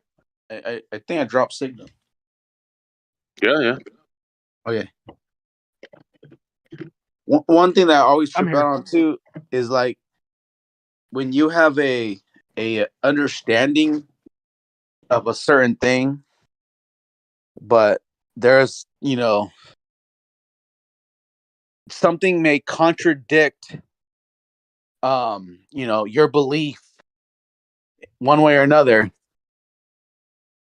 and but for some reason you still hold on to the indoctrination, to the brainwashing, to the things that don't logically make sense, but they hold on to it though, like for dear life. And it just makes me trip out. Like, man, like what is it going to take for you to realize that this Well, is I have that same question for you, okay? Apocryphon. Okay. Like you're saying that about the Globers, right? Yes, because I once upon a time was. Okay, go ahead. Now you're saying that they are, in the face of evidence, still holding on to their belief. Right. Now, Okay. now imagine someone was saying that, about you. Right. It goes both ways, right? So I totally agree. let's say one of us is right and one of us is wrong. How are we to know who's right and who's wrong if we both feel the exact same way that you just communicated? Right. So here's what I would say to that is that let me give you this scenario, okay? We are both walking down a path, okay? And we come upon we come upon quicksand, okay? And we both fell into the quicksand, right? And we both made it out, okay? Now, we see someone else coming down that path, and I'm telling them, yo, don't go down that path. There's quicksand. And you're telling them, no. There's no quicksand. Don't worry about it. I'm telling them the truth. You're telling them a lie. So now that person is going to fall into the same quicksand that we all three fell into. But I warned them because I've been there. I've done that. So your interpretation of the world we live in, I also once believed in that interpretation. But I realized that there is this specific counter explanation to what I once believed in, and now it logically makes sense that that isn't what is. Okay. I have a question. Do you find through the time that you've been here that there are certain people that are more receptive to the message than others? Yes, but a lot of them they don't conversate. They don't get involved. Those are the people that are just quiet because they listen and they hear both sides of the story. And actually, I think they're more wise than those that do talk and raise their voice. No, but I mean, like, do you think that there's some people that, because I heard it earlier that said, 5 years you guys have been hearing these arguments and these are good arguments and it's logical and you still haven't changed your mind. Right. It's like, it seems like there's some stubborn people that don't change their mind, but then it seems like there's some people that aren't stubborn that do change their mind. Would you agree? Yeah. Because there are people that they can see that things don't add up. Things are kind of looking weird, especially because they're looking at the people making the arguments for them. So there's a lot of people in here, by the way, that they're creating flat earthers because of their simple arguments. Like a person that's on the fence is going to see a flat earther, quote unquote, arguing with a baller, quote unquote. But then they're going to realize, wow, that baller's like really not listening to what that flat earther's saying. Like they're not grasping the logic. And there's a little light bulb turning on in that person's head. So what does that make them?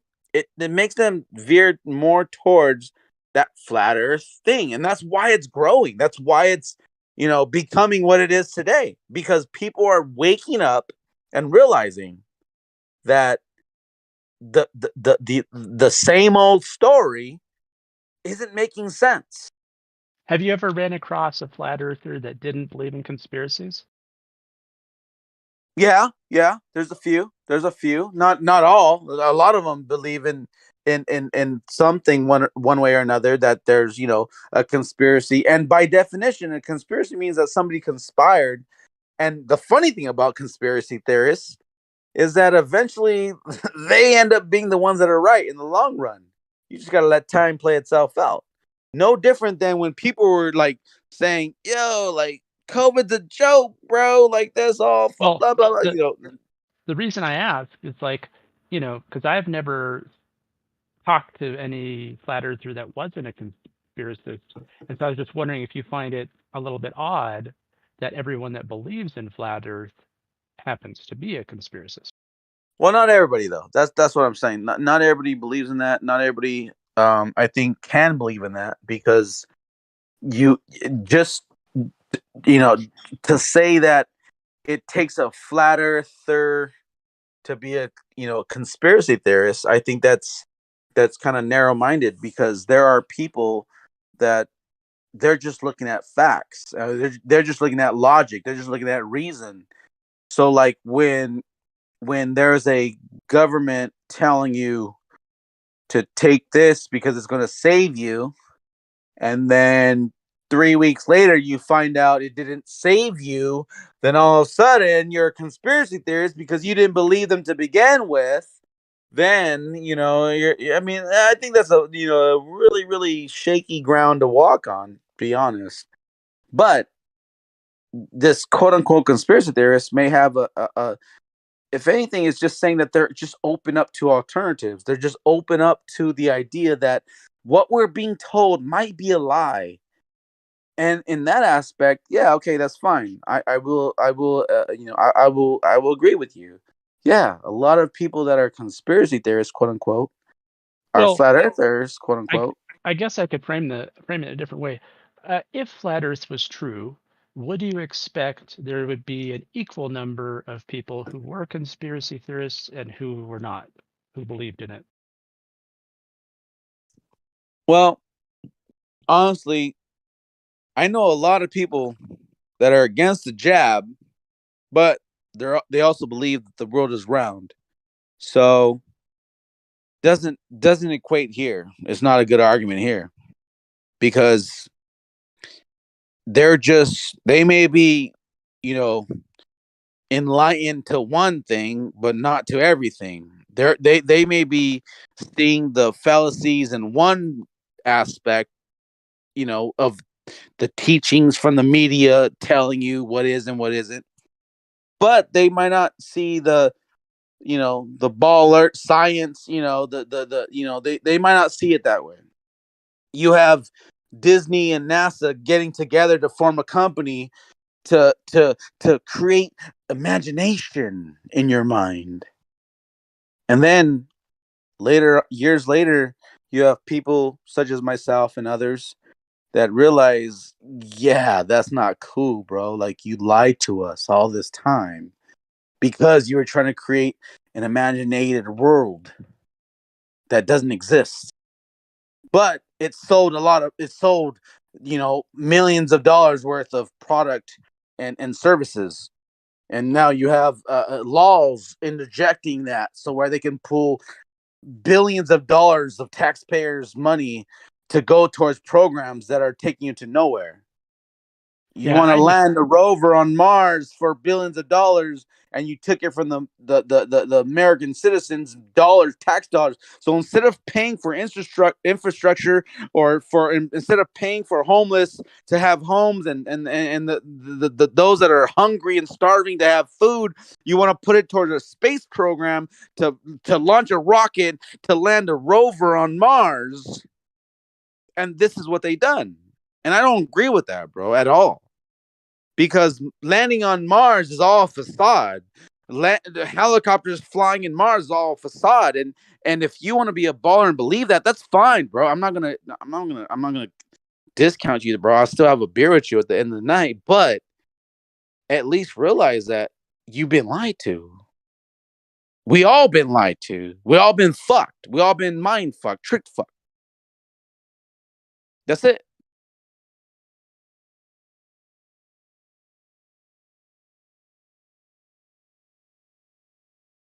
You want to pay for a rover to land on Mars and not pay for Ohio to fucking be fixed, or Michigan to be fixed with their water, bro?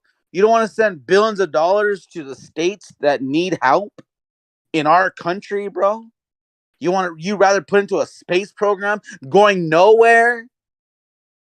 You want to put it to the International Space Station, millions of dollars for somebody to float in a studio?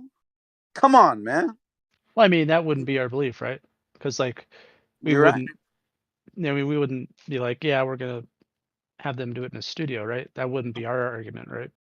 Not your argument. You're right. But I'm trying to argue that, that is the argument. Because when you look at all the videos of this so-called space, exploration and all these, amazing advancements of humankind, yet there's people starving on the streets, bro. There's people that are cold right now. They're freezing. They're dying, bro. Women and children and old people are dying because the world is focused on putting a rover to land on Mars, as opposed to taking care of the people that need taking care of. Well, I mean, Come on, man. It's not What kind of opposed. human are we?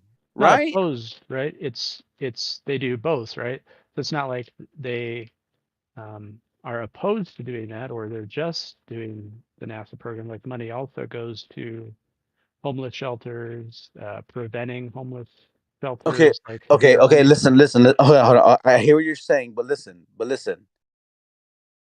Sending $32 million for the homeless people in a state is nothing compared to $60 million a day going to a company that is landing a rover on a planet. Yet it's all fake, bro. They're not landing on planets. They're not projecting vessels with, their calculated, trajectories, and they're not fucking putting helicopters or little drones to fly on Mars. Like, once you can finally take that veil off your eyes, maybe you can see that it's all bullshit, bro. And there's way more bigger matters, because I have a question. Guess what? $60 million a day could solve homelessness and starvation in America. Bottom line. I mean, homelessness has many roots. I agree. But let's say just for a second, the space is real, and they are using the money for that. would that be like something that's worthwhile to put money into? Can I ask you something? Well, I mean, What benefit? Hold, I hear what you're saying, but let me ask something. What benefit has $59 million a day contributed to the betterment of our country, meaning America? I don't know if you're from America, but I'm just going to assume you are. What benefit has that done for our fucking country to say that we put fucking a dumbass fucking astronaut to do flips in the fucking zero gravity? And what is that doing for us, bro? well, do you Because if mean you want, go ahead. you want to like a list of like all the technological innovations as a result from it? Is that what you're asking? So are you saying that Velcro is something that's worth the thousands of people, women and children that have died because of starvation and they didn't have a home? Are you saying that the technological advances of the quote unquote space exploration that they've added contributed? Are you trying to tell me that they wouldn't have been able to do that at a cheaper price? I mean, Like, if the story is real, then the answer would be no, right? Because they wouldn't have been able to do it at zero price if the story is real, right? well, what if the story's fake? Then where are we at now?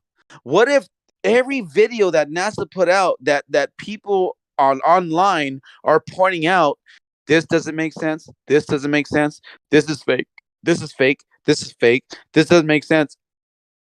Well, then what point do you come to realize, well, goddamn, if they're filming this whole shit in the basement and putting up lies on vessels flying all around us, then why did they not help the people that do need the help? So those videos online, would you say like some people are more receptive to believing that those videos are fake than others?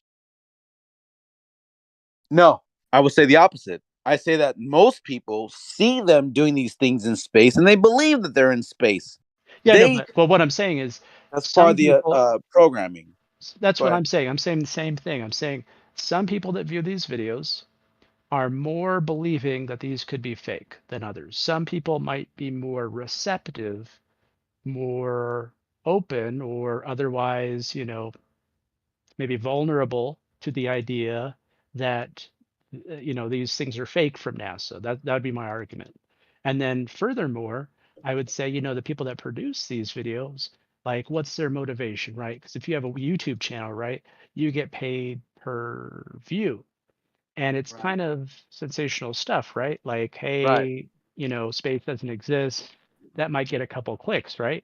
And all of a Right. sudden you have a situation where individuals are monetarily motivated to tell people that there is no space. Hey, look at this wire in this video where her hair's up.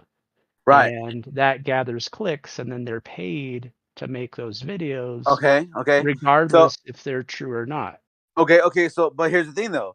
If you want to talk about a YouTuber making $50,000 off of clicks compared to a NASA program that's making $59 million in one day, like that's fucking way beyond comparison. But here's my point, though. Real talk. If you have an idea, right, an ideology that you are pumping out through propaganda to the masses, that we are actually doing things in space and space is real, and that planet is X amount of miles, and that star and that galaxy is trillions of miles away, and because we calculated it, we know it to be like, and we're spinning, right, and in 6 months we're gonna spin around the sun and we're gonna be in this position and we're gonna know that the black hole over there is detrimental to us because we're seeing this cosmic event, like all this bullshit fear that gets pumped into the media to us. Like, you gotta finally come to a time where you wake up and realize this is all bullshit, bro. And if you don't come to that point, that's fine. That's fine, bro. That's to each their own, right? I have a question. Would you say that the people like the prominent flat earthers, the ones that get on platforms and kind of, articulate the flat earth stuff, would you say that they are monetarily motivated to do that, regardless of it being true or not? Maybe yes, maybe no. I don't know. I can't speak for them, but let's say like Nathan Oakley, obviously he has a monetary gain from it, obviously, because I'll say this. Anybody that's telling you, because guess what? Let me say this. Here's my answer. Did I ever once tell you to put into my Patreon or my Venmo or my Zelle? Did I ever say that? Yes or no? You personally? Yes. No. Okay. So you would say I have no vested interest into it, right? Logically. But a flat earther, quote unquote, that tells you, hey, put into my Patreon, put into my Venmo, put into my, Zelle.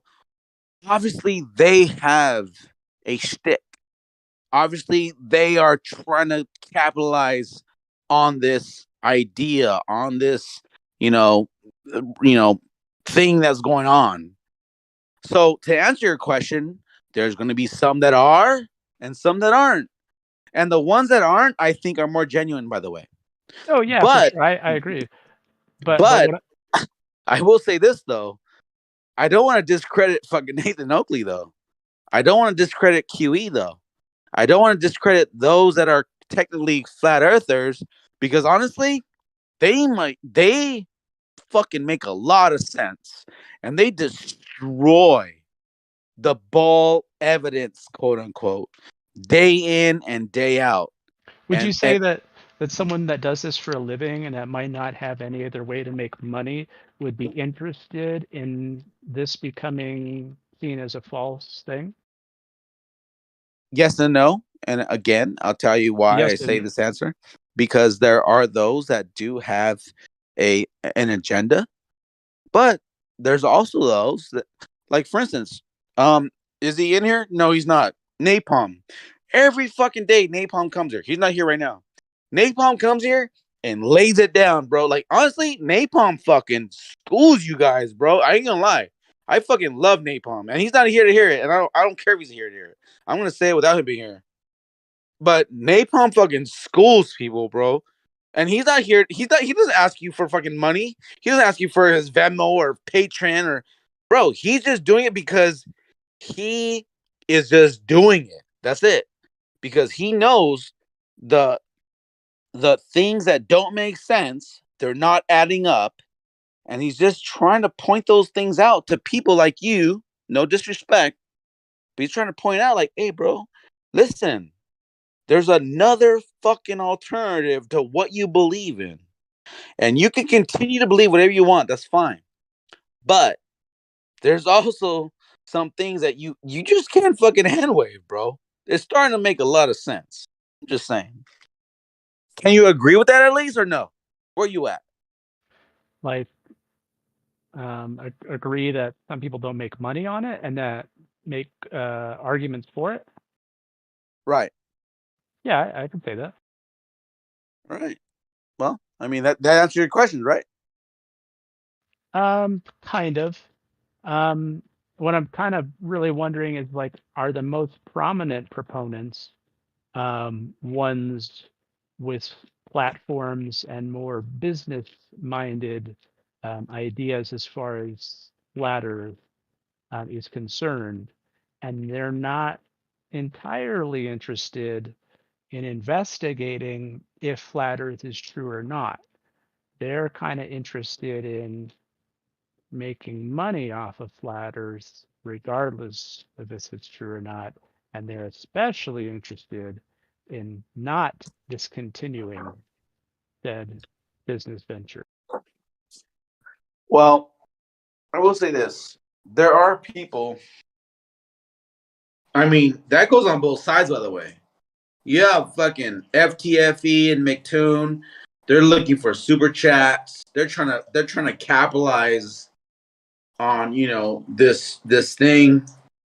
But I will say this, that I think people that will fall on the side of flat Earth or true Earth, or whatever you want to call it, I think they're more genuine about it. So any donation given is more towards the cause, to where when you have people that are trying to go against flat Earth, they're just trying to capitalize on it. That's more wicked, to be honest. They're just trying to just be dickheads, and Wait, they're so the getting ones money that off of being a dickhead. so the ones that go against flat Earth are the dickheads, but the ones that are proponents of it are not. No, proponents and going against are the same thing. I don't understand what you're saying right now. The proponents is like if you're going for it. If you're on the side of flat Earth, you'd be a proponent of flat Earth. No. I thought you said proponents against. Here's My the bad. deal. Here's the deal. Anti-flat earthers come after flat earthers for the sake of it, not because they like the truth. Flat earthers go after anti-flat earthers because anti-flat earthers muddy up the truth that we're trying to share with people. Correct. So There you go. no. Exactly. He hit the nail on the head. That's exactly what. So And I nobody that misunderstood you because I thought you said like anti-proponents, like people that are against. I thought you double spoke, but I stand corrected. You didn't. You're saying people that are for and people that are against, but I misheard you. My bad. Oh, right. So you're saying that people that go against the flat Earth are not here for the truth? Is that true? Was it fancy? Yeah, no. For the most part, no. He's right. Yeah, exactly. People that are against flat Earth, they're not here They're for not truth. against flat Earth. They're against flat earthers as people. They come against us personally. They attack like bullies on a playground. So Exactly. yeah, They're not here for the truth. They're not at all. here to just talk shit. They're here to fucking try to throw wrenches in arguments. Like they're here, That's correct. like to disrupt, derail, and distract. That's their MO, bro. Like real Correct. talk. That's their MO.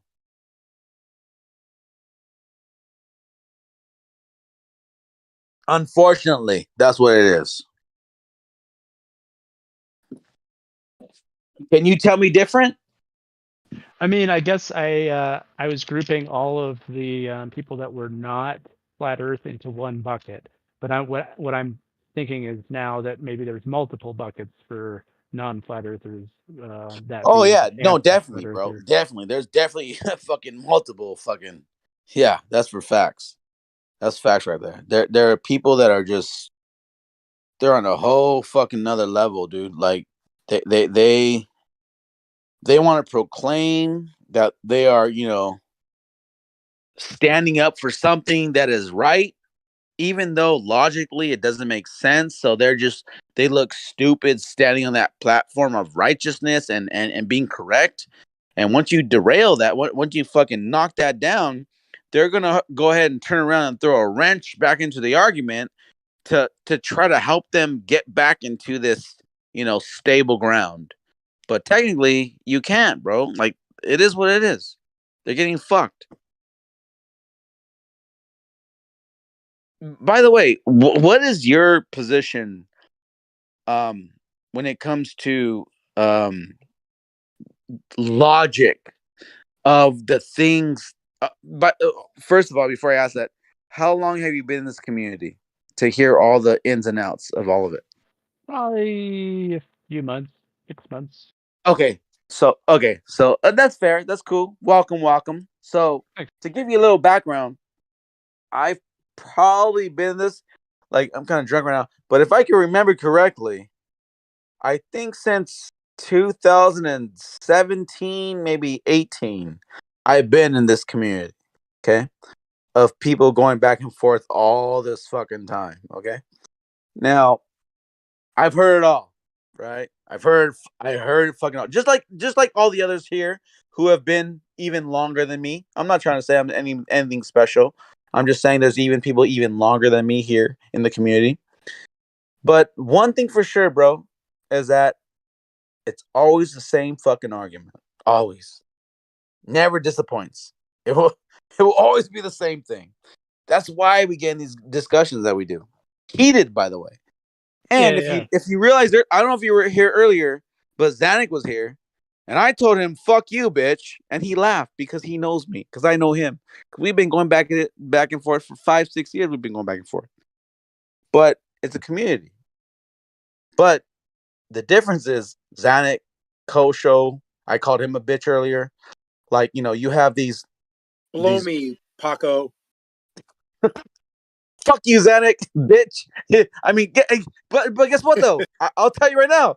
I love Zanuck, bro. He's one of my favorite fucking ballers, and I'll fucking drink a beer with that nigga. I'll pay for his whole bill. I swear to God, I love that nigga. But he's stupid. That's fine,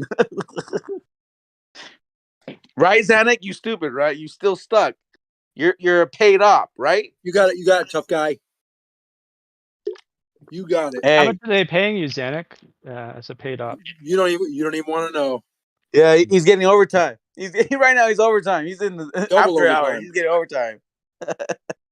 Fucking Zanuck. I swear to God, I've gotten heated fucking discussion with Zanuck. But you know what though? At the end of the day, it's not about me and Zanuck, bro. It's about the listener. It's about the audience, to be honest.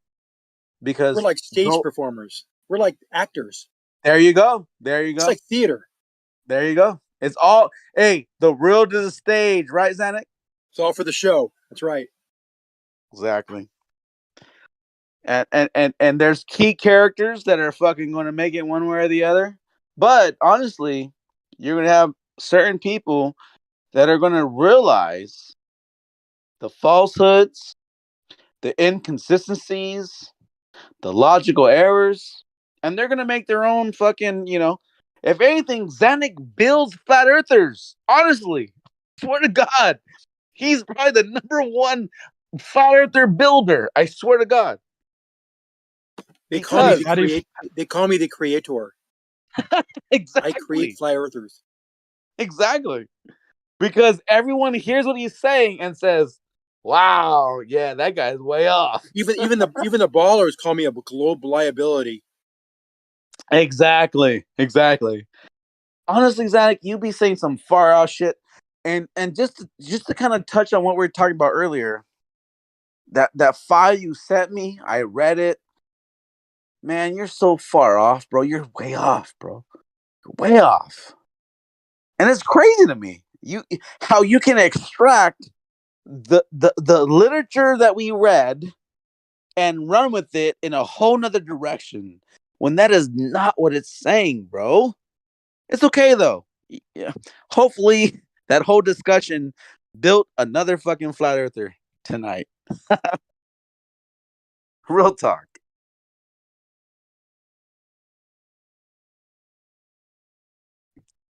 But go on, Paradolia. What were you gonna say earlier? How do you say your name, by the way? What is your name? Perdola, yeah. Okay, I kind of got it right with the drunken slur because I'm drunk right now. But all right, it's all good. What were you saying? I missed it. No, I was saying how do you pronounce your name, and then I said okay. it, but Paradolia? Is that Yeah. Okay. So your question to me, I answered, but what's your rebuttal? I'm very interested. What do you think about what I said? About which part? There was a. See, you have people like Zanuck that's going to talk to you about frame of reference. He's going to talk to you about refraction, looming. He's going to talk to you about all kinds of crazy concepts, right? But the funny thing is that over the years, man, he has been disproven so many times. But I'll give it up, though. I'll give it up. He can't. He still comes swinging the bat.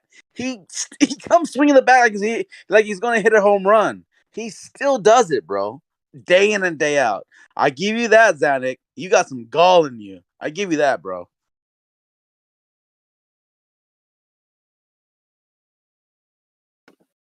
I play hard. I play to win.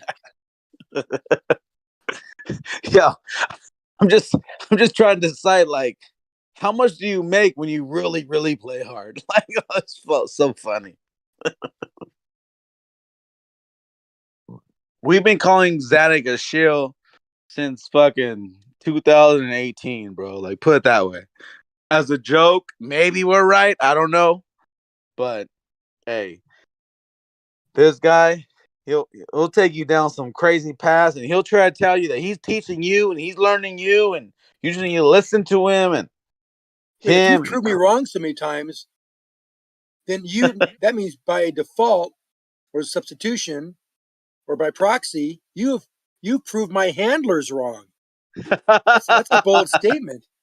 Because everything I've said is everything I've said, I've always told you, not one grade above high school physics. However, some of the reference frame and bending and warping space time, that's a little bit advanced, but generally it's right around the high school physics range. Right. Get the fuck out of here, you asshole. Listen, here's what's funny. He loves to backhand you, by the way. You've been around for 2 months, so let me tell you about something about Zanuck. He loves to give you backhanded compliments where he's saying something cool about you, but he's fucking slapping you in your face. Zanuck, am I wrong? Yes or no? You know that's right. Like with Witsit, like you could be a physicist right now. All this time you're spending on flat Earth, you spent 4 years on this, you could have had your PhD. Instead, you misinterpret everything. But Zanuck, but real talk though. Real talk. But you do realize that he makes a lot of fucking sense, right? Yes or no? He has good arguments, but he fails in the end. He can't put the pieces of the puzzle together, which is interesting. Is he monetarily motivated to do so? What's it? Yeah. I think No, he's somewhat. not. No, he's not. Oh, yeah, he is. Because he never asked, and I will answer that for him. Because he make his money? Ask, he doesn't make money. I will answer this for him because he has never once fucking asked ever. But what does that have to do with making money? Yeah, he makes money at this. Come on, crypto. No. Wait. I'm not saying that he doesn't make money. I'm saying that he doesn't ask for money, and that's the difference. So guess what? If you had a bum on the street, right, just sitting there with no sign, he's not fucking talking to nobody, and some fucking dude walked by him and gave him $1, right? That's different than him saying, "Hey man, can I get $1? Hey man, can I get $5? But the point is, there's a difference." But the point is there being money made? Yes, and I'll tell you why. Because there are people that look at Witsit and they see how intelligent he is and the potential in him. So it's no different than somebody wanting to invest into a cause, because there's nothing more exciting or relevant of a situation that you want to be a part of to see that grow. Get what I'm saying? Like when you see somebody that's making headway because they're fucking they're doing it. They're fucking shutting down ballers left and right. Zanuck gets slapped down all the time by him. Slap to Zanuck. But you want to invest in that. You want to put money behind that because you see, like, yo, this guy's doing a lot of work that I'm not doing and I'm not going to do. You know what I mean? But when you see him fail, how do you get behind your leader when he's making gross errors, like with reference frames, for example? Or making up his own little stories and terms, and your reference frames, establishing an independent reference frame by having a magical no friction gimbal on top of the North Pole.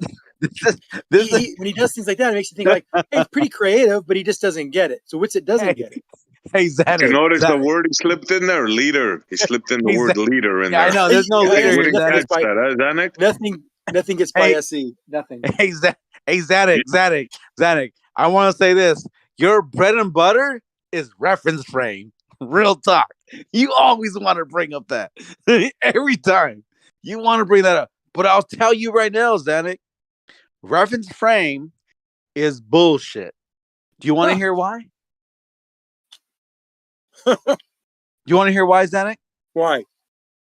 Because your merry-go-round that you spin your ball across, is it a spherical ball or is it a flat metal that you sit upon? Go ahead, answer me. Throw it. Don't even roll it. Just throw it, not roll it. Okay, that's fine. That's fine. That's fair. I'm on a merry-go-round in your reference frame, Zanuck. Is it a spherical ball merry-go-round or is it a flat plane playground? Boom! Got you, bitch. Shut up. Wrap it up. The eggs are fucking cold. Let's go. It ain't my reference. It ain't my reference frame. Just so you know, nobody owns a reference frame. So your merry-go-round reference is always referring a flat metal circle disc spinning in a circle. And this is why I laugh at you when you bring it up. For the past 6 to 7 fucking years, bro, you've brought up reference frame. And you don't grasp that your fucking little merry-go-round reference frame, little example. Merry-go-rounds are not reference frames, by the way. Really? Really? No. We're talking about the ball traveling across it is the reference Balls frame. and merry-go-rounds are not reference frames. They were not. Wait, hold on. So you're saying that on a merry-go-round that there's no reference frame when you throw the ball across it to travel across it, There's and it always looks a like it's reference frame. spinning? Which one are you speaking about? I'm just saying, when you throw a ball across the merry-go-round, you're saying you're not talking about the reference frame of the ball according to the observer standing outside of it? Well, if the reference frame of the observer is rotating or accelerating, that would be one way to look at the motion. Okay, and with that being said, Zanuck, is that reference frame now then across a straight plane? Yes or no? Thank you. No, reference frames aren't. They don't have any sizes or dimensions. They are dimensionless. They are just point coordinate systems in space. On a grid? Is it on the XY? Is it on the XY, Zanuck? There's an XYZ axis. Okay, so you have your height, width, and dimension, right? Height, width, and depth. Okay, the XYZ. So then you have this reference frame, Zanuck, that where you throw the ball across a grid like a Tron old movie, right, from the 80s. Right. Okay, so then your reference frame is tracking a ball across a spinning flat disc because it's still a reference frame of a grid representing an XY. So now you have these coordinates. Spinning? Is the reference frame spinning or is reference frame then show me where the end of the travel of the ball on a grid representing X, Y, and Z has a curve to it. I'll wait. Okay. That's easy. So this reference frame we're looking at, three-dimensional, a point coordinate system. Envision in your mind numbers going from the axis, three-plane axis, out into infinity. So it has numbered. So if I want to go to 1, 4, 7, you would have a point in space. So we're looking at this. We're looking at, and you can have the 0, 0, 0 point anywhere. Okay. Well, now we're looking at this merry-go-round spinning, and it's in this rotating reference frame.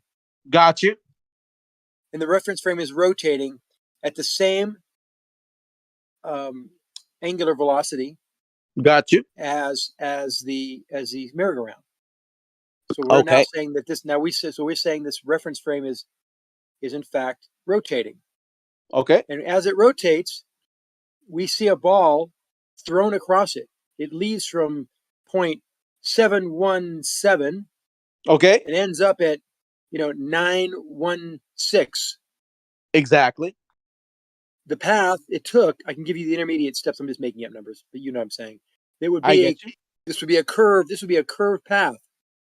A curved path on a disc flat plane. Remember, it's the rotating reference frame. You could throw the ball. You could roll the ball. You could do all sorts of things in that rotating reference frame. But the reference frame in itself is rotating. The ball that is traversing from 916 out to, I'll make it farther, like 40, 62, 21. It had to take a path, a trajectory in that rotating reference frame, and it's curved. You say, well, how's that possible? Defying laws of physics. Because in the inertial frame, which is not rotating, it went directly from one straight line. It went right up the vertical path, or a horizontal path. Went from Right. 1 to 2 to 3 to 4 to 5, 6, 7, 8, 9, 10 out to 50. Got So it you. went nice and straight in the inertial reference frame that we established. Right. But the rotating reference frame, it actually made a curve path. Okay. So that is because the rotating reference frame is a non-inertial reference frame, which means it is a frame that is it rotates. Okay. Got you. Yeah. So that should make sense to you. Wow. Now, to sum it up, it's made a path along a flat plane to give you those data points. And why you can't grasp that, Zanuck, is baffling because we're 6-7 years later and we're still on the same argument. Now, guess what, Zanuck? Your reference frame that you spit out, numbers, doesn't matter. Doesn't even fucking matter, by the way, because your reference frame from the ball shut out from your first initial point was spread out along a grid that is flat, plain, bro. It is an XY, right? The only Z appointed here was not even addressed because you'd have no height to the ball that you shot out, right? Because the Z is the height. That's the vertical. But you want to try to invoke that because I shot a ball out across a flat grid, now it's a different point on this circular spinning flat disc, which I agree upon, by the way, because that makes sense, because eventually it's going to have this crazy little swirl to it. Zanuck, wake up, Bubba. Wake up. We are still on the same fucking argument from so many years ago. But the thing you never want to address is that when you shot that ball across that plane, it was a flat grid. Come on, dog. Stop with your nonsense. Stop spreading that nonsense. And your reference frame, by the way, is your bread and butter. But I break it down and I destroy it every fucking time. Okay, go ahead. I'll hear you out. No, you've told the story. I have no comeback. It's just so complete and so damning that I probably should rethink my Thank you. entire understanding of physics. Hey, let me run my victory lap. I'm going to drink to that. Let me open the beer. Let's go. Oh boy, slow down, tough guy. Let's be Slow honest. down, Let's be cowboy. honest, Zanuck. Don't want Honestly, to though, blow out your Zanuck, liver, you know? honestly, Zanuck, though, Livers are hard to come by these days. Zanuck, how you going to contest that, though? Can you at least agree with me that what you just said is across a plane? No, it just means that a grid? Nope. It means that rotating reference frame has a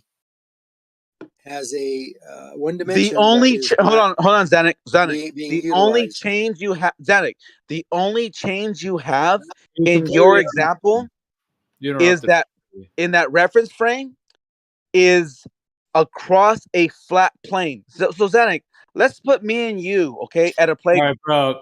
You interrupted him, and then you're gonna monologue. That's not really fair. At least let him finish, dude. Go ahead, Zanuck. Thanks. No, I think we've tried to beat this one. This is a dead horse at this point. I told you about the point corner systems. One's rotating, one's not. And the flat plane can be in the rotating reference frame. It actually is. It has points that are associated with it. Because it's and those flat. points are fixed in the rotating reference frame because we're saying the reference frame is rotating exactly the same angular velocity as merry-go-round. the Yep. And so that you'll have an X and a Y positions. The Z will not be used because you say it's on a flat surface. Exactly. And it's spinning. And we can. I agree. But in that reference frame, we watch a ball traverse those positions, and it makes a curved path. I agree.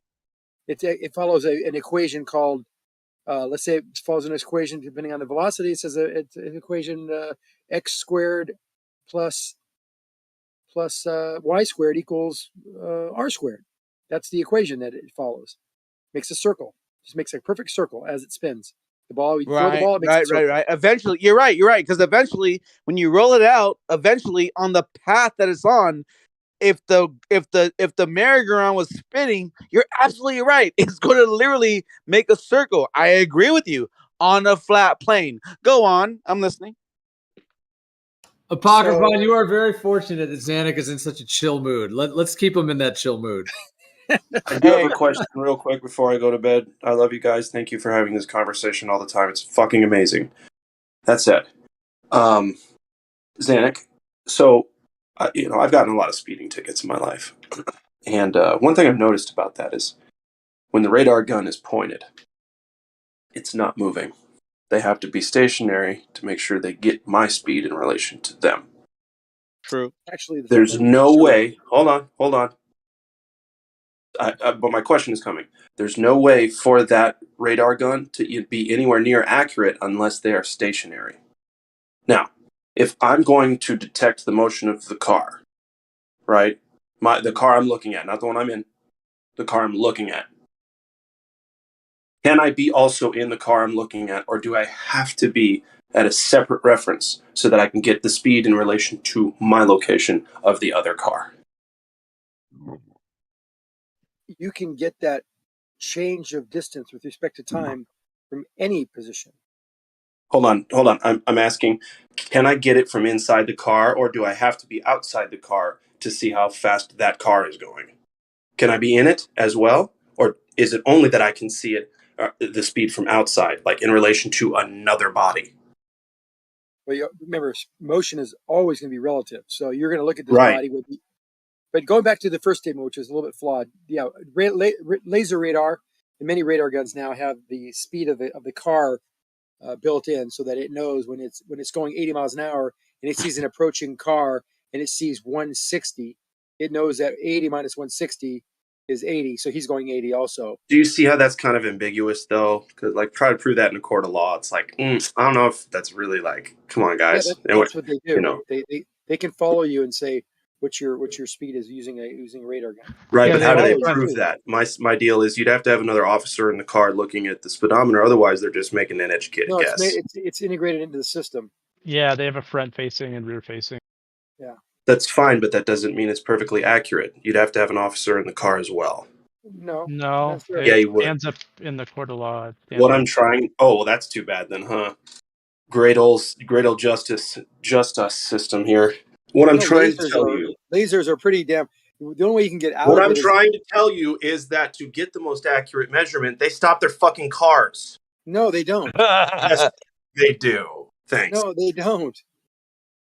No, Zedek, you have to agree with him. They literally have to be stopped to clock you as now. Hold on though, they can trail you, but that's not as accurate as accurate. I said Zachary for Zedek. I said that's not as accurate as if they were sitting down stationary to shoot you.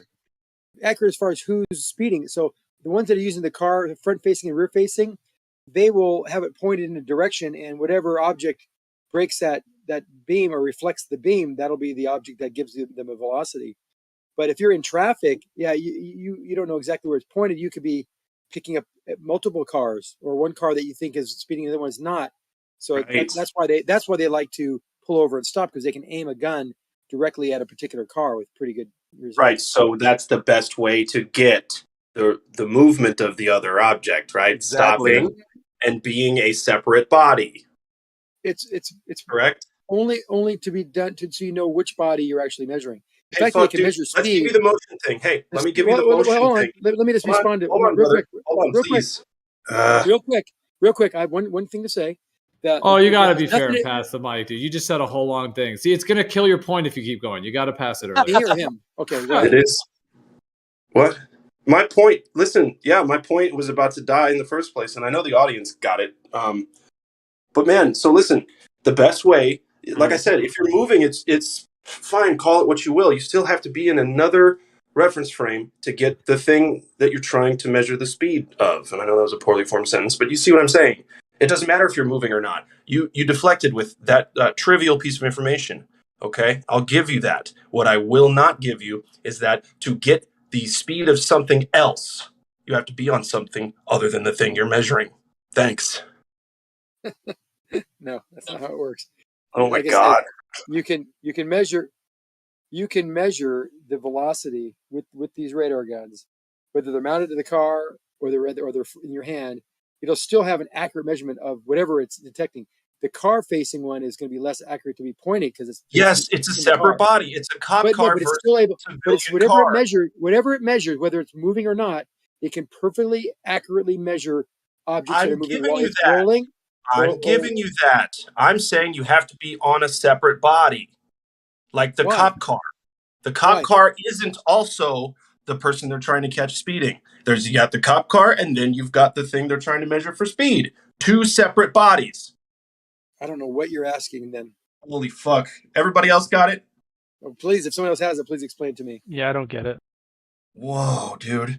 Okay. I don't think anybody will get it, actually. Okay, so I don't know the speed of the car that I'm in unless I have something telling me from outside of the car, a different reference frame. So, like, to say, okay, this car is going this speed in front of me. I'm going to be stationary, and I'm going to use a device to do that.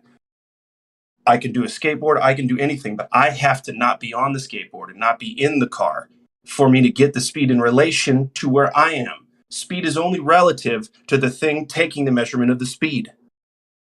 But are you saying that you cannot determine your speed versus the ground, and then also subtract that from the speed you develop from the rear or front-facing radar detectors? No. I'm saying the cop car has to be the cop car in order to get a different car's speed. Yes, got it. But the person driving the other car can get his speed too. Can get whose speed? His own speed. And he In can get the speed of the in relation to the ground. or the relation to the other cop car. Relation to anything. Okay, but that's two body problem. Yeah, Xana, why aren't they shooting radar guns from the moon to measure the speed of the Earth? And boom, you guys could have another fake proof. There you go. That's a good fucking point. There you go. Thank you, Gio. Yep, that's a great fucking point. Sure, bro. So why is the moon the fucking cop car and the Earth the fucking, the perp that's speeding? Zanuck, go ahead. It's the most immediate two-body problem. No proof that the moon or the Earth are rotating around each other. Didn't Einstein mention that? I don't know. Maybe. I don't know. Moon does seem to make a circuit, though. Yeah. Because the moon and the sun were placed upon their circuits. There you go. Do you guys feel that ham radio operators can't shoot signals off the moon? We talked about that earlier, bro. Come on. We had like a 30-minute conversation about ham operators. We didn't arrive at a conclusion despite the 30 minutes. You can point it at the moon, yes. Right. Exactly. You could point at the moon, but are you really hitting reflectors that are on the moon, landed, positioned by the astronauts that land on the moon? You don't have to hit a reflector. Those are for the lasers. I was talking about the lasers. My bad. Oh yeah, you can use a ham radio. But that's doesn't that that doesn't prove it's 250,000 or 240,000 miles away though. Well, I mean, if you know the speed at which the radio waves travel, and then you detect the speed at which you receive the signal, doesn't that tell you something? I love you guys. Don't give these anti-flat earthers an inch. Take care. All right. Well, hold on. Let's talk about that. So if you have a ham radio on the floor and you shoot a signal to bounce off the moon to come back to you, you ping it back. Are you saying that we can calculate the distance of the moon by ham radio? Because my idea or my belief is that in 400 years we are going to learn that the moon's farther away from us than we say it is today, because we're going to have better technology that's going to predict it to be so in your fake world. But yeah, I'm saying, yeah, essentially you can time how long it takes to receive the signal. So let me ask you this. Imagine if the moon was the light in the sky, okay? But there was a barrier in front of it that we didn't see and we weren't told about. So when you shot something to it, you thought that it was bouncing off the moon. But really, it was bouncing off this invisible thing that you didn't know about. Okay. So this is what gave you the measurements that you think you know. What about that? So in that case, you shoot it in the empty space that contains no moon, and you see that No, you've no, no, improved. no, no, no, no, no, no, no, no, no, no, bro, no, stop. I'm saying you shot it at the moon, but the moon is behind this invisible thing that you think you're shooting the moon, but technically you're shooting this invisible thing, and it bounces off of it and it hits you back. So You're now you think that the moon, you're getting a reading off the moon, but really you're just getting the reading off this thing that's in front of the moon. How about that?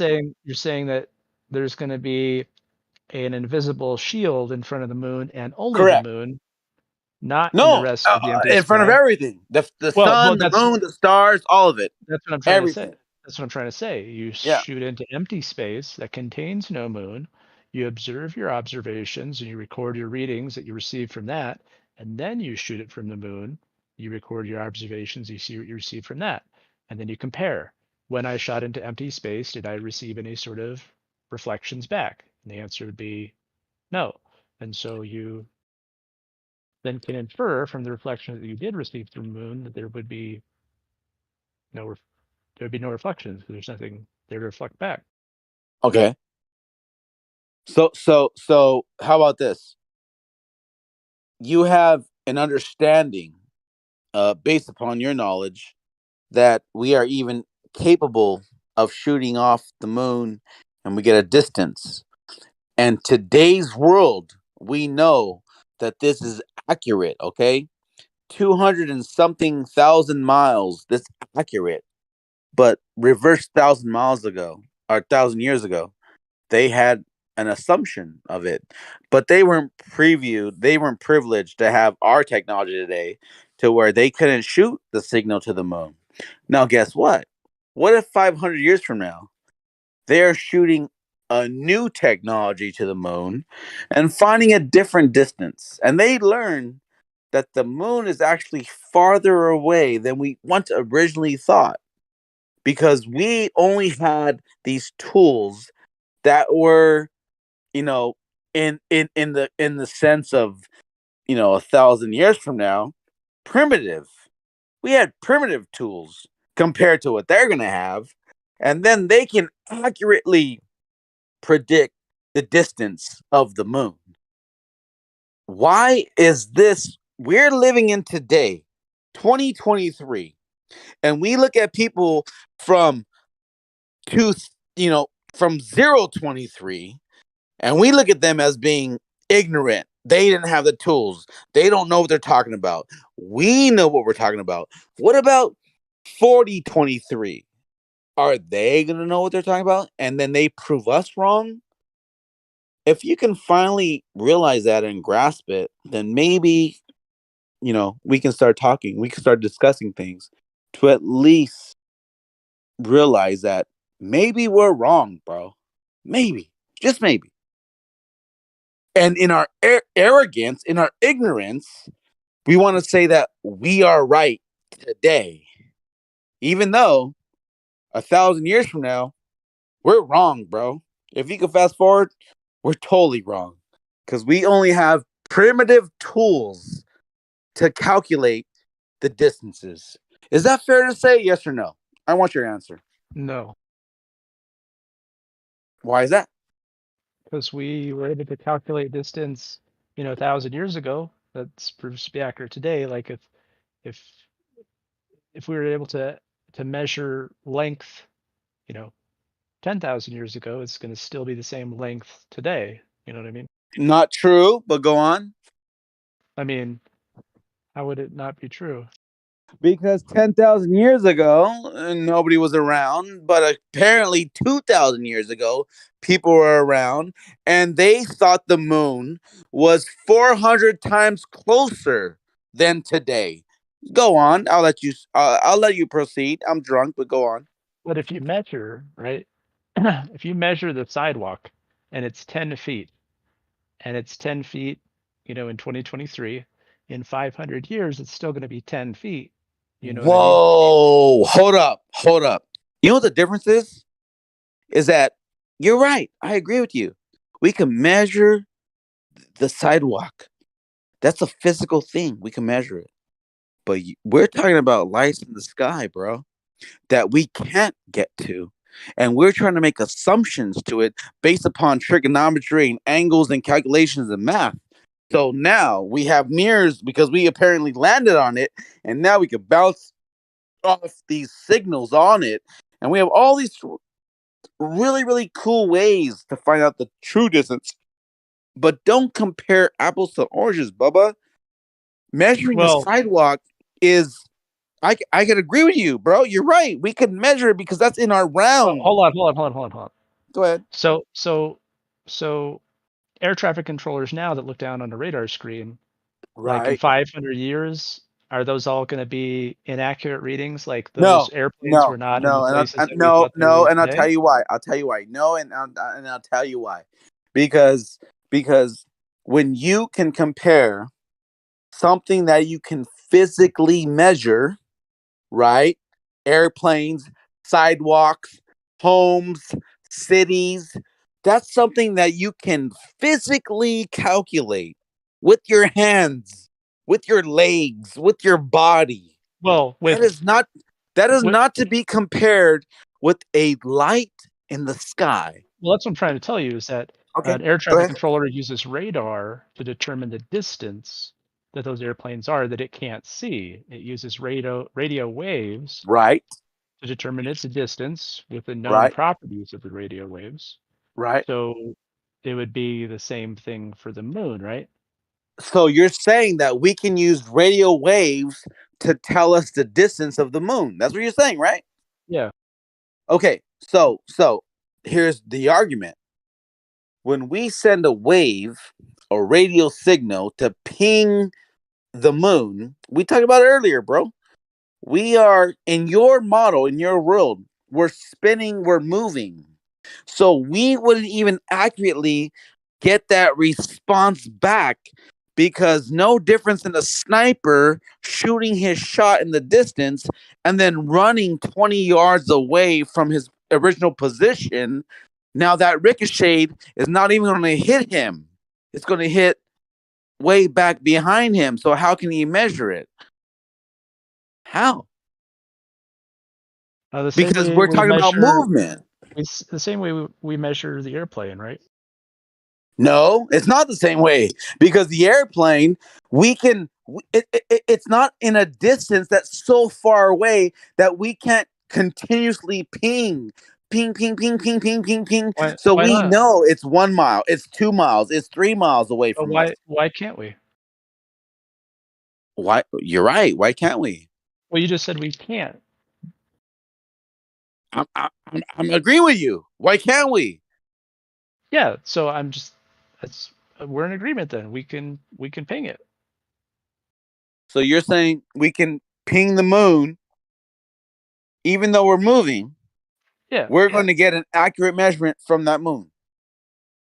Yeah, we'd be moving in the same sense But that remember though, we're using today's technology because 1,000 years ago they used that technology and they were spot on. They were accurate. They were hands down. This is the distance because they had an understanding and they had tools and they had this whole thing to where they can prove that they were right. So now you're saying that we have this whole new understanding, this whole new tool to where we could ping it and we could be right. But what happens in 1,000 years to where we're primitive, bro? We are cavemen compared to 1,000 years ago. So Yeah, but we're going to be off. We're going to be off. Hands down, we're going to be off. Right? Can you agree with that or no? no. Want to know why? Because you are 1,000 years ago saying we'll never be off. This is what we know. This is what we do. But guess what? You are privileged to be in today's world to look back to them and say they were wrong. That's the point. I can agree with you on some topics, but not on this one, right? Because this is measurement of a distance, right? Well, I mean, again, they had measurements back then, Bubba, and they totally believe those measurements. But we today negate those measurements and we say they were wrong. Like what measurements? The measurements to the moon.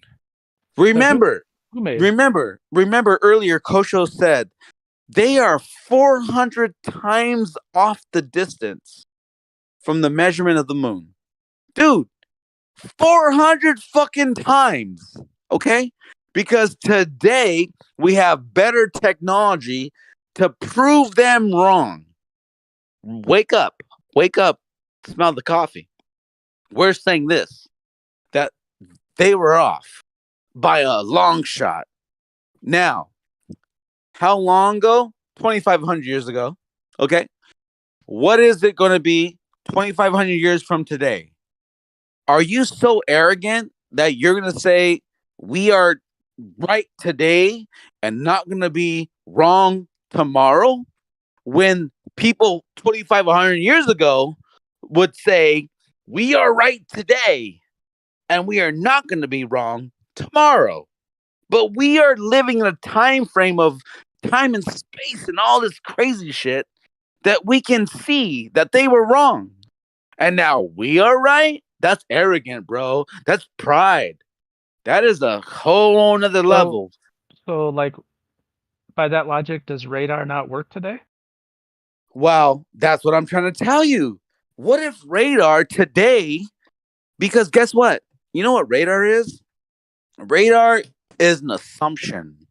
Radar is going to tell you that the plane is 500 miles away from you. How that works on a fucking globe Earth, I don't know, but I digress. So it says we're 500 miles away from me. And somehow we could track it, okay? And now we get into a time to where we are way more accurate. And we're like, no, it's not 500 miles. It's actually 400 miles from us. Because back in the day, we were wrong on our estimates because our globe model was based upon according to certain measurements, but we had to adjust because we got better technology and now we know better, right? And now you are saying that no. We know what everything today that is calculated is accurate. Everything is. It No, is I didn't say spot that. on. I said radar is. Hey, radar distances, the same thing. Okay?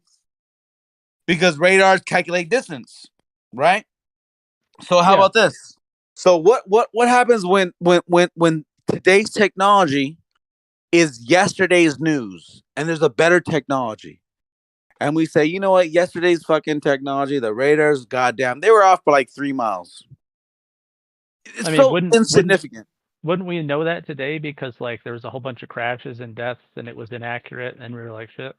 Did they know that back when they were fucking, thinking that the moon was 400 times closer? Think about it, bro. Like literally, honestly, I don't know when that was though. 2,500 years ago. Honestly, bro, think about it. Honestly, I know, I get what you're saying, bro. But listen to me. There are times in history where man was full of himself that they knew what was and what isn't. Okay? Until another man came along and proved him wrong. You know what proved yesterday's man wrong? The man that invented radar. You know what's going to prove the man that invented radar wrong? The man that improves blah, blah, blah, blah. Because that new technology is going to make the man that knew radar to be insignificant and inaccurate. Even though today's world, we go by it. We literally live by it.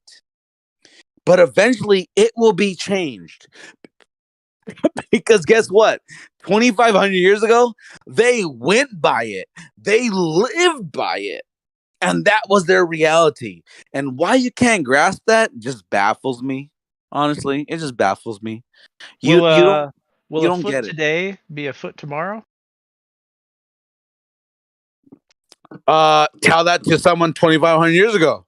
You would think, right? Like honestly, I'm there with you. I'm right there by you. Like, right? Like you would think a fucking foot today would be a foot tomorrow, right? But 25 years ago, if you told them that, they would laugh at you and say you're fucking stupid. Here we are in 2023, and you're like, you were fucking stupid. But guess what? 4023, they're going to be telling us you were stupid. Want to know why? Because technology and all these tools and all these new concepts and ideologies, they change and they become a new way to calculate and measure, and all these things are just intertwined to make us today look stupid to tomorrow. The same way we look at yesterday and say, holy fuck, were those guys off? They were way off. Because we know the truth today. Guess what? Let's not even go back 2,500 years ago. Or 2,500. Yeah, that's right. 2,500 years. Let's go back 400 years ago.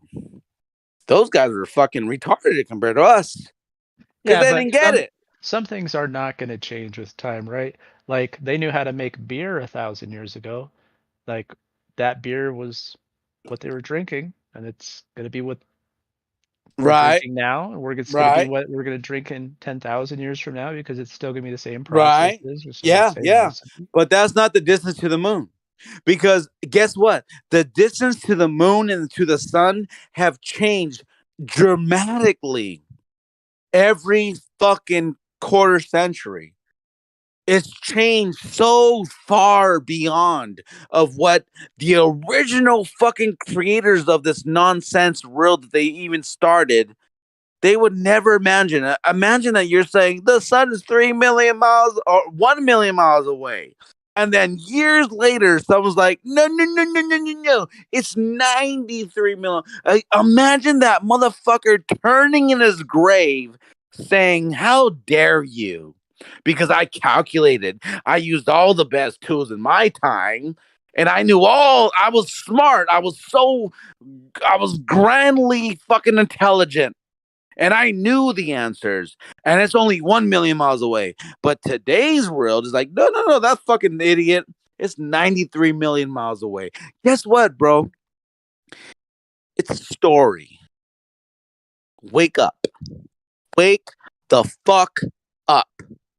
It's a story, and they tell you these numbers that make sense in a fucking model. But can we verify like the story that they tell us with Can you verify that the sun was once 1 million miles and now it's 93 million miles? Hold on. Accordingly? I'm just saying, can we verify like the distance to the moon via radio waves? Bro, if they tell you something and you believe it, then that's what you're oh my god, you're not grasping what I'm putting down. I'm not asking You're for not them getting to it. tell me You're anything. not getting it. You're not getting it. Can You're I not getting it. verify it? You're not getting it. You're not getting it. Let me share this with you. I'm being honest with you right now. Real talk. Imagine that the moon is only 120 miles away. Only. I say that like so facetiously. I swear to God, I'm being ignorant. I'm being so ignorant right now. Let's say the moon's 120 miles away. Okay, only. No. Let's increase that. Let's say it's 5,000 miles away. Okay, ignorantly. Okay, because 120 is way close. So let's say 5,000 miles away. Now, if I created a whole fucking scenario, a whole model, that everything about my model has to be that the moon is 5,000 miles away. Okay? Mathematically. Then you shooting a signal up to it and it bounces back and you're like, yup, checks out, because my math is based upon this model and this model is based upon my math. That's a fallacy, by the way. And then you're like, cool, I believe it. Okay. We walk down the street, and then some guy tells you, yo, the moon is 10,000 miles away. And you're like, well, it doesn't make sense in my model because my model says that it's this far away. Do you get what I'm fucking saying right now, bro? It's all bullshit. You can say whatever it is to make sense in your world. If I want to say that radar bounces at this fucking speed per minute to make sense for my distance, do you realize that it's all a fucking story? Yes or no? I mean, it's like a verifiable story, though, right?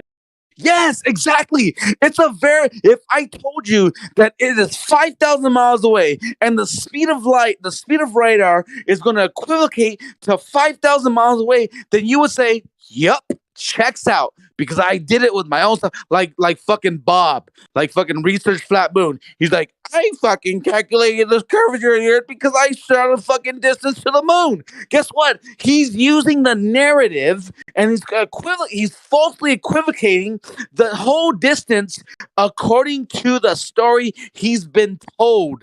Now wake the fuck up and realize that it's all a lie. And Now, they're only telling you. Go ahead. What if you weren't told anything and you were just told the let's say you weren't told anything about the moon or the earth, and you were just asked to calculate based on the known speed of waves, how far an object is when it bounces off of it by the time it takes for that wave to come back? That's a great question. I'll tell you what. Shoot a wave to the moon and register it triggering back to you and get back to me and tell me the time it took. Real talk. I'm not being a dick. I'm not being facetious. I'm saying fucking do that. Let me know. Because like me personally, if you think let me finish. If you think that you're going to shoot a fucking signal 243,000 miles away and get a response in your same fucking location. Matter of fact, wipe out the numbers. Wipe out the distances. Well, what about the people that have done that? They're fucking lying. What don't you get about that? Did the government reach them? Dude, are you kidding me? The government will fucking experiment on your ass to fucking try to figure out if fucking electricity fucking fries you or not. Come on, bro. They don't give a fuck about you. Like, wake up. The government they have money in the fucking on the table.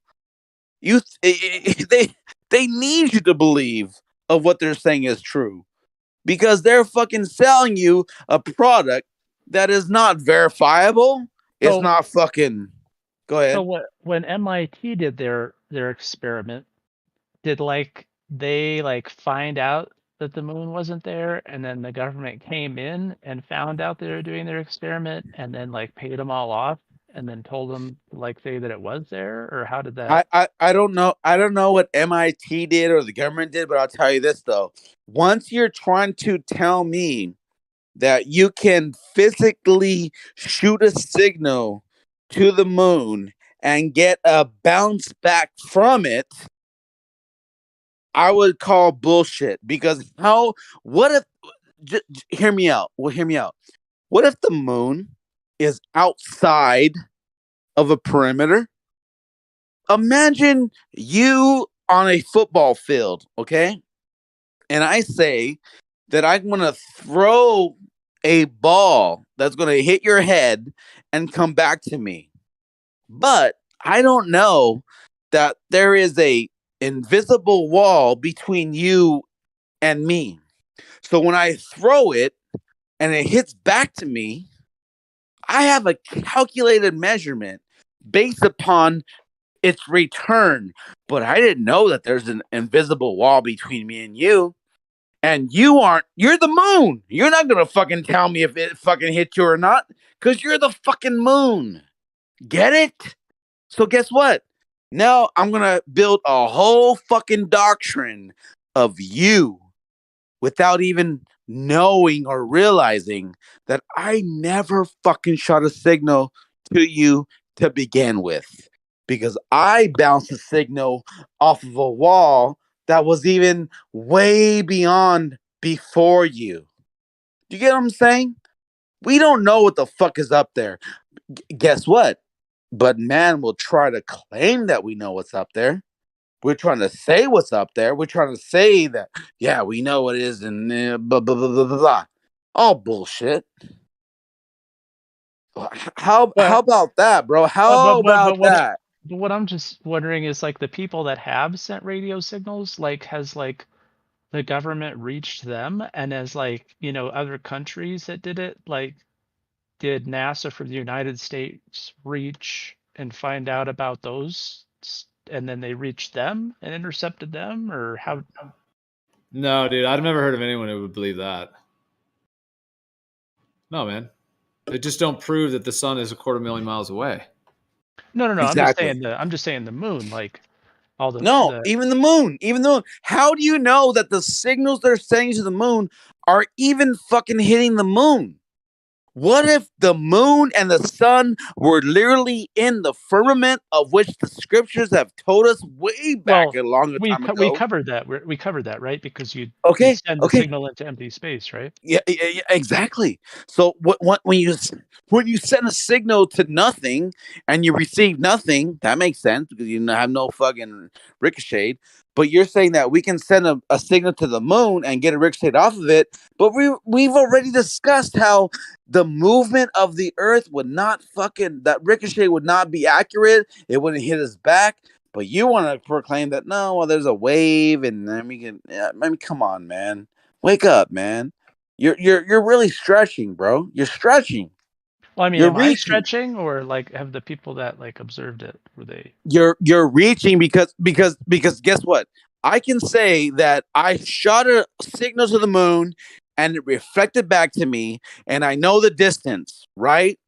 But I'm not gonna take into account that I was spinning at 1,000 miles per hour, and my shot originally would have been like knocked.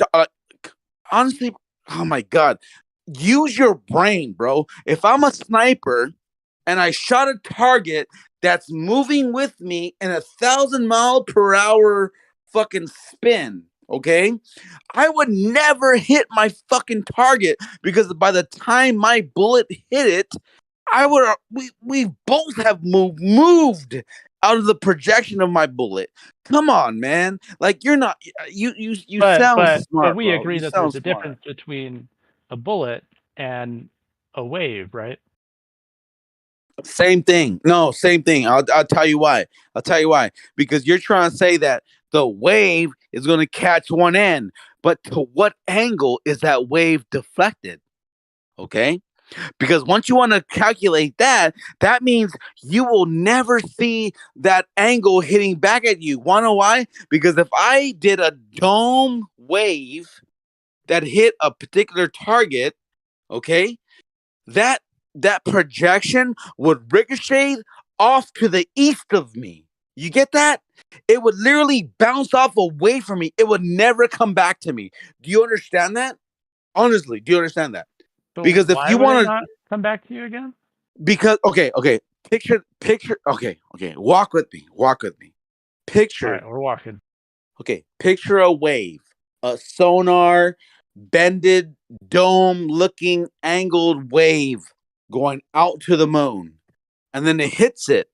When it comes back, it's domed, right? It's angled.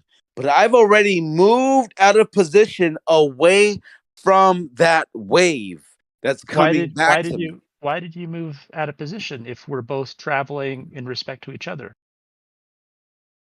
So you're saying that the moon is interlocked, right? Yeah.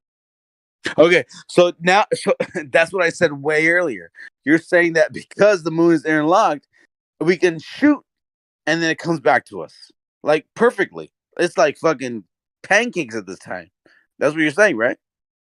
Yeah, they have Apocryphon. They have what they believe are calculations that seem to fit what they would expect. to hit the moon, and this reflector that they say is up there. That they have the calculations that convince them that this is the case, or they just say that the calculations take care of it, and they say that they believe that it works because that's the script. I don't know which frame of reference this guy's coming from, but he's kind of gaslighting a little bit, in my opinion, because Well, he was just saying earlier, like, did they find out that the moon was actually there, and then they found out it wasn't there? Like, what did you mean by that? Here's No, I'm asking him. I'm asking him here's real what's quick. funny to me.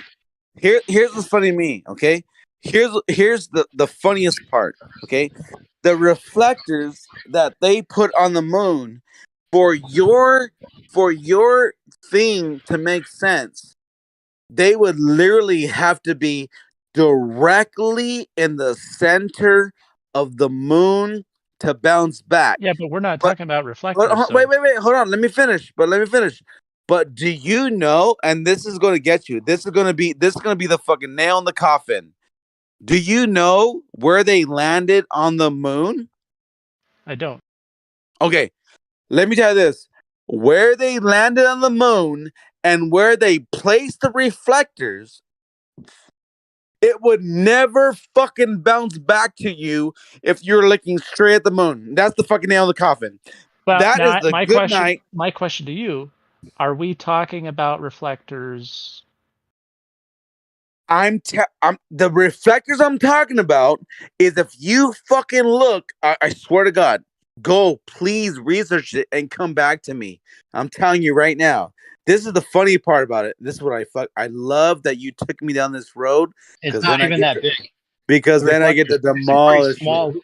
It's Then I get small. We remember we're not talking about reflectors. then right? I get You to guys, hold on. demolish Can you you. hear new perspective? Apocryphon, bro. Like, chill for a sec. Someone else, new perspective. All right, go ahead, newer second, go ahead. How big are those reflectors? You're saying that's not reflecting off the reflectors. You're saying it's just reflecting off the moon. Yeah. Is that what you're saying? Okay, so they're not trying to hit the reflectors. No. I thought they claimed it was the reflectors that they're actually hitting. Well, there's multiple experiments. Okay. Multiple. Okay. All right. So, but you think that hold on, wait, Pakistan. Just go ahead. So Go ahead. My bad. You think that there's actually they're hitting the reflectors and they're able to achieve that, right? My argument is nothing to do with reflectors. Okay, so you don't think they're doing that? They might not, but my argument stands. Oh, okay. So you think they might be dishonest? I have no idea what they're doing. I'm just talking about radio waves bouncing off of rock being the moon. Oh, yeah, because they did that before the reflectors were even up there, they say, right? Possibly. I don't know. Yeah, that was the claim, at least. So, but now they say that it's just reflectors. So that becomes an argument on this in this debate, because the flat earther will say, well, they did it before they even had reflectors up there. So what are you talking about with the reflectors? And then the baller will often say, no, they had reflectors and they did it. You know, so maybe your claim is that they're just doing it off the moon and they're not trying to hit reflectors. I don't get it. I think they're saying now that they're actually the reflectors are the reason they're getting the bounce back, right? I don't know about reflectors. I'm just saying, if you were to, because it originated with radar, if you were to send a radio wave, would you be able to determine if the moon was there if you received a response with that wave? If you received it back, would you be able to determine if the moon was there? That was just the origin of the story or the conversation. Right. Okay. I think that was before the reflectors, and now they say they're hitting the reflectors, like specifically. I don't know if the reflectors were important for the narrative, like bouncing off the moon was a problem because, you know, bouncing off a rock and getting a signal back wasn't calculating or wasn't passable, because why would rock bounce something back? So they claimed that they had reflectors up there, but they're not that big, so it would have to be pretty precise. Well, for them to be doing what they're doing. Any surface like that would bounce the waves back, like. Really? Yeah. Even the sun, right? They say the sun does the same thing, right? I'm not sure about the sun. I haven't Yeah, they say the sun do. They say the sun does that too. Pretty amazing if the sun could actually bounce something back, right? I'm just saying, like Kind the of questionable in my principle, mind. I think would hold the same. Like, because if you shoot a radio wave like at an airplane, right, you receive a response A back on ping. that, Right, right. There's a ping. and then if Yeah, you and shoot, or you could have something off the firmament too, if there is or a firmament. I'm not saying there is one. yeah, but Could be like a calculation that's coordinated to make it seem like it's coming off the moon, but it but could be like coming off whatever the firmament is. yeah, I think a Parkinson touched on that. But if like you shot it into empty space, like not near the moon, like you would receive like no response back. Yeah, that's the claim.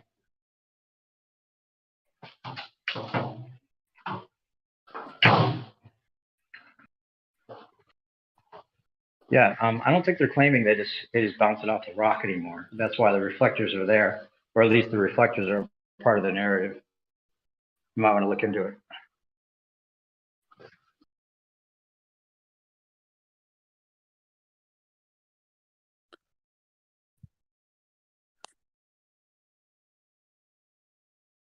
Yeah, those are the laser raising. Sorry, I said it wrong. Laser ranging. That's funny. Right? I get what you're saying, bro. You're drunk too, maybe. I don't know. No, I'm not drunk. I just the word laser. Oh wow, goddamn! You're laser ranging. It's like the Z and the G. It's like I did it backwards, but yeah. Well, yeah, they claim that the astronauts left those retroreflectors on the moon, and then now they claim that they have specific lasers that are proprietary and really are unverifiable. But they claim that they shoot them at them like NASA does, and then they get like they literally say on the Wikipedia page that they get 1 photon back. I'm not joking. They say 1 photon. right. Bullshit.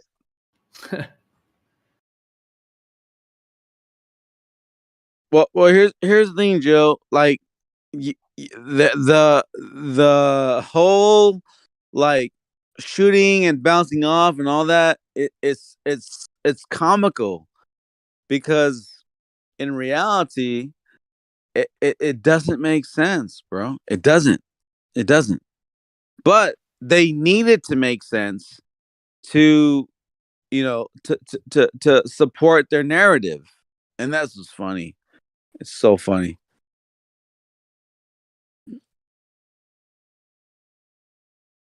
I just posted it. They say out of 1,021 photons aimed at the reflector, only 1 is received back on Earth, even under good conditions. That's what they say.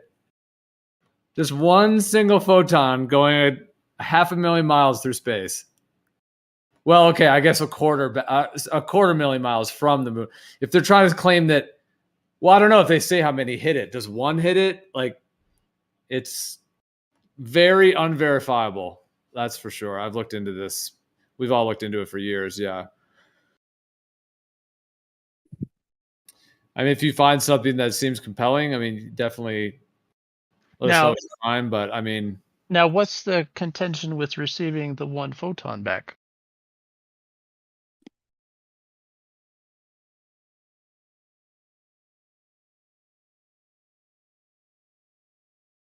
you believe that 1 photon is going 250,000 miles through space to receive back on Earth? Oh, right. Well, Come on, bro. Well, I mean, Come if on. it's saying here, let's see here, to be to see with the human eye under good conditions, they can be identified as originating from the laser because the laser is highly monochromatic. So, I think just because it's 1, right? Like you were talking about the inverse square law, like that would be kind of a kind of like, would you say that would be an expected outcome? No, the opposite. No, the inverse square law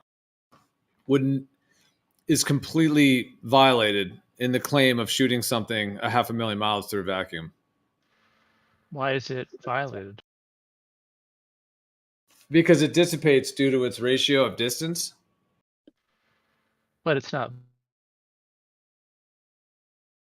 Square law with the light of the moon. the amount of light we receive here on Earth is actually correlative with a close and local moon. If the moon was that bright as bright as it is on Earth, if you were to actually calculate the inverse square law at 238,000 miles, the moon would be so blinding when they got up to it, they never could have landed on it, let alone walked around on it. But I'm just talking about the laser beam. We've done the math on that extensively. Now, yeah, that's not a laser beam, but it's similar in a way because it has to do with light traveling 250,000 miles, or in this case, 500,000 miles total. So it's different technically, but the thing about the laser one that says to get the 1 photon back, that one's like all through NASA, like literally NASA, and it's totally unverifiable. So that's another issue with it. Yeah, I mean, I guess in theory, if photons existed, in theory, you could get 1 back. So I'm not saying like that part's like completely impossible, but it does seem like quite a tall tale to try to claim. First of all, photons are reifications anyways. There's no proof that the way they describe a photon exists the way they claim it does. So that's even in question in and of itself. But to say that you're getting 1 back, it's kind of more just funny. I'm not saying that it like debunks the claim or whatever. But yeah, the verifiability is a huge problem with this. And those are the ones that are claimed to be using the retro reflector thing. Now, what do you mean by the photon could be false? Can you help me what do you? Oh, that's a whole different topic. I was just jumping in for a second. I don't know. It's a whole nother topic though. I was only at my mic for a second here though. For sure. I'm just interested because I'm in the horticulture field. Well, yeah, I mean, that's a whole nother topic. You mean why is the photon a reification? Yeah. Yeah. I mean, essentially it's a model for light, and it's a reified model, a reification model of what light is and how it travels and all of those components. And the 2-way speed of light versus the 1-way speed of light, how they claim to get the speed of light, all of these factors, yeah, because that all works into what a photon is. But yeah, I mean, it is a whole separate topic, but which we could go into or continue on the one we're on either way. But I was just saying with the photons, the inverse square law, that was the last thing I'd said, yeah, about the inverse square law. In terms of light, the way, the light, but a laser still is affected by the inverse square law.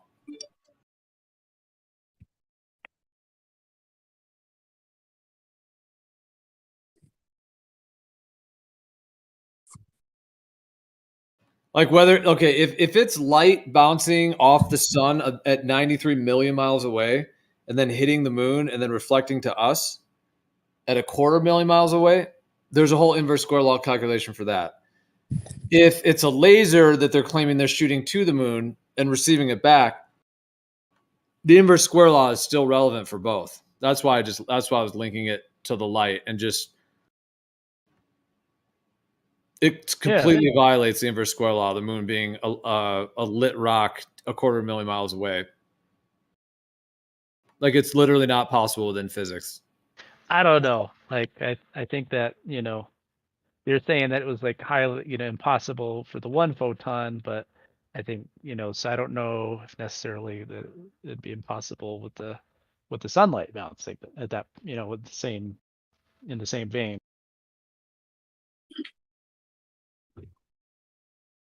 Well, like I said, I mean, the photon is a whole other topic in terms of what a photon is, but I just think it's funny that they say only 1 is received back. It's just a very funny claim.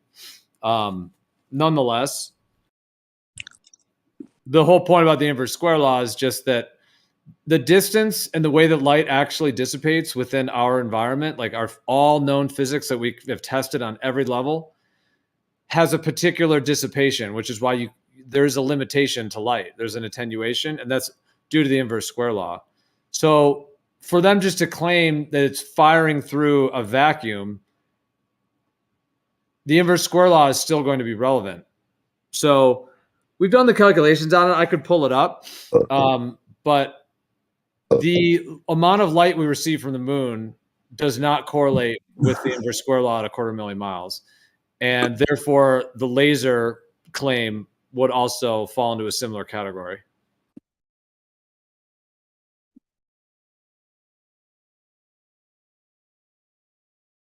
The moon is pretty damn bright. Moonlight at night.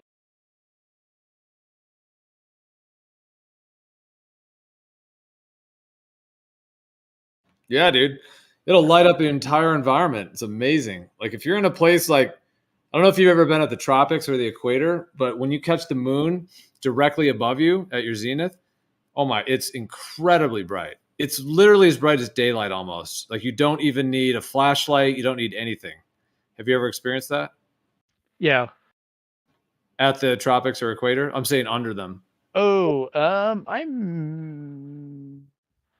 gotten to be close. Maybe not that exact scenario that I can remember, but maybe. Well, a Tropic of Cancer, for example, is like under Florida, kind of like where the Bahamas is, and then there. Oh So yeah. you have to be there or south. You'd have to then be in like the equator area, or then you'd have to be further south to go to the Tropic of Capricorn. So that's what I'm saying. Under one of those, yeah, the moon is incredibly bright. It's like daylight. It's incredible. So that's what I'm saying. That amount of luminosity that's able to light up the environment, if you start to plug that in and look at what the inverse square law would dictate in order for it to be that bright on Earth at 250,000 miles, like I said, I'd have to pull up the actual numbers, but it's like when the astronauts got halfway there, they would be like legally, like actually blinded by the amount of light. And when they got like closer to like a quarter of the way, like I'm just giving a general outline of the results. We can look at the actual numbers as well, but the amount of lumens when they get like a quarter, or sorry, 3/4 of the way to the moon, or even like 90% or 95%, is absolutely beyond the level that would blind any human being. And then for them to be walking on that thing, I mean, you wouldn't have been able to even take film on it, even if that was possible. Photo period plants are unaffected by moonlight, which is find interesting. Photo what? Like photo period plants that are influenced by daylight times.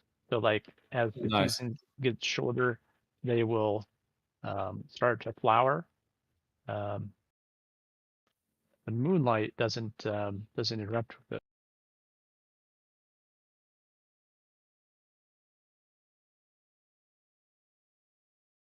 Nice. That's cool.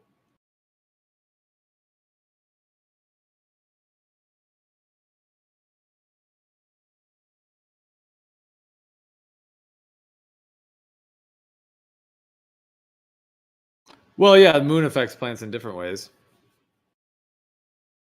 It's a different light. That's the thing. It's not reflected sunlight. It's a completely different.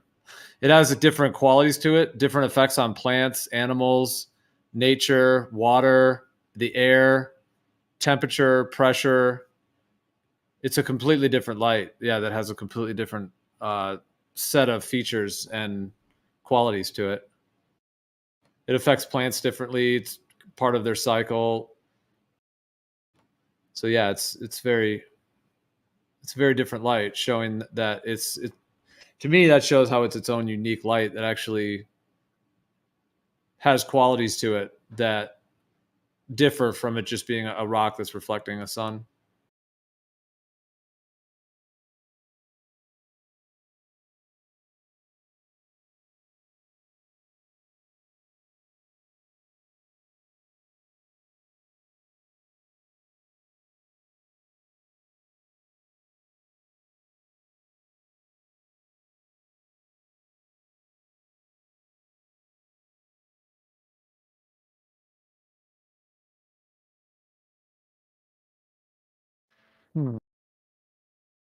Is that connected to the luminosity you're saying, or you're just saying that in general, that moon affects? Like a sunflower will point to the sun and track the sun across the sky, but it doesn't point to the moon and track the moon across the sky. Yeah, it's not really making any point. It's just a interesting thing. I don't know if it's true for all plants, but for some plants that are photo period plants, the moon does not interrupt their photo period cycle, whereas normal daylight would. Like if you gave a plant, 18 hours of light Well, let's say you gave the plant 12 hours of daylight and 12 hours of darkness. If you were to shine a flashlight on it or interrupt that cycle, it would then interrupt its flowering photo period, whereas moonlight doesn't interrupt it.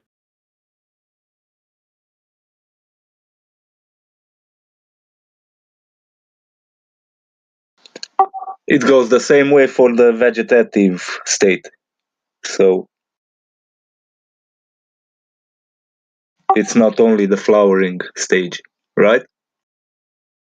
I think the flowering stage, I mean, it could, but I don't know. I don't know about the vegetative stage.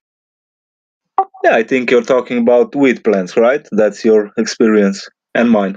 Yeah, but I don't know if it interrupts the vegetative stage, because if you have like 18 hours of light and then 6 hours of darkness, I don't think it will interrupt it if you supply it with additional light in the vegetative stage during its darkness period.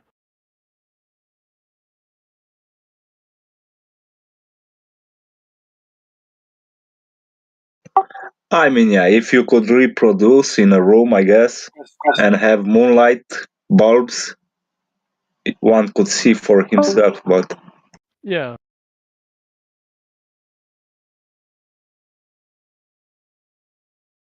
I don't know. Do they even make those? Would there even be a purpose for them existing? I guess it's off topic anyway.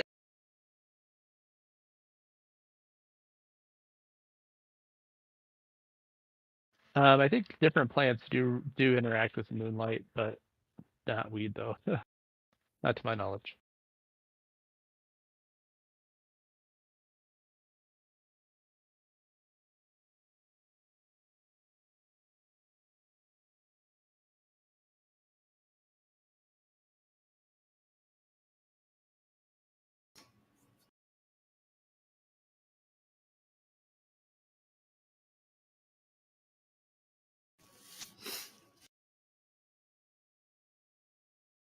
But as far as the photon is concerned, plants have a limit on the quantity of light that they can receive in a day.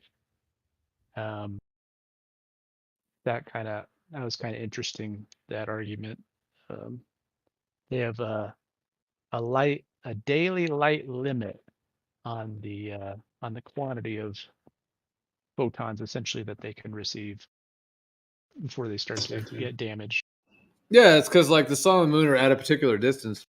Like if you do the inverse square law with the moonlight being closer, like within, let's say, 1 to 4,000 miles, it does fit in terms of the amount of light we get here. And yeah, they're at a particular distance, the sun and moon, so they're going to have that particular effect on plant life, and it's limited because it's just passing over for that, portion of the day.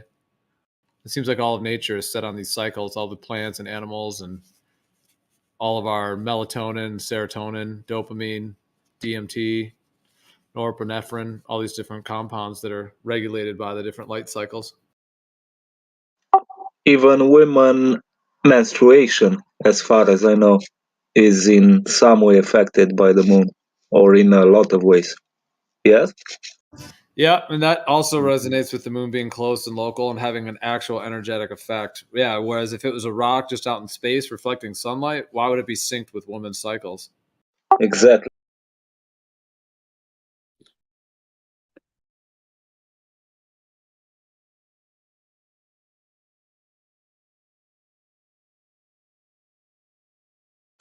Do you remember that flat Earth, quotes flat Earth claim about the moonlight being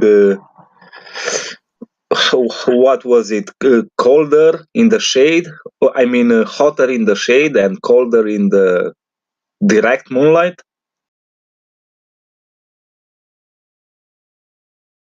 Anyone remember that claim? Come on. Yes. Can you hear me? Yes.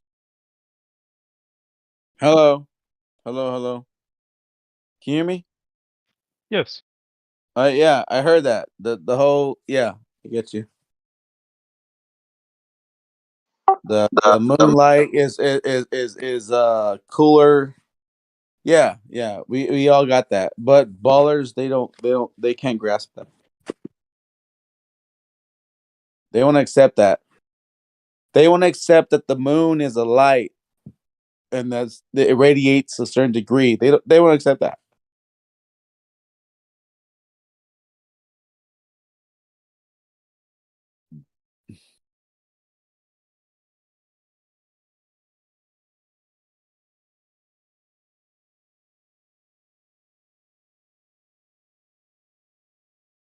What was your point about though? Is that true? Has anyone tested it, or just went off from what some guy on YouTube said in a Well, YouTube video? there's plenty of people like showing it as an example, like in real time. But whatever, you could choose to believe it or not. That's up to you. Well, I guess someone in this arena.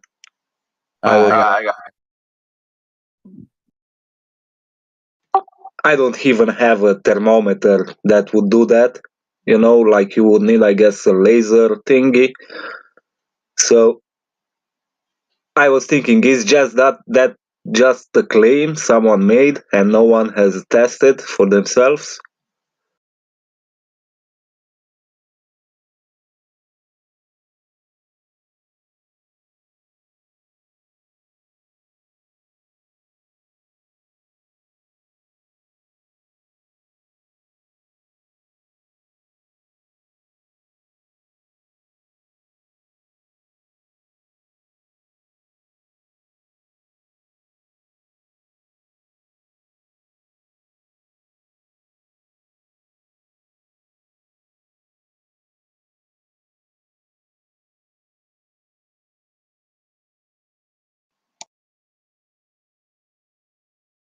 It's because I find that claim a bit weird and makes the moonlight seem a bit, I hate to use this word, magical. Like it would be colder directly under the moonlight, right? That doesn't make much sense if you just think about it.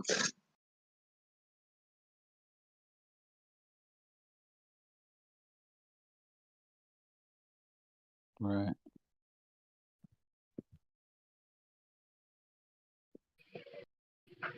Well, if the moon's giving off its own light, that's kind of magical in itself, right?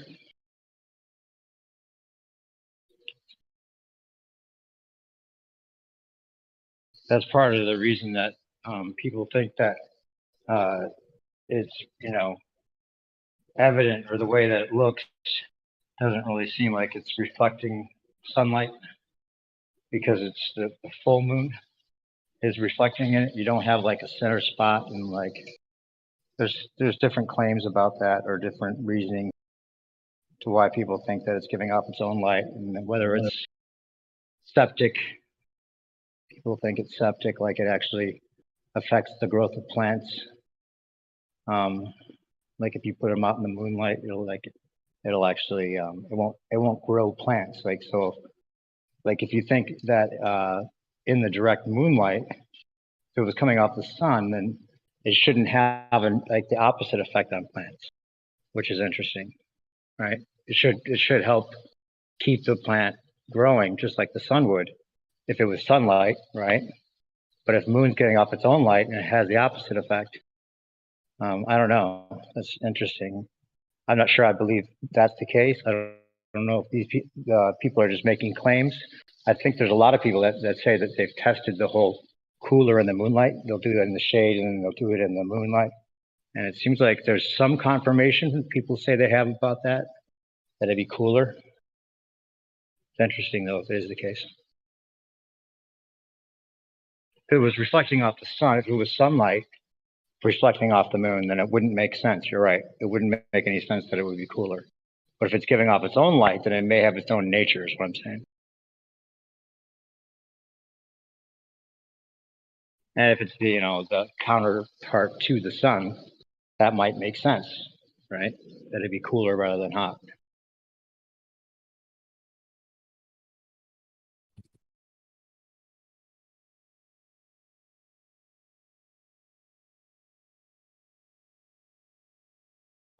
And plants not reacting to it, I think in my mind at least I can make that, I can explain that, because like all beings, it needs a period of rest, and they just learned, the plants, they learn to ignore that type of light, which would of course indicate that it's a different kind of light, not solar light. So they just filter that out from their growth process. Is it something that you've noticed that it has a different effect on plants? I mean, If that is. I know plants need sunlight, and moonlight does nothing to them. For example, if I grow a plant indoor, I don't even need moonlight or something for it to rest at night. It behaves, from my perspective, like I'm not taking any loops and microscopes to it and splicing any DNA, but the plant will grow without moonlight as well as it would grow under the sun, providing I give it alternate source of light that would replace the sun. So it grows as well as it would under moonlight and without moonlight. That's my. I think they've tested trying to grow plants under only moonlight, and that doesn't work.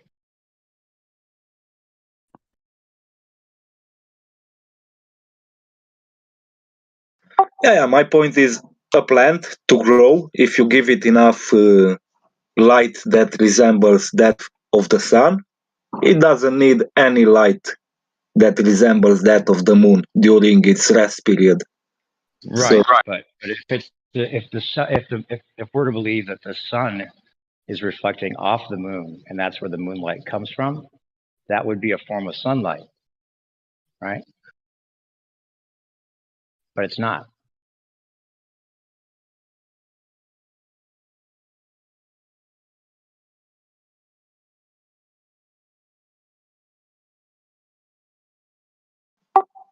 But again, I'm not a glober, but we don't have a experiment in reality that would prove to us, I don't know if it would be possible, to recreate something that mimics the moon. So have a rock somewhere that will reflect sunlight and see how that looks to us. Oh, you can do that. That's totally possible. Yeah, you could reflect sunlight off of something and see if it grows your plants. Why not? Yeah, but I mean, have it at whatever altitude, affected by Atmo and all that stuff, and see. Yeah, because you could compare the amount of amperage or intensity, regardless of how far away it is. You could somehow detect the intensity of the moonlight and then the sunlight at the same intensity reflected off of something.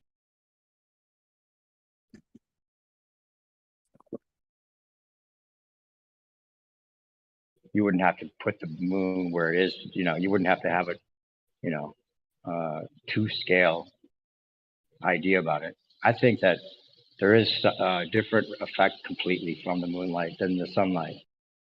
I think there's been a lot of work done on that. I'm not fully researched, but from what I've heard, that it has a different effect on things, and that seems to indicate that it's not the sunlight, plus a lot of other things.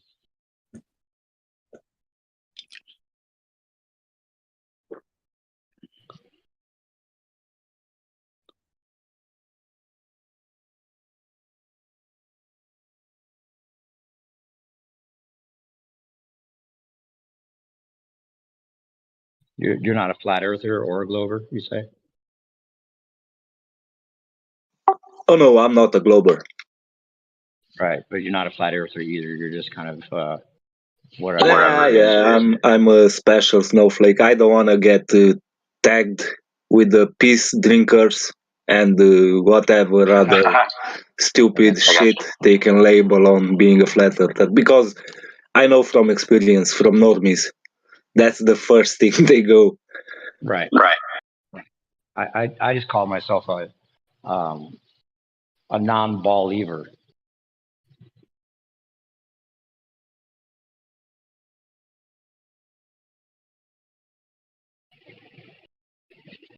Or a recovering heliocentrist. Yeah, if it wasn't for Bev's right thinking, I would call myself a flat earther, but I can see his point. I agree with. I mean, it's a bad word to use. Yeah, I agree. Someone's got their mic on. I'm getting an echo a little bit. Anyway, yeah, I don't like to call myself a flat earther just because of the stigmatizing. Plus, it's a misnomer to begin with. You know, it's not flat, right? There's hills and valleys, it's not flat.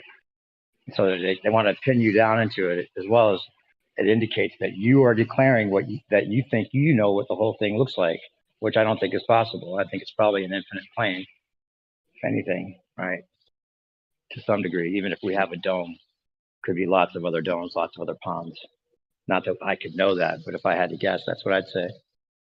But yeah, flat earthers got a negative connotation, and they did that from they cornered the whole conversation to be you know, pinned down to you have to declare what you think the whole thing is, because we showed you the ball, so we say we know what the whole thing looks like the earth is an object that can be quantified that way. You know, like it has to have a bottom and a top, right? Who knows what it is? Who knows if there's a bottom? Who knows how many layers? Could be a layer cake, infinitely up and down, infinitely far. Who knows? How could there be an end to reality? Is the question really?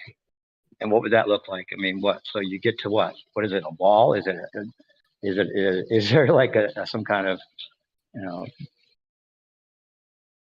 even if you were able to put your hand through that blockage wherever it ends, would your hand go into a knot?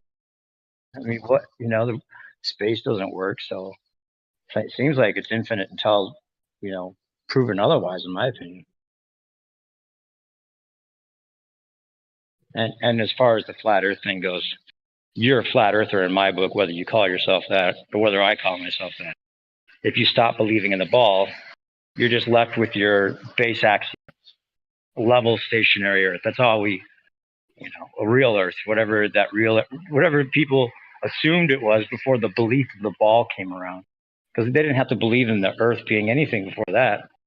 They didn't believe it was flat. They just assumed it was, because there's no reason to think anything else. There's no evidence of it being anything else. So, you know, it's funny how this whole conversation has got some stigmatizing things that were kind of built into it to put on us from the start.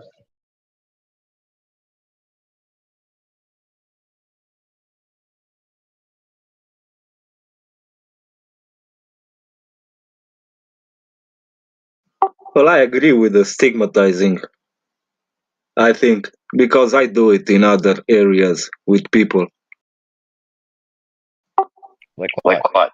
If someone but it's just if I want to be a dick. If someone tells me, "Oh, I'm a mighty good-hearted Christian or whatever religion," I tell him, "Okay, you have to take the whole mantle of that thing. You have to stay under that banner and accept any stupid shit that religion has done." Hold to all of the things. If you're going to label yourself that, then you have to go along with what that label means, right? I see what you're saying.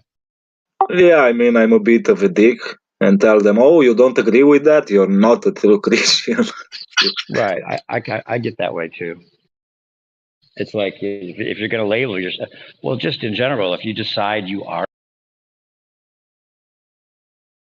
predetermined category, then you've limited yourself, you know, and there's a price to pay for that to a degree, because it could be another option, but you have already decided that's what you believe. So that's the consequences. Is that's everything that goes with that. You know, I mean, it means you can never consider any other possibility, which is, you know, a double-edged sword, because, you know, like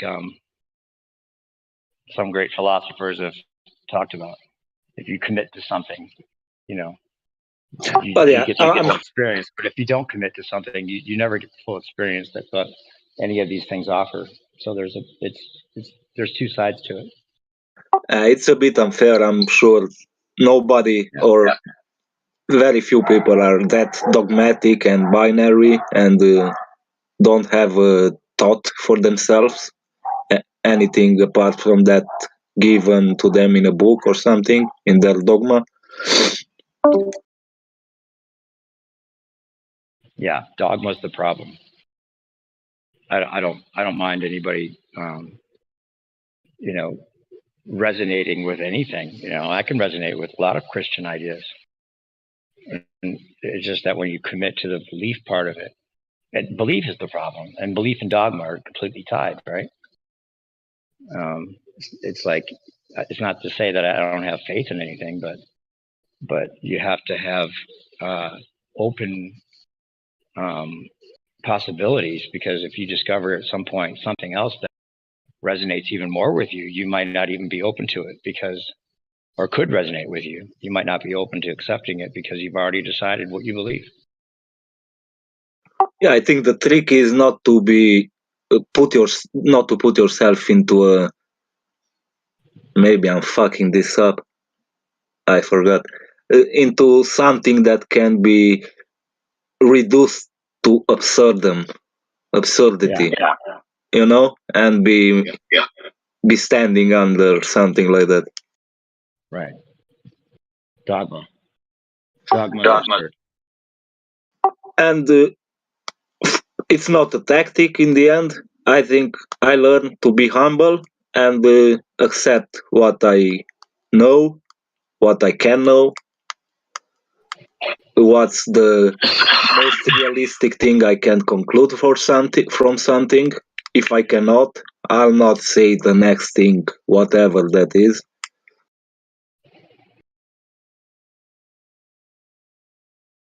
Seems like a lot of these things are talking about the same unknown, kind of like the ether and space time. You know, space time may be including some of the concepts of space time, not the whole space thing, but like the curving of space time or any of that, but more like the quantum part of it that they're trying to describe when they're really talking about the ether, but they don't want to call it that because of the stigmatizing part of it, and that it goes against the ball narrative now officially, in a way. The Michelson Morley thing. They had to get rid of the ether. In fact, they're afraid of the ether for a lot of reasons. It seems like the ether is their number one enemy, because it opens possibilities for free energy and possibly a lot of things about, you know, manipulating it for your own benefit in other ways.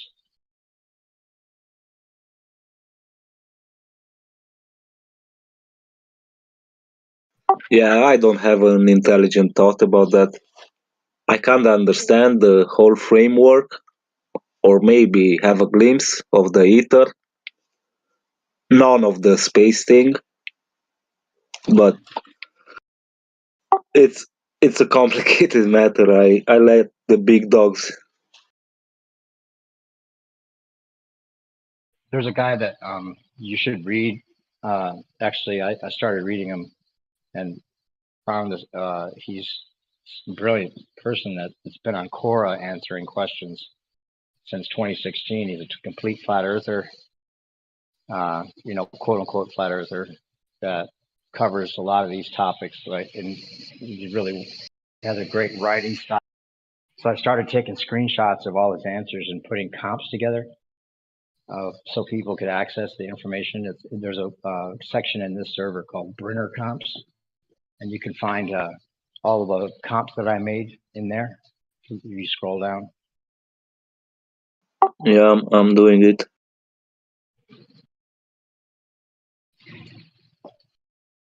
his stuff on religion is really good because himself religious at all. But he's, at the same time open to all these things. What is religion? That's what it's called. Brenner is his name. Michael Brenner. Oh, Brenner. Okay. His name is Michael Brenner. He studied mechanical engineering and linguistics at the School of Vienna, Vienna University. It's a pretty prestigious school in Europe. Oh, damn! That whole channel is all you. Yeah. Nice. There's like 70 of them. And then at the very top, I put the link for his Quora page because he's always adding to it. You can go straight to his Quora page and read all the other ones I didn't do yet.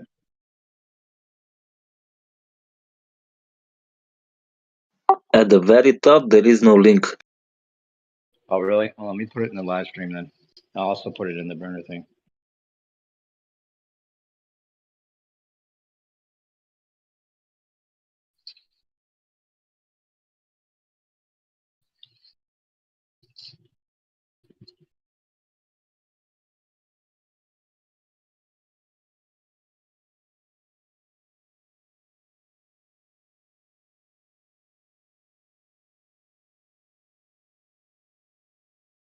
I'll be right back.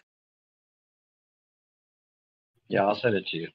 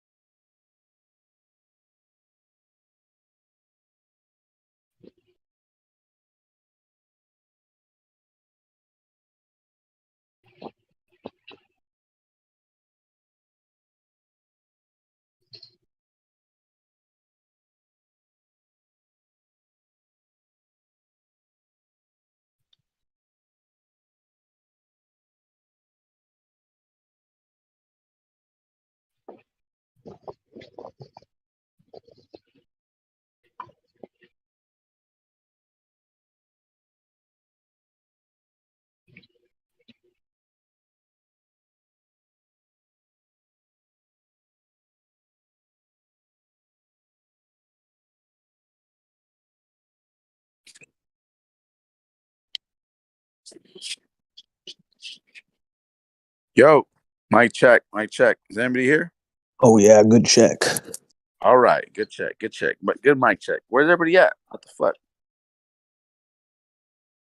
Bro, it's a sleepy Tuesday. Right. I might have to jump over to another fucking. Let's go. Let's go. Cosmology.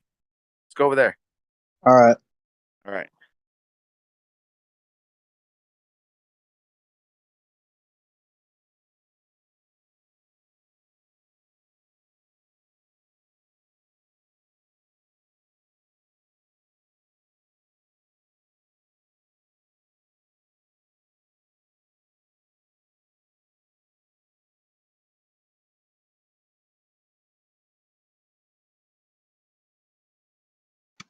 Fucking cosmology, Tartaria.